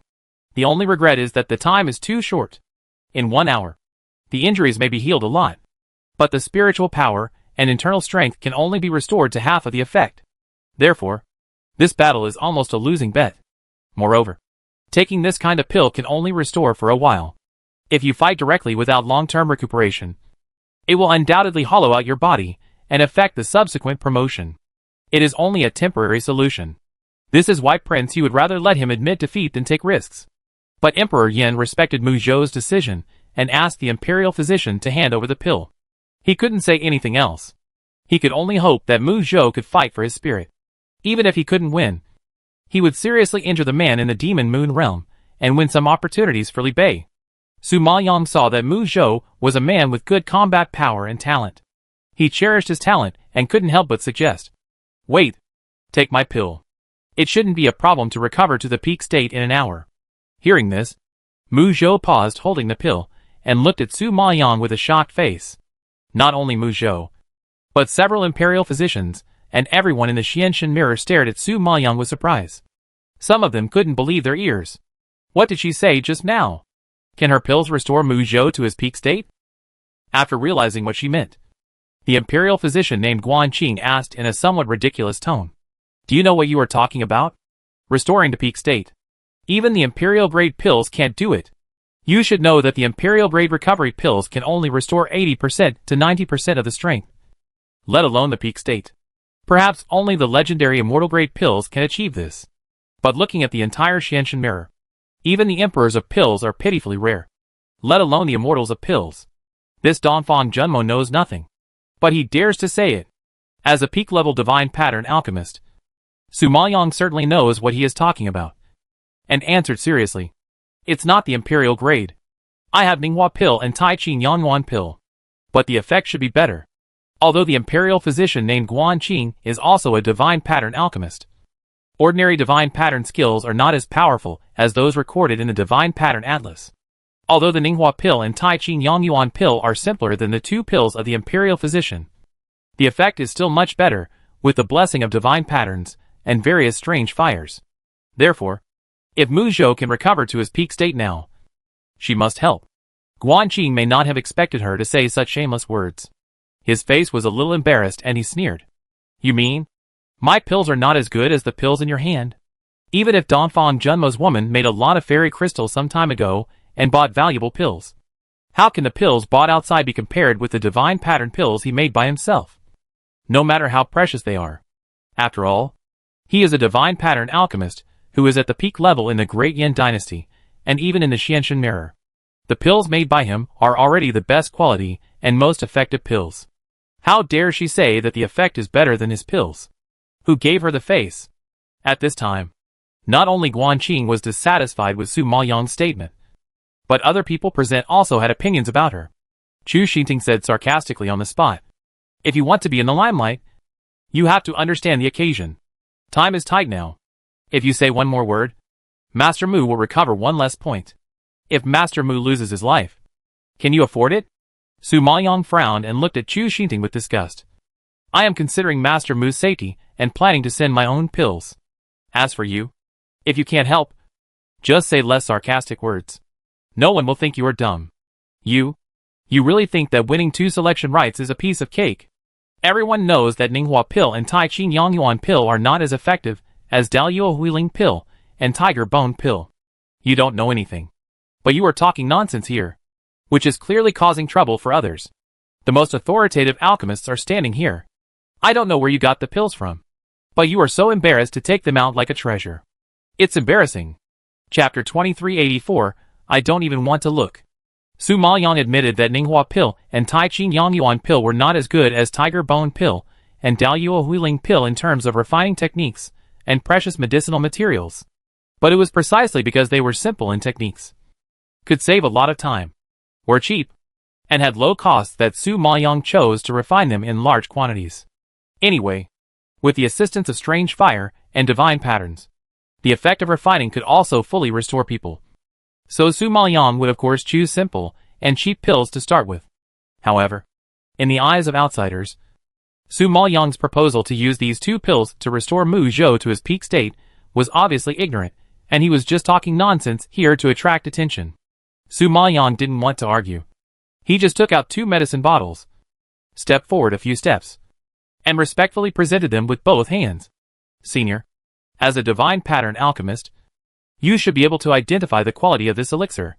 If you are not sure, you can take a look first. Everyone would definitely be worried if Mu Zhou took his elixir rashly.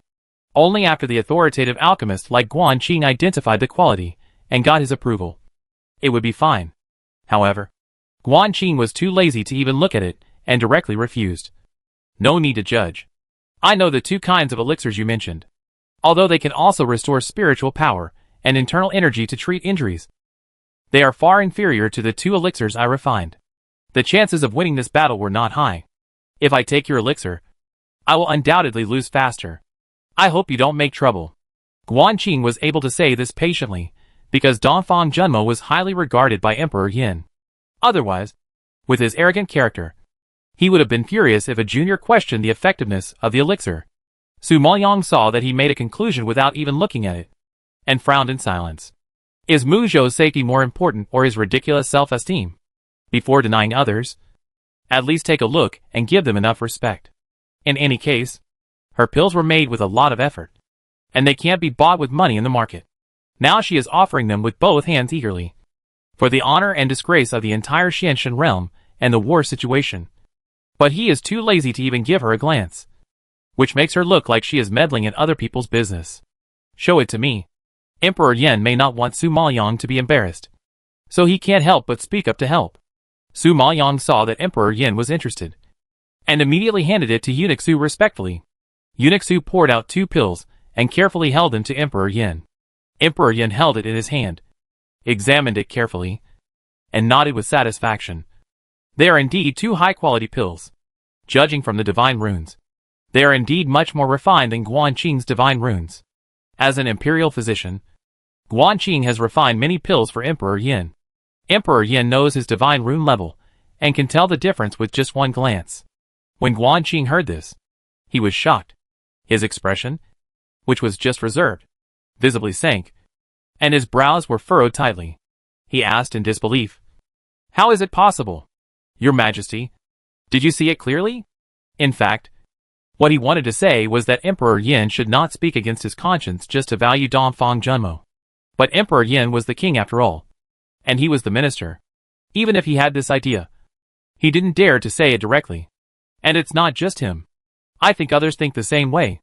After all, Emperor Yin has been protecting the Dongfang brothers and sisters for a long time. It was hard for them to believe that it could be more powerful than Guanqing's divine pattern. What? Are you still questioning my judgment? Emperor Yin glanced at Guanqing with great dignity. Guanqing knew that he had crossed the line and hurriedly clasped his fists. Emperor Yin, please forgive me. I did not mean that. How could I joke about Mu Zhou's safety? In my opinion, her pills are indeed better than your two, even if they cannot be fully restored. It is not a problem to restore 80% to 90%. But it depends on Mu Zhou's own intention. Emperor Yin concluded and handed the pill to Eunuch Su beside him. Eunuch Su understood and put the pill back into the medicine bottle and held it in front of Mu Zhou. Obviously, the final decision fell on Mu Zhou himself. In any case, it was Mu Zhou's own body, and no one could make a decision for him. Now that Emperor Yin had personally identified it, Mu Zhou's doubts were mostly dispelled. Moreover, he firmly believed that this battle was related to the situation of the Xianshan realm, and Emperor Yin would not joke about such a thing. He immediately reached out to take it. Okay, I'll give it a try. As he said that, Mu Zhou poured out the pill and swallowed it up. Anyway, the chance of winning this battle was not high, so it didn't matter what pill he took. He just wanted to have a clear conscience. After swallowing the pill, Mu Zhou completely sat down and began to calm down to recover his spiritual power. Everyone looked at him worriedly, keeping an eye on his situation, because everyone was really worried about Su Maoyang's pill, fearing that Mu Zhou would make a mistake. As for the imperial doctors headed by Guanqing, they stared at Mu Zhou without blinking. Emperor Yin said that the elixir Dongfang Junmo brought out was more effective than theirs, and they were unwilling to accept it. Naturally, they had to verify it with their own eyes. 1 hour passed too quickly. Although the time was short, Mu Zhou felt that he was full of energy and refreshed. Moreover, all the injuries in his body had been perfectly healed. Even his spiritual power and internal strength were very full, as if they were about to overflow from his pores at any time. So, he stood up, raised his hand slightly, and the surging spiritual power instantly appeared on his fingertips. Feeling this state, Mu Zhou immediately praised 3 times with full energy. Sure enough, it has recovered to its peak state. This elixir is simply amazing. Mu Zhou clenched his fists. After feeling the vigorous power, he looked at Su Maoyang with shining eyes. The surprise in his eyes was particularly bright. Hearing Mu Zhou's excited sigh and seeing the spiritual power emanating from his arm, the people who were originally planning to laugh at Su Maoyang suddenly widened their eyes in shock, with incredible expressions on their faces. Really restored to peak condition? Did Dongfang Junmo's elixir actually do that? Many people shook their heads in disbelief. Even those in the life and death realm and the demon moon realm were surprised, wondering why the Saint King Grade elixir suddenly had such an effect. Are they really talking about the Ninghua pill and Tai Qi Yang Yuan pill that they know? At this moment, countless eyes fell on Su Maoyang, as if they wanted to verify something with her. Especially Guanqing, who was slapped in the face, asked with some difficulty, "Did you really give him the Saint King Grade Ninghua pill and Tai Qi Yang Yuan pill?" The senior was about to personally check it out just now, and I don't think he would ask such a meaningless question again.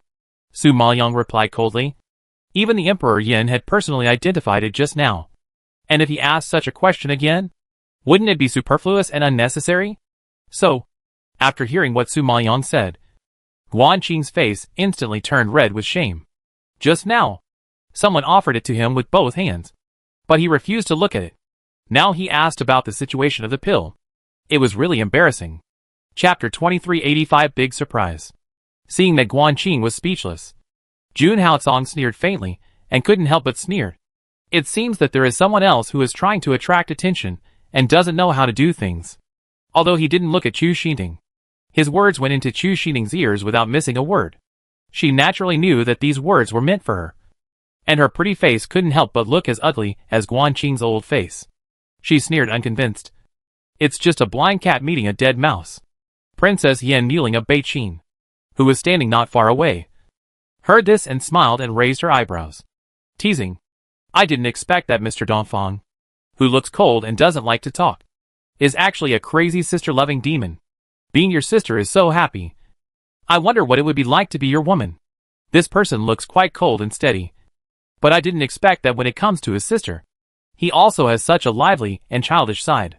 He really doesn't allow anyone to say anything bad about his sister. Once someone says something, he will fight back and be overbearing. However, in her opinion, such a man has a different charm. Give up. You don't deserve it. Jun Haotsong received Yan Niling's interested eyes, and almost subconsciously saw through the other party's mind. He immediately strangled her favor in the cradle, choking Yan Niling on the spot. Yan Niling is a princess of the Northern Qin dynasty after all. Usually, men try to please her. Now she expresses her affection to others, but she is rejected directly by the other party. And the rejection is so explicit and merciless, which makes her angry and embarrassed. Has this Dongfang Junie never liked a woman? He is so unromantic. I don't know how he has lived to this age. Seeing that the princess was also embarrassed in front of him, Chu Xinting felt much more relaxed. This man was like a stone, and he couldn't be provoked at all. He was probably a fool who didn't know what love was. Su Maoyang heard this, and forced a smile, and looked away. She had seen his frivolous side so many times before that she forgot that he was also a straight man who made women grit their teeth. He was so straight that he was a little cute. At this time, the straight man didn't bother to care about what other women thought of him, and subconsciously turned his eyes back to Su Maoyang. Seeing that she didn't even look at him, Jun Haotsong was furious again. Is this woman really going to break up with him? Jun Haotsong decided that if he got the chance, he would make her unable to get off the bed for a month. The people in the Yaoyu realm were waiting to challenge Mu Zhou. When they heard them discussing the elixir, they couldn't help but remind them. Since Master Mu has recovered, let's get started.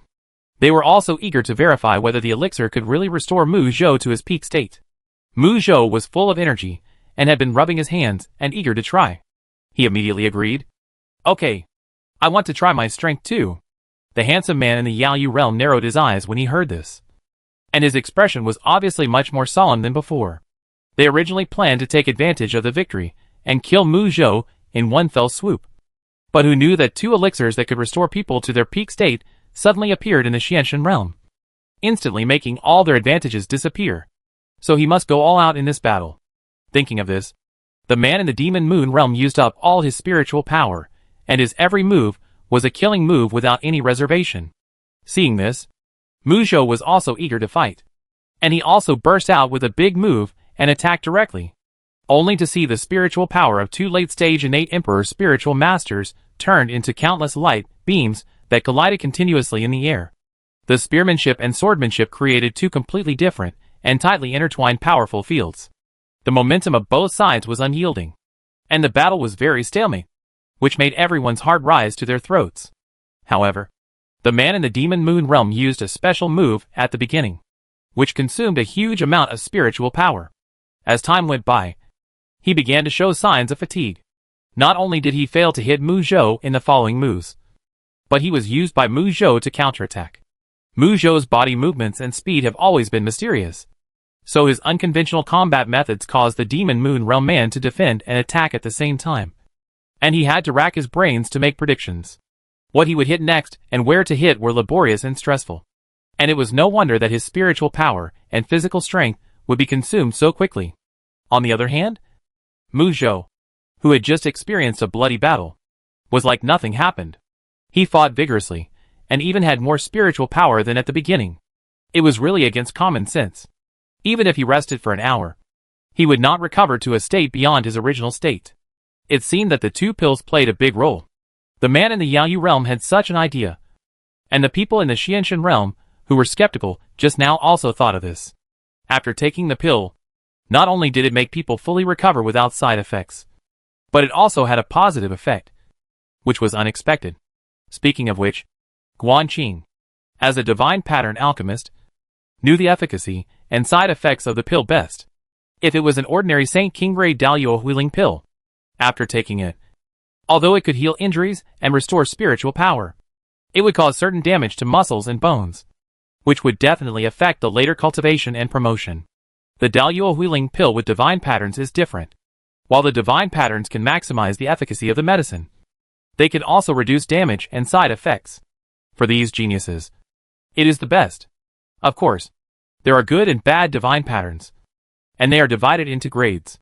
Guan Qing's divine pattern can restore a person's spiritual power to 70% within an hour, which is already remarkable. While Dongfang Junmo's pill can not only fully restore, but also has auxiliary effects. The divine pattern level is obviously higher than his. Therefore, Guan Qing regretted more and more why he had to be so arrogant and refused to look at it just now. Now that both pills have been swallowed into Mu Zhou's stomach, there is no way to look at them. He was really curious about what kind of divine pattern was printed on it, and the effect was so powerful. Guan Qing's curiosity got the better of him, and the other imperial doctors also regretted that they had not been able to study the divine pattern carefully just now. Otherwise they might be able to understand something from it, and improve their own pills. Chu Xinting, Ouyang Xia and others were shocked. They followed Mu Zhou's figure with their eyes, and agreed that the elixir given by Su Maoyang was indeed a rare treasure. But they just refused to admit it. In this way, Mu Zhou severely injured the man in the Yaoyu realm in the eyes of surprise and expectation. But just as he was about to kill him, the man in the Yaoyu realm wisely admitted defeat, and did not let Mu Zhou succeed. Now, there was only the weakest, and a seriously injured one left in the Yaoyu realm. Even if the seriously injured one recovered his spiritual power, and continued to fight, he was definitely not Mu Zhou's opponent. So no matter who Mu Zhou challenged, they would lose, and there was no point in fighting again. Therefore, the Xianshan mirror successfully took a city from the Yaoyu realm, which undoubtedly set a precedent and broke the record. In the past, the Xianshan mirror had to fight for 4 rounds before finally taking down a city. But now it won 2 victories at the beginning and took down a city. Such a record really gave everyone a big surprise. Chapter 2386, Facing the Realm of Life and Death. Of course, Dongfang Junmo's contribution was indispensable, so those who had been dissatisfied with her before were a little embarrassed to speak. The holy son of Heiming, who was sitting on the sedan chair, tapped his fingers lightly, and took a deep look at Su Maoyang. Because his appearance was hidden in the black veil, no one could not tell what he was thinking. Standing next to the holy son, a man wearing armor, with deep and sharp facial features, and extremely noble, reminded loudly, Yao Yujing has 2 hours to recover its strength. So hurry up. This kind of team-changing challenge allows 2 hours of rest time. After all, Yao Yujing had just fought a round with Zuinshinjing, and some were injured and some died. The combat power was seriously overdrawn, so naturally more time was needed to recover to be fair. Moreover, a disciple of Yao Yujing died, and a substitute should be arranged to play. In order to compensate Yao Yujing, they could also get the right to choose opponents first at the beginning. As for the Zuinshinjing who won, they could avoid fighting directly, and wait for the winner between the Life and Death realm and the Demon Moon realm to decide, and then compete for the final victory. Speaking of which, Su Maoyang had read the information on the wooden slips, and the disciples of the Life and Death realm were very difficult to deal with. The mining rights in the first 30 years were occupied by the Life and Death realm for 20 years, which shows their strength. So this battle was a difficult challenge for the Demon Moon realm. Fortunately, as a demon race, they have a unique recovery ability. With 2 hours and elixirs, it is not a problem to heal the serious injuries caused by Mu Zhou and restore spiritual power. Therefore, 2 hours later, the Demon Moon realm still challenged the disciples of the Life and Death realm in the best condition. Relying on the priority selection right, they naturally chose the weakest disciple in the Life and Death realm. Undoubtedly, the weakest one was severely injured. Fortunately, he begged for mercy quickly. Otherwise, he would have died like Liu Yibin before. As for the other 2 disciples in the Life and Death realm, they were too strong. The 2 disciples of the Demon Moon realm were quickly defeated by them, and the Life and Death realm won in the end.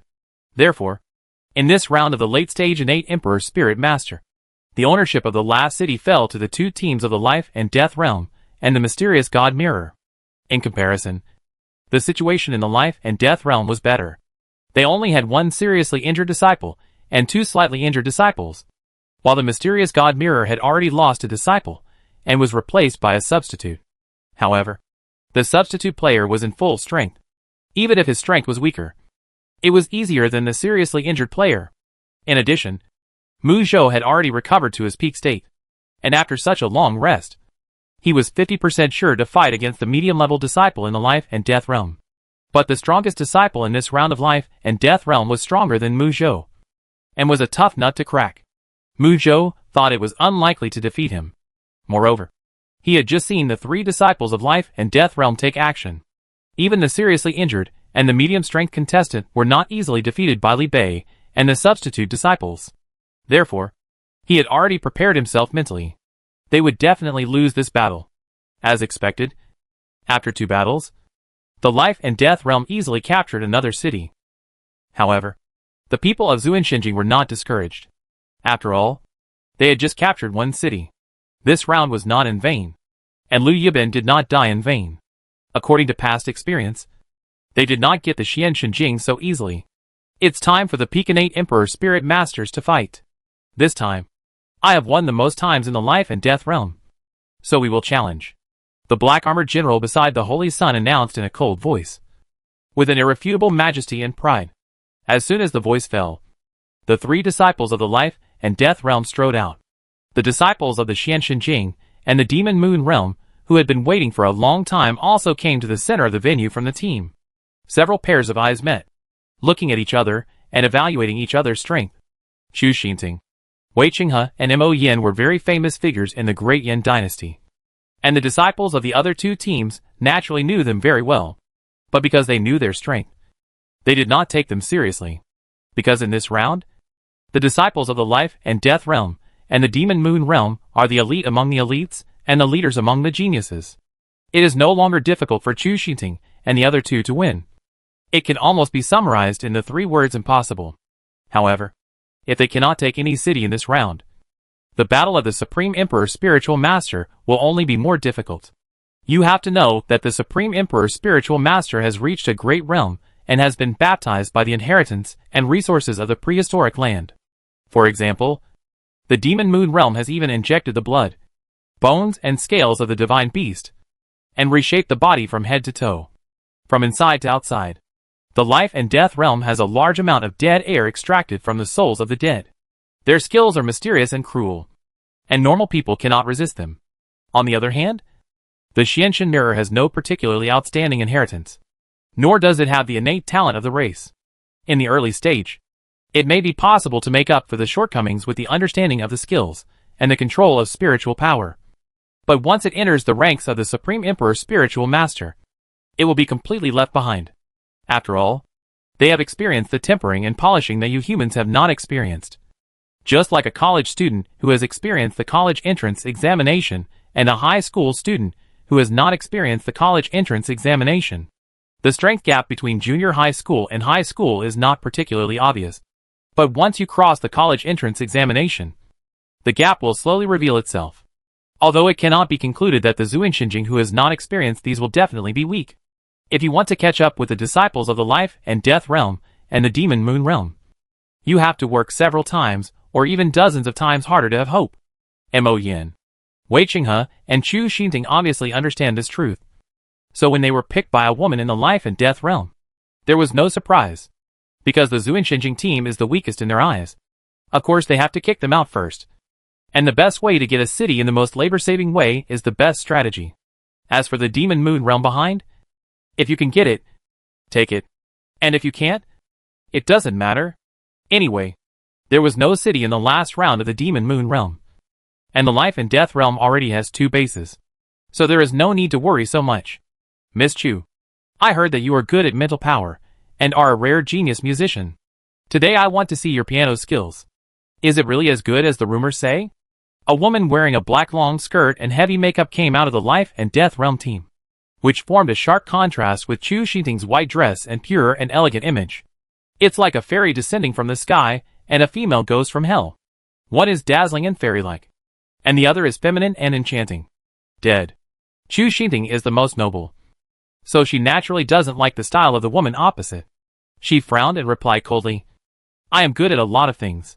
If you want to learn from me, I can let you have a good experience. Although Chu Xinting knew that she couldn't beat the other two disciples in the life and death realm, she was still very confident about the woman in front of her. Chapter 2387. The damage is not high, but the insult is very strong. The woman in the realm of life and death smiled. Her bright red lips were as dazzling as if she had drunk blood. If that's the case, then I won't be polite. The woman in the black dress took the lead in summoning a black whip with a skull shape engraved on it. The whip was estimated to be 4 meters long, thicker than the black dress woman's arm. But don't look at the black dress woman's slender figure. She held such a huge whip in her hand and swung her arm. The whip actually smashed a 1-meter deep gully on the ground. The scene was extremely terrifying. When Chu Xinting saw it, she couldn't help but stare at it. This woman must have surpassed her in strength. Naturally, she couldn't expect to win in strength. Then she immediately summoned the long zither, and her 10 fingers fell on the strings, and she hurriedly passed by like flowing clouds in water, instantly bringing a wave of sound, covering the two of them. The woman in black dress faced the piano music that kept attacking her mind, and a trace of sarcasm appeared on her lips. She swung the black whip in her hand one after another, and countless black afterimages were seen in the air. With her flowing long hair, she drew a perfect arc in the air, fiercely colliding with the invisible notes in the air, and bursting out terrible sparks. When everyone saw the scene, they couldn't help but be shocked by the overly strong perception of the woman in black dress. Because the notes are invisible, they are omnipresent and mixed in the air, making it difficult for people to capture them. And the woman in black dress actually hit the notes with every whip, and each one exploded with amazing power, which shows that her perception is very strong. Chu Xinting only knew that this person was brave, but she didn't expect that he was so outstanding in perception, which made her feel a little tricky. Thinking of this, Chu Xinting did not dare to test with the sound of the zither again, and had to use her zither skills to control the other party's mind with illusions. She only saw her pluck the strings quickly, and the strings immediately vibrated wildly. The sound of the zither, which was getting better and better, became higher and higher. The passionate melody seemed to be telling a story, and it had already talked about Gao Chao. The people outside the field who were not determined could not help but be dazed by the sound of the zither, and gradually saw the picture created by Chu Xinting. The woman in the black skirt only felt that her mind was swaying for a moment, and soon she woke up, holding the long whip and swinging it heavily. The black whip fluttered towards Chu Xinting's guqin like a spirit snake, and the whip shadow flew up and down, and it was about to fall into Chu Xinting's hand. Chu Xinting frowned, and immediately held the guqin and flashed to the side, and her agile and light figure passed by like a swallow. At the same time, the speed of her hands did not slow down, and the strings of the zither kept emitting powerful music. The mental power contained in it was constantly increasing, and she was committed to trapping the woman in the black dress into the illusion she created. As long as she entered her illusion, it would be as easy for her to kill the woman in the realm of life and death as to kill a chicken. Unfortunately, the opponent's will was too firm, and she couldn't take away her mind even with her big move. She was really a difficult opponent. After all, Chu Xinting's mental power was limited. If she continued like this, she might not be able to confuse the opponent, but instead exhausted her mental power and had no strength to fight again. Therefore, after a few rounds, Chu Xinting did not dare to be arrogant. She had to give up the attack of the zither technique and took out the long sword instead and slashed it. The woman in the black dress saw that she changed her weapon and couldn't help but laugh contemptuously. "Oh, you can't hold on? Everyone says that you are good at playing the zither, but I don't think you are that good. In my opinion, the profession of a zither player is just a show-off. At most, it can only pretend to be noble, show off talents, and please men. If you want to use it to fight, you are dreaming." In her mind, the zither player is a useless thing, but the people of Zunxinjing praised Chu Xinting's zither sound so much, so she always wanted to learn from her. Unexpectedly, when they fought in person today, the truth was as she expected. Completely vulnerable. You as a zither player. Chu Xinting naturally knows much more about the profession of zither player than the woman in black skirt. She knew very well that it was not because the zither player was too weak, but because she was not as skilled as others, and could not suppress her opponent in terms of mental power. Obviously, the mental power of the woman in black skirt was also very strong, but it was a fact that she could not beat the opponent with her zither skills alone. No matter how much she said, it was useless. So she had to use her sword skills to the extreme, wanting to cut the hateful long whip into pieces and vent her anger. Seeing her swinging her sword and her moves fierce, the woman in black could not help but see through her thoughts and smiled and shook her head. TSK. TSK.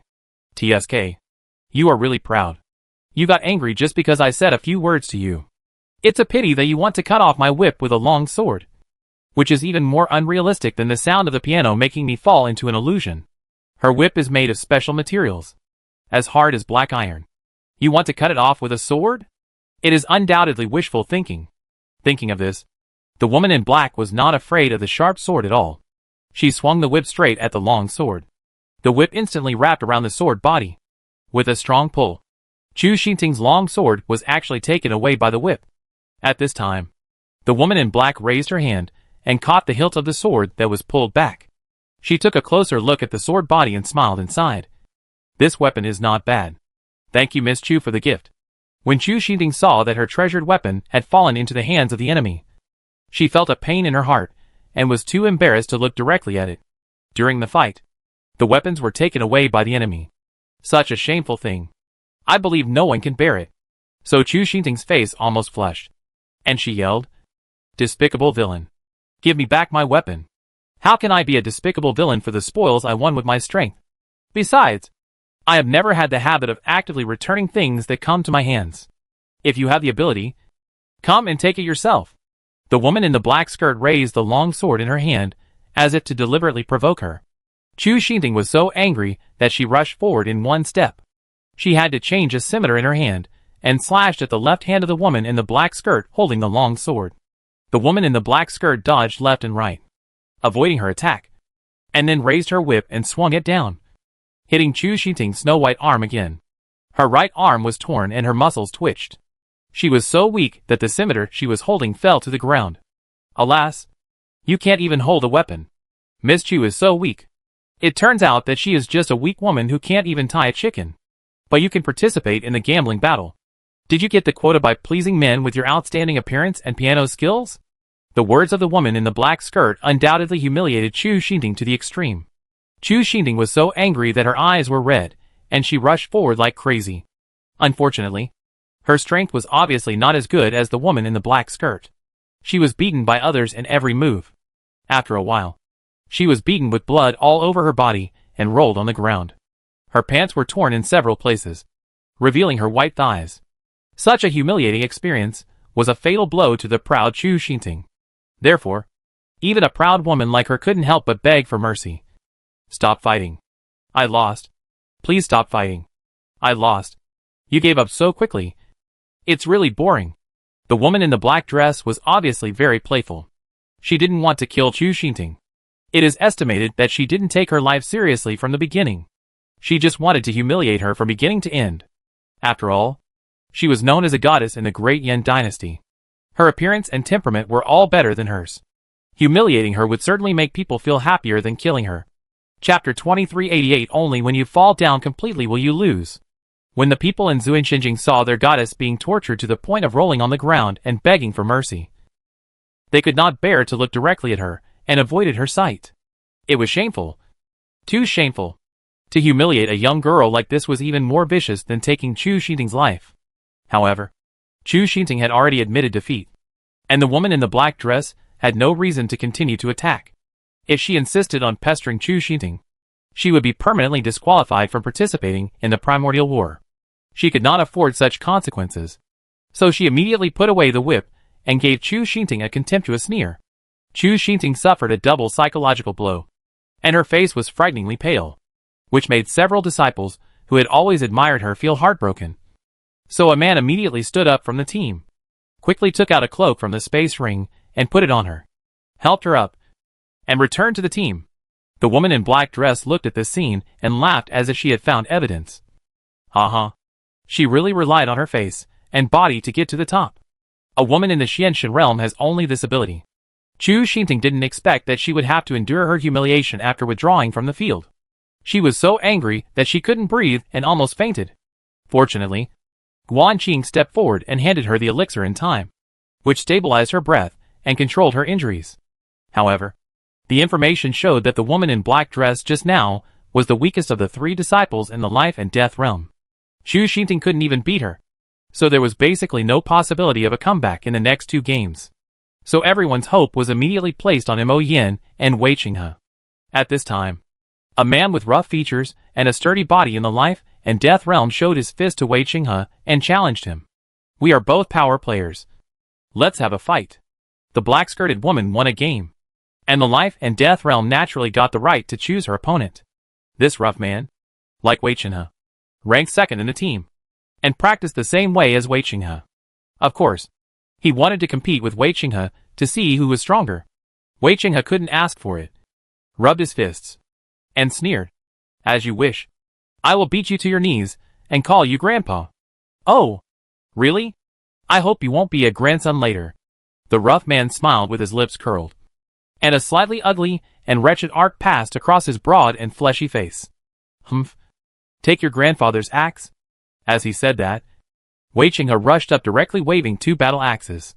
Two power players, of course, can't attack from a distance.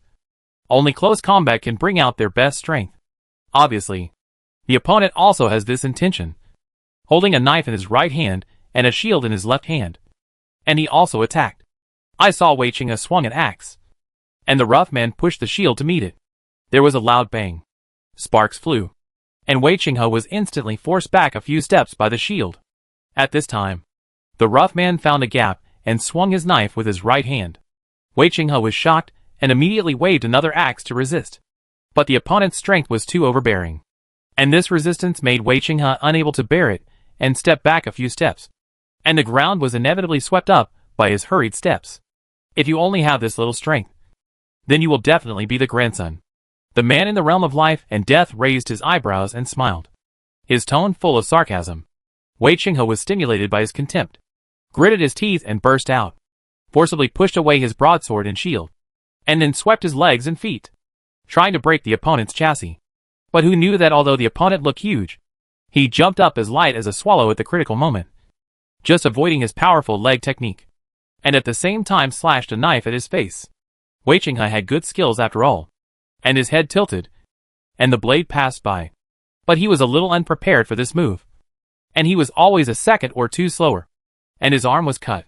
Of course, if it was someone else, he would not necessarily be injured even if he was a few seconds slower. But the opponent was Guanlongshan, who had a strong ability to break defense and had cultivated his strength to the point of perfection. No matter how strong Wei Qinghe's defense was, he could not avoid being cut by his knife. And this was just the beginning. Wei Qinghe felt absolute pressure. It was hard to imagine how he would fight in the future to protect himself as much as possible. Yes, protect himself. He didn't even dare to think about winning now. With this understanding, Wei Qinghe was a little anxious. He stared at the opponent's offensive and felt extremely depressed. Admit defeat? It's not easy to be someone's grandson. Thinking of the other party's mocking expression, Wei Qinghe couldn't bring himself to say the word admit defeat. He couldn't help but increase the strength in his hand and swung it up. The two battle axes kept changing angles in the air, but each one was easily blocked by the opponent. Guanlongshan seemed to have lost interest in him and shook his head in disappointment. I have given you a chance, and you can't do it like this. Let's watch my performance. After that, Guanlongshan stopped defending and launched a series of fierce attacks. A series of combos made Wei Qinghe retreat again and again. He was hit by the opponent several times and spit out a few mouthfuls of blood. If it weren't for his strong defense, he would have been knocked out by Guanlongshan at this moment. Grandson, call Grandpa to listen. Grandpa may consider being gentle. Seeing that Wei Qinghe was already at the end of his strength, Guanlongshan teased in a good mood. Bah! Don't even think about it. Wei Qinghe was stabbed several times in succession, not only on the surface of his body, but also in his body. But his pride in his bones really didn't allow him to bow to the enemy. Hearing this, Guanlongshan narrowed his eyes and said sinisterly, "It seems that you are not willing to drink the wine and drink the punishment, and you are seeking death. Don't blame me for not reminding you." After that, Guanlongshan hit Wei Qinghe's chest with a shield and immediately knocked him out. When the people in Zuinshinjing saw the scene, their hearts suddenly tightened, and they all shouted worriedly, "Wei Qinghe, admit defeat. Keep your life. There will be opportunities later. Yes, Wei Qinghe, don't act on impulse." Life is more important than face. If you keep your life, there is still hope. Wei Qinghe spit out blood again. Struggled on the ground for a few times, but couldn't get up. Which shows that he was seriously injured. I believe that Guanlongshan only needs one more knife to completely end his life. When Emperor Yin saw this, he also spoke at this time. Admit defeat, and take back your victory with your own hands later. Wei Qinghe looked at Guanlongshan, who was walking towards him with a weak breath. And he hated and unwilling in his heart. Did he really have to admit defeat? He really couldn't do it. Seeing him so stubborn, Guanlongshan sneered in his heart and whispered softly, "It's over. If you don't accept it, come fight me again in the next life." After that, the knife fell and chopped Wei Qinghe heavily. Everyone in the Zuinshinjing was shocked and shouted Wei Qinghe's name. Wei Qinghe, is the Wei family's generation of genius over? The whole audience fell into a dead silence. Everyone stared at Wei Qinghe's body and couldn't recover for a long time. And Guanlongshan put away the knife contemptuously and blurted out 2 words. "Stupid." Then he turned around and wanted to go back. However, he had just taken 2 steps when he heard a low but extremely stubborn voice from behind. "I'm not dead yet. No need for the next life."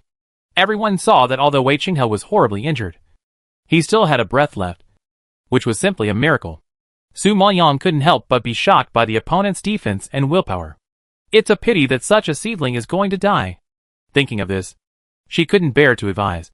It's harder to admit defeat than to win. Only with a strong heart and absolute self-confidence can you admit defeat without fear. Because admitting defeat doesn't mean you will lose all your life. If you believe that you can win, why worry about not having a chance to turn the tables? Only when you fall completely, you will really lose. Do you really want to be a coward who doesn't even dare to admit defeat? Chapter 2389. Is she crazy? Falling down completely is the real loss. Do you want to be a coward who doesn't even dare to admit defeat? This is the first time Wei Qinghe has heard such remarks. He tried to raise his eyelids and glanced at the tall and petite figure standing in the distance. The half-open eyes reflected the pair of determined eyes. And his stubborn heart couldn't help but tremble. If he falls down now, will he lose forever? No. He can't fall down forever. He has to fight again. He wants to take back the glory that belongs to him.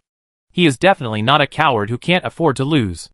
Now a woman understands the truth. How can he, a man, be inferior to a woman? Wei Qinghe was too unwilling in his heart. Seeing that Guanlongshan's blade was about to fall, he finally gritted his teeth and spit out 3 words that he had never said in his life. I admit defeat.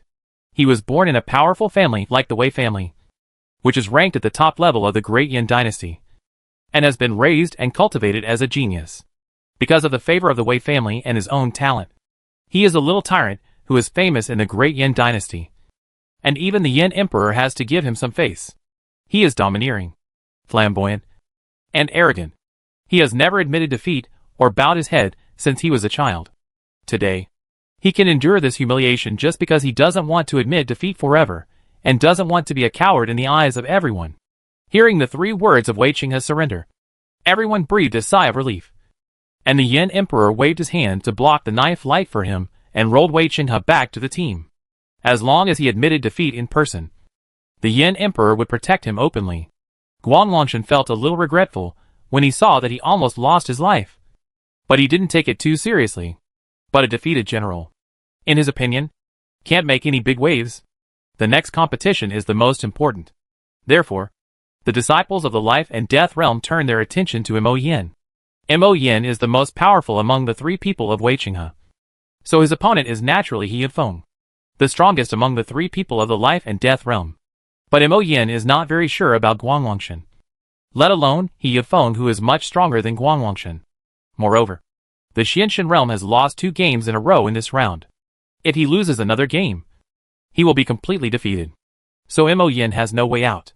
Only by winning can he have a chance to turn the tables. Otherwise, in the next round against the Yaoyu realm, with the physical condition of Wei Qinghe and Chu Xinting, I am afraid that they will not be able to take a city. However, it is almost impossible to get a chance to win from He Yifeng. When he thought of this, Mo Yin felt unprecedented pressure, and sweat came out of his clenched fists. Although Mo Yin did not say anything, everyone in the Xianshan realm also felt this oppressive atmosphere, and their hearts were also beating with tension. Mo Yin would lose this battle. However, Just as Mo Yin was about to step out, a crisp female voice interrupted his action. Young Master Mo Yin. Let me do it. Everyone was still holding their breath and waiting for the battle to begin. But unexpectedly, an abrupt voice suddenly interrupted at this time. And they all looked at Su Maoyang in surprise. Even Mo Yin stared at her in disbelief. You come? Did I hear it right? He admitted that Dongfang Junmo was a rare good seedling. But her current level was only an early innate Emperor Spirit Master. Even if she could easily defeat a mid-stage innate Emperor Spirit Master. This was a battle between peak innate Emperor Spirit Masters. He was 3 levels higher than her. Even if she had an amazing talent, she would be suppressed by the level. What's more, He Yifeng was the first in the realm of life and death. Not only in terms of level, but also in other aspects. He was a very terrifying existence. Such a peerless genius. She, an early stage innate Emperor Spirit Master, dared to challenge him. Was she crazy? Su Maoyang thought that with her current strength, it should not be a big problem to fight across 3 levels. But it would take some time. It might be a bit troublesome to deal with a top genius like He Yifeng, who was extremely difficult to deal with. But as long as she had a breath, Su Maoyang was still confident that she could wear him out. After all, she had faced the siege of hundreds of undead spirits, fought bloody battles for 10 days and nights, and had gone through the body tempering of the 8 gates. Even so, she couldn't be killed. She didn't believe that she would die in the hands of a young generation. As long as she didn't die, then the other party must be dead. However, her proposal was ridiculous in everyone's eyes. Chu Xinting, who had recovered by now, couldn't help but complain. It's not enough that you just stole the limelight. Now you want to join the battle of the peak innate Emperor Spirit Master. Why don't you go to heaven? You are really too young. You dare to say anything without any beating. Ouyang Xia sneered. If you think that you can make the 7th Army look up to you by deliberately showing yourself like this, then you are wrong. In our eyes, your actions are not brave, but stupid. Just now, Su Maoyang took out that kind of elixir and showed off in front of the 7th Army. And Ouyang Xia was very unhappy. Now she still wants to fight He Yifeng for Mo Yin to show her brave and fearless side. Which is even more ridiculous. In Ouyang Xia's opinion, Dongfang Junmo's actions were all to establish her authority in front of the 7th Army. She wanted to gain the respect of the 7th Army and command the 7th Army. In order to achieve her goal, she dared to make such a ridiculous joke. Such a person made her feel sick to join the 7th Army. Su Maoyang ignored the accusations of the two and clasped his fist towards Emperor Yin. Your Majesty, I am not joking. You know I am not a boaster from the matter of the pill just now. You know that you will lose when you send Mo Yin to fight this battle. Knowing that you will lose, why don't you give your subordinates a chance to gamble? According to what you mean, Mo Yin will lose. But you, an early stage innate Emperor Spiritual Master, can still win? Trouble, there must be a limit to arrogance. Chu Xinting laughed dryly, feeling unreasonable. The pill may be a blind cat that met a dead mouse for her. But fighting He Yifeng depends on strength rather than luck. Su Maoyang didn't bother to pay attention to Chu Xinting.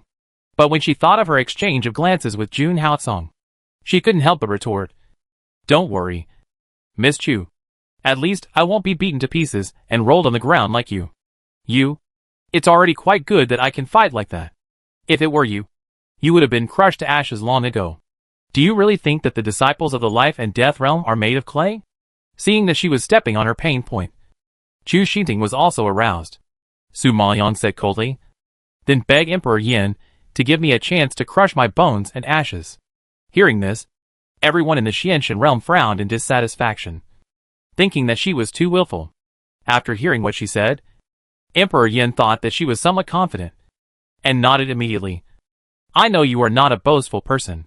The elixir is like this, and I think you also know the situation of this battle. So I will give you this opportunity. Mo Yin didn't expect Emperor Yin to follow her and make trouble. He was anxious and wanted to save the situation. This is not appropriate. I hope your Majesty will withdraw your order. Dongfang Junmo did make great efforts in the matter of the elixir, but it did not involve life and death, so he could still give it a try. However, facing He Yifeng was not a joke, and he might even have to give his life. Mo Yin, leave. Emperor Yin did not discuss with him, but ordered him. Mo Yin felt bad when he saw that Emperor Yin had made up his mind. In Emperor Yin's mind, could it be that he a peak innate emperor spiritual master, had a lower chance of winning than an early innate emperor spiritual master? Chapter 2390. She also plans to use the zither? Now that Emperor Yin has agreed, it is naturally difficult for others to refute anything. Jun Haocong looked at Emperor Yin with a complicated expression. He always felt that there was something he had overlooked. Although he felt something was wrong, he could not find out exactly what was wrong. Anyway, this Emperor Yin was definitely not what he saw. What he was thinking and planning in his heart was not something that ordinary people could understand. But before Jun Haocong could think about it, Su Maoyang had already walked to the center of the venue and replaced Mo Yin. He Yifeng also felt that it was absurd to the extreme that Xianshan Realm sent an early innate emperor spirit master to deal with him, and asked back with a smile, "Is Xianshan Realm really unable to send anyone? Even an early innate emperor spirit master has to be pulled in to make up the number."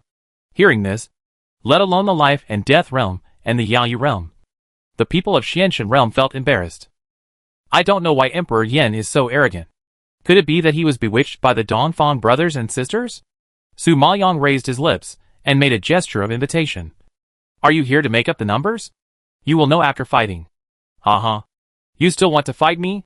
He Yifeng looked down on an early stage innate emperor spiritual master. He smiled contemptuously and called the black-dressed woman next to him. Baiyu, I leave it to you. Baiyu glared at He Yifeng unhappily. If you don't want to fight, just throw it to me. I don't think it's dirty. Okay. What? You don't want to fight? Do you want to admit defeat? Su Maoyang saw that they were unwilling to stand up, raised his eyebrows coldly, and asked back. Baiyu was stunned when she heard this. Perhaps she didn't expect the other party to be so ignorant, and then laughed. Ha! Women in the Xianshan realm are really useless fools.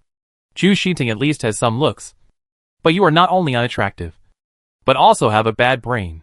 Give up? Think about it with your toes. Would I, a peak innate emperor spirit master, give up to you? An early innate emperor spirit master? Who knows? However, if you can't hold on later, I will consider giving you a chance to give up. So don't be afraid. Just go ahead. Su Maoyang replied seriously, as if he didn't understand her question. Baiyu had never met such a weird person before. Her eyes were full of disbelief. She pulled the corners of her mouth in a ridiculous way.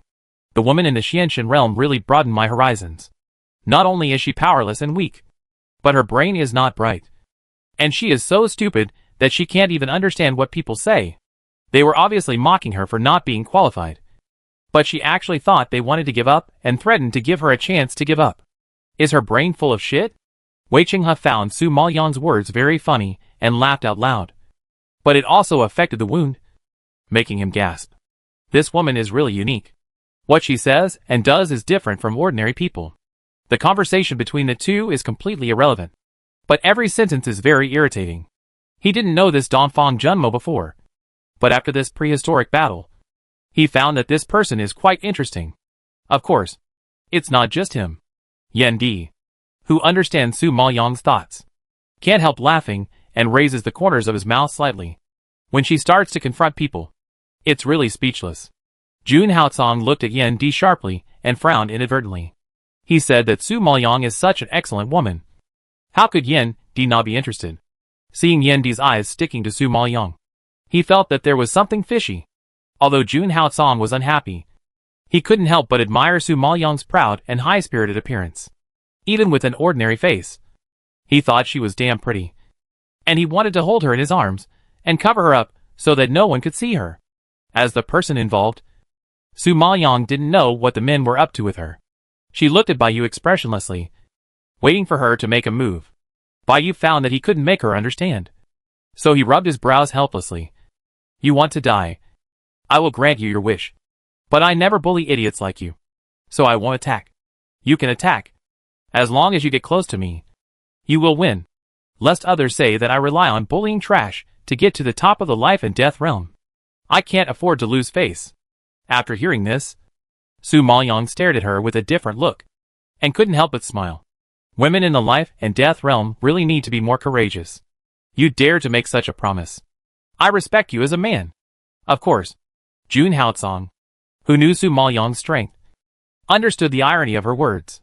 But Baiyu seemed to enjoy it, and his expression was even more arrogant, urging Hurry up and take action. Hearing that she was eager to be beaten, Su Maoyang certainly had to satisfy her wish. And with a wave of his hand, he summoned the Dragon Qin. It's just that Su Maoyang sealed the original appearance of the Dragon Qin with runes. So to outsiders, it was just an ordinary Guqin. Baiyu, who was waiting for her to make a move, had no hope for the strength of an early-stage innate imperial spiritual master. But she didn't expect that she also took out a Guqin and planned to display her Guqin skills. She was so shocked that her jaw almost hit the ground. Is the woman of Zuinshinjing really stupid? Or does she have a good self-esteem? If you fall in a place, shouldn't you be alert and learn from the lesson? Why are there still people who follow suit? Is this Dongfang Junmo really okay? Has the Xianshan mirror declined to this extent? Even fools are forced to do something stupid? Baiyu couldn't figure it out. And Chu Xinting was also stunned by her. She took a deep breath and asked in a somewhat amusing way, Dongfang Junmo, are you crazy? You actually planned to use the piano? Didn't you see what happened to me just now? I saw it. So what? Su Maoyang raised his eyes, glanced at her, and replied expressionlessly.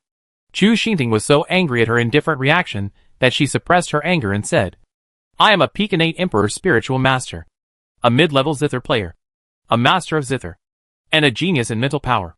But I can't do anything to Baiyu. How can you, an early innate emperor spiritual master, be confident that you can use the zither to deal with her? Just because you can't do anything doesn't mean others can't do anything. Su Maoyang's light words made Chu Xinting grit her teeth and nodded heavily. Okay. Just use the zither. You won't feel any pain until the flames fall on your instep. Now you are so decisive. Let's see if you still have the face to say such big words later. Since Dongfang Junmo doesn't believe in evil, let her taste what it feels like to be beaten to the ground by Baiyu. Anyway, she was embarrassed, and she didn't mind letting Dongfang Junmo accompany her in embarrassment. I think that later, with Dongfang Junmo as a foil, what she did just now won't be called embarrassment. Chu Xinting seemed to have seen Su Maoyang's end, and a grim smile of watching a good show appeared on the corner of her mouth. Chapter 2391. Is it necessary to fight so hard? When Baiyu saw Su Maoyang insisting on doing so, she couldn't help but laugh and shook her head. I think you won't be killed by me later, but by your own stupidity. Really? Then feel the sound of my stupid piano. Su Maoyang's eyes flashed with a sneer, and then he plucked the strings. The sound waves shook the sky and rushed towards Baiyu like a tsunami. Baiyu still had her hands around her chest, looking like she was not going to attack. But she didn't expect that as soon as she finished speaking, she felt a terrifying force crushing towards her. She was shocked and subconsciously dodged to the side. However, just as she dodged this wave, the sound of the piano sounded one after another. Each sound was sonorous and powerful, and attacked with the momentum of killing the world. Some piano sounds contained terrifying mental power, which rushed into her mind, and some piano sounds directly turned into ice swords to attack her body. The ice sword was wrapped with the spiritual power of an early innate imperial spiritual master. But when it really attacked her, Baiyu realized that this was not the spiritual power strength of an early innate imperial spiritual master. It would not be an exaggeration to say that it was the spiritual power strength of a peak innate imperial spiritual master. No wonder the disciples of the life and death realm and the demon moon realm were defeated by Dongfang Junmo in the first round of the competition. Even she was shocked, let alone them. Although she was shocked, Baiyu was at least a top genius at this level. Even if the opponent's spiritual power strength was close to that of a peak innate imperial spiritual master, it was still unlikely to hurt her. So in the face of the ice sword and spiritual power, Baiyu still easily avoided it with her extraordinary skills and speed. But Su Maoyang's highlight was not spiritual power, but mental power. So, she pushed her mental power to the extreme, injected it into her fingertips, and plucked the strings of the zither rhythmically with her skillful and elegant movements. The lingering zither sound was gradual, sometimes slow, sometimes fast, sometimes low, sometimes high, as if it moved people's hearts, and it rose and fell into the void. Some people saw the battlefields with flames and blood flowing like rivers. Some people saw the tragedy of wives and children being separated and families being broken up. And some people saw their own painful experience of being a genius but dying young. And some people saw their own failure to cultivate, falling into the devil's way, and killing the coldness and cruelty of all people in the world. And some people even saw their life from a newborn baby to old age, Fortunately, Baiyu was determined and stabilized her mind. But the devil-like voice kept impacting her brain, and she almost collapsed. I have to sigh. Your piano skills are indeed better than Chu Feizai's. But it's a pity that you are still short of the Taoism to confuse me. Chu Xinting doesn't even deserve a name in her mouth. Which shows how much Baiyu despises her. Su Maoyang raised his eyebrows and smiled to comfort her. This is just an appetizer. Why are you in such a hurry? After that, Su Maoyang's hands gradually became faster, and countless notes burst out from under the strings, surrounding Su Maoyang. And everyone can't see the specific notes. They only see her sitting there in a long skirt. And every time her fingers pass over the strings, waves of air burst out, lifting her black hair and clothes. And her every frown and smile reveals an indescribable beauty. It even seems to be more pleasing to the eye than Chu Xinting's piano playing. Everyone was shocked when they suddenly had such an idea. How could Dongfang Junmo, who had a plain appearance and no good features, be more beautiful than Chu Xinting? It seemed that they were bewitched by the sound of the piano, and could not even distinguish between beauty and ugliness. As for Baiyu, she felt surrounded by the airtight piano sound, and had a splitting headache. From time to time, some fragmented images appeared in her mind, disturbing her nerves and almost making her lose control. She had to admit that this woman's mental attack was indeed much stronger than Chu Xinting's, thinking that in order to avoid being deprived of her mind, Baiyu did not care about sticking to her promise just now, and finally summoned the whip with a thick face. I have experienced your piano sound. Now it's time to experience my whip. I want to see whether your piano sound is more powerful, or my whip is more powerful. In Baiyu's opinion, no matter how strong Dongfang Junmo's mental power was, she would have to kneel down and beg for mercy after a few whips. So as long as we fight quickly and break her hands so that she can't play the piano, she will lose all her support. Seeing that she finally made a move, Su Maoyang chuckled and teased. What? You still can't help it. Didn't you say you would stand and let me hit you? You broke your promise so quickly. It turns out that women in the realm of life and death are just liars. Stop talking nonsense. Take my whip. Baiyu was so angry that her breathing stagnated, and she attacked in anger. She underestimated the woman's mental attack just now. Now she knew that she couldn't withstand her piano music. If she didn't fight back, wouldn't she let her take away her mind? Facing such danger, if she didn't make a move, she would lose to an early stage innate emperor spiritual master. Will she still have face? As soon as she finished speaking, the black whip came over fiercely. Seeing this, Su Maoyang curled her lips and smiled. She slapped the hand holding Long Qin suddenly, and Long Qin flew up. She dodged her whip with a flash, and then raised her hand to catch Long Qin that fell from the air, held it in her arms, and her fingers fell on the strings. The sound of the piano trembled, and the cold air accompanied by fierce spiritual power turned into countless ice swords, attacking Baiyu from another angle. Because the mental attack attached to her piano sound was too strong, Baiyu suffered from neurasthenia and decreased perception, so she was slow to feel the power coming from the left. In a hurry, she had to swing the whip to resist, but the whip was just thrown in front of her, and she suddenly came back to help, and the whip was out of reach. So Baiyu had to burst out defense and meet it with bare hands. But she didn't expect the opponent's cold air and spiritual power to be so strong, and it suddenly hit her body, making her almost spit out blood. How does the spiritual power of an early-stage innate imperial spiritual master taste? Su Maoyang asked with a smile. To Baiyu, it was extremely ironic. He waved his arms and whipped again unwillingly, shouting, Ghost crying whip! Kill! At this time, countless dead spirits suddenly emerged from the black whip, just like fierce ghosts with bared fangs and claws, making waves of ghosts crying and howling, and rushed towards Su Maoyang. Judging from the posture, this ghost crying whip should be Baiyu's special skill. Everyone in the life and death realm did not expect that Baiyu would use a special skill to deal with an early-stage innate imperial spiritual master. Would this be too much of a fuss? However, they were not regarded as opponents by Su Maoyang, and the highly lethal piano sound did not attack their brains, so they did not know the terribleness of Su Maoyang's mental suppression. In addition, they could not feel Su Maoyang's spiritual power and coldness at close range. After all, the battlefield was still a long way away from them. They naturally did not know that every attack of Su Maoyang should not be underestimated. As the person involved, Baiyu was speechless and could not speak out her bitterness. In order not to be humiliated by an early stage innate imperial spiritual master, she had to go all out.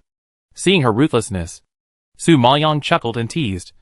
Do you have to fight so hard to deal with a fool 3 levels lower than you? Hearing this, Baiyu almost spurted out the blood she had just held back. Chapter 2392. Treat her like a monkey. If she doesn't fight hard, she'd be really stupid. This Dongfang Junmo is even better at humiliating people than her. Don't be complacent. I haven't exploded yet. Baiyu gritted her teeth and whipped hard. Su Maoyang raised her eyebrows without comment. Oh! It turns out that Miss Bai still has a trick up her sleeve. However, seeing that you are struggling so hard, I'll give you a chance. As long as Miss Bai can get close to me, you win. Su Maoyang undoubtedly put Baiyu's words of humiliation on her again. At that moment, Baiyu was so angry that her hair stood on end. She pushed all her spiritual power and strength to the extreme and whipped Su Maoyang desperately. The power of the martial arts explosion climbed several levels, as if she was going to cut Su Maoyang into pieces.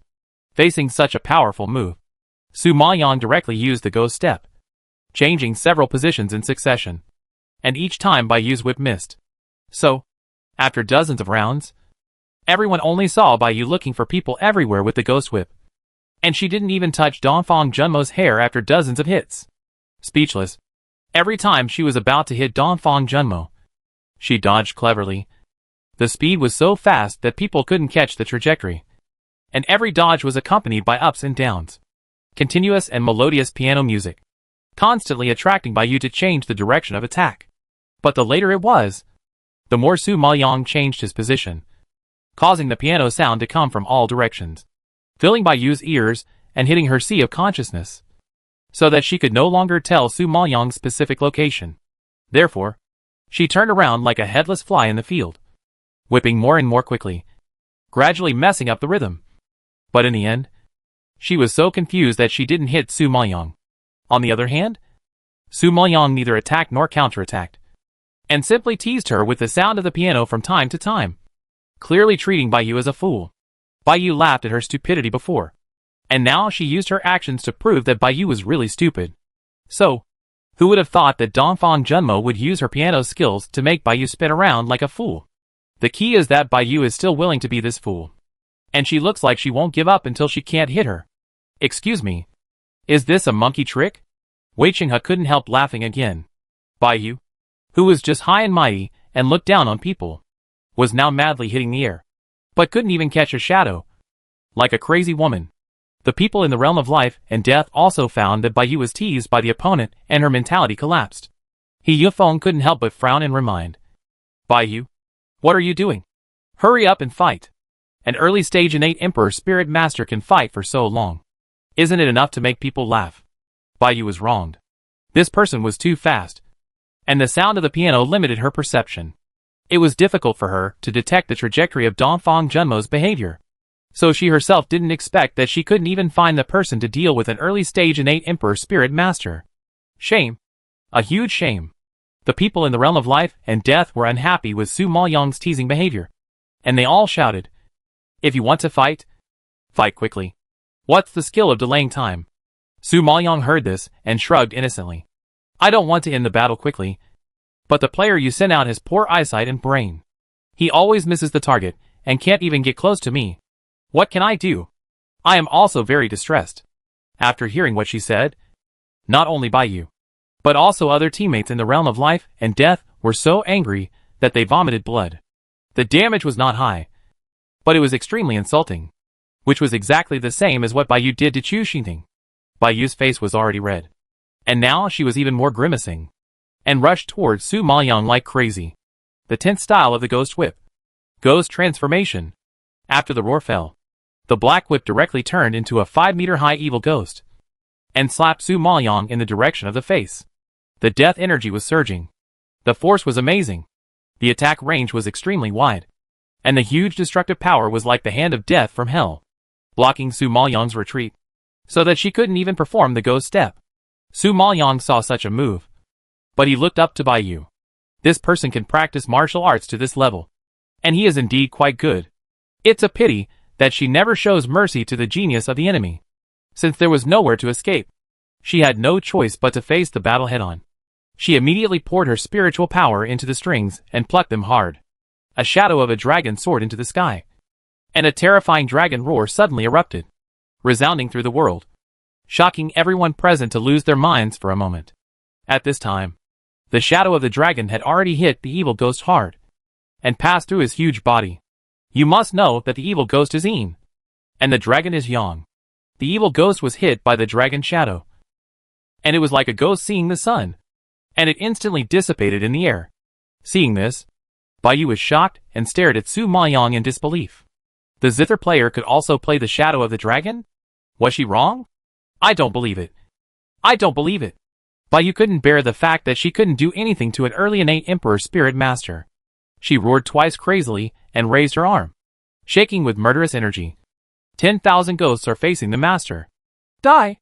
If she doesn't kill this woman, she will be too ashamed to face people from now on.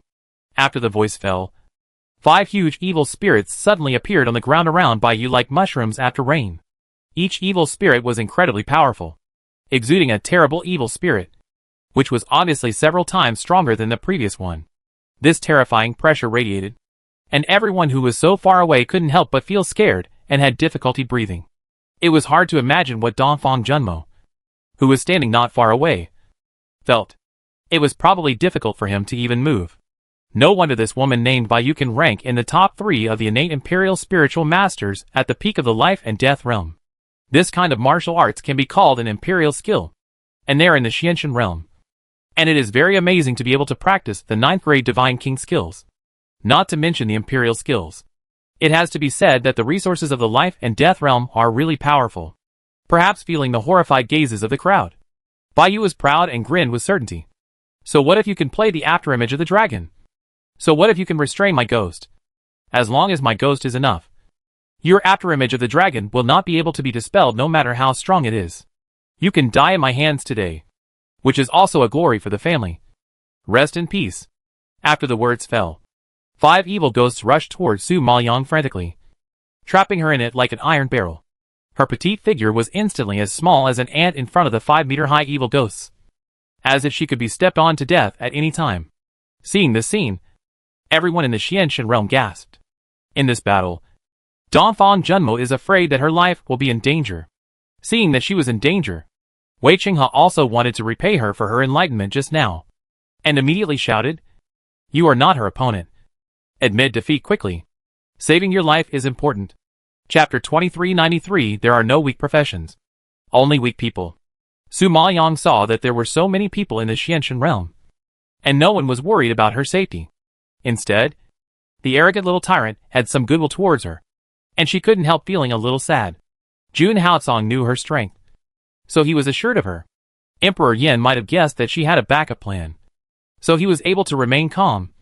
But most of the others were just watching the show. It must be said that her popularity was really not that good. Fortunately, she was still strong enough, so she couldn't help but curl her lips and give Wei Qinghe a confident smile. Her ugly eyes actually flashed with some dazzling brilliance. Admitting defeat is for future victory. Since we can win now, of course, we should take advantage of the victory to pursue. After that, Su Maoyang ignored the 5 evil spirits that were like mountains pressing down on him, and held the string with his fingers, and suddenly burst out with a dragon roar that was several times louder than before. Under Su Maoyang's fingertips, 6 dragon afterimages flew out one after another, and attacked the 5 evil spirits around them domineeringly. Baiyu, who was originally sure of victory, suddenly saw 6 dragons, and was frightened and stiffened. His face turned pale, and his whole body was cold. He couldn't believe his eyes for a while. 6. Dongfang Junmo actually played 6 dragon afterimages. When did the zither player become so powerful? When did the zither music have such lethality? How did this woman do it? Baiyu racked her brains to figure it out. But just when she was terrified, the remaining dragon afterimage had already rushed straight towards her. The huge dragon body came overwhelmingly, and the dragon mouth, like the abyss, revealed 2 rows of sharp fangs. And the dragon power it spit out was even more unstoppable.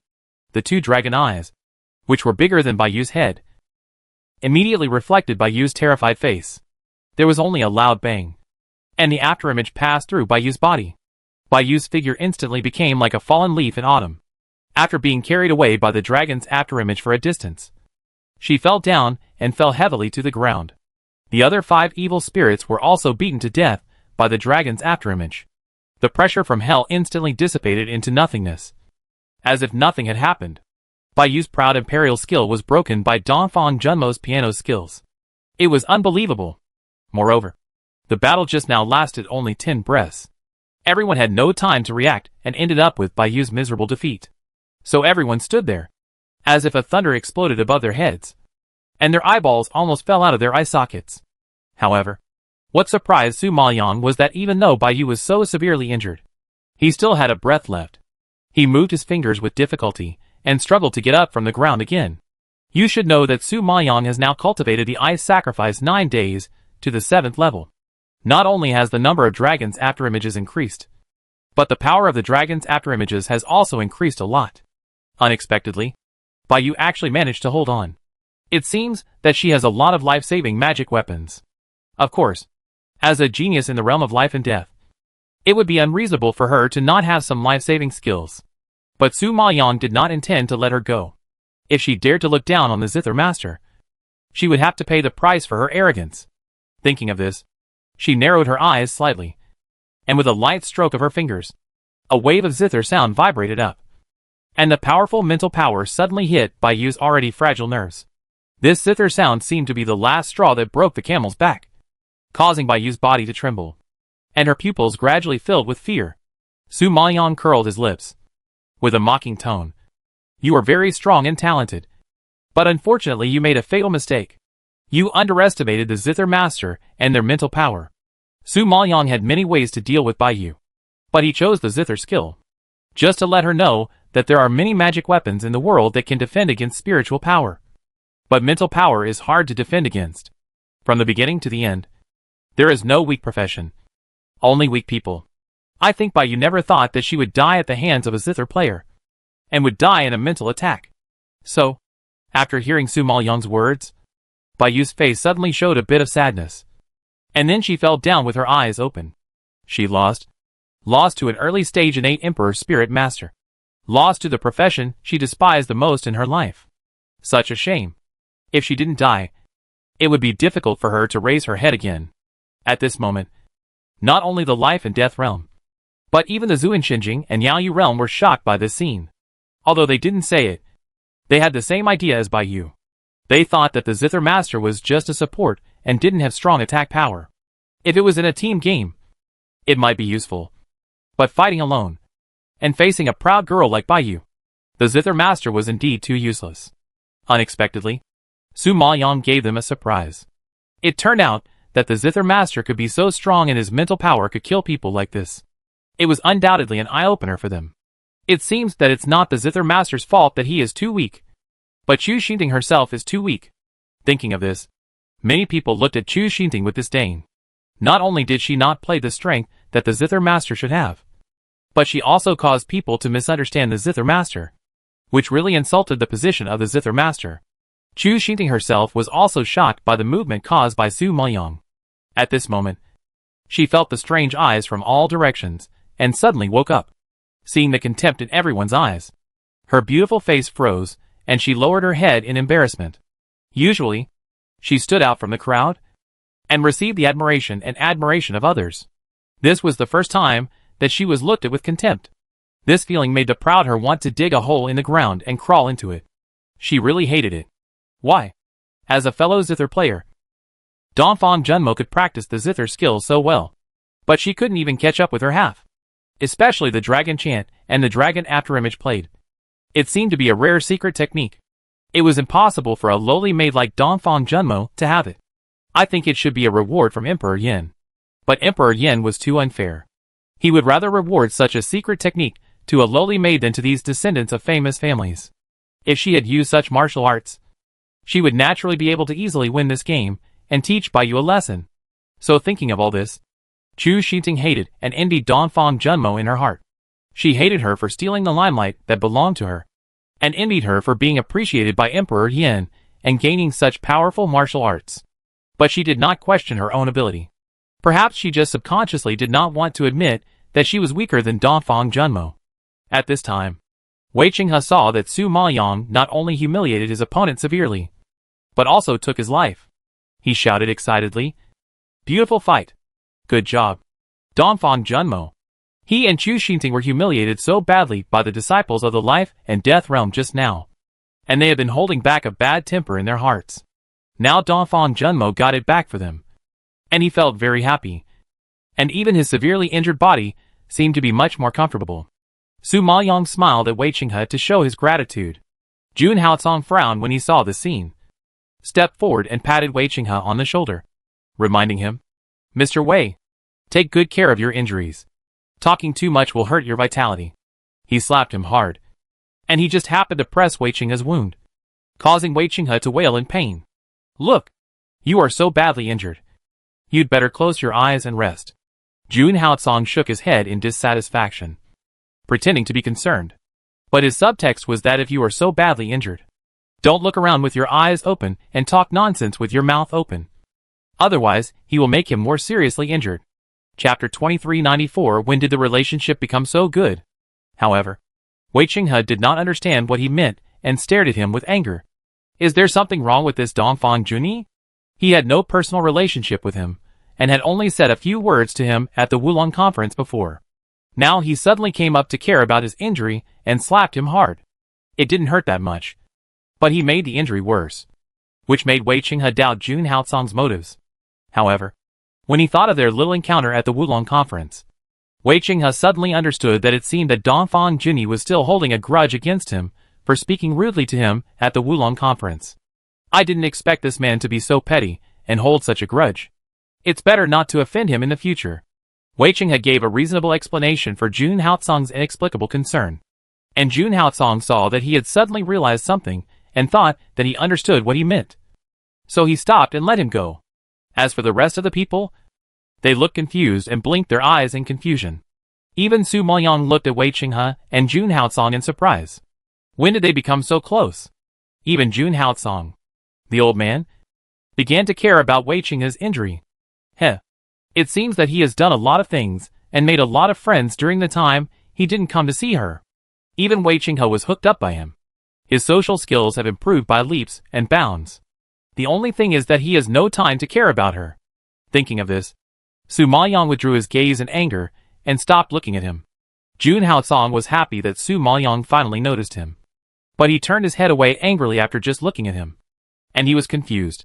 How did he make her angry? She was unhappy just because he hurt Wei Qinghe? When did she care so much about Wei Qinghe? She just kindly comforted Wei Qinghe, but now she dared to give him a cold shoulder because of him. In her eyes, cats and dogs are more important than him. Jun Haocong was so angry that his teeth itched, but he couldn't step forward to ask for punishment in such an occasion, so he had to hold it in. Su Maoyong no longer paid attention to Jun Haocong. She had won a fight and obtained the right to challenge. Naturally, she wanted to strike while the iron was hot and completely win this round. Then she turned her attention to Guan Longshan. Let's have a fight. This man was so arrogant just now. Su Maoyong also wanted to feel how strong he was. Guan Longshan didn't expect her to challenge him, and sneered speechlessly. If you still want to use the martial arts just now, you will definitely lose. He is good at close combat. If she wants to use the piano to deal with him, she is afraid that she will be chopped away by him before she can play the piano. Su Maoyong smiled and shook his head. Don't worry. In addition to the martial arts just now, I have other ones. There is always one suitable for you. Seeing her speak calmly, Guan Longshan felt humiliated, and immediately rubbed his fists and made a crackling sound. Let me tell you, those who provoke me never have a good end. Don't you know that villains die because of talking too much? If you want to fight, do it quickly. Otherwise you will be ashamed to death by your own harsh words later. Su Maoyong hooked his hand at him and urged. It was the first time that Guan Longshan was ridiculed by a woman. He roared in anger and rushed forward. Seeing this huge monster, he chopped at her hands as soon as he came up, obviously wanting to cripple her hands in advance and completely cut off her chance to play the piano. Su Maoyong couldn't help laughing and shaking his head, saying helplessly, I said I can't play the piano. Why don't you believe it? I don't believe anyone. Only myself. Guan Longshan didn't care what she promised. Once a person is in a desperate situation, the firm guarantee is nonsense. On this point, Su Maoyong gave him an appreciative look. Well said. But I really don't plan to use the piano this time. After that, Su Maoyang summoned the Thunder Blade. Since the opponent was a knife user, she would learn knife skills from him. But this move was seen as a naked provocation by Guangwangshan. Hee. You are really brave to use a knife in front of me. I'm giving you this too. Su Maoyang was still very confident in his knife skills, and raised his eyebrows to reply. Hey, what a big tone. You'd better catch my knife first before you brag. Guangwangshan spat angrily, and then swung his knife to chop. The thing he couldn't stand the most in his life was someone challenging his knife skills. Su Maoyang didn't dodge in the face of his brave fighting style, and also swung his knife to fight hard. This time she was fighting with strength, and it was a close combat, so naturally she couldn't dodge left and right. Every punch hits the flesh. Every move is fatal, and a quick battle is the kingly way. So, the two knife lights slashed together, and a dazzling light burst out instantly. Su Maoyang's knife skills are mixed with divine patterns, and the opponent's knife skills contain the Yin Sha Qi. The collision of the divine pattern and the evil spirit was so powerful that it seemed like a chemical reaction had occurred. It instantly produced a wave of heat that spread in all directions. At this moment, Su Maoyang and Guangwangshan both stepped back a few steps, unable to bear the load.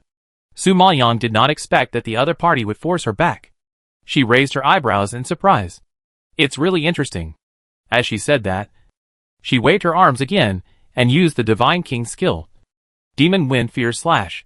This time, the power increased several times and blew towards Guangwangshan like a whirlwind. Guangwangshan saw this and immediately pushed his shield to resist. While defending, the big knife in his hand had penetrated the storm formed by the knife force and slashed in front of Su Maoyang. Su Maoyang knew that the other party's knife skills were powerful, but she did not expect it to be so sharp that it could not only resist her divine pattern power, but also ignore her martial arts. He is worthy of being the second in the level of life and death. In this case, she can't hold back anymore. Thinking of this, Su Maoyang formed seals with both hands and chanted the 9-character mantra. 4 characters flashed with golden light and surrounded Su Maoyang's whole body. Seeing the knife light falling, Su Maoyang had no time to swing the knife back to help, and directly raised his arm to block it. Seeing this scene, everyone was worried for Su Maoyang. With her small arms and legs, she dared to take Guangwangshan's big knife. I'm afraid that hand will never be able to do it again. However, the next second, everyone only heard a loud clang, and the heavy and domineering big knife was actually blocked by Dongfang Junmo's slender arm. The most shocking thing was that the extremely sharp blade fell on her fair and delicate arm, and not only did not cut off her bones, but was cut into the shape of her arm. Such a horrifying scene made everyone terrified, as if they had seen a ghost. Mr. Guang, your sword is not of good quality. It can't even cut through human skin. How can you fight? Su Maoyang asked jokingly. Guangwangshan saw that the sword was broken, and he also looked incredulous. He stared at Su Maoyang with a strange look. What kind of defense is this?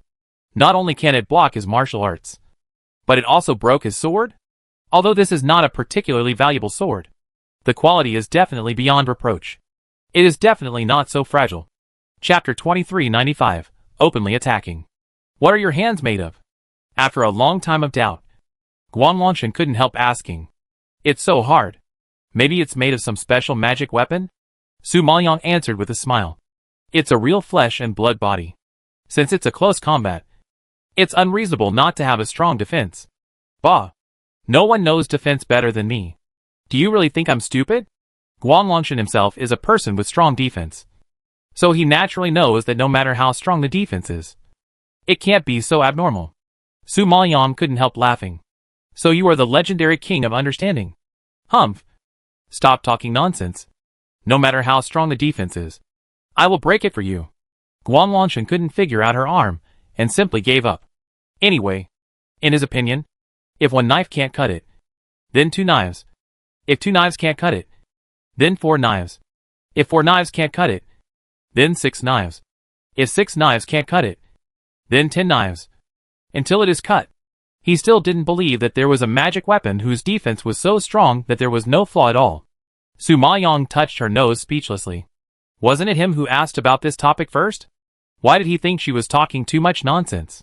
But this was not the point. The point was that this man should not be underestimated. and she had to deal with him carefully. Thinking of this, Su Maoyang quickly swung her knife and took his swift and domineering move again. Then she fell to the side, changed her angle like a loach, and slapped his chest in the air. This palm method is called Baghuajiu palm, which she had just learned from the Divine Pattern Atlas some time ago. This palm method is divided into 9 palms, each of which has a different artistic conception and is very mysterious. Originally, Su Maoyang wanted to compete with him in swordsmanship, but after the fight, she still found that she underestimated the opponent's strength, and she had to use this Bagua palm method to assist. In fact, this palm technique is not worse than other martial arts with weapons, and can be used as a main attack skill. But Su Maoyang mainly wants to hone his sword skills. After all, it would be a pity for her to miss such a good sparring partner. After all, after practicing in seclusion for more than half a year, she still needs to practice in actual combat to settle and consolidate her strength. So although this gambling battle is to win the city, for Su Maoyang, there is an additional meaning of training herself. If Guang Wanshan knew that a genius like him who stood at the top level was actually used as a human stake, and was just a sparring partner after fighting, I wonder if he would be so angry that he would spit out blood. But now, he was slapped by Su Maoyang, and he was not far from spitting blood. He was shocked and took a few steps back, staring at her with anger on his face. He really didn't expect that a woman could actually perform such a tricky and domineering divine pattern palm technique. It was incredible. However, Su Maoyang did not give him time to be shocked. He turned over and swept his sword. The demonic wind once again set off a storm. The storm seemed to be full of sword shadows, like an emotionless meat-chopping machine crushing Guang Wanshan. This sword was obviously much stronger than before. An inexplicable pressure instantly made Guang Wanshan frown, and a trace of solemnity flashed across his face. But he did not dare to think too much. He immediately pushed the shield to protect the fatal part. The sword technique of his right hand was skillful. Ups and downs. It seemed simple, but the power contained in it was infinite. The whole person did not look embarrassed in the storm. But Su Maoyang's sword technique was not simple. The divine patterns intertwined and it seemed to lock each sword. It was profound and difficult to understand. Complex and changeable. Guang Wanshan tried for a long time, but failed to repel this wave of attacks. However, he didn't know that the divine runes from the Divine Rune Atlas were not so easy to break. At this time, Su Maoyang took the opportunity to rush forward and used another Bagua palm on his weak defense. But Guang Wanshan's relatively weak defense was much stronger than that of ordinary people, which led to Su Maoyang's failure to do anything to him after several palms. Fortunately, her spiritual power and physical strength were good. When it came to consumption, no one should be able to outlast her. So Su Maoyang was not in a hurry, grinding him bit by bit, and only secretly added palm prints when she saw that her rhythm was disrupted. Fortunately, hard work pays off. Until the 9th palm, Guang Wanshan's defense was finally broken, and a breakthrough was torn in the relatively weak right rear of him. Su Maoyang made a prompt decision and made a finishing move to his right, instantly blasting him away with his sword. Guang Wanshan probably never thought in his life that he would compete with a woman in strength and swordsmanship, and he didn't expect that he would be beaten by this woman in the end. Is he dreaming? But when he fell heavily to the ground and felt the pain in his body, Guang Wanshan knew that he had lost to a petite woman who looked even heavier than his arm. And even if he could fight again, his fighting style was too fierce, which consumed a lot of spiritual power and physical strength. If he couldn't break the opponent's divine pattern, he would be killed by the opponent even if he didn't get stabbed. So there was no point in continuing such a battle. But Su Maoyang didn't intend to let him go. Letting the enemy breathe would put herself in more danger of death. Then she chased him with a ghost step, swung the knife hard, and fell heavily on the position of his heart. Feeling death approaching at this moment, Guang Wanshan instantly roared, "I give up!" As soon as the voice came out, a force suddenly came from a distance, fiercely falling on Su Maoyang, and immediately threw her out. Guang Wanshan was saved by the protective shield and retreated back to the team of life and death. Jun Haotsong did not expect this. Seeing Su Maoyang being blown away, he was shocked. He did not care about military discipline and rushed up, caught her and protected her in his arms. Seeing that Su Maoyang was seriously injured, Jun Haotsong was furious and wanted to kill. A terrible storm was brewing in his cold eyes. He glanced at the black-armored general who made the move, with a pressing cold pressure, and every word seemed like an ice spike quenched in a cold pond. "How dare you openly make a move? The person who made the move was the black-armored warrior next to the Son of God. Judging from his position and the dress on his body, he knew that this person had a good identity and a special status. Moreover, Jun Haotsong had read the information and knew that this person was Feng Zhenhe, the famous Grand Marshal of the Black Nether Empire. He was in his early 40s, second only to the Emperor, with a large army and great power. He was a big man that even the Dark Emperor had to give some face to. As a junior, Su Maoyang, no matter how strong he was, could not resist the attack of the other leader. Our disciples have already admitted defeat. I was just protecting our disciples according to the rules. How could I say that I was playing dirty tricks? Feng Zhenhe described his actions expressionlessly, without the slightest trace of guilt. Jun Haotsong heard this. His eyes were filled with murderous intent, and he corrected in a cold voice. Protecting my disciples only means protecting them, not attacking the contestants. Dongfang Junmo tried to kill my disciples, so I had to stop her to protect her. Since she couldn't even withstand the force of the interception, she shouldn't do anything to hurt people's lives. Feng Zhenhe was old and held the power of life and death. Facing the anger of a junior, he naturally didn't take it seriously, and he said it with confidence. Chapter 2396 Kneel down. But others felt that it was extremely overbearing and rude, because the gambling war was not about life and death, and it was all about ability to take the enemy's life. What's more, didn't their disciples in the realm of life and death just try their best to take the lives of Wei Qinghe and Chu Xinting? It's just that the two admitted defeat first and were protected by Emperor Yin. But I didn't see Emperor Yin hurt the disciples in the realm of life and death. So this is basically a convention, and there is no need to put it in the open. Otherwise it would be too cheap. And the realm of life and death was afraid that Su Maoyang would win this victory. And he actually took advantage of this opportunity to seriously injure Su Maoyang, which was really despicable. So after hearing this, Emperor Yin had to say a few words.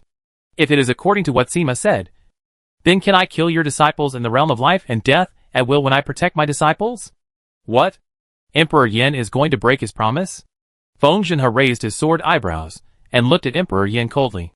Yindi is the leader of Zunshinjing and a young generation. To avoid his fate, the three parties have made an agreement and sworn an oath with the heart of martial arts. So Yindi can only be a spectator, at most issuing orders and deploying the battle situation. But he must not take action. Once he takes action, it will be the top leaders of the three parties who will personally take action. By then, the war will expand, and the most serious casualties will be his Zunshinjing. So, he is sure that Yindi dare not break his oath. But this time Yindi's attitude is tougher than he expected. His low voice carries an extremely cold and domineering warning. Do you really think this emperor dare not? Feng Zhenhe's face changed slightly, and a trace of fear flashed in his eyes when he looked at Yindi. From what he said, he was going to start a war between the life and death realm and the mysterious mirror for a disciple of an early Xiantian emperor spiritual master? In his impression, Emperor Yin has always been a man who looks gentle and elegant, but is actually cold-blooded and ruthless. He cherishes talents, but he has no pity or regret for geniuses who are defeated or even fallen. It seems that once something has lost its value, he is too lazy to even look at it. From beginning to end, only the most core interests can move him. Such a contradictory person.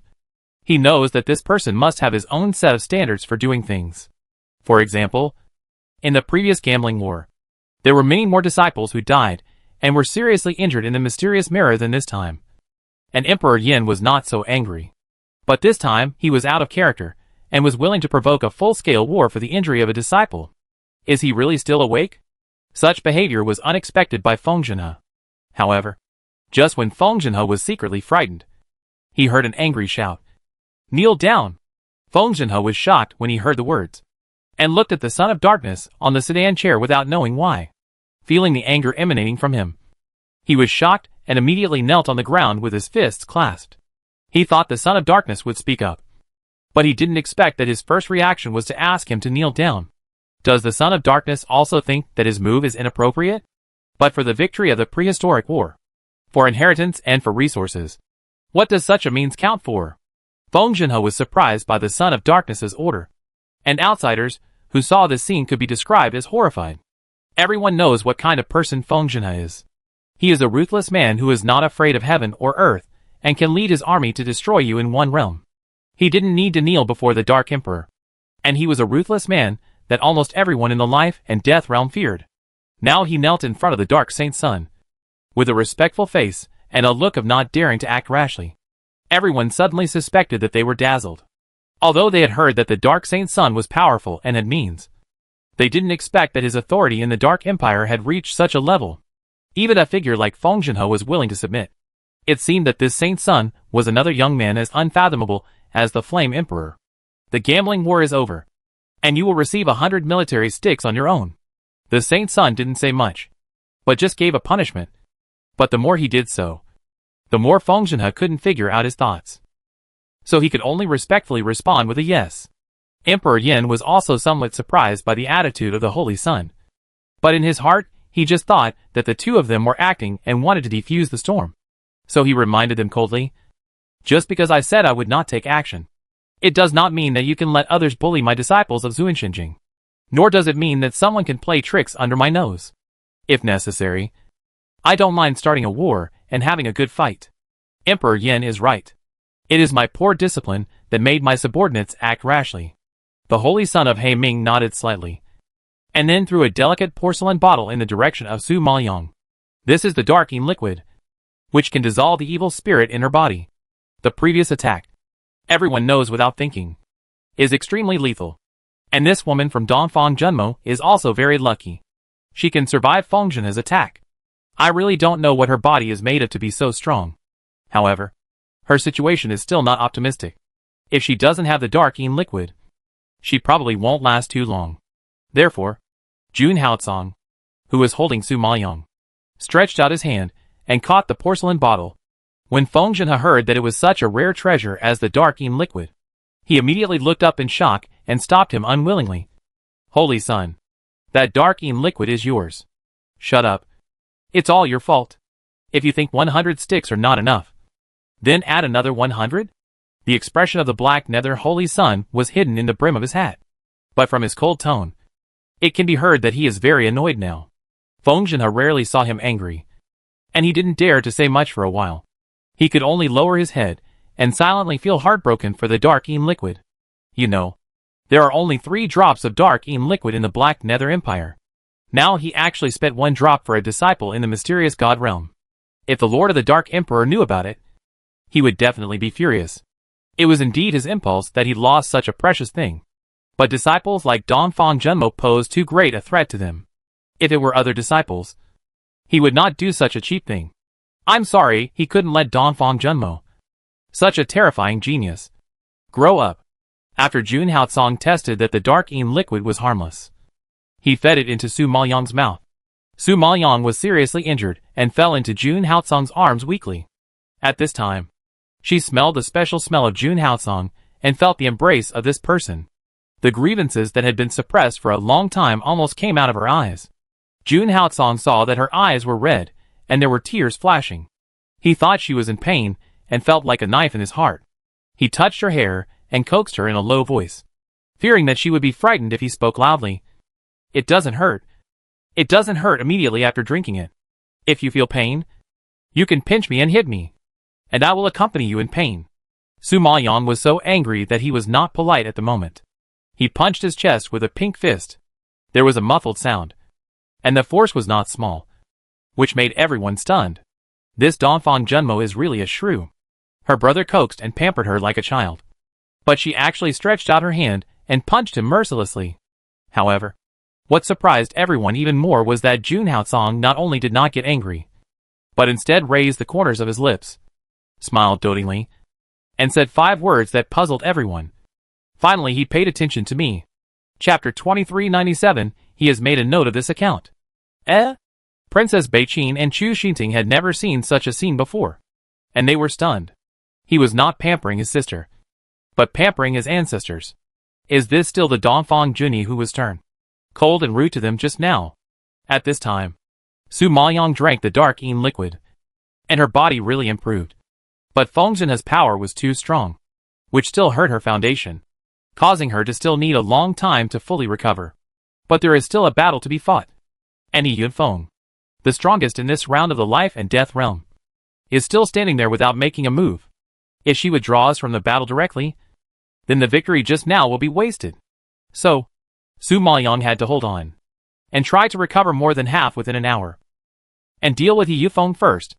Thinking of this, she planned to break free from Jun Haotsong's arms. Jun Haotsong saw through her thoughts. His face darkened. He tightened his arm and said coldly, "Don't fight anymore. Your body needs to rest now. No, I'm only one round away from taking a city. I have to fight this battle." Su Maoyang shook her head firmly and tried to push away his restraints. Of course, there was a bit of anger in it. Jun Haotsong ignored her for so long. How could he care about her now? What's more, the city was at her fingertips. How could Su Maoyang spit it out? "But your body." Jun Haotsong frowned in dissatisfaction. His eyes were full of heartache. Chu Xinting saw that Dongfang Junmo was injured, but she was a little gloating, and suddenly interrupted. "Doesn't she have Tai Chi Yangyuan pill? A pill that can fully restore people? She can recover to her peak state after taking it for an hour. So why should Mr. Dongfang worry? Isn't Dongfang Junmo very awesome and likes to show off? Let her show off enough and see if she can still survive from the prehistoric land." However, Jun Haotsong swept his knife eyes over and said in a frighteningly cold voice, "How can such injuries be compared with ordinary injuries?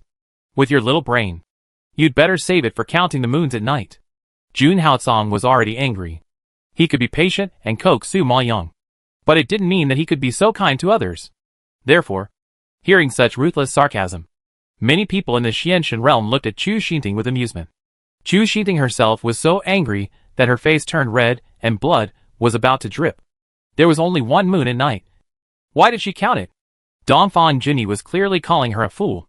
Of course, she knew that the injuries caused by Feng Zhenhe's attack were naturally incomparable. After all, the old man could kill people with just a sneeze, not to mention a heavy blow.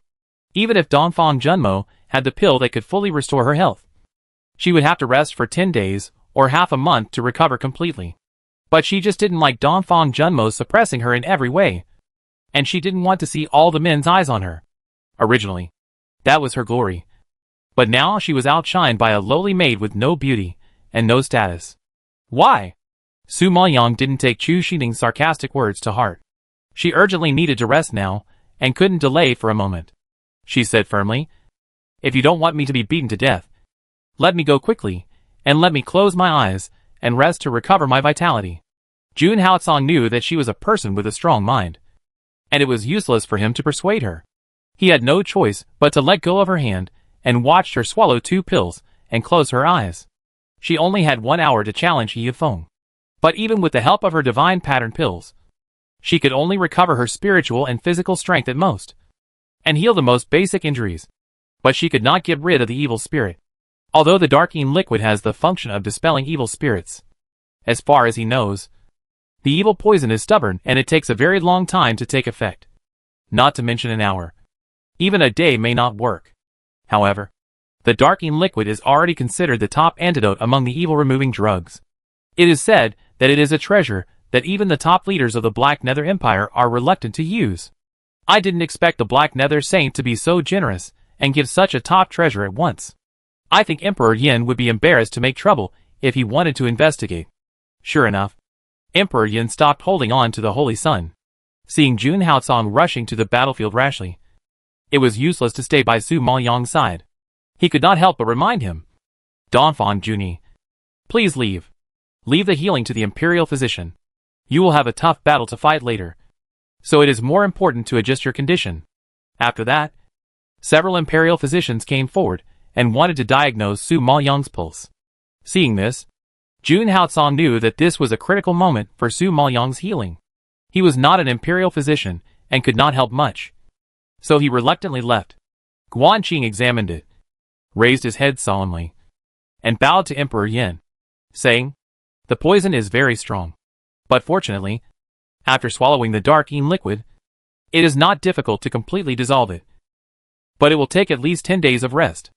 As for other injuries, there should be no big problem with her elixir." Hearing that it can be completely resolved, Jun Haotsong breathed a sigh of relief.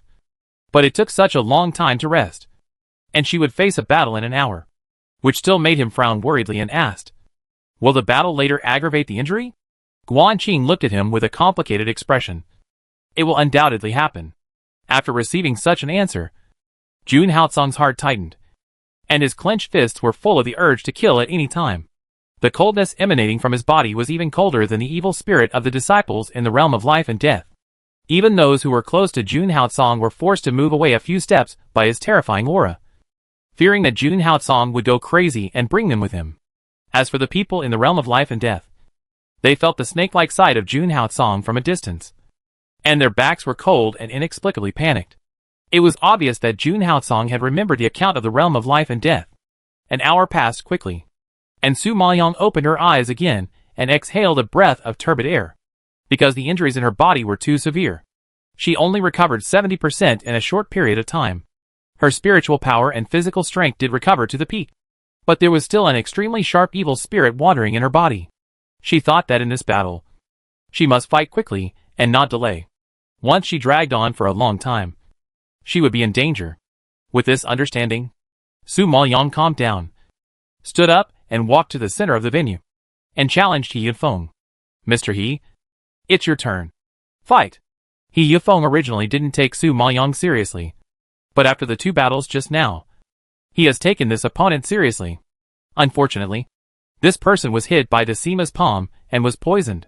It was not suitable for her to activate her spiritual power. Continuing to fight would only make her more seriously injured. So now she is just a spent force, let alone fighting. She will fall down before she can hold on for long. For such an opponent, He Yifeng shook his head speechlessly. "You are in this state. You are bound to lose. Why bother? I never make a conclusion about things I haven't tried. I will know whether I win or lose after fighting." Su Maoyong stood proudly. Although she was a slender and petite figure, she stood there like a peak at this moment, without any intention of retreating. Chapter 2398 Relying on Weapons? He Yifeng heard this and smiled sarcastically, thinking that her stubbornness was just a dying struggle. "You really won't cry until you see the coffin. Originally, you might not be able to do anything to me even when you were in your prime. Let alone now. Since you insist on dying, I can only reluctantly send you on your way. But it's a pity to waste that drop of dark Yin liquid." After saying this, He Yifeng suddenly raised his hand and slapped Su Maoyong. Su Maoyong saw that he was too lazy to even use weapons, and thought that he was sure that he would lose. But she didn't dare to underestimate the enemy. She waved her hand to summon the Qingming sword and blocked his palm print. He Yifeng had some eyesight. Just looking at the scabbard, his face changed instantly, and he sighed in disbelief. This is an innate treasure. After this, many people present opened their eyes wide in surprise, and took a closer look at the sword in Su Maoyong's hand. Seeing the halo that was emitted, the word "Qi" was faintly visible, and it seemed that it was indeed an innate treasure. You have to know that among these geniuses with rich resources, the most arrogant ones only have acquired spiritual treasures, and even innate spiritual treasures are extremely difficult to find. But Dongfang Junmo actually already has an innate treasure. Such a treasure is probably the object of everyone's scramble in Zuinshinjing. But now it has fallen into the hands of an early innate emperor spiritual master. Isn't it too strange? At this moment, let alone the people in the life and death realm and the demon moon realm are full of doubts. Even the people in Zuinshinjing are also shocked. And only one thought flashed through their minds. Could such a precious sword be a reward from the Yin Emperor to Dongfang Junmo? Thinking of this, many people looked at the Yin Emperor in confusion. Emperor Yin looked normal, as if he was not surprised at all that Su Maoyong had the Qingming sword. Seeing this, everyone confirmed their guess. Sure enough, it was impossible for someone like Dongfang Junmo to have such a rare sword. They could not think of any other possibility except that it was given by Emperor Yin. However, after seeing Dongfang Junmo's talent and strength, most people rarely complained. After all, her potential was there. Emperor Yin valued her and thought she was a talented person, so it was normal to give her some treasures. Obviously, compared with the victory of the gambling battle, where the sword came from was no longer their most concerned issue. As long as Dongfang Junmo could defeat He Yifeng with the sword and become the biggest contributor to this gambling battle, she would not disappoint Emperor Yin's high hopes. When He Yifeng saw that she actually wanted to use the power of the innate treasure to deal with him, he shook his head in disappointment. You should know that no matter how powerful a weapon is, without a powerful owner, it is like scrap metal and cannot exert its original strength. If you want to rely on external forces and weapons, I advise you to admit defeat as soon as possible. He Yifeng is such a proud and confident person. What he wants is a battle of equal strength. Not to bully a person who is poisoned and seriously injured, even if she has a very powerful weapon. If the strength of the person who uses it is not worthy of such a weapon, it will only backfire and be backfired by the sharpness of the weapon. Therefore, although the innate treasure is good, she cannot exert its effect and may be in danger of backfire. For Dongfang Junmo, it may not be a good thing. Su Maoyang naturally understood this truth and nodded in agreement. Indeed, the truly powerful is the person, never the weapon. So what I want is not to rely on the weapon, but to make the weapon submit to me. Let the weapon submit to you. He Yifeng heard this for the first time, and a trace of doubt flashed in his eyes. Then he saw Su Maoyang suddenly draw his sword, and the dazzling blue sword light shot up into the sky, so sharp that it seemed to cut through the sky.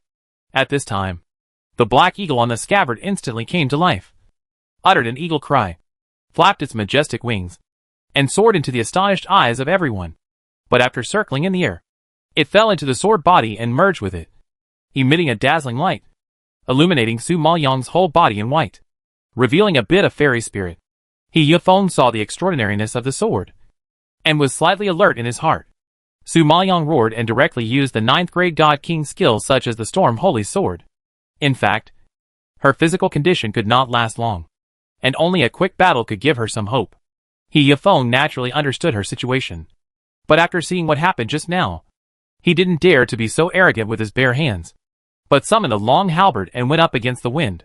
The first time the two of them fought officially, He Yifeng originally thought that Su Maoyang would find it very difficult to control the innate treasure, but he didn't expect that her moves were light and elegant, hissing and breaking the wind, as smooth as flowing water, seemingly light.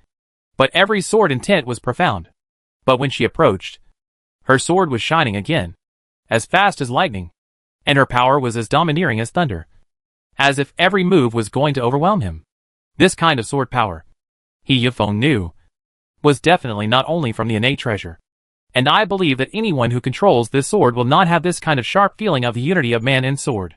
Because after only a few fights, he began to be unable to tell whether it was the sword intent of Dongfang Junmo who killed him, or the sword intent of the sword itself. If it was her, it would be a bit scary. However, at this moment, he seemed to understand a little bit what Su Maoyang meant by letting the weapon submit to her. However, even he could hardly reach this realm. Does this woman who is 3 levels lower than him really have such talent? Perhaps because he was too curious, He Yifeng still asked, "Does your sword recognize its master?" "So what?" Su Maoyang did not deny it, and his move was still fierce. There was a flash of obvious surprise in He Yifeng's eyes, but he agreed a little. Rare. The premise of letting a weapon recognize its master is that the weapon has spirituality. For example, He Yifeng did not doubt that it has spirituality. But the more spiritual the treasure is, the more it has its own consciousness. It is impossible to recognize its master casually. Some proud treasures even refuse to be used by others. In other words, Dongfang Junmo was able to draw her sword and fight, which was probably not due to the power of the weapon, but because the weapon had already submitted to her, was willing to be used by her, and even recognized her, thinking that only she could bring out its original value, and was willing to draw it to kill people. Realizing this, He Yifeng was quite shocked. No wonder she was so confident. She was indeed confident. Thinking of this, He Yifeng did not dare to underestimate her. A seriously injured person, and could only swing his halberd to fight back with all his strength. At this time, Su Maoyang clearly felt that He Yifeng began to take it seriously. Every move was so powerful that it was suffocating. Even the power of her Storm Holy Sword was suppressed by more than half. This was not a good sign. However, the most frustrating thing was that his martial arts also carried a strong evil spirit. With each move, the evil spirit that rushed into Su Maoyang's body increased by 1 point, which undoubtedly strengthened the evil poison in her body, and gradually made her unable to bear the load and bleed. Chapter 2399, More ruthless to oneself than the enemy. He Yifeng saw that she was spitting blood, and his eyebrows moved slightly, but there was no look of reluctance on his face, because she was spitting blood and every move was extremely domineering. Her momentum and strength did not decrease at all, and it was obvious that she was not pushed to the limit. Such fighting power made him begin to respect this opponent. He knew that even if she was injured, she was still a real strong person. However, he was in peak condition, and had never made a move. So he took advantage of it. And it was much easier in comparison. So, he dealt with Su Maoyang's moves smoothly. In addition, his counterattack force was constantly superimposed. He swung the long halberd with great momentum and stabbed it through the air, like a ferocious beast with a bloody mouth, constantly stabbing the head, trying to tear Su Maoyang apart in one bite, forcing her to retreat again and again, and spit out several mouthfuls of blood in succession. Moreover, even when Su Maoyang used the 9-character mantra, she still couldn't resist the power of the long halberd even with such a strong defense. This shows how powerful He Yifeng is. It must be said that, apart from Jun Haocong and Emperor Yin, this man is the most powerful opponent of the younger generation she has met. I believe that even if she is not injured and is in peak condition, she can only tie with the opponent in terms of combat power. What's more, she is seriously injured now. Once she activates her spiritual power, the poison in her body will erode her body like crazy. It is equivalent to being attacked from both sides, and it is very difficult to fight. He Yifeng saw her decline, and knew that she could not hold on for long. So he couldn't help but persuade her. Give up. You are undoubtedly committing suicide. If they continued to fight like this, He Yifeng felt that he had won unfairly. Suicide? I'm not that stupid. Su Maoyang wiped the blood from the corner of her mouth, sneered, and then stubbornly launched another wave of fierce attacks, which became more and more fierce, as if he was using practical actions to prove that it was not so easy to defeat her. He Yifeng felt her fierce spiritual power and found that she fought so hard and for so long, as if she could never use it up. He was shocked and became serious at the same time. Not only was the strength of this person's spiritual power comparable to that of a peak innate imperial spiritual master, but even the degree of spiritual power was beyond ordinary people, as if it was a bottomless pit. Moreover, he knew too well how difficult and painful it was to activate spiritual power when there was a poison in the body. But this woman looked thin and weak, but she actually endured such a perverted torture. I really don't know what kind of strong will and physique it takes to be able to hold on like this. The more he thought about it, the more frightened he became. But just when he was distracted, Dongfang Junmo found his weakness quickly, and with 3 consecutive swords, he accurately broke through a defense and forced him back a few steps. He Yifeng quickly swung his halberd to recover from the disadvantage, and another wave of attacks made Su Maoyang's body surge and her face pale. Su Maoyang knew that her current physical condition would probably not last for a cup of tea, facing He Yifeng's airtight moves. If she just defended, it would be difficult for her to win this game. Only by fighting hard and finding a chance to counterattack can there be hope of victory. The next second, Su Maoyang made up her mind, suddenly stopped her retreat, and instead of retreating, she attacked like she was risking her life. In fact, she originally had a magic weapon like the Pure World Green Lotus platform with a strong defense to block this wave of attacks. But it was a Chaos Spirit treasure, her trump card to save her life, and she rarely showed it to others. If she took it out rashly, it would inevitably attract other people's suspicion and conspiracy. Although she was seriously injured at the moment, she had the help of elixirs and good recovery ability. It would not be a big deal if she could be full of energy again in a short time. Therefore, she gave up the idea of using the Pure World Green Lotus platform and planned to take the risk to resist and win the game even if she was seriously injured. Anyway, she had experienced such a tragic battle more than once or twice, and she had long been accustomed to it. He Yifeng saw her rushing towards him desperately, while enduring his attacks and swinging her sword. Her body was clearly scarred by his stabs, and blood was gushing out, but she seemed to feel no pain or fatigue, and moved forward fearlessly. Her speed and strength, spiritual power, and sword intention complemented each other and cooperated perfectly. There was no sign of decadence at all, only the sword energy that was determined to kill him. It was the first time that He Yifeng saw such a terrifying physique and a desperate attack. No matter how calm he was, he couldn't help but panic. Logically speaking, he had already broken through her defense. Each move was accompanied by evil spirits. No matter how strong her physique was, she couldn't withstand his full-strength attack. What's more, he had already used more than a dozen halberds with all his strength. Even an Iron Man would be broken. But this flesh and blood body in front of him not only did not fall down, but also had the fighting power to attack. This person was too scary. He Yifeng panicked, and his rhythm was disrupted by Su Maoyang. Then she rushed forward and flashed directly in front of him. The sword light forced into Yunfeng's eyes. He hurriedly burst into defense and retreated quickly. But he was still a second too late. And a deep sword mark was cut on Yunfeng's chest, which immediately stained his clothes red. Fortunately, he cleverly avoided the heart and did not hurt the fatal part. But it was still a serious injury. At this time, Su Maoyang succeeded in one move, and his momentum surged. His footsteps were like the wind, and he chased again. The long sword danced with silver light, carrying the sword intent of the black eagle, like flapping wings in the sky, and went thousands of miles away. It was domineering and sharp, and the sword light stabbed at Yunfeng like raindrops, making Yunfeng's eyes blurry. And he was hit by two swords, one on his right arm and the other on his left leg.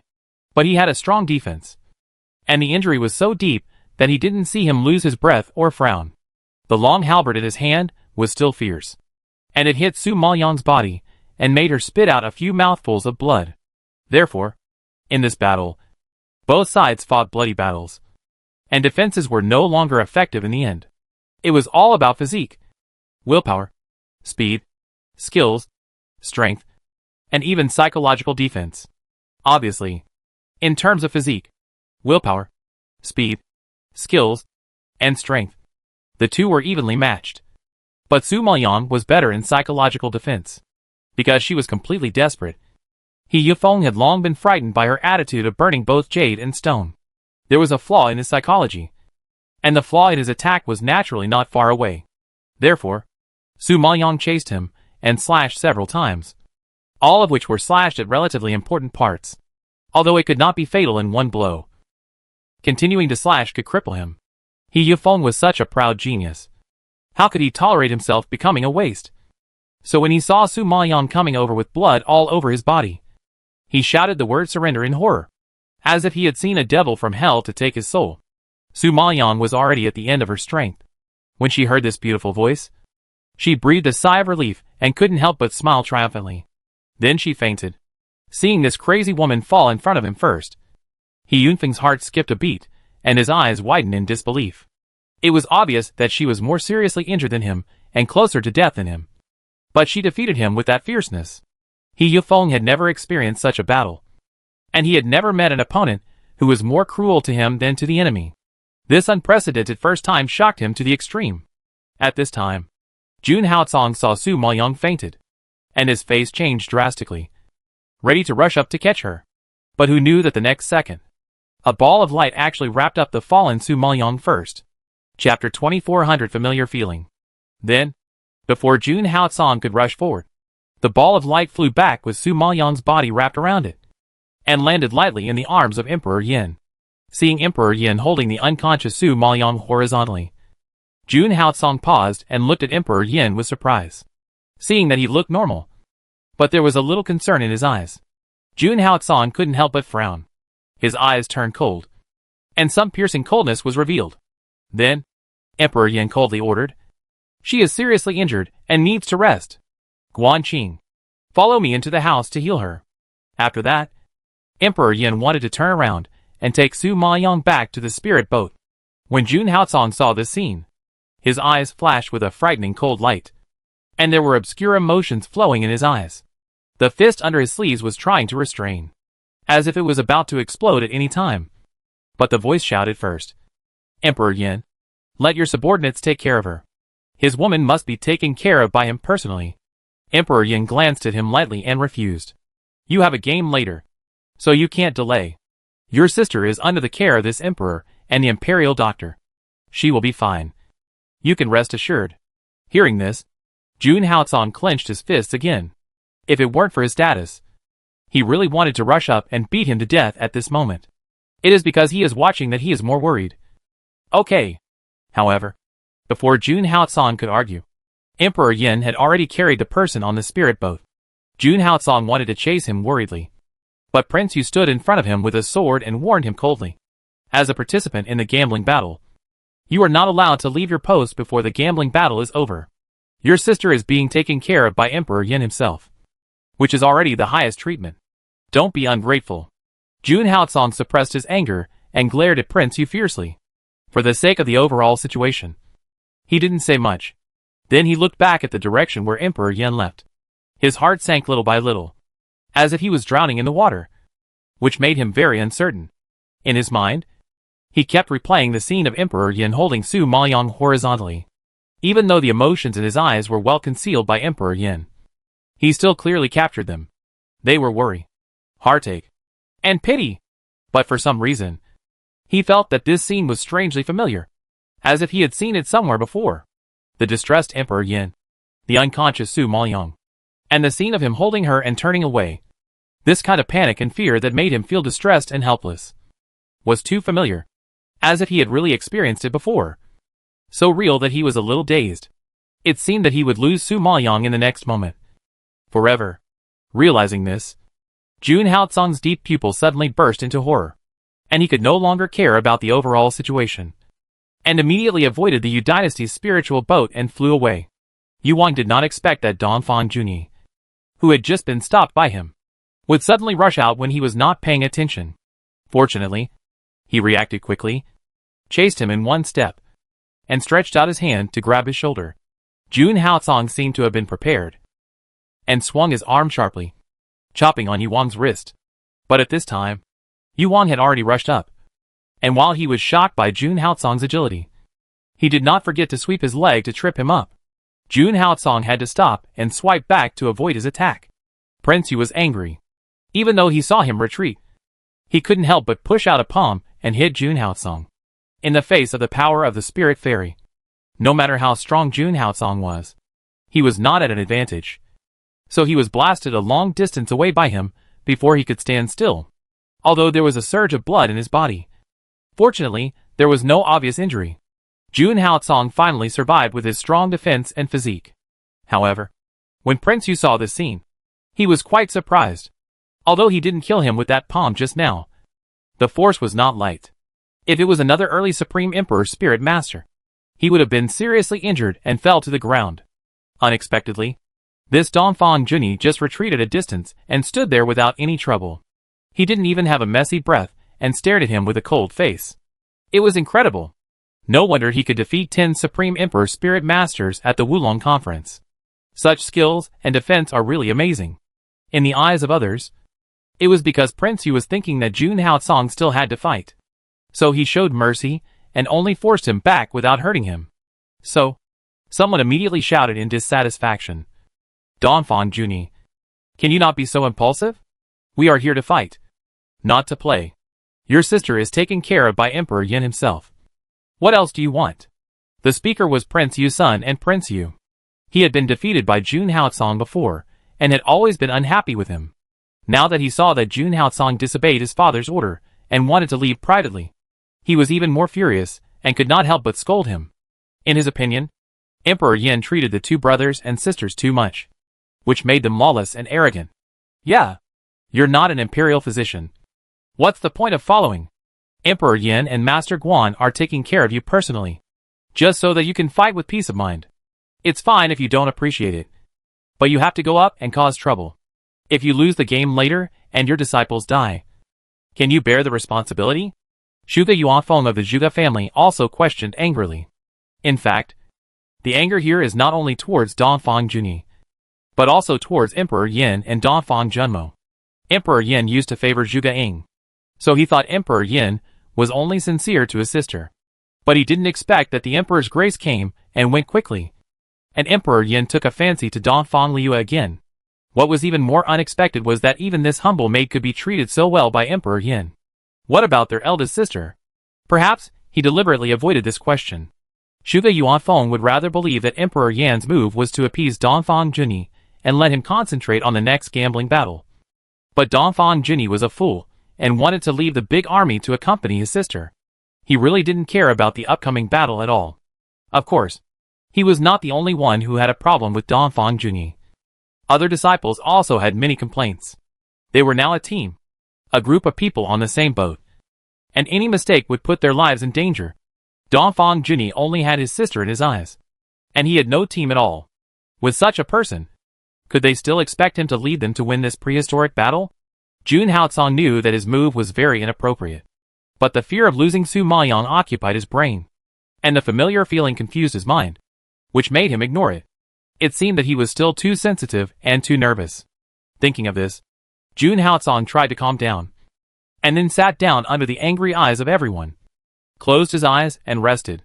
Su Maoyong had just defeated He Yunfeng, and he had taken a city from the life and death realm. The next battle was between the life and death realm and the demon moon realm. However, He Yunfeng was seriously injured by Su Maoyong, and there was no way to recover for a while. The disciple who replaced Bai Yu was obviously not as good as the disciple of the demon moon realm. This round of battle will end soon, and the duel between the initial Supreme Emperor Spiritual Master will come soon. So Jun Haotsong has to quickly adjust his body that had just been hit by King Yu, and strive to be foolproof. After all, he still has a score to settle with the people in the life and death realm. Chapter 24011 verses 3. As Jun Haotsong expected, the battle between the Pekinate Emperor Spirit Masters ended very quickly. The Demon Moon Realm defeated the Life and Death Realm without any suspense, and defeated the mysterious God Mirror, and successfully captured another city. Originally, the mysterious God Mirror relied on Su Maoyong in this round. Now she has retreated. Wei Chenghe is seriously injured, and Chu Xinting can hardly take the lead alone. So naturally they are not opponents of the Demon Moon Realm. But no matter what, they have at least taken 2 cities now, and their record is quite good. It is no big deal to lose to the Demon Moon Realm. So what everyone is concerned about now is the battle between the early Supreme Emperor Spirit Masters. After all, this last round is the most important round. Now the Life and Death Realm and the Demon Moon Realm have each taken 1, and the Mysterious God Realm has taken 2 ahead. Let's see whether the Life and Death Realm and the Demon Moon Realm can turn the tables in this last round, catch up with the Mysterious God Realm, or surpass the Mysterious God Realm. If they can't turn the tables, then the biggest winner of this gambling battle will fall on the head of the Mysterious God Realm. Fortunately, the top talents of the Life and Death Realm and the Demon Moon Realm are all at this level, so they are still very confident of turning the tables and counterattacking. Even if they cannot catch up, they are confident that they can catch up with the Mysterious God Realm and reach a level of equal results among the 3 parties. Thinking of this, the participating disciples of the other 2 realms all strode out. As for the Mysterious God Realm, Jun Haotsong stood up first without waiting for King Yu to give an order, and walked to the center of the venue. His cold eyes shot at the 3 disciples sent by the Life and Death Realm like a knife, and his cold voice was as overwhelming as a mountain, which made people tremble just by listening to it. You 3, get out together. Hearing this, a tall, handsome man in the Life and Death Realm, wearing a white robe, scratched his ears as if he had heard a joke, and said jokingly, 3 together? Did I hear it wrong? Brother Weiming, you heard it right. I'm in a hurry to avenge my sister. Another slightly shorter man in blue raised his eyebrows, and explained with a smile. Revenge? You should worry about yourself first. Otherwise, you won't get your revenge and lose your life instead, which will be a loss. In addition to the 2, there was another man in green with ordinary appearance but outstanding temperament, who sneered and ridiculed. Obviously, the 3 of them didn't take Jun Haotsong seriously. After all, he occupied the mining rights for 20 years in the first 30 years of the Life and Death Realm. They had obtained a lot of resources in this generation and made a qualitative leap. And compared with them, the weak local disciples in the Mysterious God Realm were too far away and had no competitiveness at all. In the previous rounds, they might be able to make up for their shortcomings by relying on their low-level skills and weapons. But the more they go on, the more important their own strength becomes. It is unlikely to take shortcuts or rely on luck, because the level of the Supreme Emperor Spiritual Master has begun to polarize. There are those who have experienced the heavenly tribulation, and there are those who have not experienced the heavenly tribulation and directly entered the initial stage of the Supreme Emperor Spiritual Master. Those who have not experienced it are naturally not as good as those who have experienced it. And those who have experienced the heavenly tribulation are also divided into strong and weak. The stronger the heavenly tribulation, the more dangerous it is, and there is a high probability of falling. But once you survive it, you will be reborn. Both mentally and physically will be tempered to the extreme, resulting in the fact that once you step into the threshold of the initial stage of the Supreme Emperor Spiritual Master, you will be the top existence at this level. Therefore, it is not difficult to know that these geniuses in the Life and Death Realm and the Demon Moon Realm have all experienced heavenly tribulations, and only those who have experienced heavenly tribulations of more than 6 levels are qualified to be sent out as top geniuses to participate in the gambling war. Dongfang Junyi probably didn't understand the other party's strength at all, so he said such big words. It seems that he was really blinded by hatred. Therefore, even the disciples of the Demon Moon Realm couldn't help but complain. Ha ha ha. Who does he think he is? He actually wants to fight 3 people alone? Is this the legendary young people are formidable? What young people are formidable? It's just that his brain is not bright. Another disciple of the Demon Moon Realm sneered disdainfully. A disciple of the Life and Death Realm can defeat him alone. And he dares to clamor for a fight together. What else is stupid? Gao Zhan. You don't know this? The reason why he dared to let us fight together is that he heard that he had accumulated confidence by defeating 10 top talents alone at the Wulong Conference. Now he probably wants to imitate the fighting style of the Wulong Conference and wipe out the Life and Death Realm. One of the charming women, who looked a bit like the Demon King, and was also covered with colorful feathers, replied with a sweet smile. Obviously, she had already known Jun Haotsong's performance at the Wulong Conference and had some understanding of him. But such a record was not in the eyes of the Life and Death Realm and the Demon Moon Realm at all, but instead caused a burst of laughter. Ha. The 10 top geniuses in the Xianshan realm cannot beat one person together. Did those 10 geniuses grow up eating shit? How could they be so useless? If it were me, I would be ashamed to live in this world, and would just kill myself by hitting my head against a wall. The man who spoke first in the Yaoyu realm smiled, and adjusted his hair and beard. Although he looked like a decent human being, his words were very unpleasant and harsh. The 10 Xianshan realm disciples, who were defeated by Jun Haotsong, were so angry that their eyes widened and their faces flushed. They admitted that they were not as good as the other 2 realms of the same level, but they were definitely not as useless as they said. But such a defeat was a fact, a shame they could not get rid of, and they could not say anything to defend themselves even if they were angry. Jun Haotsong felt that they were too noisy, and glanced at the disciples of the Yaoyu realm with cold eyes, and said in an extremely domineering tone, "If you want to fight, roll up together." What? Not only do you want to fight 3, but you also want to fight 6? Do you think you are worthy? The Yaoyu realm man restrained his smile a little, and asked arrogantly, "This is your only hope of winning. If you miss it, you may not even have the chance to play later." Jun Haotsong kindly reminded him that he was not an unkind person. At least, he didn't want the 3 of them to come all the way and only be a spectator. The joking man was immediately angered by his rebellious words, and his face became serious. He gritted his teeth and said in a low voice, Do you really think we dare not go up?" The man named Gao Zhan reached out to stop him. "Don't bother with a madman. This is a grudge between him and the Life and Death Realm. We, the Demon Moon Realm, should not get involved, so as not to be used by others and become their thugs." In Gao Zhan's view, Dongfang Junyi alone could not beat the disciples of the Life and Death Realm.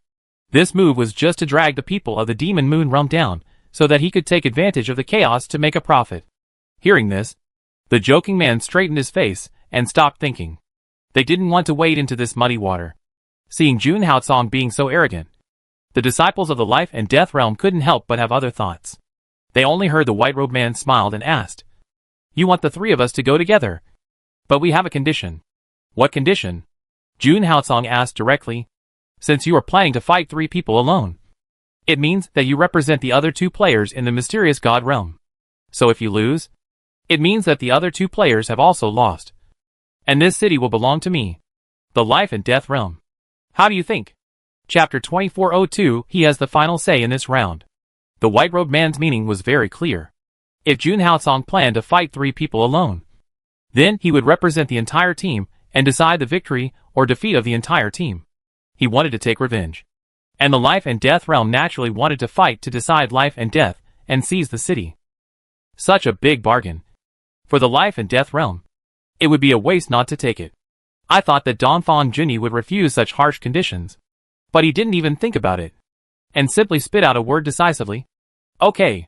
Sure enough, this person was overwhelmed by hatred, and he was eager to take revenge, and dared to respond to any conditions.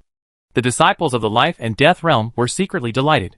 Prince Yu did not expect Jun Haotsong to really agree to it. He immediately roared in anger. "Dongfang Junyi, are you crazy? They are clearly setting a trap for you. But you still jumped into it. Do you have a brain? What's more, This is a team competition. You can't represent others. Why make a random decision? The reason why Jun Haotsong let the three of them go together was naturally because of his considerations. He knew very well that if he killed one of them and exposed his strength, the other two of the life and death realm would probably admit defeat and would not go on the court to fight him.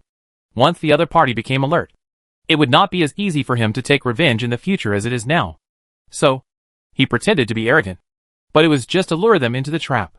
Therefore, facing Prince Yu's accusation, Jun Haotsong didn't even bother to turn his head back, and reminded him in a ruthless cold voice, 10 of them can't beat me alone. And now I'm just replacing 2 people. If Prince Yu is really for the good of the Xianshan realm, it's better to agree with my decision. He had easily defeated 10 disciples, which was a fact that everyone had witnessed, and even Prince Yu could not deny it. Moreover, only if he showed up in this round could he win. Otherwise there would be no hope at all, since he had to take action in all 3 rounds. It didn't matter whether the other 2 disciples played or not, let alone talk about team competition. So how to play this round was naturally decided by him. Prince Yu was choked and speechless, seeing that he insisted on doing so. A cold light flashed in his eyes. Perhaps after weighing it for a while, he finally did what he wanted. Well, you are Yendi's man, and I can't ask anything. If there are any consequences, you can explain it to Yendi yourself. Prince Yu's words were quite meaningful. Not only did he get rid of his own responsibility, but he also drew a wave of hatred to Jun Haotsong. Dongfang Junyi was under the protection of Yendi, and he, a prince, had to avoid his edge and dared not offend him, which made Dongfang Junyi look arrogant and domineering. Furthermore, he made it clear that if something happened, it had nothing to do with him, and Dongfang Junyi would be responsible for it. With so many people watching, if they really lost the battle or something bad happened, Dongfang Junyi could not blame him. Sure enough, seeing that the prince could not do anything to a guard, someone immediately stood up indignantly to stop him.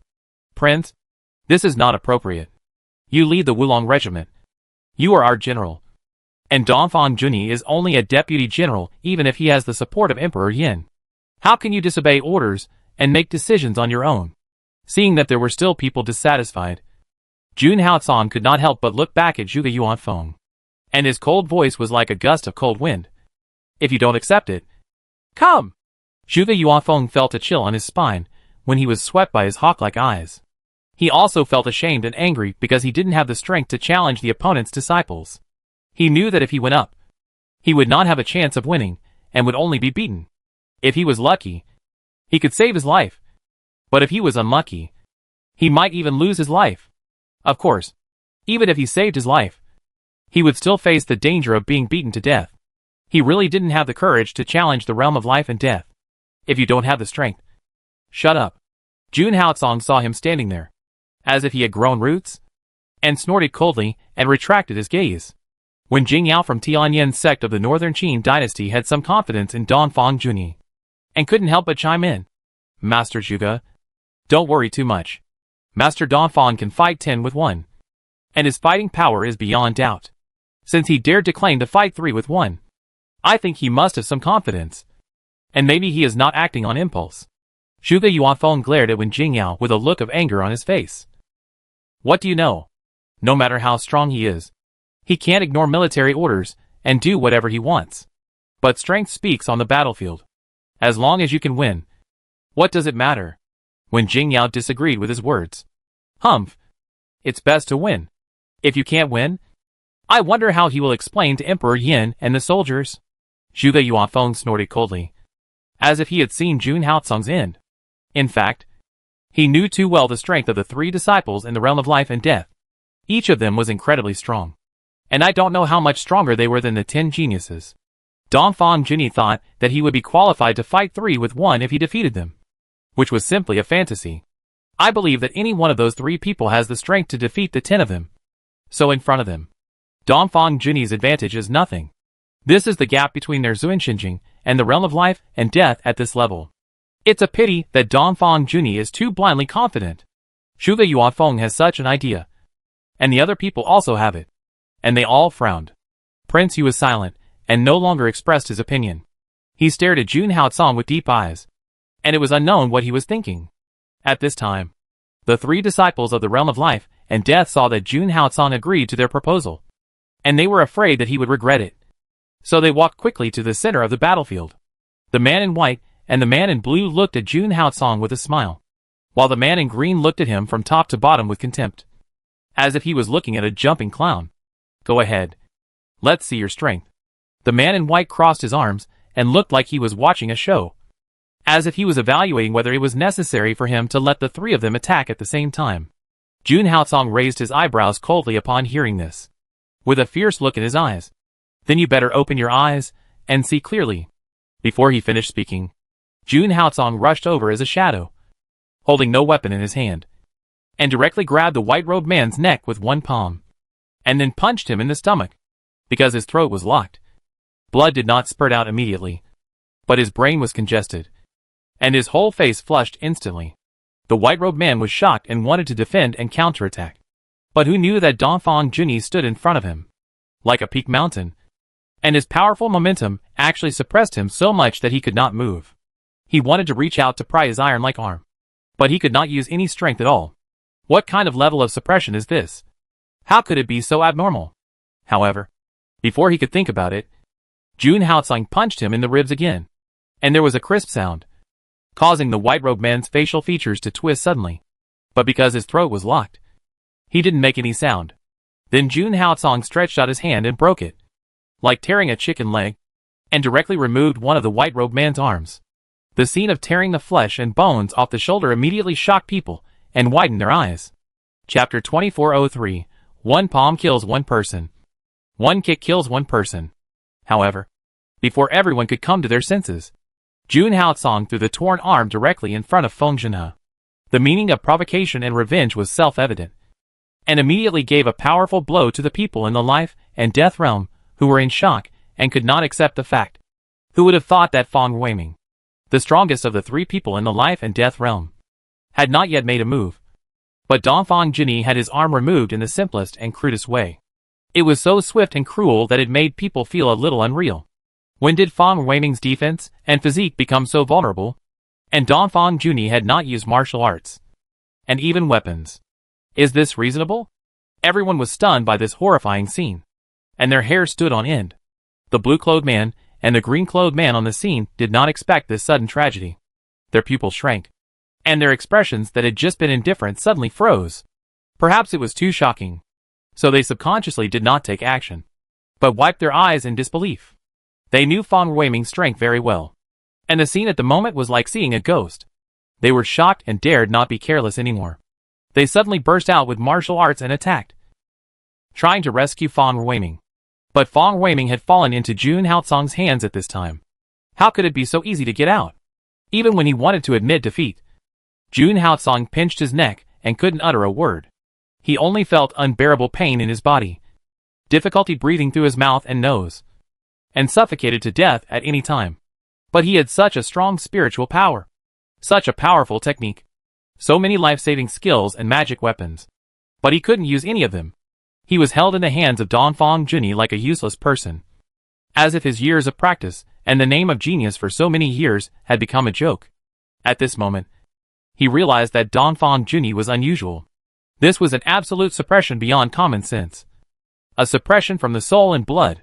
Although the man in front of him was also an early Supreme Emperor's spiritual master, he must have a very powerful soul and blood to suppress him without any chance of fighting back. It was as if the person standing in front of him was an unshakable god, not a young generation of the same level at all. However, just when he realized this and wanted to warn the other two teammates, it was too late. Seeing the other two disciples attacking, Jun Haotsong grabbed his other arm and threw it hard, directly towards the blue-clothed man who was running up. The blue-clothed man was shocked when he saw that it was Feng Weiming's body, and the martial arts bursting out of his hand could not help but stagnate. But because of the excessive power, it was too late to stop, and immediately cut Feng Weiming, who was about to lose his defense, in half.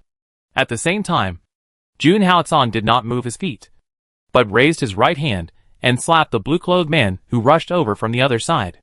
The black palm print with demonic energy ignored the opponent's martial arts and fell heavily on the chest of the blue-clothed man as if it was in an empty space. There was only a loud bang, Everyone saw that the blue-clothed man's chest was actually pierced through, leaving only a huge blood hole in the shape of 5 fingers.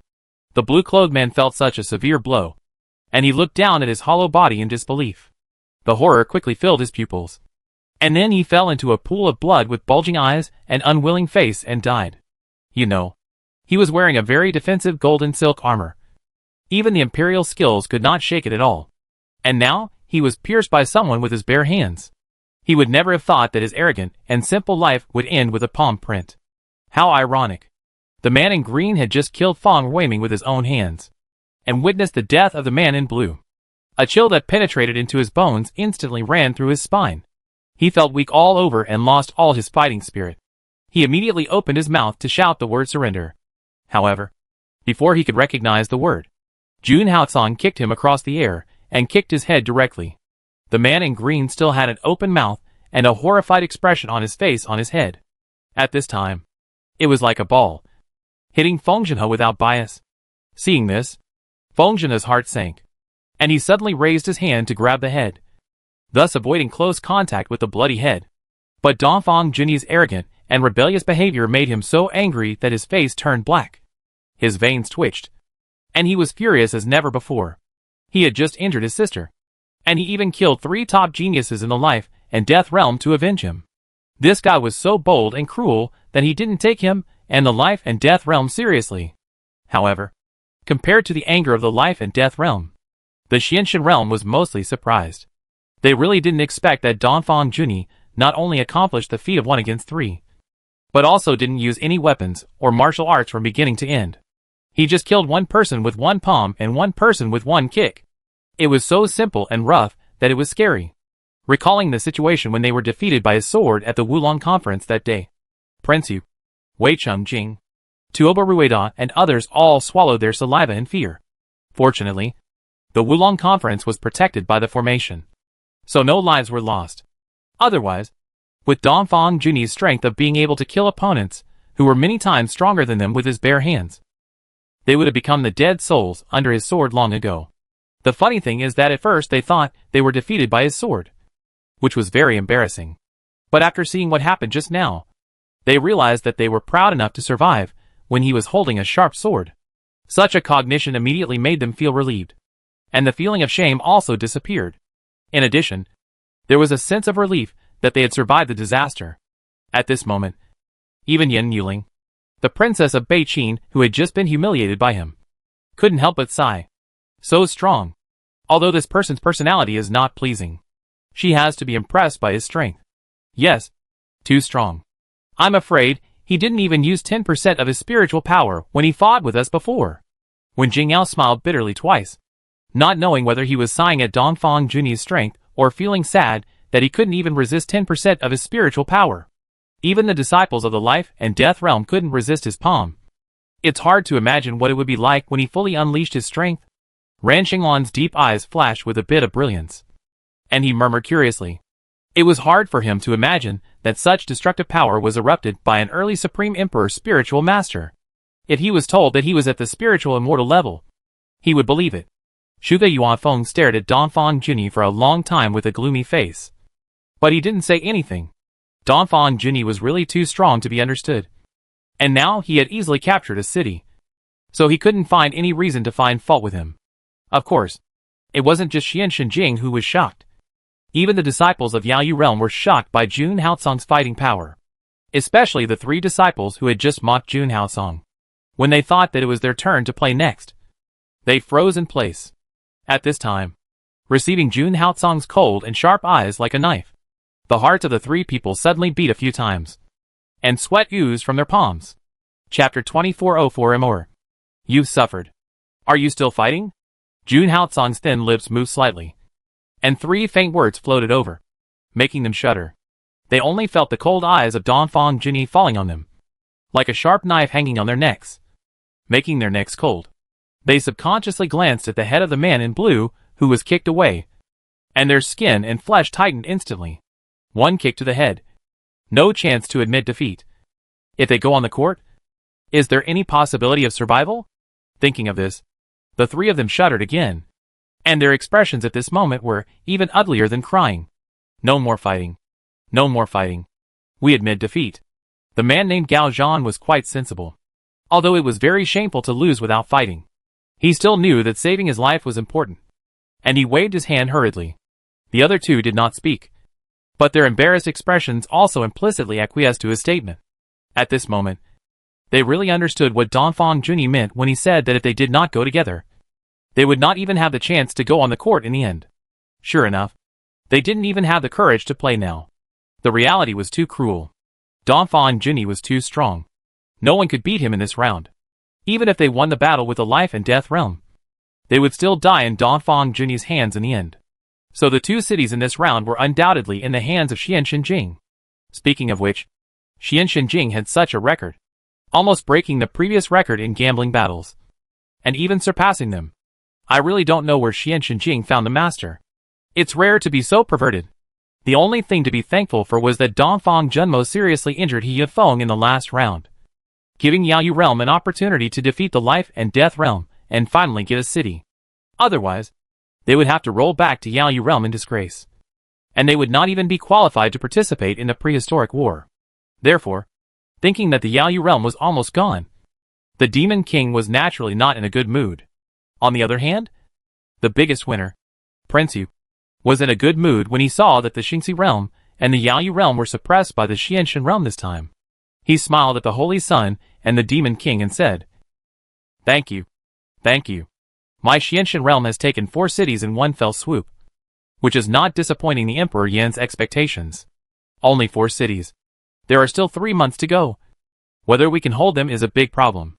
The Demon King sneered, and his disdainful tone seemed to not take these 4 cities seriously. Prince Yu bowed to him. "Whether we can defend or not, don't worry about it. The Demon King should still think about how to defend his only city, and not being eliminated is the most important thing." The Demon King frowned at his words and snorted gloomily. "Humph. Noisy. Hurry up and choose the city. Don't waste everyone's time." The Xianshan Realm got 4 cities, which is the well-deserved first place in the gambling war, and naturally has the right to choose the city first. Jun Haocong has no interest in choosing cities, and Emperor Yin and Prince Yu should have discussed which cities to choose long ago. Now there is nothing for him to do, so he naturally doesn't need to stay here. And then he turned around and flew towards the spirit boat without saying a word.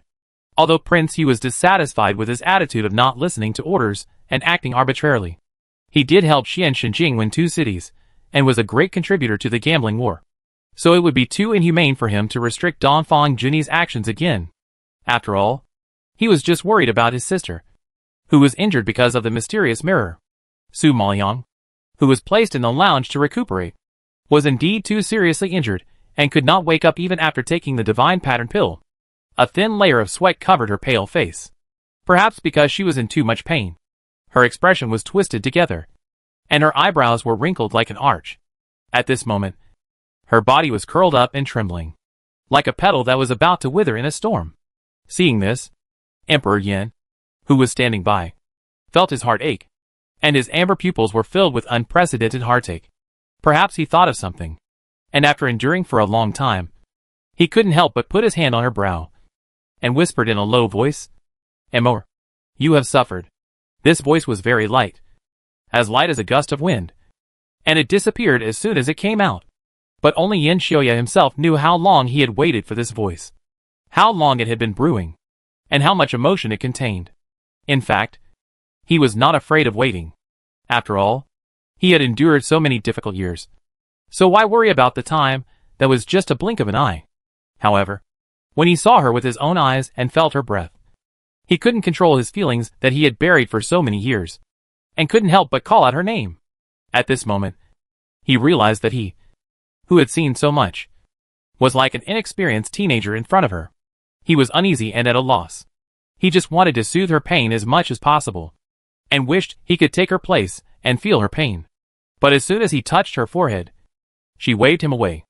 Although Su Maoyang was unconscious at this time, she was mumbling something in her mouth, but it was unclear, and no one knew what she was saying. But Yin Xiaoyu understood, and touched her face with pity. The corners of his mouth couldn't help but raise a doting smile, and his eyes became particularly soft, still as stubborn as before. Speaking of this, Yin Xiaoya's thoughts suddenly stretched far away, as if he had really returned to his childhood. However, as soon as he finished speaking, Su Maoyang suddenly grabbed his hand and shouted nervously, "Song, Song, Song, don't go. Don't leave me." Yin Xiuyu frowned. Amber pupils flashed a trace of grief. And after a long silence, he gently patted her hand and comforted her with a hoarse voice. "There is no Song Song here. Only Senior Brother. Senior Brother will not abandon you. Senior Brother will never let you wander outside again. Never." Yin Xiuyu thought of her past experience, and his heart ached again. And he couldn't help but hold her hand a little tighter. He didn't understand why such a beautiful and lively person had to suffer such torture and endure such pain. She was obviously better and more outstanding than anyone else. But she was not tolerated by the world just like him. How unfair the heavens are. But fortunately, he finally found her. With him around, no one can hurt her in the future. "What are you doing?" But this scene was seen by Jun Haotsong, who suddenly broke in. A furious roar suddenly exploded at the door of the lounge, interrupting Yendi's thoughts and looking up at him. At this time, Jun Haotsong's face was livid. His eyes were wide open, and his anger was surging in his chest, as if he was about to explode at any time. The evil spirit in his body was like a tsunami that was about to drown him. Although he had long suspected that Yin Di had ulterior motives for Su Maoyang, the scene in front of him still stimulated his nerves. He didn't expect that Yin Di would blatantly hold Su Maoyang's hand. No. To be precise, Su Maoyang tightly grasped Yin Di's hand. What on earth were they talking about? What secrets were they hiding? Why did Su Maoyang take the initiative to grab Yin Di's hand? Jun Haotsong's heart sank little by little, and the familiar panic and uneasiness surged up again. However, before he could speak again, Yin Di had already pulled himself out of Su Maoyang's hand and explained calmly, "Your sister is confused due to the fever. Maybe she is scared. And she grabbed my hand and refused to let go. It's just right that you are here. So stay with her." Chapter 2405. He is more effective than any panacea. Seeing Yin Di so calm and without any guilty conscience, Jun Haotsong felt strange again. But Su Maoyang's injury was serious at the moment, so he didn't have time to think too much. He walked in quickly and separated Yin Di from Su Maoyang without leaving a trace. At this time, seeing her pale face, cold sweat all over her face, and her facial features twisted together in pain, Jun Haotsong's heart sank, like a lead block, cold and hard, as if it was about to fall out of his chest. Pulling a burst of pain, Su Maoyang was still mumbling something, as if she was very scared and terrified. Jun Haotsong didn't care that Emperor Yin was beside her, and hurriedly held her hands, stroked her forehead, and carefully coaxed and comforted her. "Don't be afraid. I'm here. I'm here. Nothing will happen." Emperor Yin looked at the two people's hands clasped together and felt that it was particularly eye-catching. He didn't know why he interrupted. "She has been talking in her sleep just now. I think she needs some tranquilizers." "Guanqing." As he said that, he called Guanqing. But before Guanqing came in, Su Maoyang quickly calmed down under Jun Haotsong's comfort. Her expression was obviously much more relaxed. Although her expression was still painful, at least her emotions were no longer tense, as if she had found spiritual sustenance. Obviously, Jun Haotsong's voice was more effective than those panaceas. Perhaps he had not expected the importance of Jun Haotsong in her heart. Yendi's pupil shrank, and his deep eyes were filled with ripples. Looking at Su Maoyang's dependence on Jun Haotsong, his eyes gradually gathered into a cluster of strong light, which made Jun Haotsong feel like a thorn in his back. He could not help but remind him, Jun Mo has subordinates to watch over her, so she will be fine. Yin Di has other affairs to take care of, so you don't have to worry about this. Hearing Jun Haotsong say this, Emperor Yin couldn't stay any longer. He nodded gently and ordered, "Don't worry too much. In a month, the three realms will go to war. You will need to contribute greatly then. We will enter the city later. There are many ancient sites in the city. It's a rare opportunity. Seize it well." "I understand." Jun Haotsong responded briefly and straightforwardly. Emperor Yin had nothing to say. He took a deep look at Su Maoyang on the couch, then clenched his fingers and turned to walk out of the lounge. Jun Haotsong heard that the man had left, and he couldn't help but look up at the direction where Emperor Yin left. Thinking of what this person did, his pupils couldn't help but flash a trace of solemnity.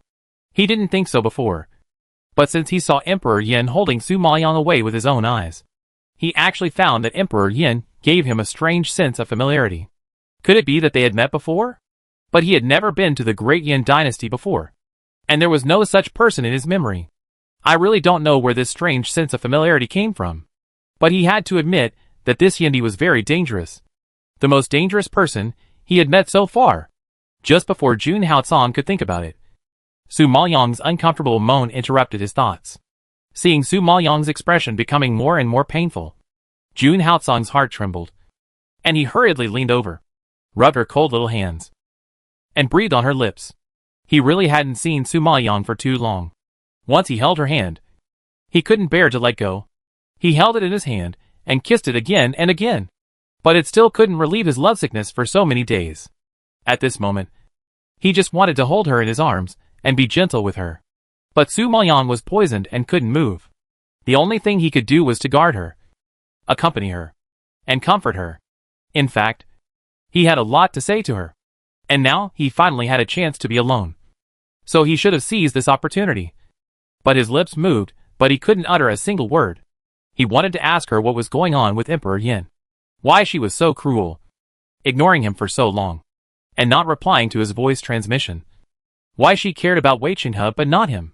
Why he made her angry, and whether she missed him for so long. But seeing Su Maoyang's weak and painful appearance, Jun Haotsong's heart was in a mess, and he didn't have the heart to ask questions, just hoping that she could suffer less. As long as she could get better, he could ignore everything else. However, Jun Haotsong actually stayed for 10 days. On the way, Prince Yu sent people to urge him twice, asking him to go to the ancient ruins to practice and prepare for the war as soon as possible. But if Su Maoyang didn't wake up for a day, he couldn't leave with peace of mind. Fortunately, Emperor Yin helped him to speak twice, so that he could accompany Su Maoyang for such a long time. The strange thing is that no matter how slow the effect of the dark Yin liquid is, it should have cleared the poison in Su Maoyang's body. Not to mention the divine pattern pills and the soup medicine prepared by the imperial doctors. But Su Maoyang still showed no signs of waking up. Therefore, Guanqing and several other imperial doctors gave an explanation, saying that Su Maoyang did not wake up because he had lost his blood and qi due to his previous sleepless training. And then he was seriously injured in continuous battles, which caused his body to be overly tired. As long as he sleeps for a few days, he will wake up naturally. After hearing the repeated assurances of several imperial doctors, and feeling that Su Maoyang's breath was indeed fine, Jun Haotsong finally put his heart back in his stomach. Therefore, facing Prince Yu's repeated urging, he really had no reason to stay any longer, and finally left the lounge reluctantly. The war would start in 20 days, and he really didn't have much time to prepare. Su Maoyang woke up the second day after Jun Haotsong left. When she opened her eyes, what she saw was the Yin Emperor's handsome face, which was as bright as the morning sun and extremely beautiful. It was so beautiful that she was in a trance and stared at it for a long time without coming back to her senses. And the pair of beautiful eyes, as dazzling as golden brown gems, suddenly bloomed with a brilliance full of surprise after seeing her awake. But before Su Maoyang could see clearly, the feelings hidden in the eyes flashed away and returned to normal. At this time, he was smiling at the corners of his mouth and looking at her tenderly. Awake?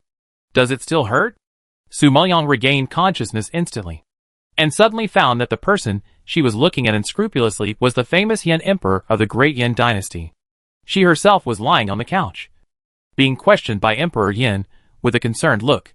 Realizing the current situation, Su Maoyang immediately recalled the previous poison in her body, and subconsciously felt the condition of her body.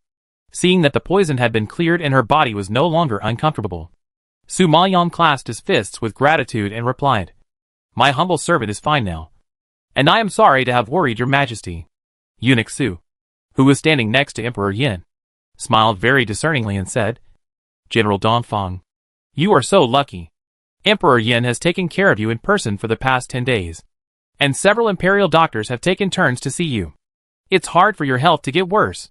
Hearing this, Su Maoyang was shocked. She didn't expect that she had been in a coma for 10 days, and Emperor Yin took care of her in person. How could a general who changed his career halfway be taken care of by Emperor Yin in person? Chapter 2406 Dongfang Yaoyu's voice transmission. Thinking about it, Su Maoyang was about to get up. Emperor Yin saw that she was about to get out of bed just after waking up, and immediately reached out and pressed her shoulder. Don't listen to Unixu's nonsense. You are just fine. So you should take care of yourself for a few more days to avoid any sequelae. Su Maoyang shrank back in fear. The evil poison has been cleared, and the injuries on my body have long been healed. I dare not trouble your majesty. There was only 1 month before the full-scale war, and she was delayed for 10 days because of the evil poison. If she continued to take care of herself, she would be unprepared to go to the battlefield. She originally planned to try her luck at the ancient ruins. After all, such an opportunity is hard to come by. If she missed it this time, she would have to wait for the next 10 years. By then, it would be a question whether she was qualified to participate in the prehistoric war. Thinking of this, Su Maoyang had made up her mind.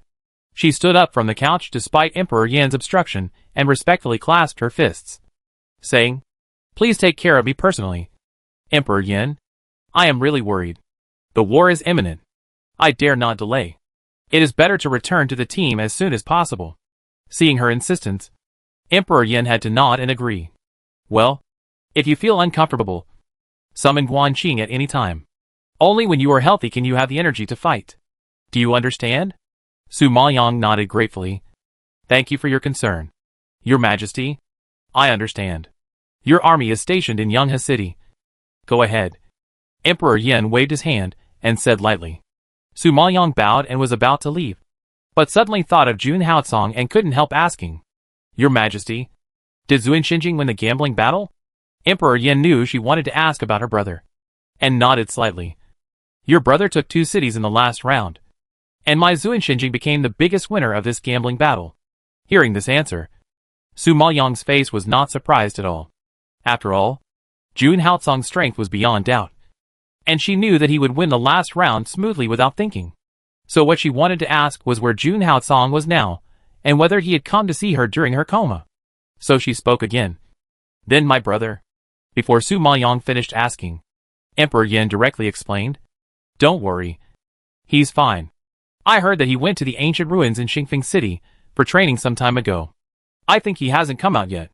If you want to see him, you can go to Xingfeng City to find him." Su Maoyang was slightly startled when she heard this, and her slightly expectant expression gradually sank. And then she bowed to Emperor Yan and completely left the training room. She didn't expect that she was seriously injured and slept for 10 days. But Jun Haocong didn't come to see her, even if it was for the sake of the overall situation. There was no need to be so cruel. The more she thought about it, the angrier Su Maoyang flew faster and faster, and soon she arrived at the Yanghe city mentioned by Emperor Yan. Emperor Yan had given her a wooden slip before, which not only recorded the specific information of the 3 forces, but also the map of the prehistoric land and the introduction of the city. Yanghe City is a city with an excellent geographical location. Zuin Xinjing won the first prize in the gambling war, so naturally, he would not miss such a treasure land. So Su Maoyang looked around and surveyed the environment as soon as she entered Yanghe City. But on the way, she sensed that the sound transmission talisman suddenly reacted. Guessing whether Jun Haocong had news, Su Maoyang immediately took out the sound transmission talisman and injected spiritual power into it. But she didn't hear Jun Haocong's voice, but heard the voice of Dongfang Youyu, who had been away for a long time. "Su Mo, are you awake?" Su Maoyang was shocked when she heard such a question. Why did Dongfang Youyu know that she was unconscious? As soon as the thought flashed through her mind, Su Maoyang reacted instantly. "Dongfang Youyu? Are you also in the prehistoric land?" She knew that she was unconscious, except that she saw her injured in the battle with her own eyes. She could not think of any other possibility. Moreover, the prehistoric land is so far away from the 3 realms. If it is not impossible to transmit sound in the same land, then there is only one possibility that Dongfang Youyu also participated in the prehistoric war. Speaking of which, Dongfang Youyu has been transmitting sound to her since she fell into a coma. But unfortunately, there has been no response for so many days. I think he is still in a coma and has not woken up. Fortunately, after waiting for so many days, there was finally a response today. Dongfang Youyu was relieved and replied, "Yes, I am in the team of Youyu realm. I was scared when I saw you being poisoned and falling on the gambling battlefield before." "Youyu realm? You were teleported to Youyu realm?" Su Maoyang knew that the teleportation array of the Lord of the Northern Spirit Realm could not set the exact teleportation location. But he did not expect Dongfang Youyu to be teleported to such a far place. Well, it's a long story. Do you have time now? I want to meet you. Donphan Yaoyu seemed to be worried, and his tone was particularly heavy. Su Maoyong finally got news from him, so he naturally had the urge to meet him. Okay. Tell me the address. I will come to find you at night. You want to come to the city of Yaoyu Realm? Is it too risky? Donphan Yaoyu was not very reassured. Su Maoyong didn't care much. Did you forget that I can disguise myself? Donphan Yaoyu was reminded by her that she'd probably collected a lot of blood from disciples in the gambling war, so it was easy to disguise herself. Okay. Contact later. After getting the answer, Su Maoyong flew directly to the city center. It was just that the city center was very deserted at this time. But it was understandable, as it had been 10 days. Everyone probably went to the ancient ruins to look for opportunities, and they would not stay in the room to work behind closed doors. So Su Maoyong was happy to relax, and found a training room to go in, and began to refine the disguise pill with the blood collected before. She had made a plan long before, and sooner or later, some extraordinary means would be used in the battle between the three armies. So this time, she not only collected the blood of the disciples of the two realms, but also the blood of the spirit beasts of the Yaoyu realm, which resulted in a little more pills to be refined, and it would take more time. Time passed quickly, and soon it was night. Su Maoyong put away the pills and went out under the cover of night. Seeing that they were about to reach Gua's city where Donphan Yaoyu was, Su Maoyong quickly swallowed the pill, completely transformed into the appearance of Ji Manyao, and successfully arrived at the center of Gua's city. Donphan Yaoyu's room was relatively remote, and it was obvious that his status in Yaoyu realm was not high. Of course, Yaoyu realm respected the demon race, and Donphan Yaoyu, as a human, was naturally inferior to them. It was already remarkable that he could go to the prehistoric war as a genius of Yaoyu realm. He must have experienced a lot and grown a lot in the past 1 or 2 years. However, when she came to Donphan Yaoyu's room and saw him in person, Su Maoyong was still surprised. Donphan Yaoyu in front of her had thin features, sunken eye sockets, pale face, a full beard, and looked haggard. If it weren't for the fact that he still had some breath, Su Maoyong would really think that this was a walking corpse. Donphan Yaoyu? Su Maoyong called him uncertainly, and a dull pain suddenly surged in her heart. How did you become like this? In her impression, Donphan Yaoyu was a handsome man, with a face like a jade and eyes like bright stars. How could he fall to this state? If she said that the person standing in front of her was an old beggar, she would believe it. Chapter 2407. You are hiding something from me. Donphan Yaoyu shook his head, as if he didn't want to say more, and directly took out a roll of drawings and handed it to Su Maoyong. It's a long story. I met you today because I wanted to give you the 7 stars trick array map. It's not safe to keep such a treasure with me, so it's better for you to keep it for me. 7 stars trick array map? Before Su Maoyong asked, the old man Jinjuan in the space exclaimed first. Su Maoyong knew that this item was extraordinary as soon as he heard it, and immediately asked in his heart, Senior, do you know the 7 stars trick array diagram? The 7 stars trick array diagram is one of the ancient treasure books. How could I not know it? It is said to be from the hands of Chaos God. Even your divine pattern diagram is the masterpiece of Chaos God. That was in the ancient times. A generation of hidden great powers. Everyone only heard of his name, but never saw him. Very mysterious. Perhaps it was because he stayed away from the world and concentrated on studying the skills that such a stunning work was born. It's just that the things Chaos God studied are too profound. Many people can't comprehend, let alone practice. So his inheritance is difficult to pass down. And now it has long been extinct. I didn't expect that Chaos God's treasure book would fall into Donphan Yaoyu's hands. It seems that he has a great opportunity. Hearing this, Su Maoyong's heart was slightly shocked. She didn't expect that her divine pattern diagram and the 7 stars trick array diagram were from the hands of the same person. She had practiced the divine pattern atlas, so she naturally knew the difficulty involved. By analogy, she could roughly guess that the 7 stars strange array must contain something profound and unfathomable. However, such a treasure could only be taken away by accepting the inheritance. And it was rare for Donphan Yaoyu to have such an opportunity. It is no wonder that he could enter the team of top talents in the Yaoyu realm as a human race, and also obtain the qualification to participate in the prehistoric war. I think the 7 stars weird array map has a great contribution. But why did Donphan Yaoyu give such a precious treasure to him? Su Maoyang was puzzled for a moment. This is your opportunity. You should cherish it. How can you give it to others? I can't afford such an opportunity. Donphan Yaoyu's eyes flashed with pain. But he concealed it very well.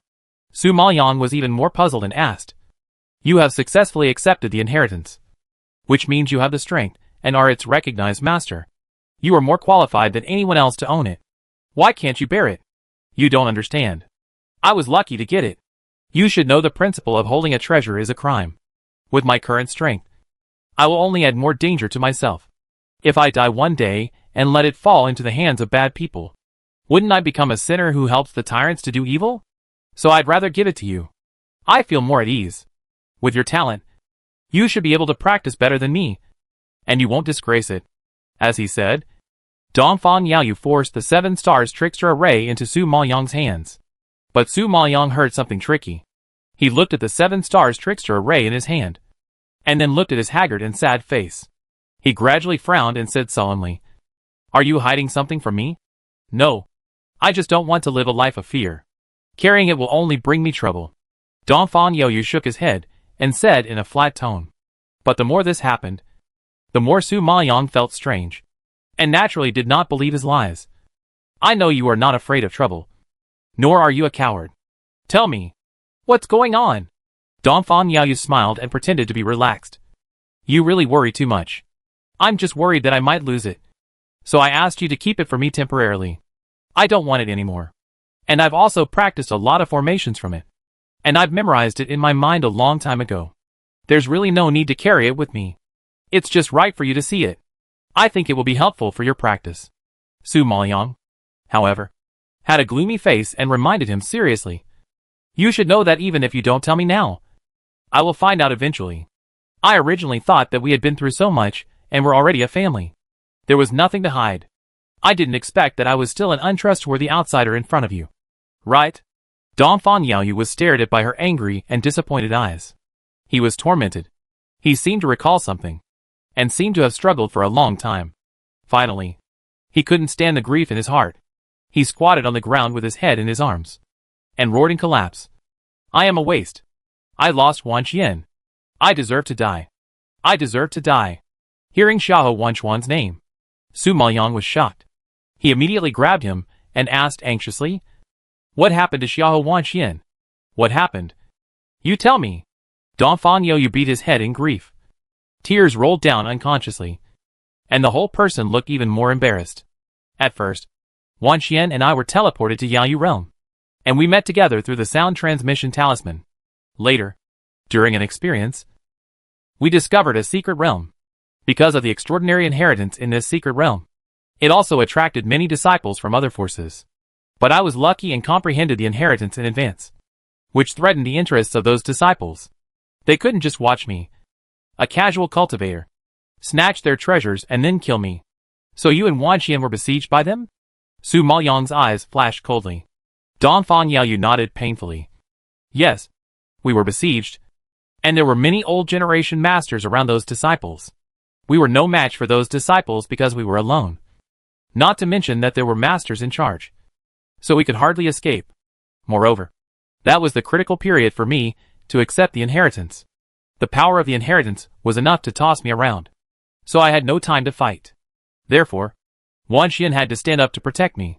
She was so thin, facing the siege of more than a dozen people. How could she resist? And she took several palms for me. If it weren't for her spirit beasts, she would have died in the hands of those beasts. But I watched her spirit beasts fall to the ground one by one and died in a pool of blood. I watched her seriously injured and covered in blood. But she still stood in front of me. But I couldn't spare a hand to help her even for a moment. I deserve to die. I really deserve to die. Donphan Yaoyu recalled the tragic scene, and beat his head with bloodshot eyes, which made Su Maoyang feel sad. Dead? All her spirit beasts are dead? Su Maoyang couldn't accept it, and asked back almost in a whisper. Yes, they are all dead.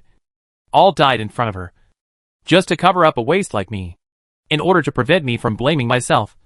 She even smiled and told me that there would be spirit beasts in the future. Donphan Yaoyu was already sobbing. After receiving such an answer, Su Maoyang felt as if his head was split open by a big knife called memory. And he instantly felt a dull pain. The scene of the Golden Lion King and his men blowing themselves up to cover up his own death came back to him like a nightmare. And Su Maoyang's blood color faded away. And he froze in place, unable to move. Chapter 2408 The Enemy of the True Lord. As a beast master who had personally witnessed the death of spirit beasts, she understood the pain and despair too well. Moreover, Xiahou Wanxian was kind-hearted by nature and loved spirit beasts more than her own life. Not to mention spirit beasts.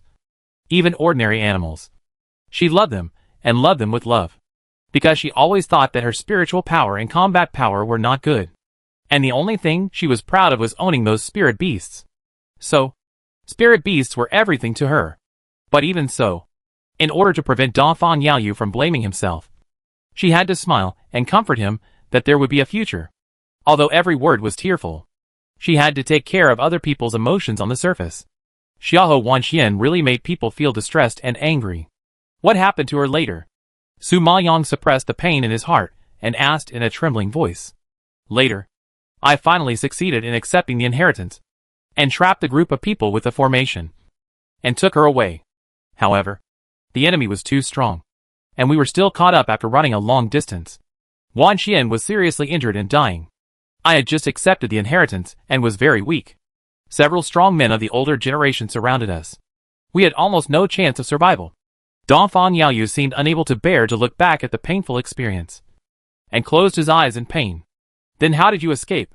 Su Maoyang frowned. Dongfang Yaoyu suddenly opened his eyes. His expression cleared up a little. I thought we were going to die. But who knew that an old man in white suddenly appeared? He was very powerful, and helped us fight off the siege and saved us. But he wanted to take Wanxian away by force. He gave me a jade-like token in exchange for Wanxian, saying that the Tongue Snake clan would protect me.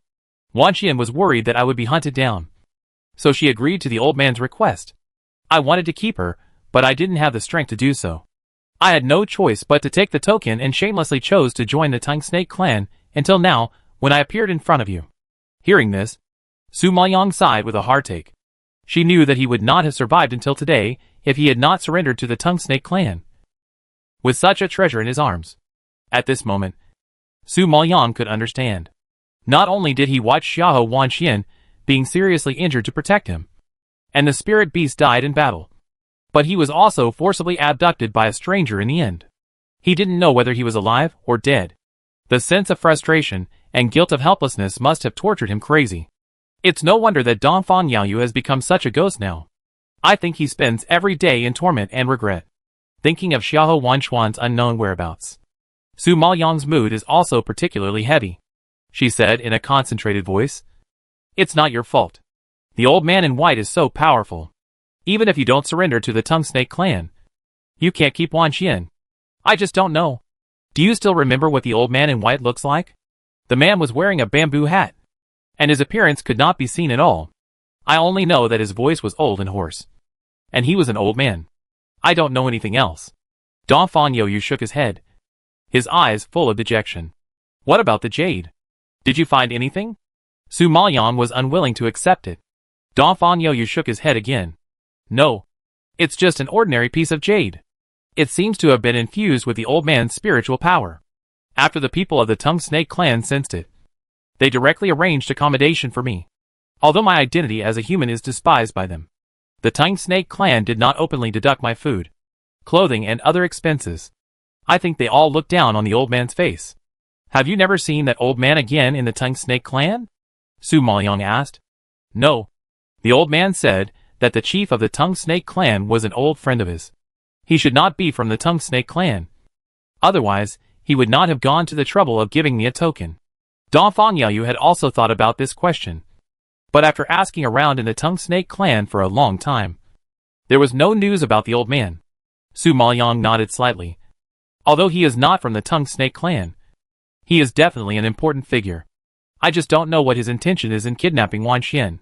Hearing this, Dongfang Yaoyu was also anxious and uneasy. He couldn't imagine what kind of situation Xiahou Wanxian, a woman who was seriously injured, would face in the hands of a powerful stranger. He didn't know whether she was alive or dead. Even if she was alive, he didn't know if she was tortured, humiliated, or abused. It's all my fault. I blame myself for being incompetent and useless. I failed to protect her. Dongfang Yaoyu slapped himself hard, wishing he could beat himself to death. Su Maoyang couldn't bear it, and angrily grabbed his hand and said in a low voice, "What's the use of regretting now? The situation was dangerous at that time. It was good enough that you survived. How could you care about others? Wan Xian will definitely be able to turn the danger into safety. She won't die so easily. Although she is weak, she is stronger than anyone else. I know her." Dongfang Yaoyu heard it, as if he recalled the past, and shook his head with a bitter smile. "No, you don't understand her. She is not as strong as you think. She just doesn't want us to be sad, don't want us to worry, and don't want to cause us trouble. Her strength is just a hold. She will protect me until she dies." Su Maoyang's heart twitched, and a pain spread through his chest.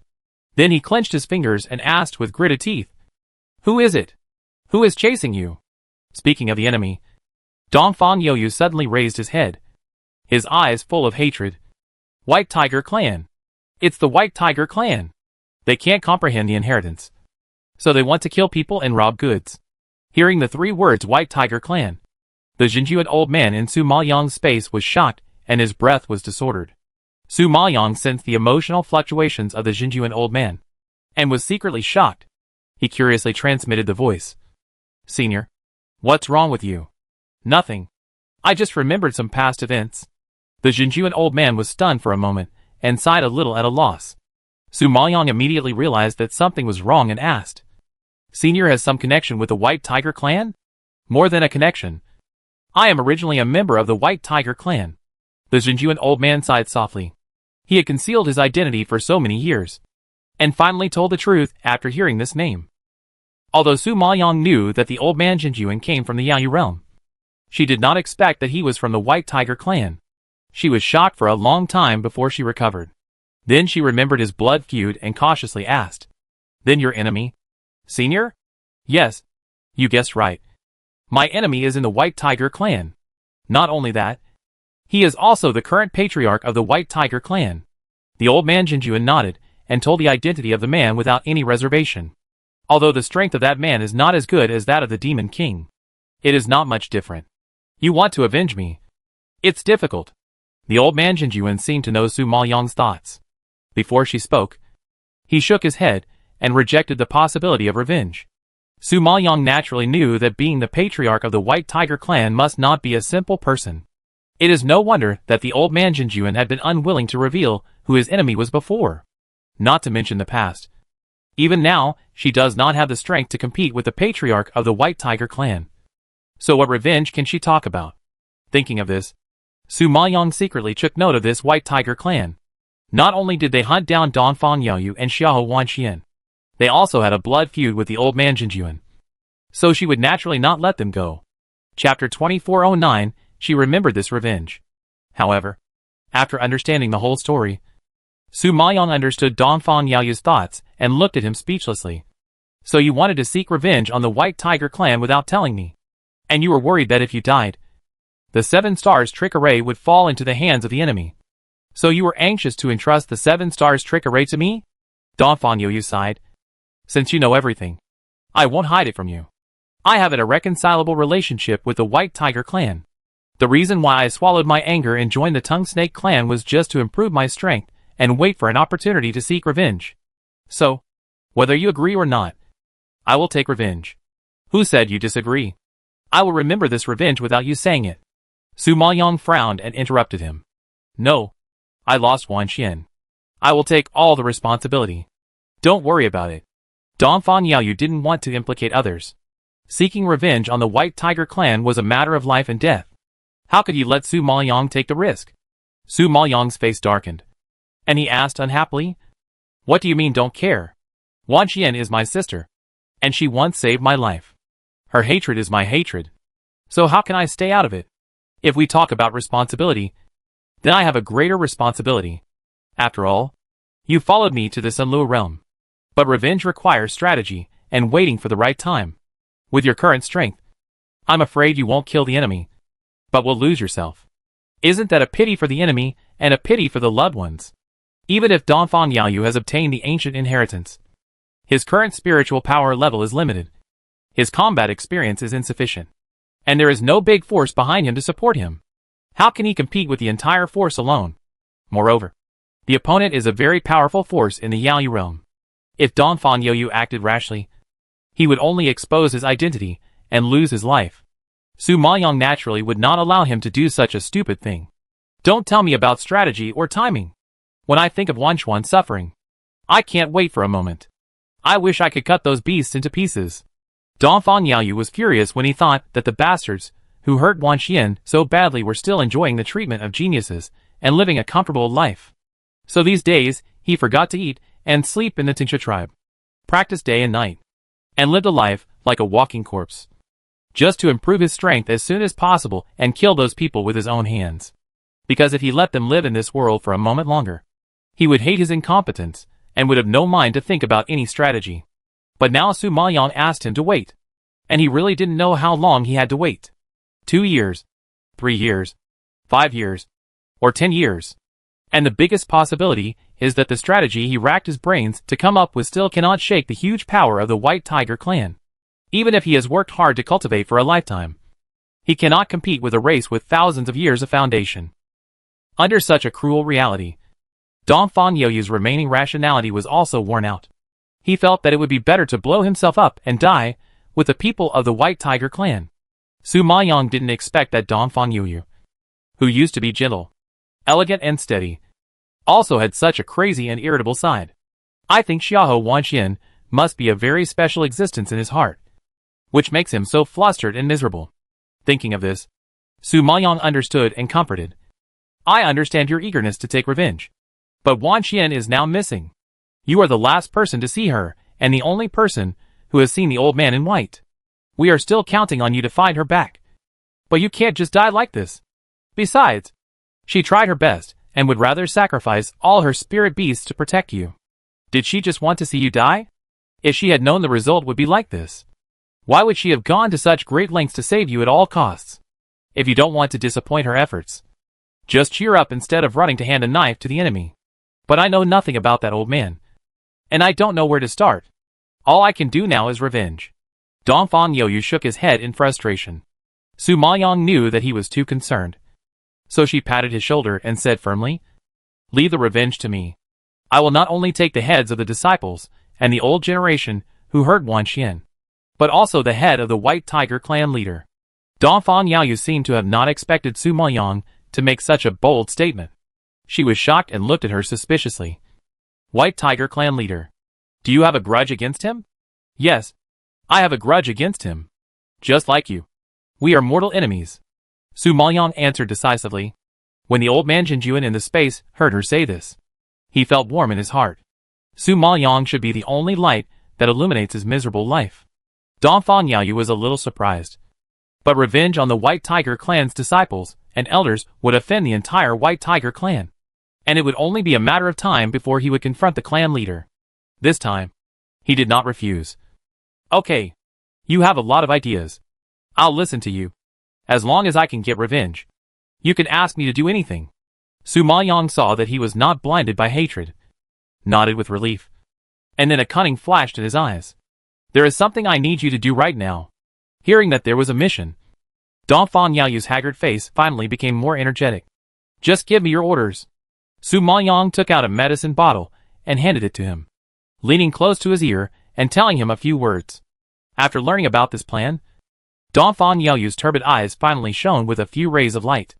Okay, leave it to me. I guarantee to complete the task. Well, be careful. If there is any situation, send a sound note to contact. Su Maoyang patted him trustingly, and then looked at his haggard appearance with disdain, shook his head in dissatisfaction, and took out another medicine bottle and handed it to him. You should get well as soon as possible. You are neither human nor ghost now, let alone revenge. It's hard to even stay alive. Also, this 7 stars weird array map, since you have accepted the inheritance, make good use of it. Maybe it will be the most powerful killing weapon on your way to revenge. Su Maoyang stuffed the map back into his hand. Donphan Yaoyu had a goal and the motivation for revenge, so he naturally cheered up a lot. He nodded immediately. Don't worry. I will make myself better. Let's act separately tonight. Su Maoyang nodded, left his room unnoticed, and disappeared into the night. She was delayed for 10 days because of her injury. And now it was the turn of the disciples of the life and death realm and the demon moon realm. The next day, Su Maoyang came out of the practice room in the center of Yanghe City before dawn. Although she was tired all night last night, she was still energetic this morning. I think she was not tired because she had been lying down for 10 days before and had a good rest. However, as soon as she left the room, she saw a disciple coming out of the room at the other end. Speaking of this time period, almost all the young people in the center of the city went to look for ancient relics everywhere. Unexpectedly, there were still people staying in the room, which surprised Su Maoyang. At the same time, the other party also found Su Maoyang, and also did not expect to see her here. His eyes flickered slightly, revealing a hint of surprise. Chapter 2410 Wanxiang Ancient Realm. Miss Dongfang? The other party called out her name in advance, with a bit of surprise in his tone. Su Maoyang was stunned to see that it was Wei Qinghe, and nodded politely to him. Mr. Wei. Miss Dongfang. Are you awake? Are you being taken care of by the imperial physician? Why are you here? Wei Qinghe looked her up and down with a happy expression. Su Maoyang explained. Well, I woke up yesterday. I heard from His Majesty that the 7th Army was stationed in Yanghe City. So I came here. Have you recovered from your injuries? Have you cleared the poison? Why don't you rest for a few more days? Wei Qinghe rarely cared about a woman, and asked a few questions in a barrage of questions. After he finished speaking, he felt that his attitude was too enthusiastic, and a blush flashed across his resolute face. Su Maoyang knew that his kindness to her came from her words of comfort during the gambling war, and then smiled and nodded. The wounds are all healed. The poison is cleared, and the body is fine.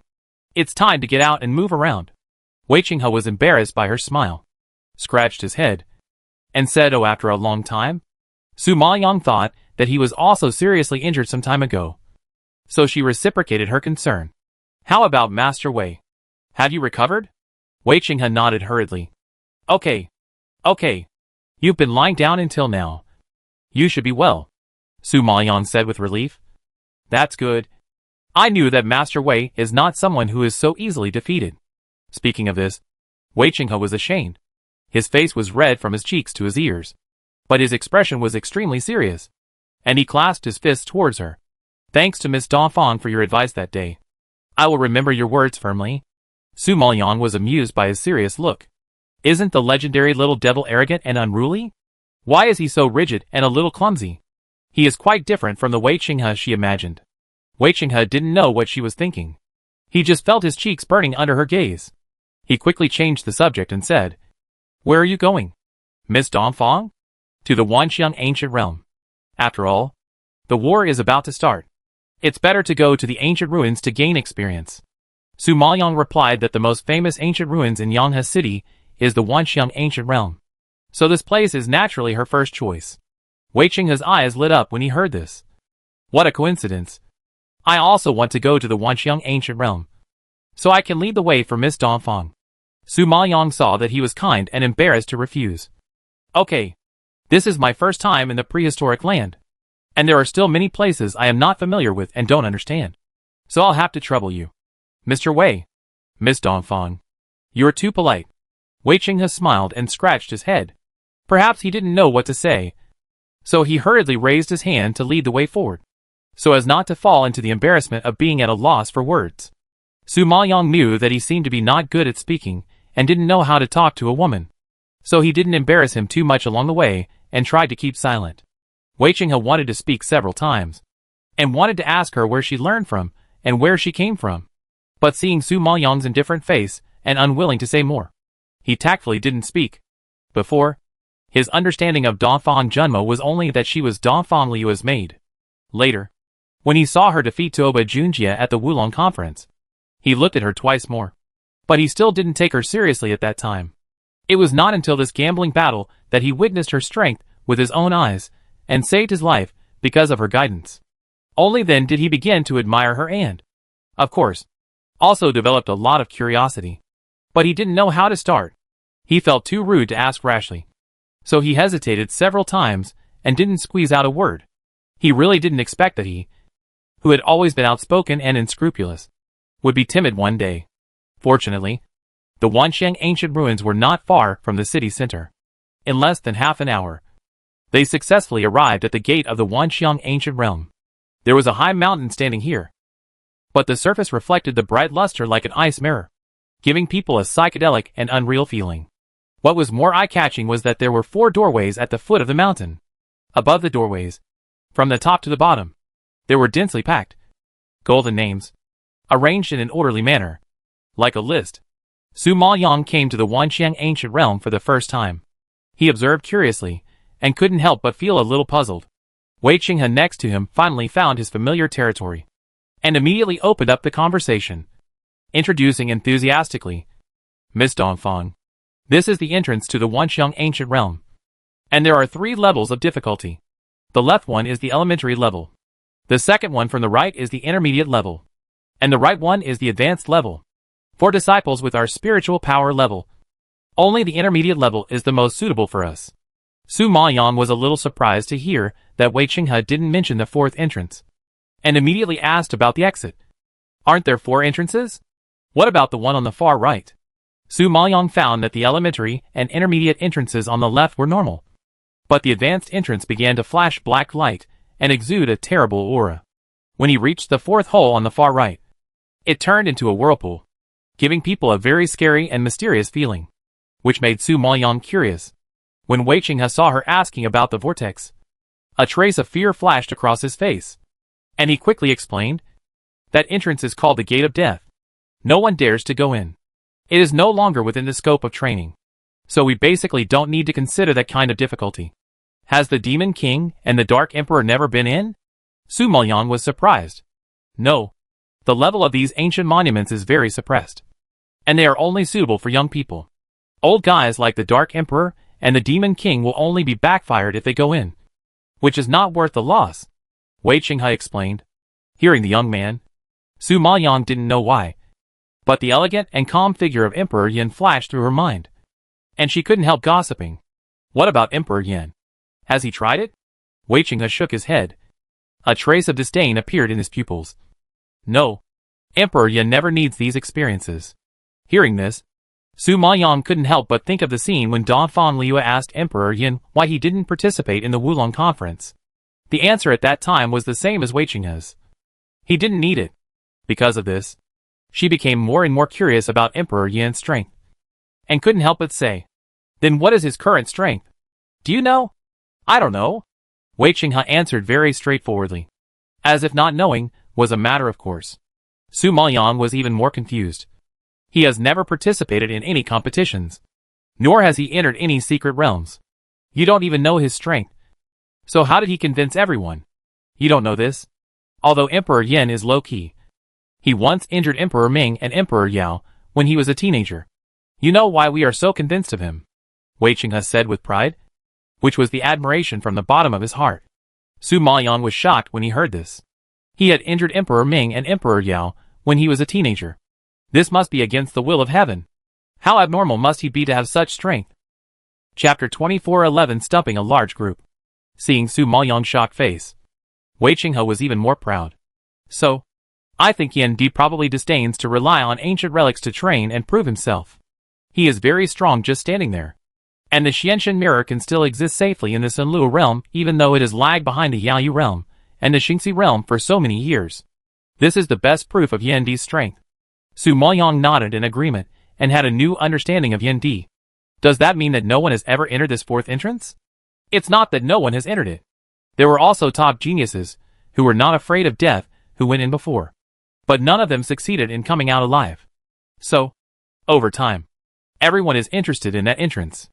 The entrance of the abnormal difficulty level is kept at a distance, and it is called the Gate of Death. After all, everyone comes here to improve their strength, not to die.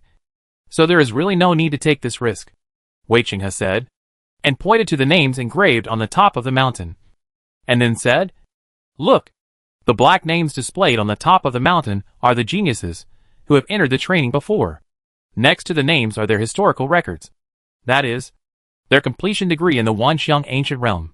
The golden list flashing above the doorway is the disciples who are currently training in the Wanxiang Ancient Realm. The scores next to their names will change with the completion degree. Completion degree? Su Maoyang looked at Wei Qinghe in confusion.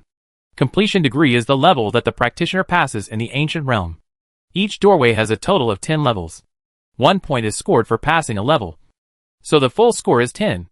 However, since this secret realm is too difficult and extremely dangerous, even if it is not completely cleared, as long as it reaches more than 5 points, the Ancient Realm will distribute rewards based on the performance of each disciple. Wei Qinghe explained immediately. Su Maoyang nodded in understanding, and looked carefully at the names on the list, and found that there were many disciples who were training at the elementary and intermediate levels, and only Ouyang was training at the advanced level. She didn't expect that top talents like Prince Yu and Ran Xinglan would choose the intermediate level as a second choice. It was hard to imagine how dangerous the advanced level was, so that they didn't even have the courage to try. Thinking about it, Su Maoyang asked again, "What rewards will be given if you get full marks in the high-level difficulty training?" "What? Full marks? You think too much.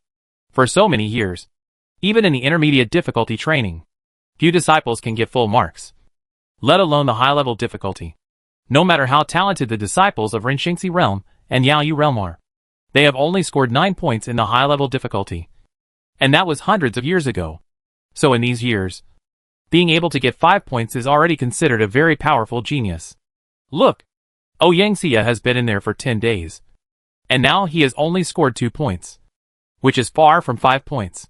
Wei Qinghe looked at Su Maoyang with a look of disapproval, and his voice of explanation could not help but rise a lot. Obviously, Su Maoyang's idea was too out of line, which made him feel a little absurd. Su Maoyang heard this and searched the historical records engraved on the top of the mountain.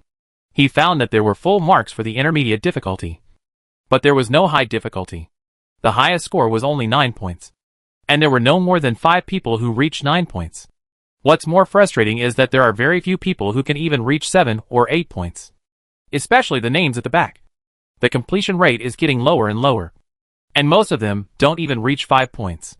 No wonder Wei Qinghe has said that 5 points is already a great result. Furthermore, looking at the spiritual power levels of these challengers, they have basically reached the late stage of the Supreme Emperor Spiritual Master. And there are even some peak Supreme Emperor Spiritual Masters, and their ages are surprisingly all under 32 years old. Such talent is definitely a child of destiny. But still few people can get high scores. It seems that this high-level difficulty has stumped a large number of geniuses. The old man Jinjuan in the space knew that Su Maoyang was very curious about the rewards of this secret realm, and he couldn't help but explain. "Girl, the rewards of this high-level difficulty are still very good. There are secret inheritances, secret manuals, weapons and magic weapons, and some strange and weird treasures that have never been seen. It is said that they are all things passed down from ancient times. So no matter what they are peerless treasures that cannot be bought on the market, which can greatly enhance the strength of practitioners. Some can also turn you from a waste directly into a top genius, and even strengthen your race. Of course, this depends on the completion and specific performance of the practitioner." Hearing that the old man Jinjuan was so familiar with this secret realm, Su Maoyang immediately guessed at the enter. Telepathically, "Senior, have you been here before?" "Yes, the White Tiger clan leader and I have entered this secret realm. At that time, both of us got 9 points. He got the tiger bones of the ancient White Tiger clan, and I got the blood of the ancient White Tiger clan. It is precisely because of this blood that I became a thorn in his side." Su Maoyang did not expect that the old man Jinjuan had such an experience. He was shocked and asked immediately, "Senior, what is your relationship with the White Tiger clan leader?" "Brother. He is my elder brother. Back then, I was extremely talented and was highly valued by my father. He always felt that I was the biggest threat to his succession to the position of clan leader. So he kept suppressing and weakening my power. In fact, as the eldest son, my father had decided from the beginning to hand over the White Tiger clan to him. As for me, I had no intention of competing with him. So in order to reassure him, to maintain this family relationship, and for the stability of the White Tiger clan, I had to give up practicing spiritual power and start refining pills to become an alchemist who posed no threat to him. This refining lasted for 200 years. He successfully became the clan leader and sat firmly in the position he wanted to sit in the most. I thought that after so much concession and idleness, he should be assured of me and would not trouble me again. But I didn't know that he still regarded me as an enemy and tricked me to the evil sea. It was there that I found the evil blood cauldron. He killed me when I was at my weakest after contracting the evil blood cauldron. It was then that I realized that he had never let down his guard against me and coveted the blood of the ancient White Tiger clan in my body. He had not taken action before because he was not sure. This time he had planned for a long time and had made all the preparations. Not only did he kill me and take my body, he also sealed my soul in the evil blood cauldron, making me unable to reincarnate forever. But he underestimated the power of the evil blood cauldron and tried to learn my contract with the evil blood cauldron, but was counterattacked. Facing the mysterious power of the evil sea, he had to give up the evil blood cauldron and evacuate that terrifying place. Su Maoyong didn't expect that the evil blood cauldron actually came from the evil sea. He was shocked and confused. Since the evil blood cauldron originated from the evil sea, why did it appear in the prison of the southern Sui kingdom? I don't know about this. I was seriously injured and dying. After becoming a spirit, I fell asleep not long after. I only felt that I kept sinking to the bottom of the sea with the evil blood cauldron, as if I had entered a time and space tunnel. It was not until your blood awakened the evil blood cauldron that I woke up completely. Chapter 2412. The entrance she chose. Su Maoyong used to think that she was lucky to get such a rare treasure. But now listening to what the old man Jinjuan said, he couldn't help but feel a little strange. It seems that all this is too coincidental. And it seems not so simple. Could it be related to her previous life? In the dream, Yun Qiange is obviously a very powerful person with a very high status in the God clan. Perhaps the evil blood cauldron was originally her treasure in her previous life. Now that she has reincarnated, it is not impossible for her to recontract the evil blood cauldron. However, as for the truth, it remains to be verified. But at the moment, she is more angry and unworthy for the experience of the old man Jinjuan. For the sake of his brother and the White Tiger clan, the old man Jinjuan has retreated to the point of giving up cultivation and focusing on alchemy. He has done his best. Unexpectedly, the other party still did not intend to let him go, and even designed to kill him. Took away his body, stole his blood, and sealed his soul in the evil blood cauldron, making him a weapon spirit that will never be reborn. Such a sinister, cunning, cruel and ruthless person is worse than an animal. How can he be a brother? It is hard to imagine how much of a blow it was to the old man Jinjuan when he was killed by his brother. Just thinking of this, Su Maoyong couldn't help but clench his fists, emitting a hint of coldness. Wei Qinghe, who was standing by, didn't know why she suddenly looked gloomy. He just thought that she was worried that the difficulty was too high and she couldn't pass it. He immediately comforted her. Don't worry, Miss Dongfang. With your talent, you will definitely have no problem with the intermediate difficulty. Even if you may not get full marks, it is still easy for you to get high marks. As for what rewards we will get, I don't know. The main reason is that in the past, our great Yan dynasty could not seize a city like Yonghe City, and we had no chance to come to this ancient realm of Wanxiang for training. Today, we can show our skills and fight for it. Su Maoyong was gradually freed from her grief and anger after hearing what he said, and nodded slightly. Thank you, Mr. Wei, for clearing up my doubts. Wei Qinghe was even more embarrassed to see her so polite. No, it's just a little help. Time is running out. Miss Dongfang, let's go in quickly, Wei Qinghe said, and walked towards the entrance of the intermediate difficulty. Su Maoyong frowned slightly when she saw this, and couldn't help but look at the death gate that was like a vortex. Perhaps it was curiosity that made her more interested in the death gate than the other three entrances. Moreover, no disciples had entered the gate of death for so many years. Even if someone had entered before, no one had ever come out alive. She was very curious about what these people had experienced in there, which led to the fact that the disciples who had entered for so many years had never left any records on the list. Not even a name. As if it had never happened. The more Su Maoyong thought about it, the more she couldn't hold back her curiosity. And she couldn't help but decline Wei Qinghe's invitation. Mr. Wei, you go first. I plan to try other difficulties. Wei Qinghe heard her words, and automatically thought that she wanted to go to the advanced entrance. His expression changed drastically, and he immediately stopped her. No. The advanced difficulty is only for geniuses like Ouyang Xie, who have entered the late stage of the Supreme Emperor Spirit Master to enter. Our spiritual power level is too low, and we will be suppressed to death. We can't pass a level, and our lives are in danger. It's not worth it. This secret realm not only tests age, but also requires spiritual power level. In other words, only those top talents who are young, have high spiritual power level, are extremely strong in combat, and are outstanding in all aspects, can hope to get 5 points to pass. For example, Donphan Junmo. Although his age and combat power meet the requirements, his spiritual power level is a big problem. Training in it is not as simple as fighting against disciples. It is an ancient relic, and it is very likely that you don't even know how you died. Moreover, she and Ouyang didn't get along well. If she went in and met with Ouyang poisonous hands, wouldn't it be even more unjust to die? Su Maoyang knew his worry and smiled gratefully. Don't worry. I just want to go in and take a look.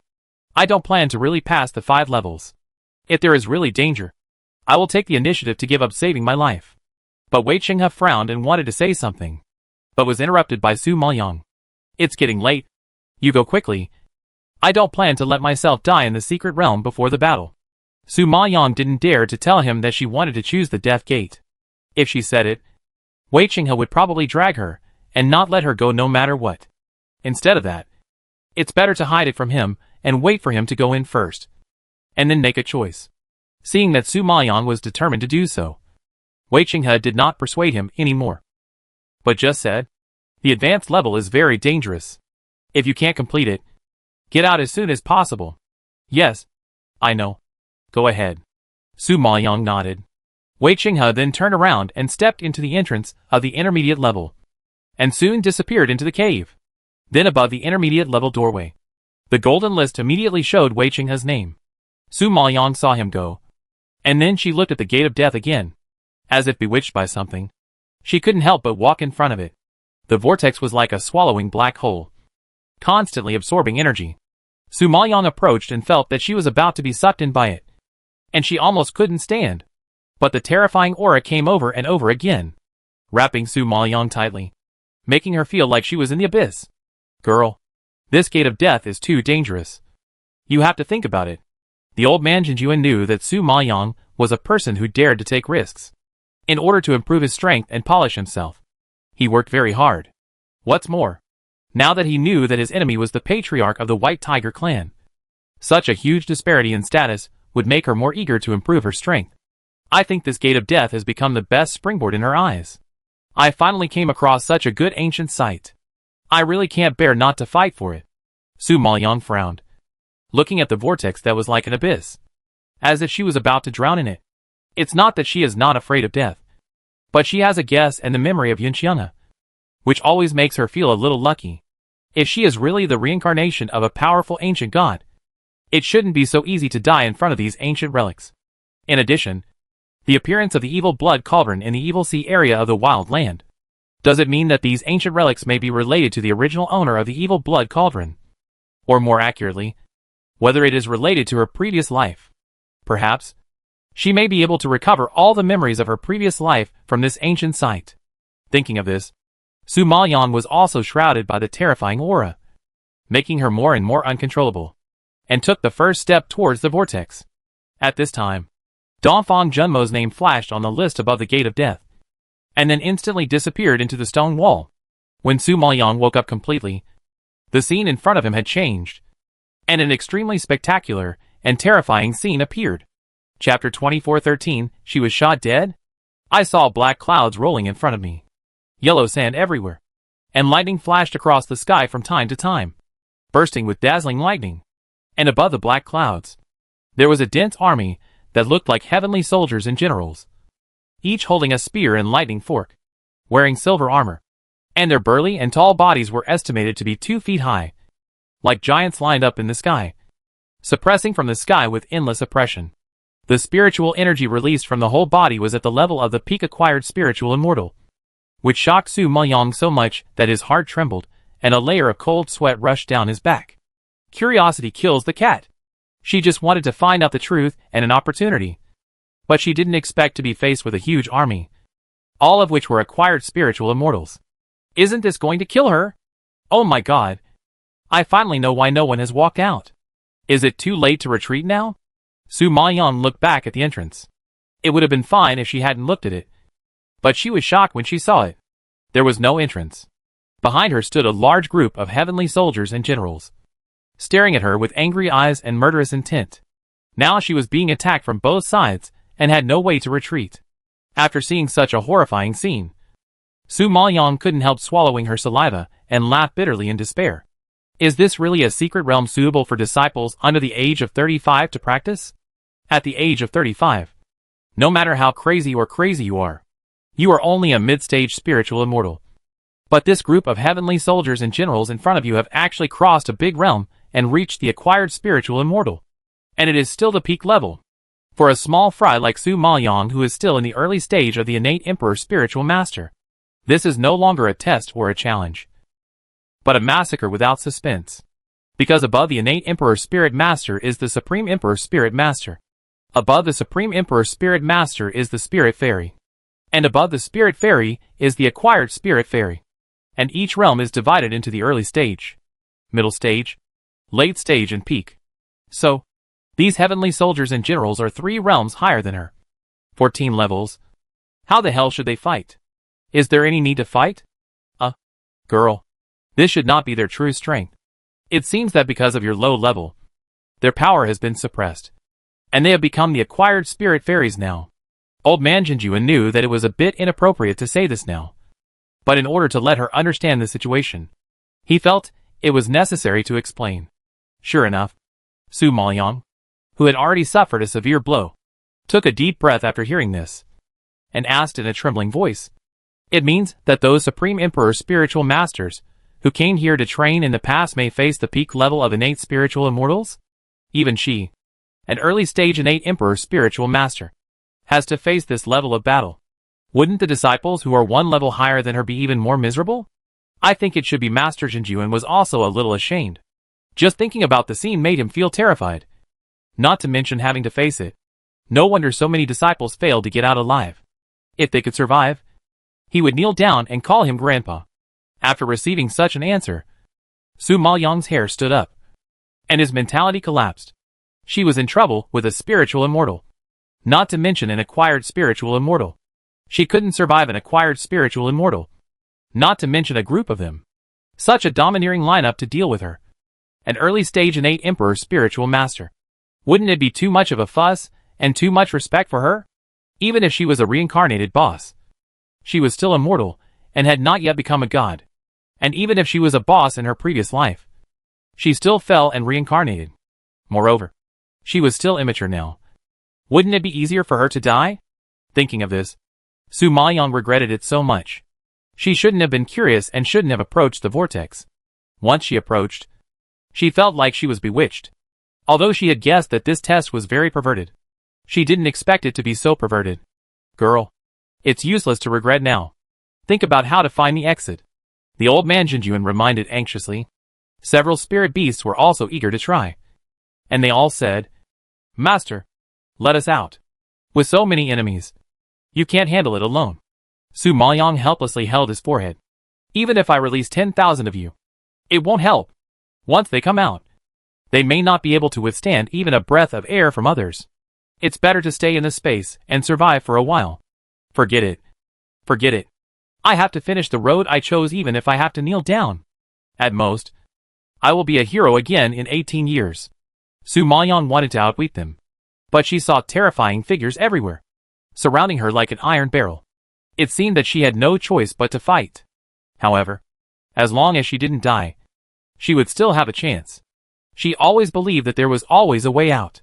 Thinking of this, Su Maoyang immediately summoned the dragon piano, the starry sky and the pure world blue lotus platform. The dragon piano is mainly for group attack. The chess formation is mainly for control. And the pure world blue lotus platform can minimize damage, enhance defense, and protect her lifeline. The best strategy in the face of thousands of troops is to control a large area and then defeat them one by one. Which is more hopeful. Thinking of this, Su Maoyang stepped on the Qinglian platform, stroked the strings of the zither, and suddenly a wave of sound burst out.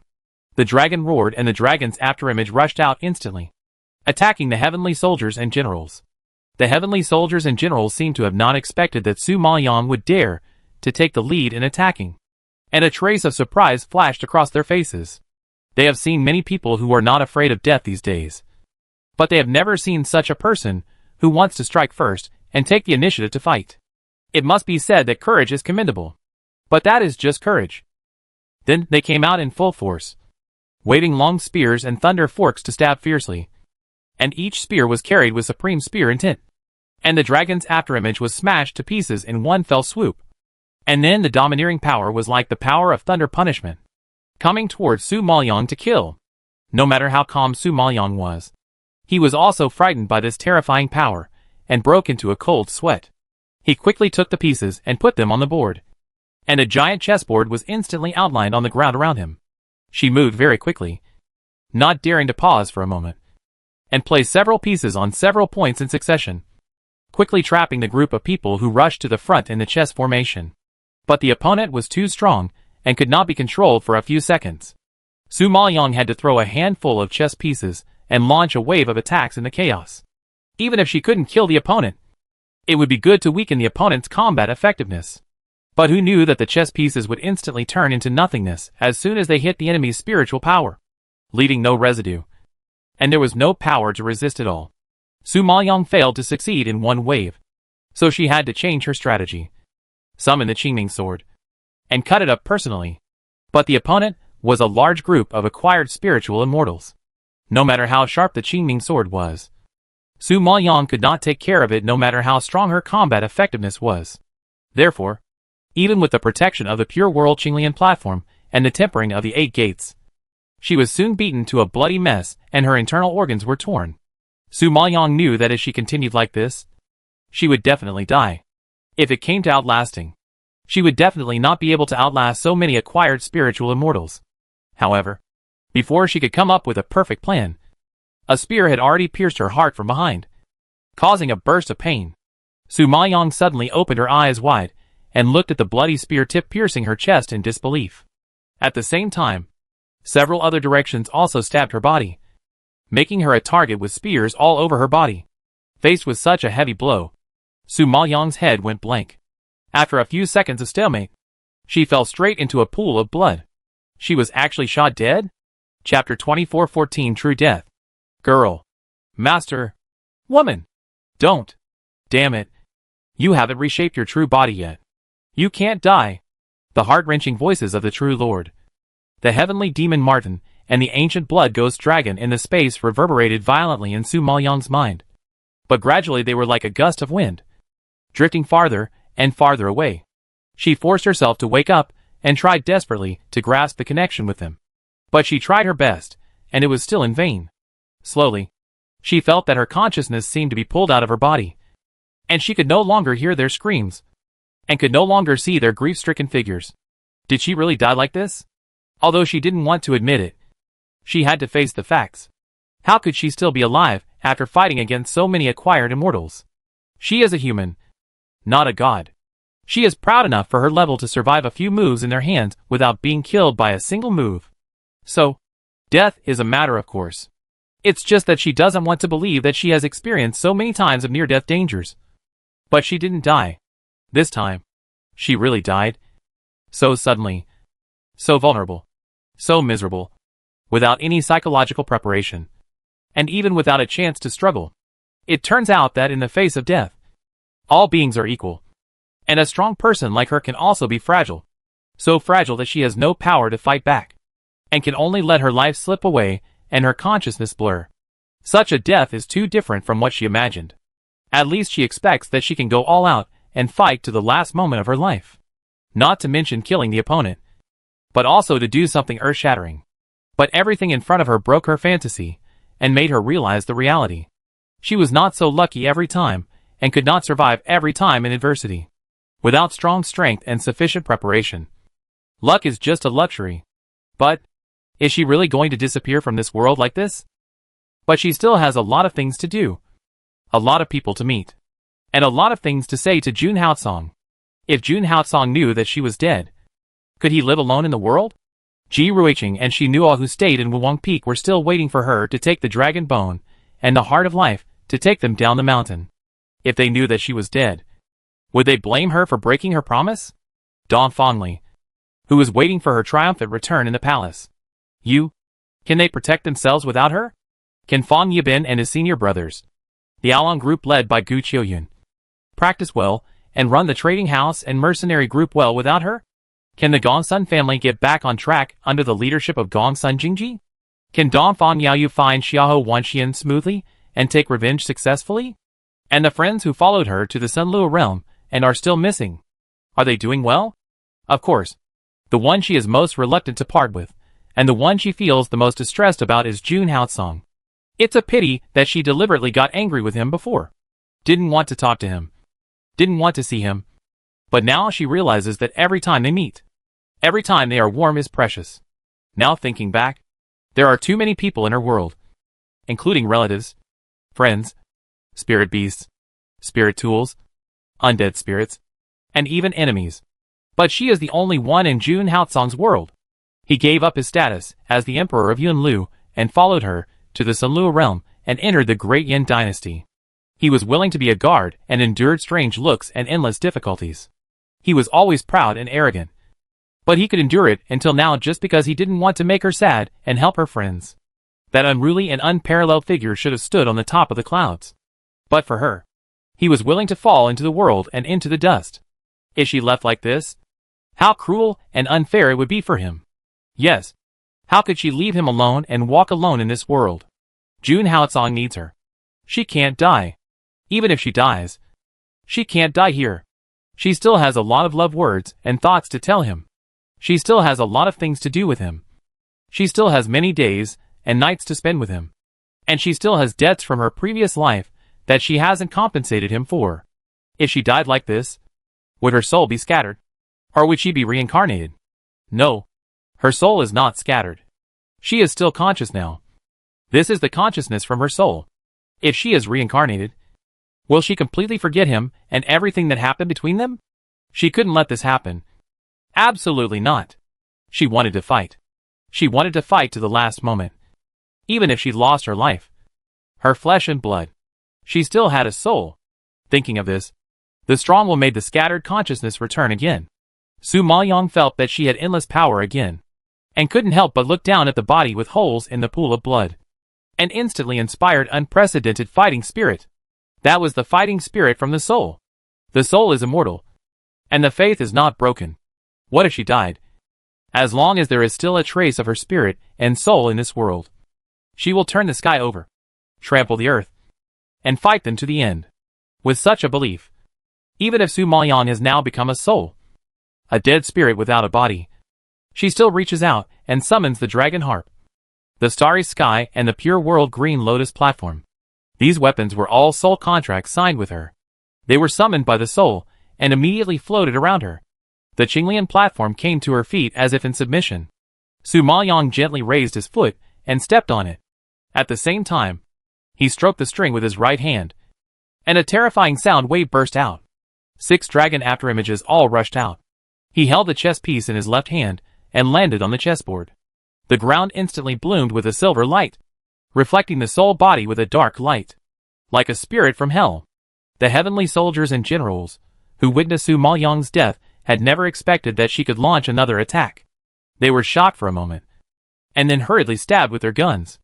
In a few consecutive moves, they crushed her power. But in a hurry, they still accidentally fell into her chess formation.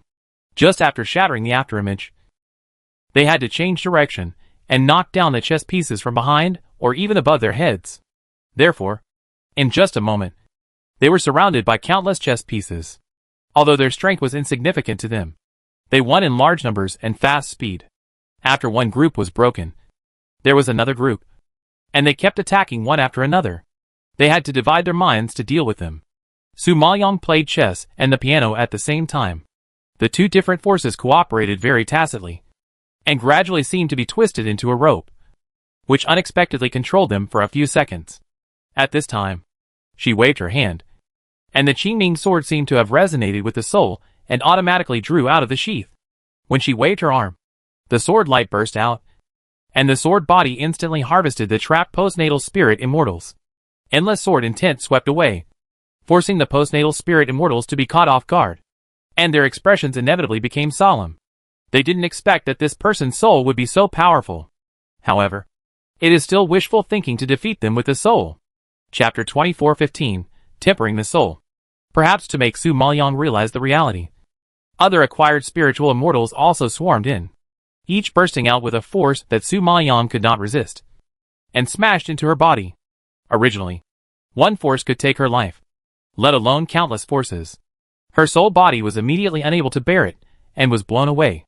However, in just a few seconds, Su Maoyang endured the severe pain from her soul, and climbed up from the ground with difficulty. She still held the chess piece tightly in her hand, and fell on the chessboard. Her right hand was not idle either, and she played the high-pitched piano music again. Wherever she passed, the sword energy swept, seamlessly connected with the previous attack, without a moment's pause. Seeing this scene, the acquired spiritual immortals were all frowned by her strong will and soul body. In their eyes, Su Maoyang, an early-stage innate emperor spirit master, was like an ant. They could turn her into ashes with a flick of their fingers. Unexpectedly, she could still hold on until now. It was incredible. It seemed that they underestimated the soul of this ant. They had to work harder. Thinking of this, the acquired spirit immortals launched another wave of fiercer attacks. In order to avoid being knocked away again, Su Maoyang pushed the 9-character mantra to the extreme. It seemed that her soul was wrapped in a layer of golden armor composed of runes. With the blessing of the pure world green lotus platform, the armor was surrounded by green light, which superimposed the defense to the peak. In addition, every sword she slashed, every punch she threw, and every palm she slapped was wrapped with the power of the divine pattern, as if adding a shackle to her solid defense. If you want to knock her down completely, you have to crack her divine rune first. Originally, the acquired spiritual immortals didn't take her power seriously, but who knew that the divine rune of an innate emperor spiritual master would be so complicated and changeable? Even they had to spend some effort. Fortunately, their spiritual power level was high, and the residual power of the explosion was enough to make her suffer. So, Su Maoyang was knocked out again, and rolled on the ground for several rounds before stopping. Although she is now only a soul body, and has no bloody injuries, her twisted expression and trembling legs make people know that she is in great pain and difficulty. However, she climbed up again without exception. It is precisely because she is a soul body, and has long lost her life, that these heavy injuries are no longer a threat to her. As long as her soul still has the strength to fight, she will never fall down easily. With this belief, Su Maoyang became more fearless. Her moves became faster and faster, and her power became stronger and stronger in the superposition. She was originally a shadow, and now she was so fast that people couldn't tell the direction. But we have to admit that the attack of the acquired spirit fairy was too terrifying. After a few rounds, even her soul body was hit by them, and had several cracks, as if she was in danger of being torn apart at any time. But Su Maoyang didn't believe in evil. Anyway, she was dead, and reincarnation and torn apart made no difference to her. Since we have to fight, let's see how far her soul can hold. Therefore, while being knocked down and standing up again and again, she launched attacks again and again, and used all the moves she learned to the extreme. Time passed by bit. She didn't know how many times she was knocked away, nor how many cracks appeared on her soul body. She only knew how to fight. Endlessly, perhaps.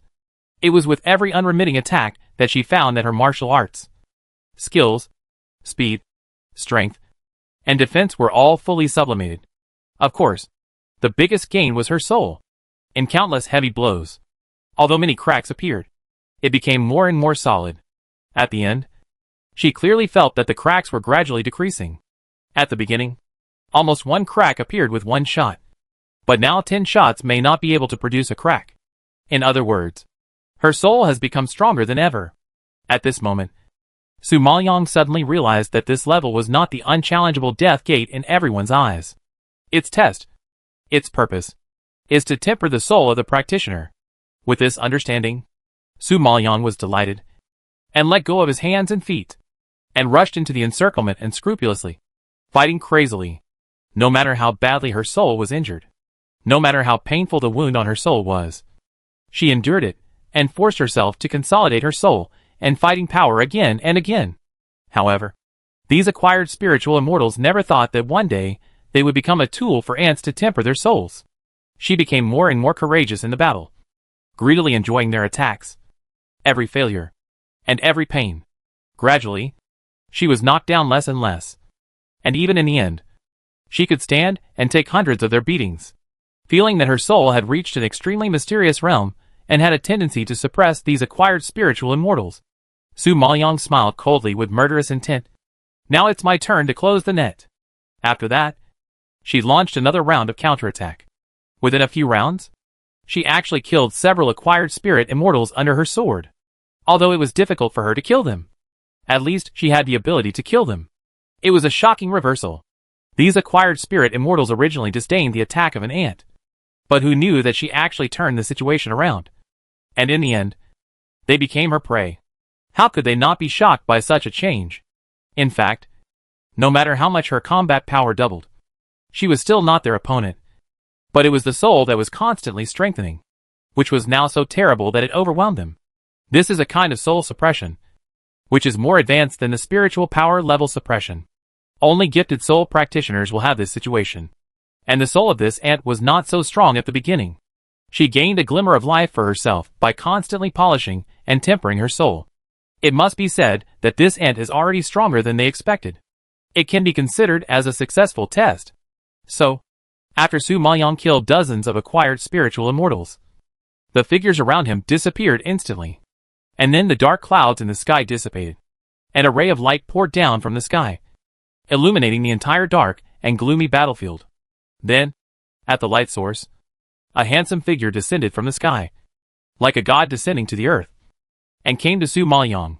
He was also wearing armor and holding a spear, but the aura he exuded was much stronger than those acquired spiritual immortals just now. Su Maoyang couldn't see through his true strength at all. Beyond the acquired spiritual immortals, there are innate spiritual immortals, supreme spiritual immortals, and above them are the existence of spiritual gods. The more Su Maoyang thought about it, the more frightened he became, and the more he feared. If it was a great terror like the spiritual god, then she would have only one end, to be reduced to ashes and her soul would be scattered. Chapter 24:16, the first reward since ancient times. Don't be afraid, kid. You should have guessed that those people just now, including me, are not real people, but projections. The reason they exist is to test, not to kill people. Seeing Su Maoyang's alert face, the man couldn't help but chuckle and comfort her. But the deep voice echoed in the battlefield, like a huge bell hitting Su Maoyang's ears, making her soul tremble a few times. It's hard to imagine how strong the strength is. Even the voice is so terrifying.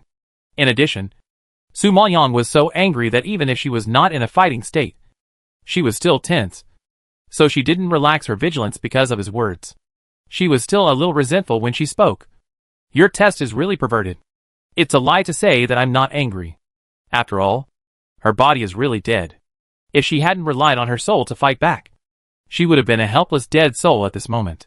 Therefore, after experiencing such changes and heavy injuries, Su Maoyang was not driven crazy by them because of her strong willpower and good luck. If she was a little more desperate, if her desire to survive was a little less, if her defense and strength were a little weaker, she would not have been able to hold on until now. Therefore, it was a blessing in disguise that she was able to fight her way out. Although her soul was tempered and sublimated, she was still scared and panicked when she thought about it. Almost, she would not be able to see Jun Haosong and her friends. The man heard her complaints, and a trace of surprise flashed across his face. Obviously, this girl was not afraid of him. It seemed that she was just worried that she would have to face another battle. So she was particularly wary of him. After so many years, this was the first time he had seen such a bold practitioner. The disciples who came in before claimed to be geniuses, but when faced with thousands of troops, they were either scared to death or fled in panic, and they had no intention of fighting. Even if there were a few outstanding ones, they had no power to fight back, and they could not resist a few moves at all, and they became the nourishment of this battlefield. In his opinion, such strength was far from the standard of genius in ancient times, and they were not worthy of being called geniuses. And the woman in front of him was the first person to see him in so many years. She was also the only one who passed the test.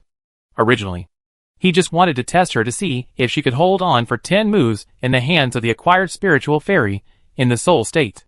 But her performance was too amazing, which greatly exceeded his expectations. So he suddenly changed his mind and let her continue to fight to see how long she could hold on. Unexpectedly, she not only survived the beating of countless acquired spirit immortals, but also remained invincible. In the end, she even had the ability to launch a counterattack. Under siege, she killed dozens of acquired spirit immortals by herself. Such terrible fighting spirit and potential shocked him. This girl is a tough guy who is not easy to mess with. If she knew that she started the battle with her soul and passed the test after holding on for a few rounds, I wonder if she would hate him. However, he used the soldiers to train her in order to temper her soul for her own good. It would be a pity if he didn't polish such an excellent seedling. After all, there are not many opportunities to temper the soul. Thinking of this, he rarely smiled and explained, "This experience is not simple. You should have guessed it before you came in. Of course, the difficulty of the test is proportional to the reward. Look, your soul power has been tempered. Isn't it? This is an opportunity that many people can't even ask for." Su Maoyan admitted this. Her most amazing tempering before was the 8 gates body tempering. Being able to understand the 8 gates and pass the test of each door also cost her half her life at the beginning. It was indeed very difficult to get it. Now she has the honor of tempering her soul, which is indeed a rare fortune for her. However, she didn't believe that she was tortured to death, and only tempered her soul was rewarded. Just tempering the soul is gone. Is the highest level of experience in the Wanxiang ancient realm so stingy? Su Maoyan looked at him suspiciously, and said it quite directly. Anyway, this is what she fought for with her life. Don't miss it. The man was choked by her words, and his face froze. He coughed awkwardly twice. Ahem. In addition to tempering the soul, there are of course other rewards. And it is a reward you can't imagine. The first one from ancient times to now. Hearing this, Su Maoyan changed her previous dissatisfaction, and her pupils instantly surged with anticipation. The first one from ancient times to now. Does it mean that the geniuses of the ancient times didn't have it? What kind of reward is it? So awesome. Su Maoyan was curious, and saw the man gently raised his hand, and a ball of light suddenly appeared in his palm. The ball of light seemed to be all-encompassing, with a golden luster, and exuding a terrifying aura that was hundreds of times more terrifying than the man himself. Su Maoyan was suddenly shocked and opened her eyes wide. This is, for some reason, the aura emitted by this ball of light gave her a familiar feeling. Before she could think about it, the man raised his hand and sent the ball of light forward. This is the spirit of the God King. Go ahead. The ball of light immediately fell on Su Maoyan's soul and quickly merged with it. The baptized soul suddenly burst into a green light, as if it was bathed in the scorching sun, and the soul was about to burn. But before Su Maoyan could feel the power injected into the soul, her soul was waved back to the dead body lying on the ground by the man. However, with the return of the soul, the stiff body was slowly recovering, and even the wounds on the body were perfectly healed and soon disappeared, as if the previous battle had never happened. Su Maoyan moved her arms and stood up from the ground, feeling the power that seemed to explode in her body. She secretly said hack. In the blink of an eye just now, she had actually risen 2 levels and became a Peak 8 Emperor Spirit Master. This promotion speed is faster than taking drugs, and it seems that there are no side effects or sequelae. Such a reward is really awesome. However, she had just fought with so many acquired spiritual immortals, which was considered to have consolidated her strength in advance. I think even if she was directly promoted to the Supreme Emperor Spirit Master, she would be able to bear this level. Seeing that she didn't grasp the key point, the old man Jinjun explained in a speechless and excited manner. Girl, it's not just 2 levels. That's the essence of the God King. Do you know the God King? The King of the ancient gods. You are so lucky that you even got the essence of the God King. What else can't you get? The God King Su Maoyan naturally knew, but she was still a little confused about the use of the essence. She couldn't help asking, with the essence of the God King, is my soul stronger? Of course, it's not just stronger, but it also allows your fighting spirit to be directly promoted to the bronze level. Such a harvest is really jealous and crazy. When the old man Jinjun said this, his voice trembled with excitement. My fighting spirit? Su Maoyan was puzzled. Chapter 24:17 Ranking Results. Girl, Don't you know that you have developed a fighting spirit during the battle? Otherwise, how do you think you defeated them? The old man Jinjun was at a loss for words. Su Maoyang knew that she could win in the end because her soul was tempered to be strong. But she didn't expect that she would actually develop a fighting spirit. She really knew nothing about fighting spirits. She was so bloodthirsty at the time that she didn't realize that there was such a gain. Seeing that she was confused, the old man Jinjun smiled and shook his head. You are really an enviable pervert. Others have tried their best and risked their lives to temper treasures. But you have done it in a muddle. It's really annoying to compare yourself with others. Is fighting spirit difficult? Su Maoyang raised his eyebrows in surprise and murmured in confusion. The old man Jinjun was immediately hit to pieces. And he had the urge to slap her. Nonsense! It is very difficult to give birth to a fighting spirit. And it is even more difficult to improve the level of a fighting spirit. Even if you work hard, you may not succeed. But your fighting spirit has been baptized by the spirit of the God King and directly advanced to the bronze level. This is a height that many geniuses cannot reach in their entire lives. You have accomplished it in an instant. Tell me, are you irritating? Moreover, after reaching the level of Xiantian spiritual immortal, only those with fighting spirits have the opportunity to enter the level of supreme spiritual immortal. When you reach the level of supreme spiritual immortal, only those who have cultivated to the gold level of fighting spirits have the opportunity to become spiritual gods. In other words, after practicing, the fighting spirit becomes an indispensable threshold. You will know how important it is. The old man Jinjun's voice was full of envy, and he couldn't help swallowing his saliva. Su Maoyang was embarrassed for a while, but she was also happy in her heart. At least this was a good thing that enhanced her strength and made people envious. It turns out that she was able to defeat so many acquired spirits because she had a fighting spirit. Now that she has obtained the spirit of the God King, and her fighting spirit has been directly promoted to bronze, I think her soul suppression will become very terrifying. Perhaps without taking action, she can give people an oppressive feeling that is difficult to surpass. With such a bargaining chip, she should be much easier in the prehistoric war. Thinking of this, Su Maoyang bowed to the godlike man and said gratefully, "Thank you for the generous reward, Senior." Although she was tossed around, the reward was worthy of her efforts. So she was naturally grateful. Go. I hope you won't disappoint his only hope in this world. Before the voice fell, the man gradually disappeared in this battlefield. Su Maoyang still had many questions in her heart, but she didn't know that before she opened her mouth. She disappeared, and she was speechless for a while, because she felt that the breath was extremely familiar, and it was very similar to the breath she felt in the illusion of Huangquan Road before. I just don't know what the connection is between the man in the illusion and this spirit. Thinking of this, Su Maoyang shouted several times, but got no response. Because the time for the battle was running out, she didn't dare to stay any longer, and had to turn around and step into the vortex that appeared. At this time, outside the Wanxiang ancient realm, there were crowds of people, and it was lively, because the disciples who were training came out one after another. This Wanxiang ancient realm can be regarded as the most valuable secret realm among the many cities in the prehistoric land. Although the ancient realm is difficult and dangerous, fortunately, you can decide whether to continue to break through before the next level begins. And you can do it according to your ability. And the rewards are very generous. Mostly treasures from the ancient times. So almost all the disciples of the Xianshan realm gathered here. As long as they are geniuses under the age of 35. They all go in to experience the charm of the ancient realm. Others who were not qualified to enter the training also stood at the door, observing the list, looking forward to the disciples' achievements and gains. Because the ancient realm tests the comprehensive strength of the disciples. The higher the strength and talent, the better the inheritance, which is related to their future development prospects. Some disciples may even soar to the sky through this training. Therefore, everyone wants to see who will be the leaders of the Xianshan realm in the future. There is no suspense in the primary difficulty. Most disciples got full marks and received good rewards. Although there were no full marks in the intermediate difficulty, there were also high scores of 7 or 8 points.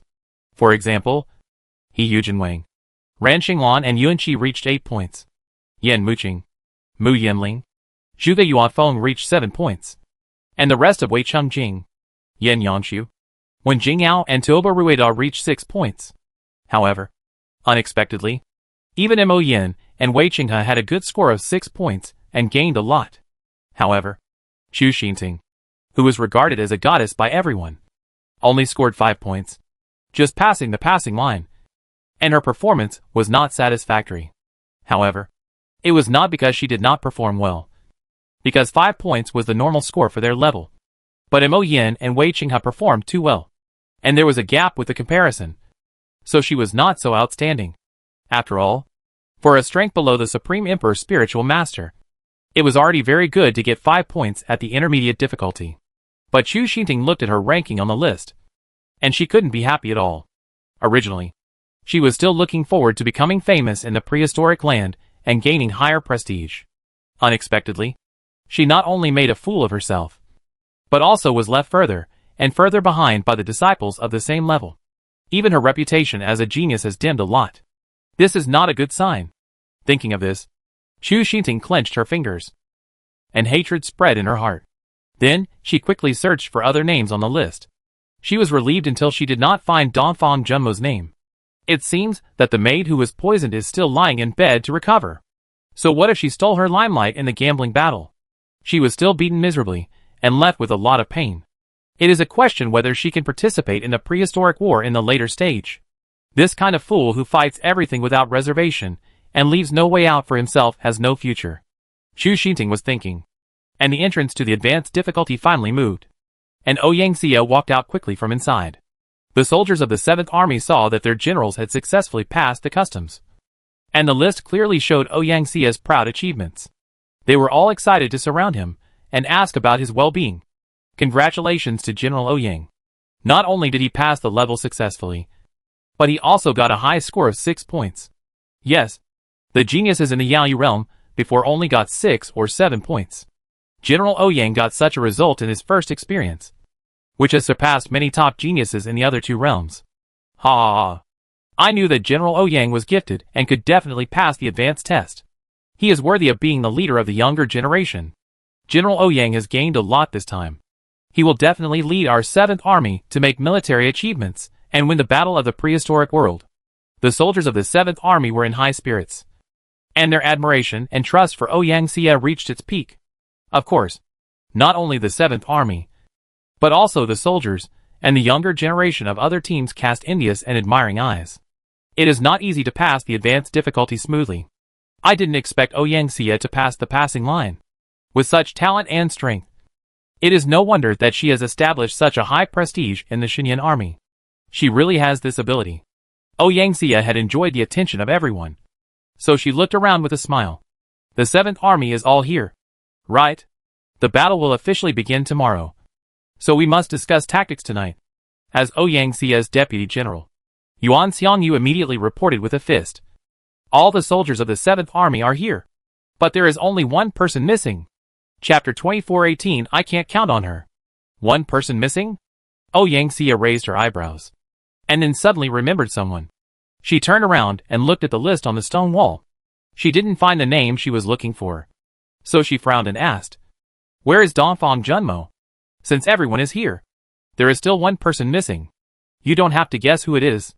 Yuan Xiangyu sneered. "No one has seen her, and her name is not on the list. She is probably still lying in your Majesty's room." Ouyang Xie's frown relaxed a little when she heard this, and a sneer appeared at the corner of her mouth. She is so delicate. It's been a month, and she hasn't recovered. I don't know if it's true or fake. In Ouyang Xie's opinion, Dongfang Junmo can be appreciated and protected by Emperor Yin, and there may be some hidden relationship in it. It is not ruled out that Dongfang Junmo took advantage of his injury to deliberately get close to Emperor Yin. She shouldn't be pretending. She was so badly injured that day, and was poisoned. Even if there is an antidote, she needs to rest for a long time. If you want to blame her for showing off. Now it's hard for her to even stay alive. I don't think we can count on her for the future battles. Yuan Xiangyu was beaten away by Su Maoyang before, and lost face. He always hated her in his heart. Hearing that she was unconscious and bedridden, he was somewhat gloating. That's a pity. She finally got the appreciation of Emperor Yin, and became the general of the 7th Army. But she ended up killing herself. Ouyang Xie sneered in her heart, and regretted it on her mouth. But she felt particularly comfortable. Finally, she didn't have to see that annoying figure anymore. Yuan Xiangyu smiled and nodded. Flattering. The facts prove that she is not qualified for this position. As a general, he is bedridden and can hardly protect himself, let alone lead troops to fight. And you have not only successfully passed the high-level test, but also achieved good results. The difference is obvious. I believe that the military power of the 7th Army will be returned to you. And His Majesty will not say anything more. Yes. We all listened to General Ouyang.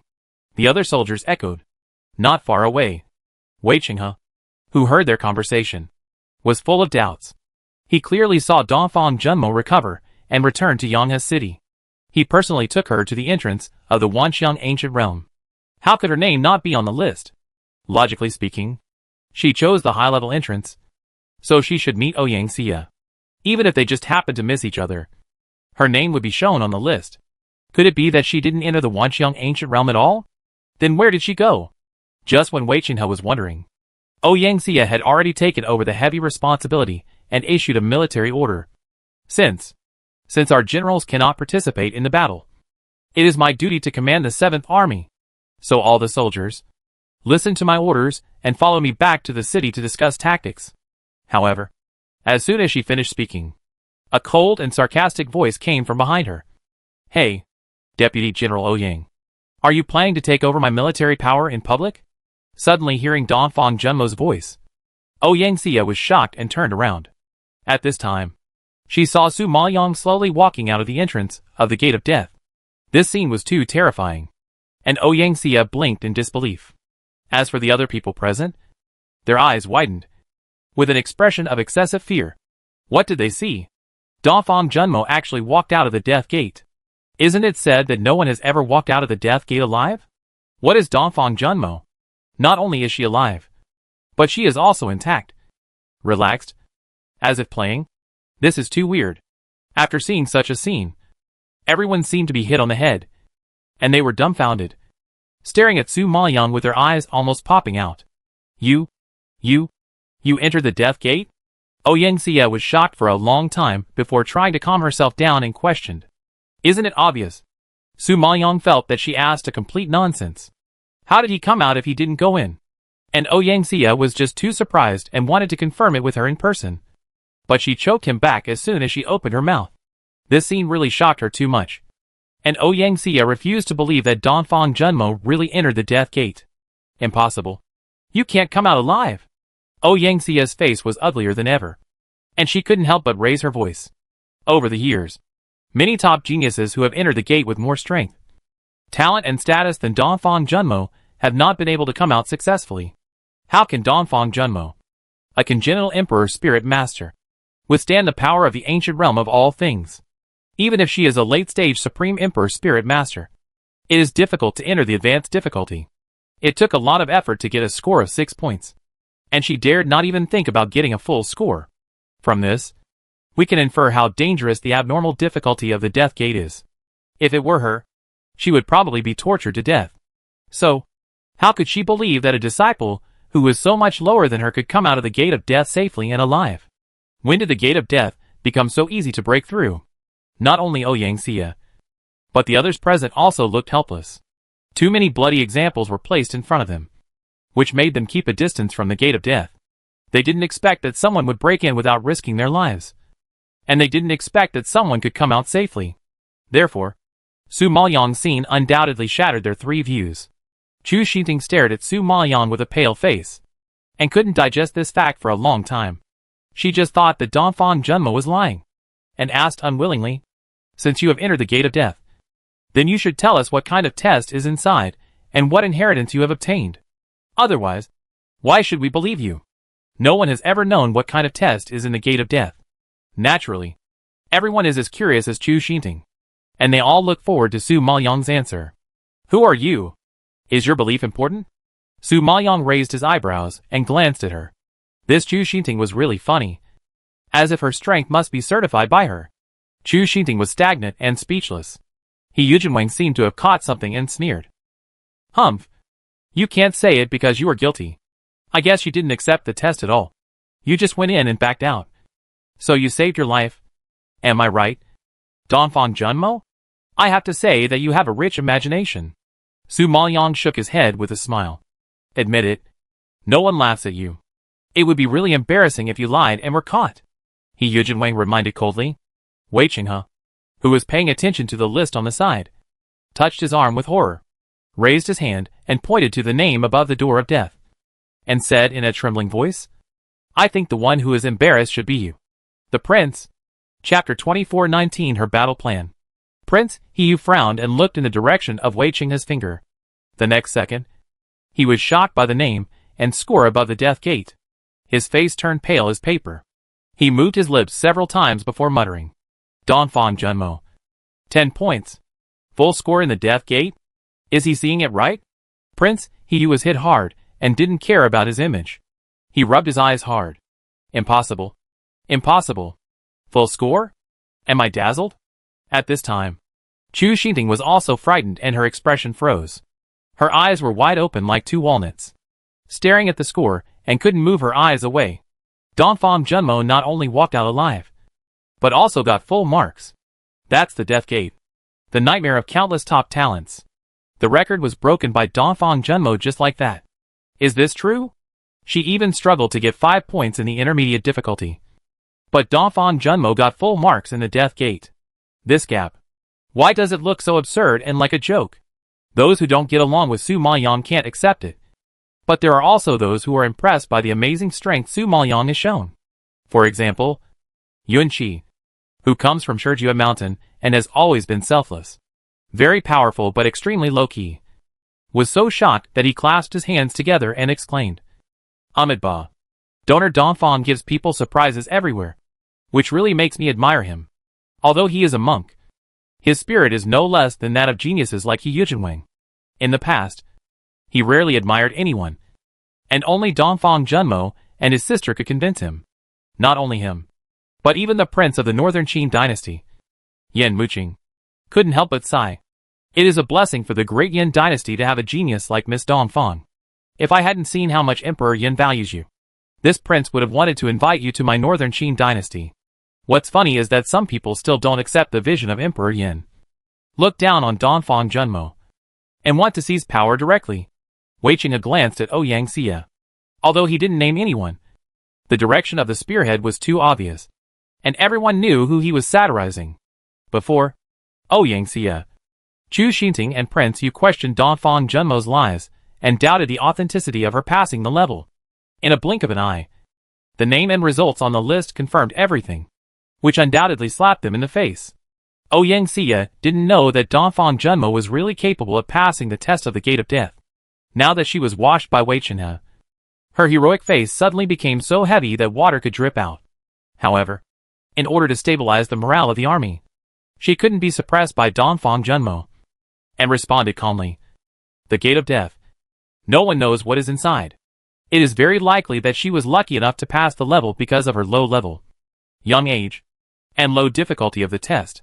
Hearing this, everyone felt that there was some truth in it. After all, for so many years, only the disciples who had reached the peak of the Supreme Emperor's spiritual master had the confidence to break through the Gate of Death. And no innate Emperor's spiritual master had ever had such courage to take such a risk. So no one knew what level of test the innate Emperor's spiritual master would receive. And Donfang Junmo was obviously an exception. In addition, although she was an innate Emperor's spiritual master, she had the ability to fight across levels. So it was not impossible for her to complete a relatively simple challenge. As for how the score was determined, it was even more of an unsolved mystery. Perhaps it was really as Ouyang Xie said. Donfang Junmo's level was too low, and it was much easier for her to pass the level than high-level disciples. Otherwise, it is really hard to explain such an unreasonable thing as a congenital Emperor Spirit Master passing through the Gate of Death. TSK. You go in and try it yourself. Then you will know what is inside. I think you are just jealous of Donfang Junmo. Is it so difficult to admit that others are excellent? Wei Qinghe couldn't stand Ouyang Xie's self-righteousness, and couldn't help but say something. If I were her age and level, of course, I would be happy to try. But the most important thing for us right now is to win the battle of prehistoric times, not to focus on personal show. Having talent and potential is one thing, and whether you can lead troops to fight is another. I hope that Mr. Wei can understand this. Ouyang Xie is a few years older than Wei Qinghe after all, and has been trained in the army for so many years. He has long been indifferent to his emotions.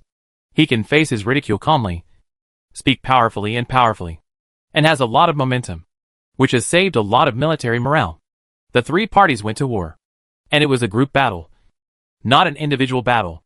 Even if Donphan Junmo is a very powerful genius, he can't stand the siege of the whole army. Moreover, the army is about formation and coordination. Regarding formation, positioning, when to attack, when to defend, what role each person should play, and even the tactics of the whole game. It requires rich combat experience to command and arrange. People like Donphan Junmo are sent out to charge and fight alone. But if they want to become team commanders, they are still far from having a sense of the overall situation. If the entire army is buried with her because of her command error, no one can afford such a loss. Yuan Xiangyu has always been Ouyang Xia's most loyal supporter. He strongly agreed and echoed, "Yes, this is a war, not a personal show. Since she is so powerful, why do we need the 7th Army? If you have the ability, go and defeat her by yourself." All the soldiers of the 7th Army were brought up by Ouyang Xia. Their admiration and trust for her had already penetrated their bones. Now, a new general suddenly came to command them. And it was a little girl whose spiritual power level was not as good as theirs. Naturally, they could not accept it for a while. "What are you talking about?" The position of the general of the 7th Army was ordered by Emperor Yin, not by Miss Donphan. If you have any objections, go to Emperor Yin. How can a group of men embarrass a girl? Wei Qinghe spoke up for Su Maoyang. Yuan Xiangyu laughed at Wei Qinghe's words. "Do we have the right to resist the order of Emperor Yin? If you don't have the right to resist, then shut up and take it. Why are you talking so much nonsense?" Wei Qinghe couldn't stand the way they were unable to resist and complained. All they said was useless nonsense. Yuan Xiangyu was speechless immediately. He took a deep breath and said to Su Maoyang, "Okay, we can recognize your identity as the general of the 7th Army. But the war will start tomorrow. General Donphan should at least come up with a battle plan. You won't fight a mindless war. As a general, you must have a strategic deployment. If you don't even have the most basic battle plan, what's the point of fighting a war?" Su Maoyang heard this and thought of the trouble he had caused to the life and death realm and the demon moon realm that night. He couldn't help but touch his nose. "Well, of course there is. But my tactic is to keep the troops in place and practice for another month." "What?" Not only Yuan Xiangyu, but other soldiers of the 7th Army were shocked at the same time. The war is about to start, and she actually asked them to keep the troops in place and practice for another month. Isn't this making them unprepared and waiting to be beaten? Chapter 2420. The two sides started fighting.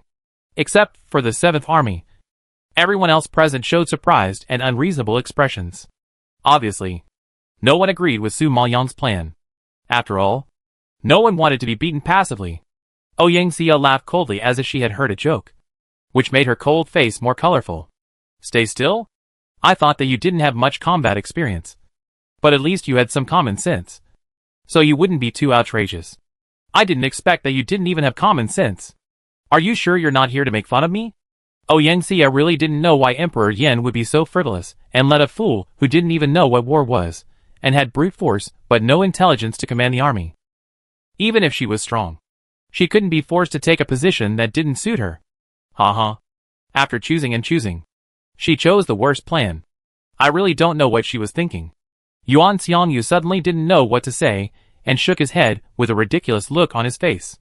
"Since you don't have a good plan, don't blame us for not accepting you. General Ouyang, you should make the decision." A soldier of the 7th Army thought Su Maoyang was ridiculous and looked directly at Ouyang Xia. Time is pressing now, and they don't have time to waste here. Ouyang Xia was too lazy to talk nonsense with Su Maoyang. He nodded slightly and ordered, "All soldiers, follow me back to the city to discuss tactics. As for whether General Donphan comes or not, it's up to you." After that, Ouyang Xia was about to leave with the army. However, before they could leave, a deep voice in the distance, ignoring the distance barrier, clearly reached everyone's ears. "Don't rush to start a war. The life and death realm and the demon moon realm have been fighting for a month. Both sides are constrained. Recently, they should not be able to spare their hands to deal with my Xianshan mirror." Before he finished speaking, Prince Yu had already come from a distance and landed steadily in front of everyone. When everyone heard such news suddenly, They were in a state of panic and looked at each other in disbelief. Logically speaking, in order to find opportunities in the ancient ruins, the three parties were not allowed to fight in the first month. Why did the life and death realm and the demon moon realm fight as soon as they arrived? And everyone knew that whoever fought first would suffer. If the two sides fought and both were injured, wouldn't it be a waste of the Xianshan mirror? Everyone was puzzled. And Ouyang felt even more strange. She frowned, pondered for a moment, and looked at Su Maoyang suspiciously. So you got the news a long time ago? No wonder she was so calm and dared to threaten them to stay put. It seems that she knew about this matter a long time ago. She was so well informed. Probably because of Emperor Yin. Thinking of Emperor Yin's partiality towards her, Ouyang's face became more and more ugly. And then she looked at Prince Yu and asked, Prince, what is going on? Why did they fight? I don't know the truth. Because both sides have their own opinions. And they all say it with details. The life and death realm said that the disciples of the demon moon realm brought a group of spirit beasts into the city of the life and death realm and assassinated several of their disciples. After the life and death realm found out, they chased them out with their troops, but unexpectedly fell into the trap. Only then did they know that the army of the demon moon realm had ambushed in the formation and killed them by surprise. The demon moon realm said that the disciples of the life and death realm sneaked into the city of the demon moon realm, assassinated many people, and finally led them into the formation set up by the life and death realm, catching them in a trap, causing them to suffer heavy casualties. In the first confrontation, everyone was still rational, although they all claimed to have fallen into the opponent's trap. They had not completely expanded the war. But later, the life and death realm launched several sneak attacks at night, constantly provoked the demon moon realm, and killed several of their outstanding disciples. The demon moon realm could not bear it anymore, so they declared war on the other side and started fighting. Ouyang touched his chin in surprise, frowned and thought, there is such a thing. Which possibility does the prince prefer? The life and death realm has always been treacherous. It is most likely that the life and death realm is doing something behind the scenes, wanting to eliminate the demon moon realm first, and then deal with us. Prince Yu knew that in the eyes of the life and death realm, the strength of the Xianshan mirror was not enough to look at. In order to eliminate the demon moon realm, they would rather take risks and start a war in advance, rather than expect that when they finally fight with the Xianshan mirror, there is still the cancer of the demon moon realm sticking behind them to make up the knife. After all, the life and death realm is the strongest of the three realms. What they fear most is that the mysterious god mirror and the demon moon realm will join hands to deal with them, in order to avoid being attacked from both sides. They are indeed likely to adopt this risky tactic. Ouyang heard this and nodded in agreement. I think the same as the prince. This is probably a conspiracy of the life and death realm. However, they are fighting each other, and the situation is chaotic. Maybe it is the best time for us to take action. Su Maoyang couldn't help but feel a little funny when he heard them analyze the situation of the life and death realm and the demon moon realm. It was obviously a conspiracy between her and Dongfang Yaoyu. But in their mouths, it became a conspiracy of the life and death realm. The life and death realm is also quite miserable. Not only was it calculated, but it also took such a big pot for her. Just think of it as collecting some interest for the previous poisoning. After hearing what Ouyang said, Prince Yu was still a little hesitant and shook his head conservatively. Let's keep our troops in place and wait and see before making a decision. Ouyang was eager to prove himself. So he clasped his fists and asked for orders. Prince, now is a rare opportunity. It's better to make a decision early. Once we miss it and let them catch their breath, our Xianshan mirror will have little chance of winning. If your majesty doesn't dare to take the risk of sending other teams, I am willing to lead the 7th Army to take the lead. Prince Yu always felt that something was wrong and refused to give in. We haven't figured out the situation yet. It's not the time to advance rashly. If it's time to start a war, I will notify everyone. As for the younger generation, they can continue to practice during this period. There should be no full-scale war in a short time. Yes, father, I understand. Yujun immediately clasped his fists and respectfully accepted the order. Ouyang was rejected for his request to fight, and he was very dissatisfied in his heart. He looked gloomy and didn't speak again, but he seemed to have his own ideas. Seeing that everyone had no objection, Prince Yu raised his eyes to look at the name on the death gate, and then looked deeply at Su Maoyang, with a complex look in his pupils. He flew away until Su Maoyang was a little scared by his stare. As for Ouyang Xia, she had no intention of staying here. When she saw Prince Yu leave, she directly organized the 7th Army to rush to the center of the city. It seems that she has not given up discussing tactics. As a veteran, she has the foresight to prepare for a rainy day.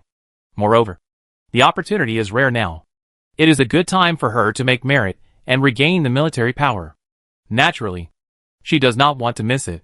Su Mayan was worried that she would have other ideas and disrupt her plan.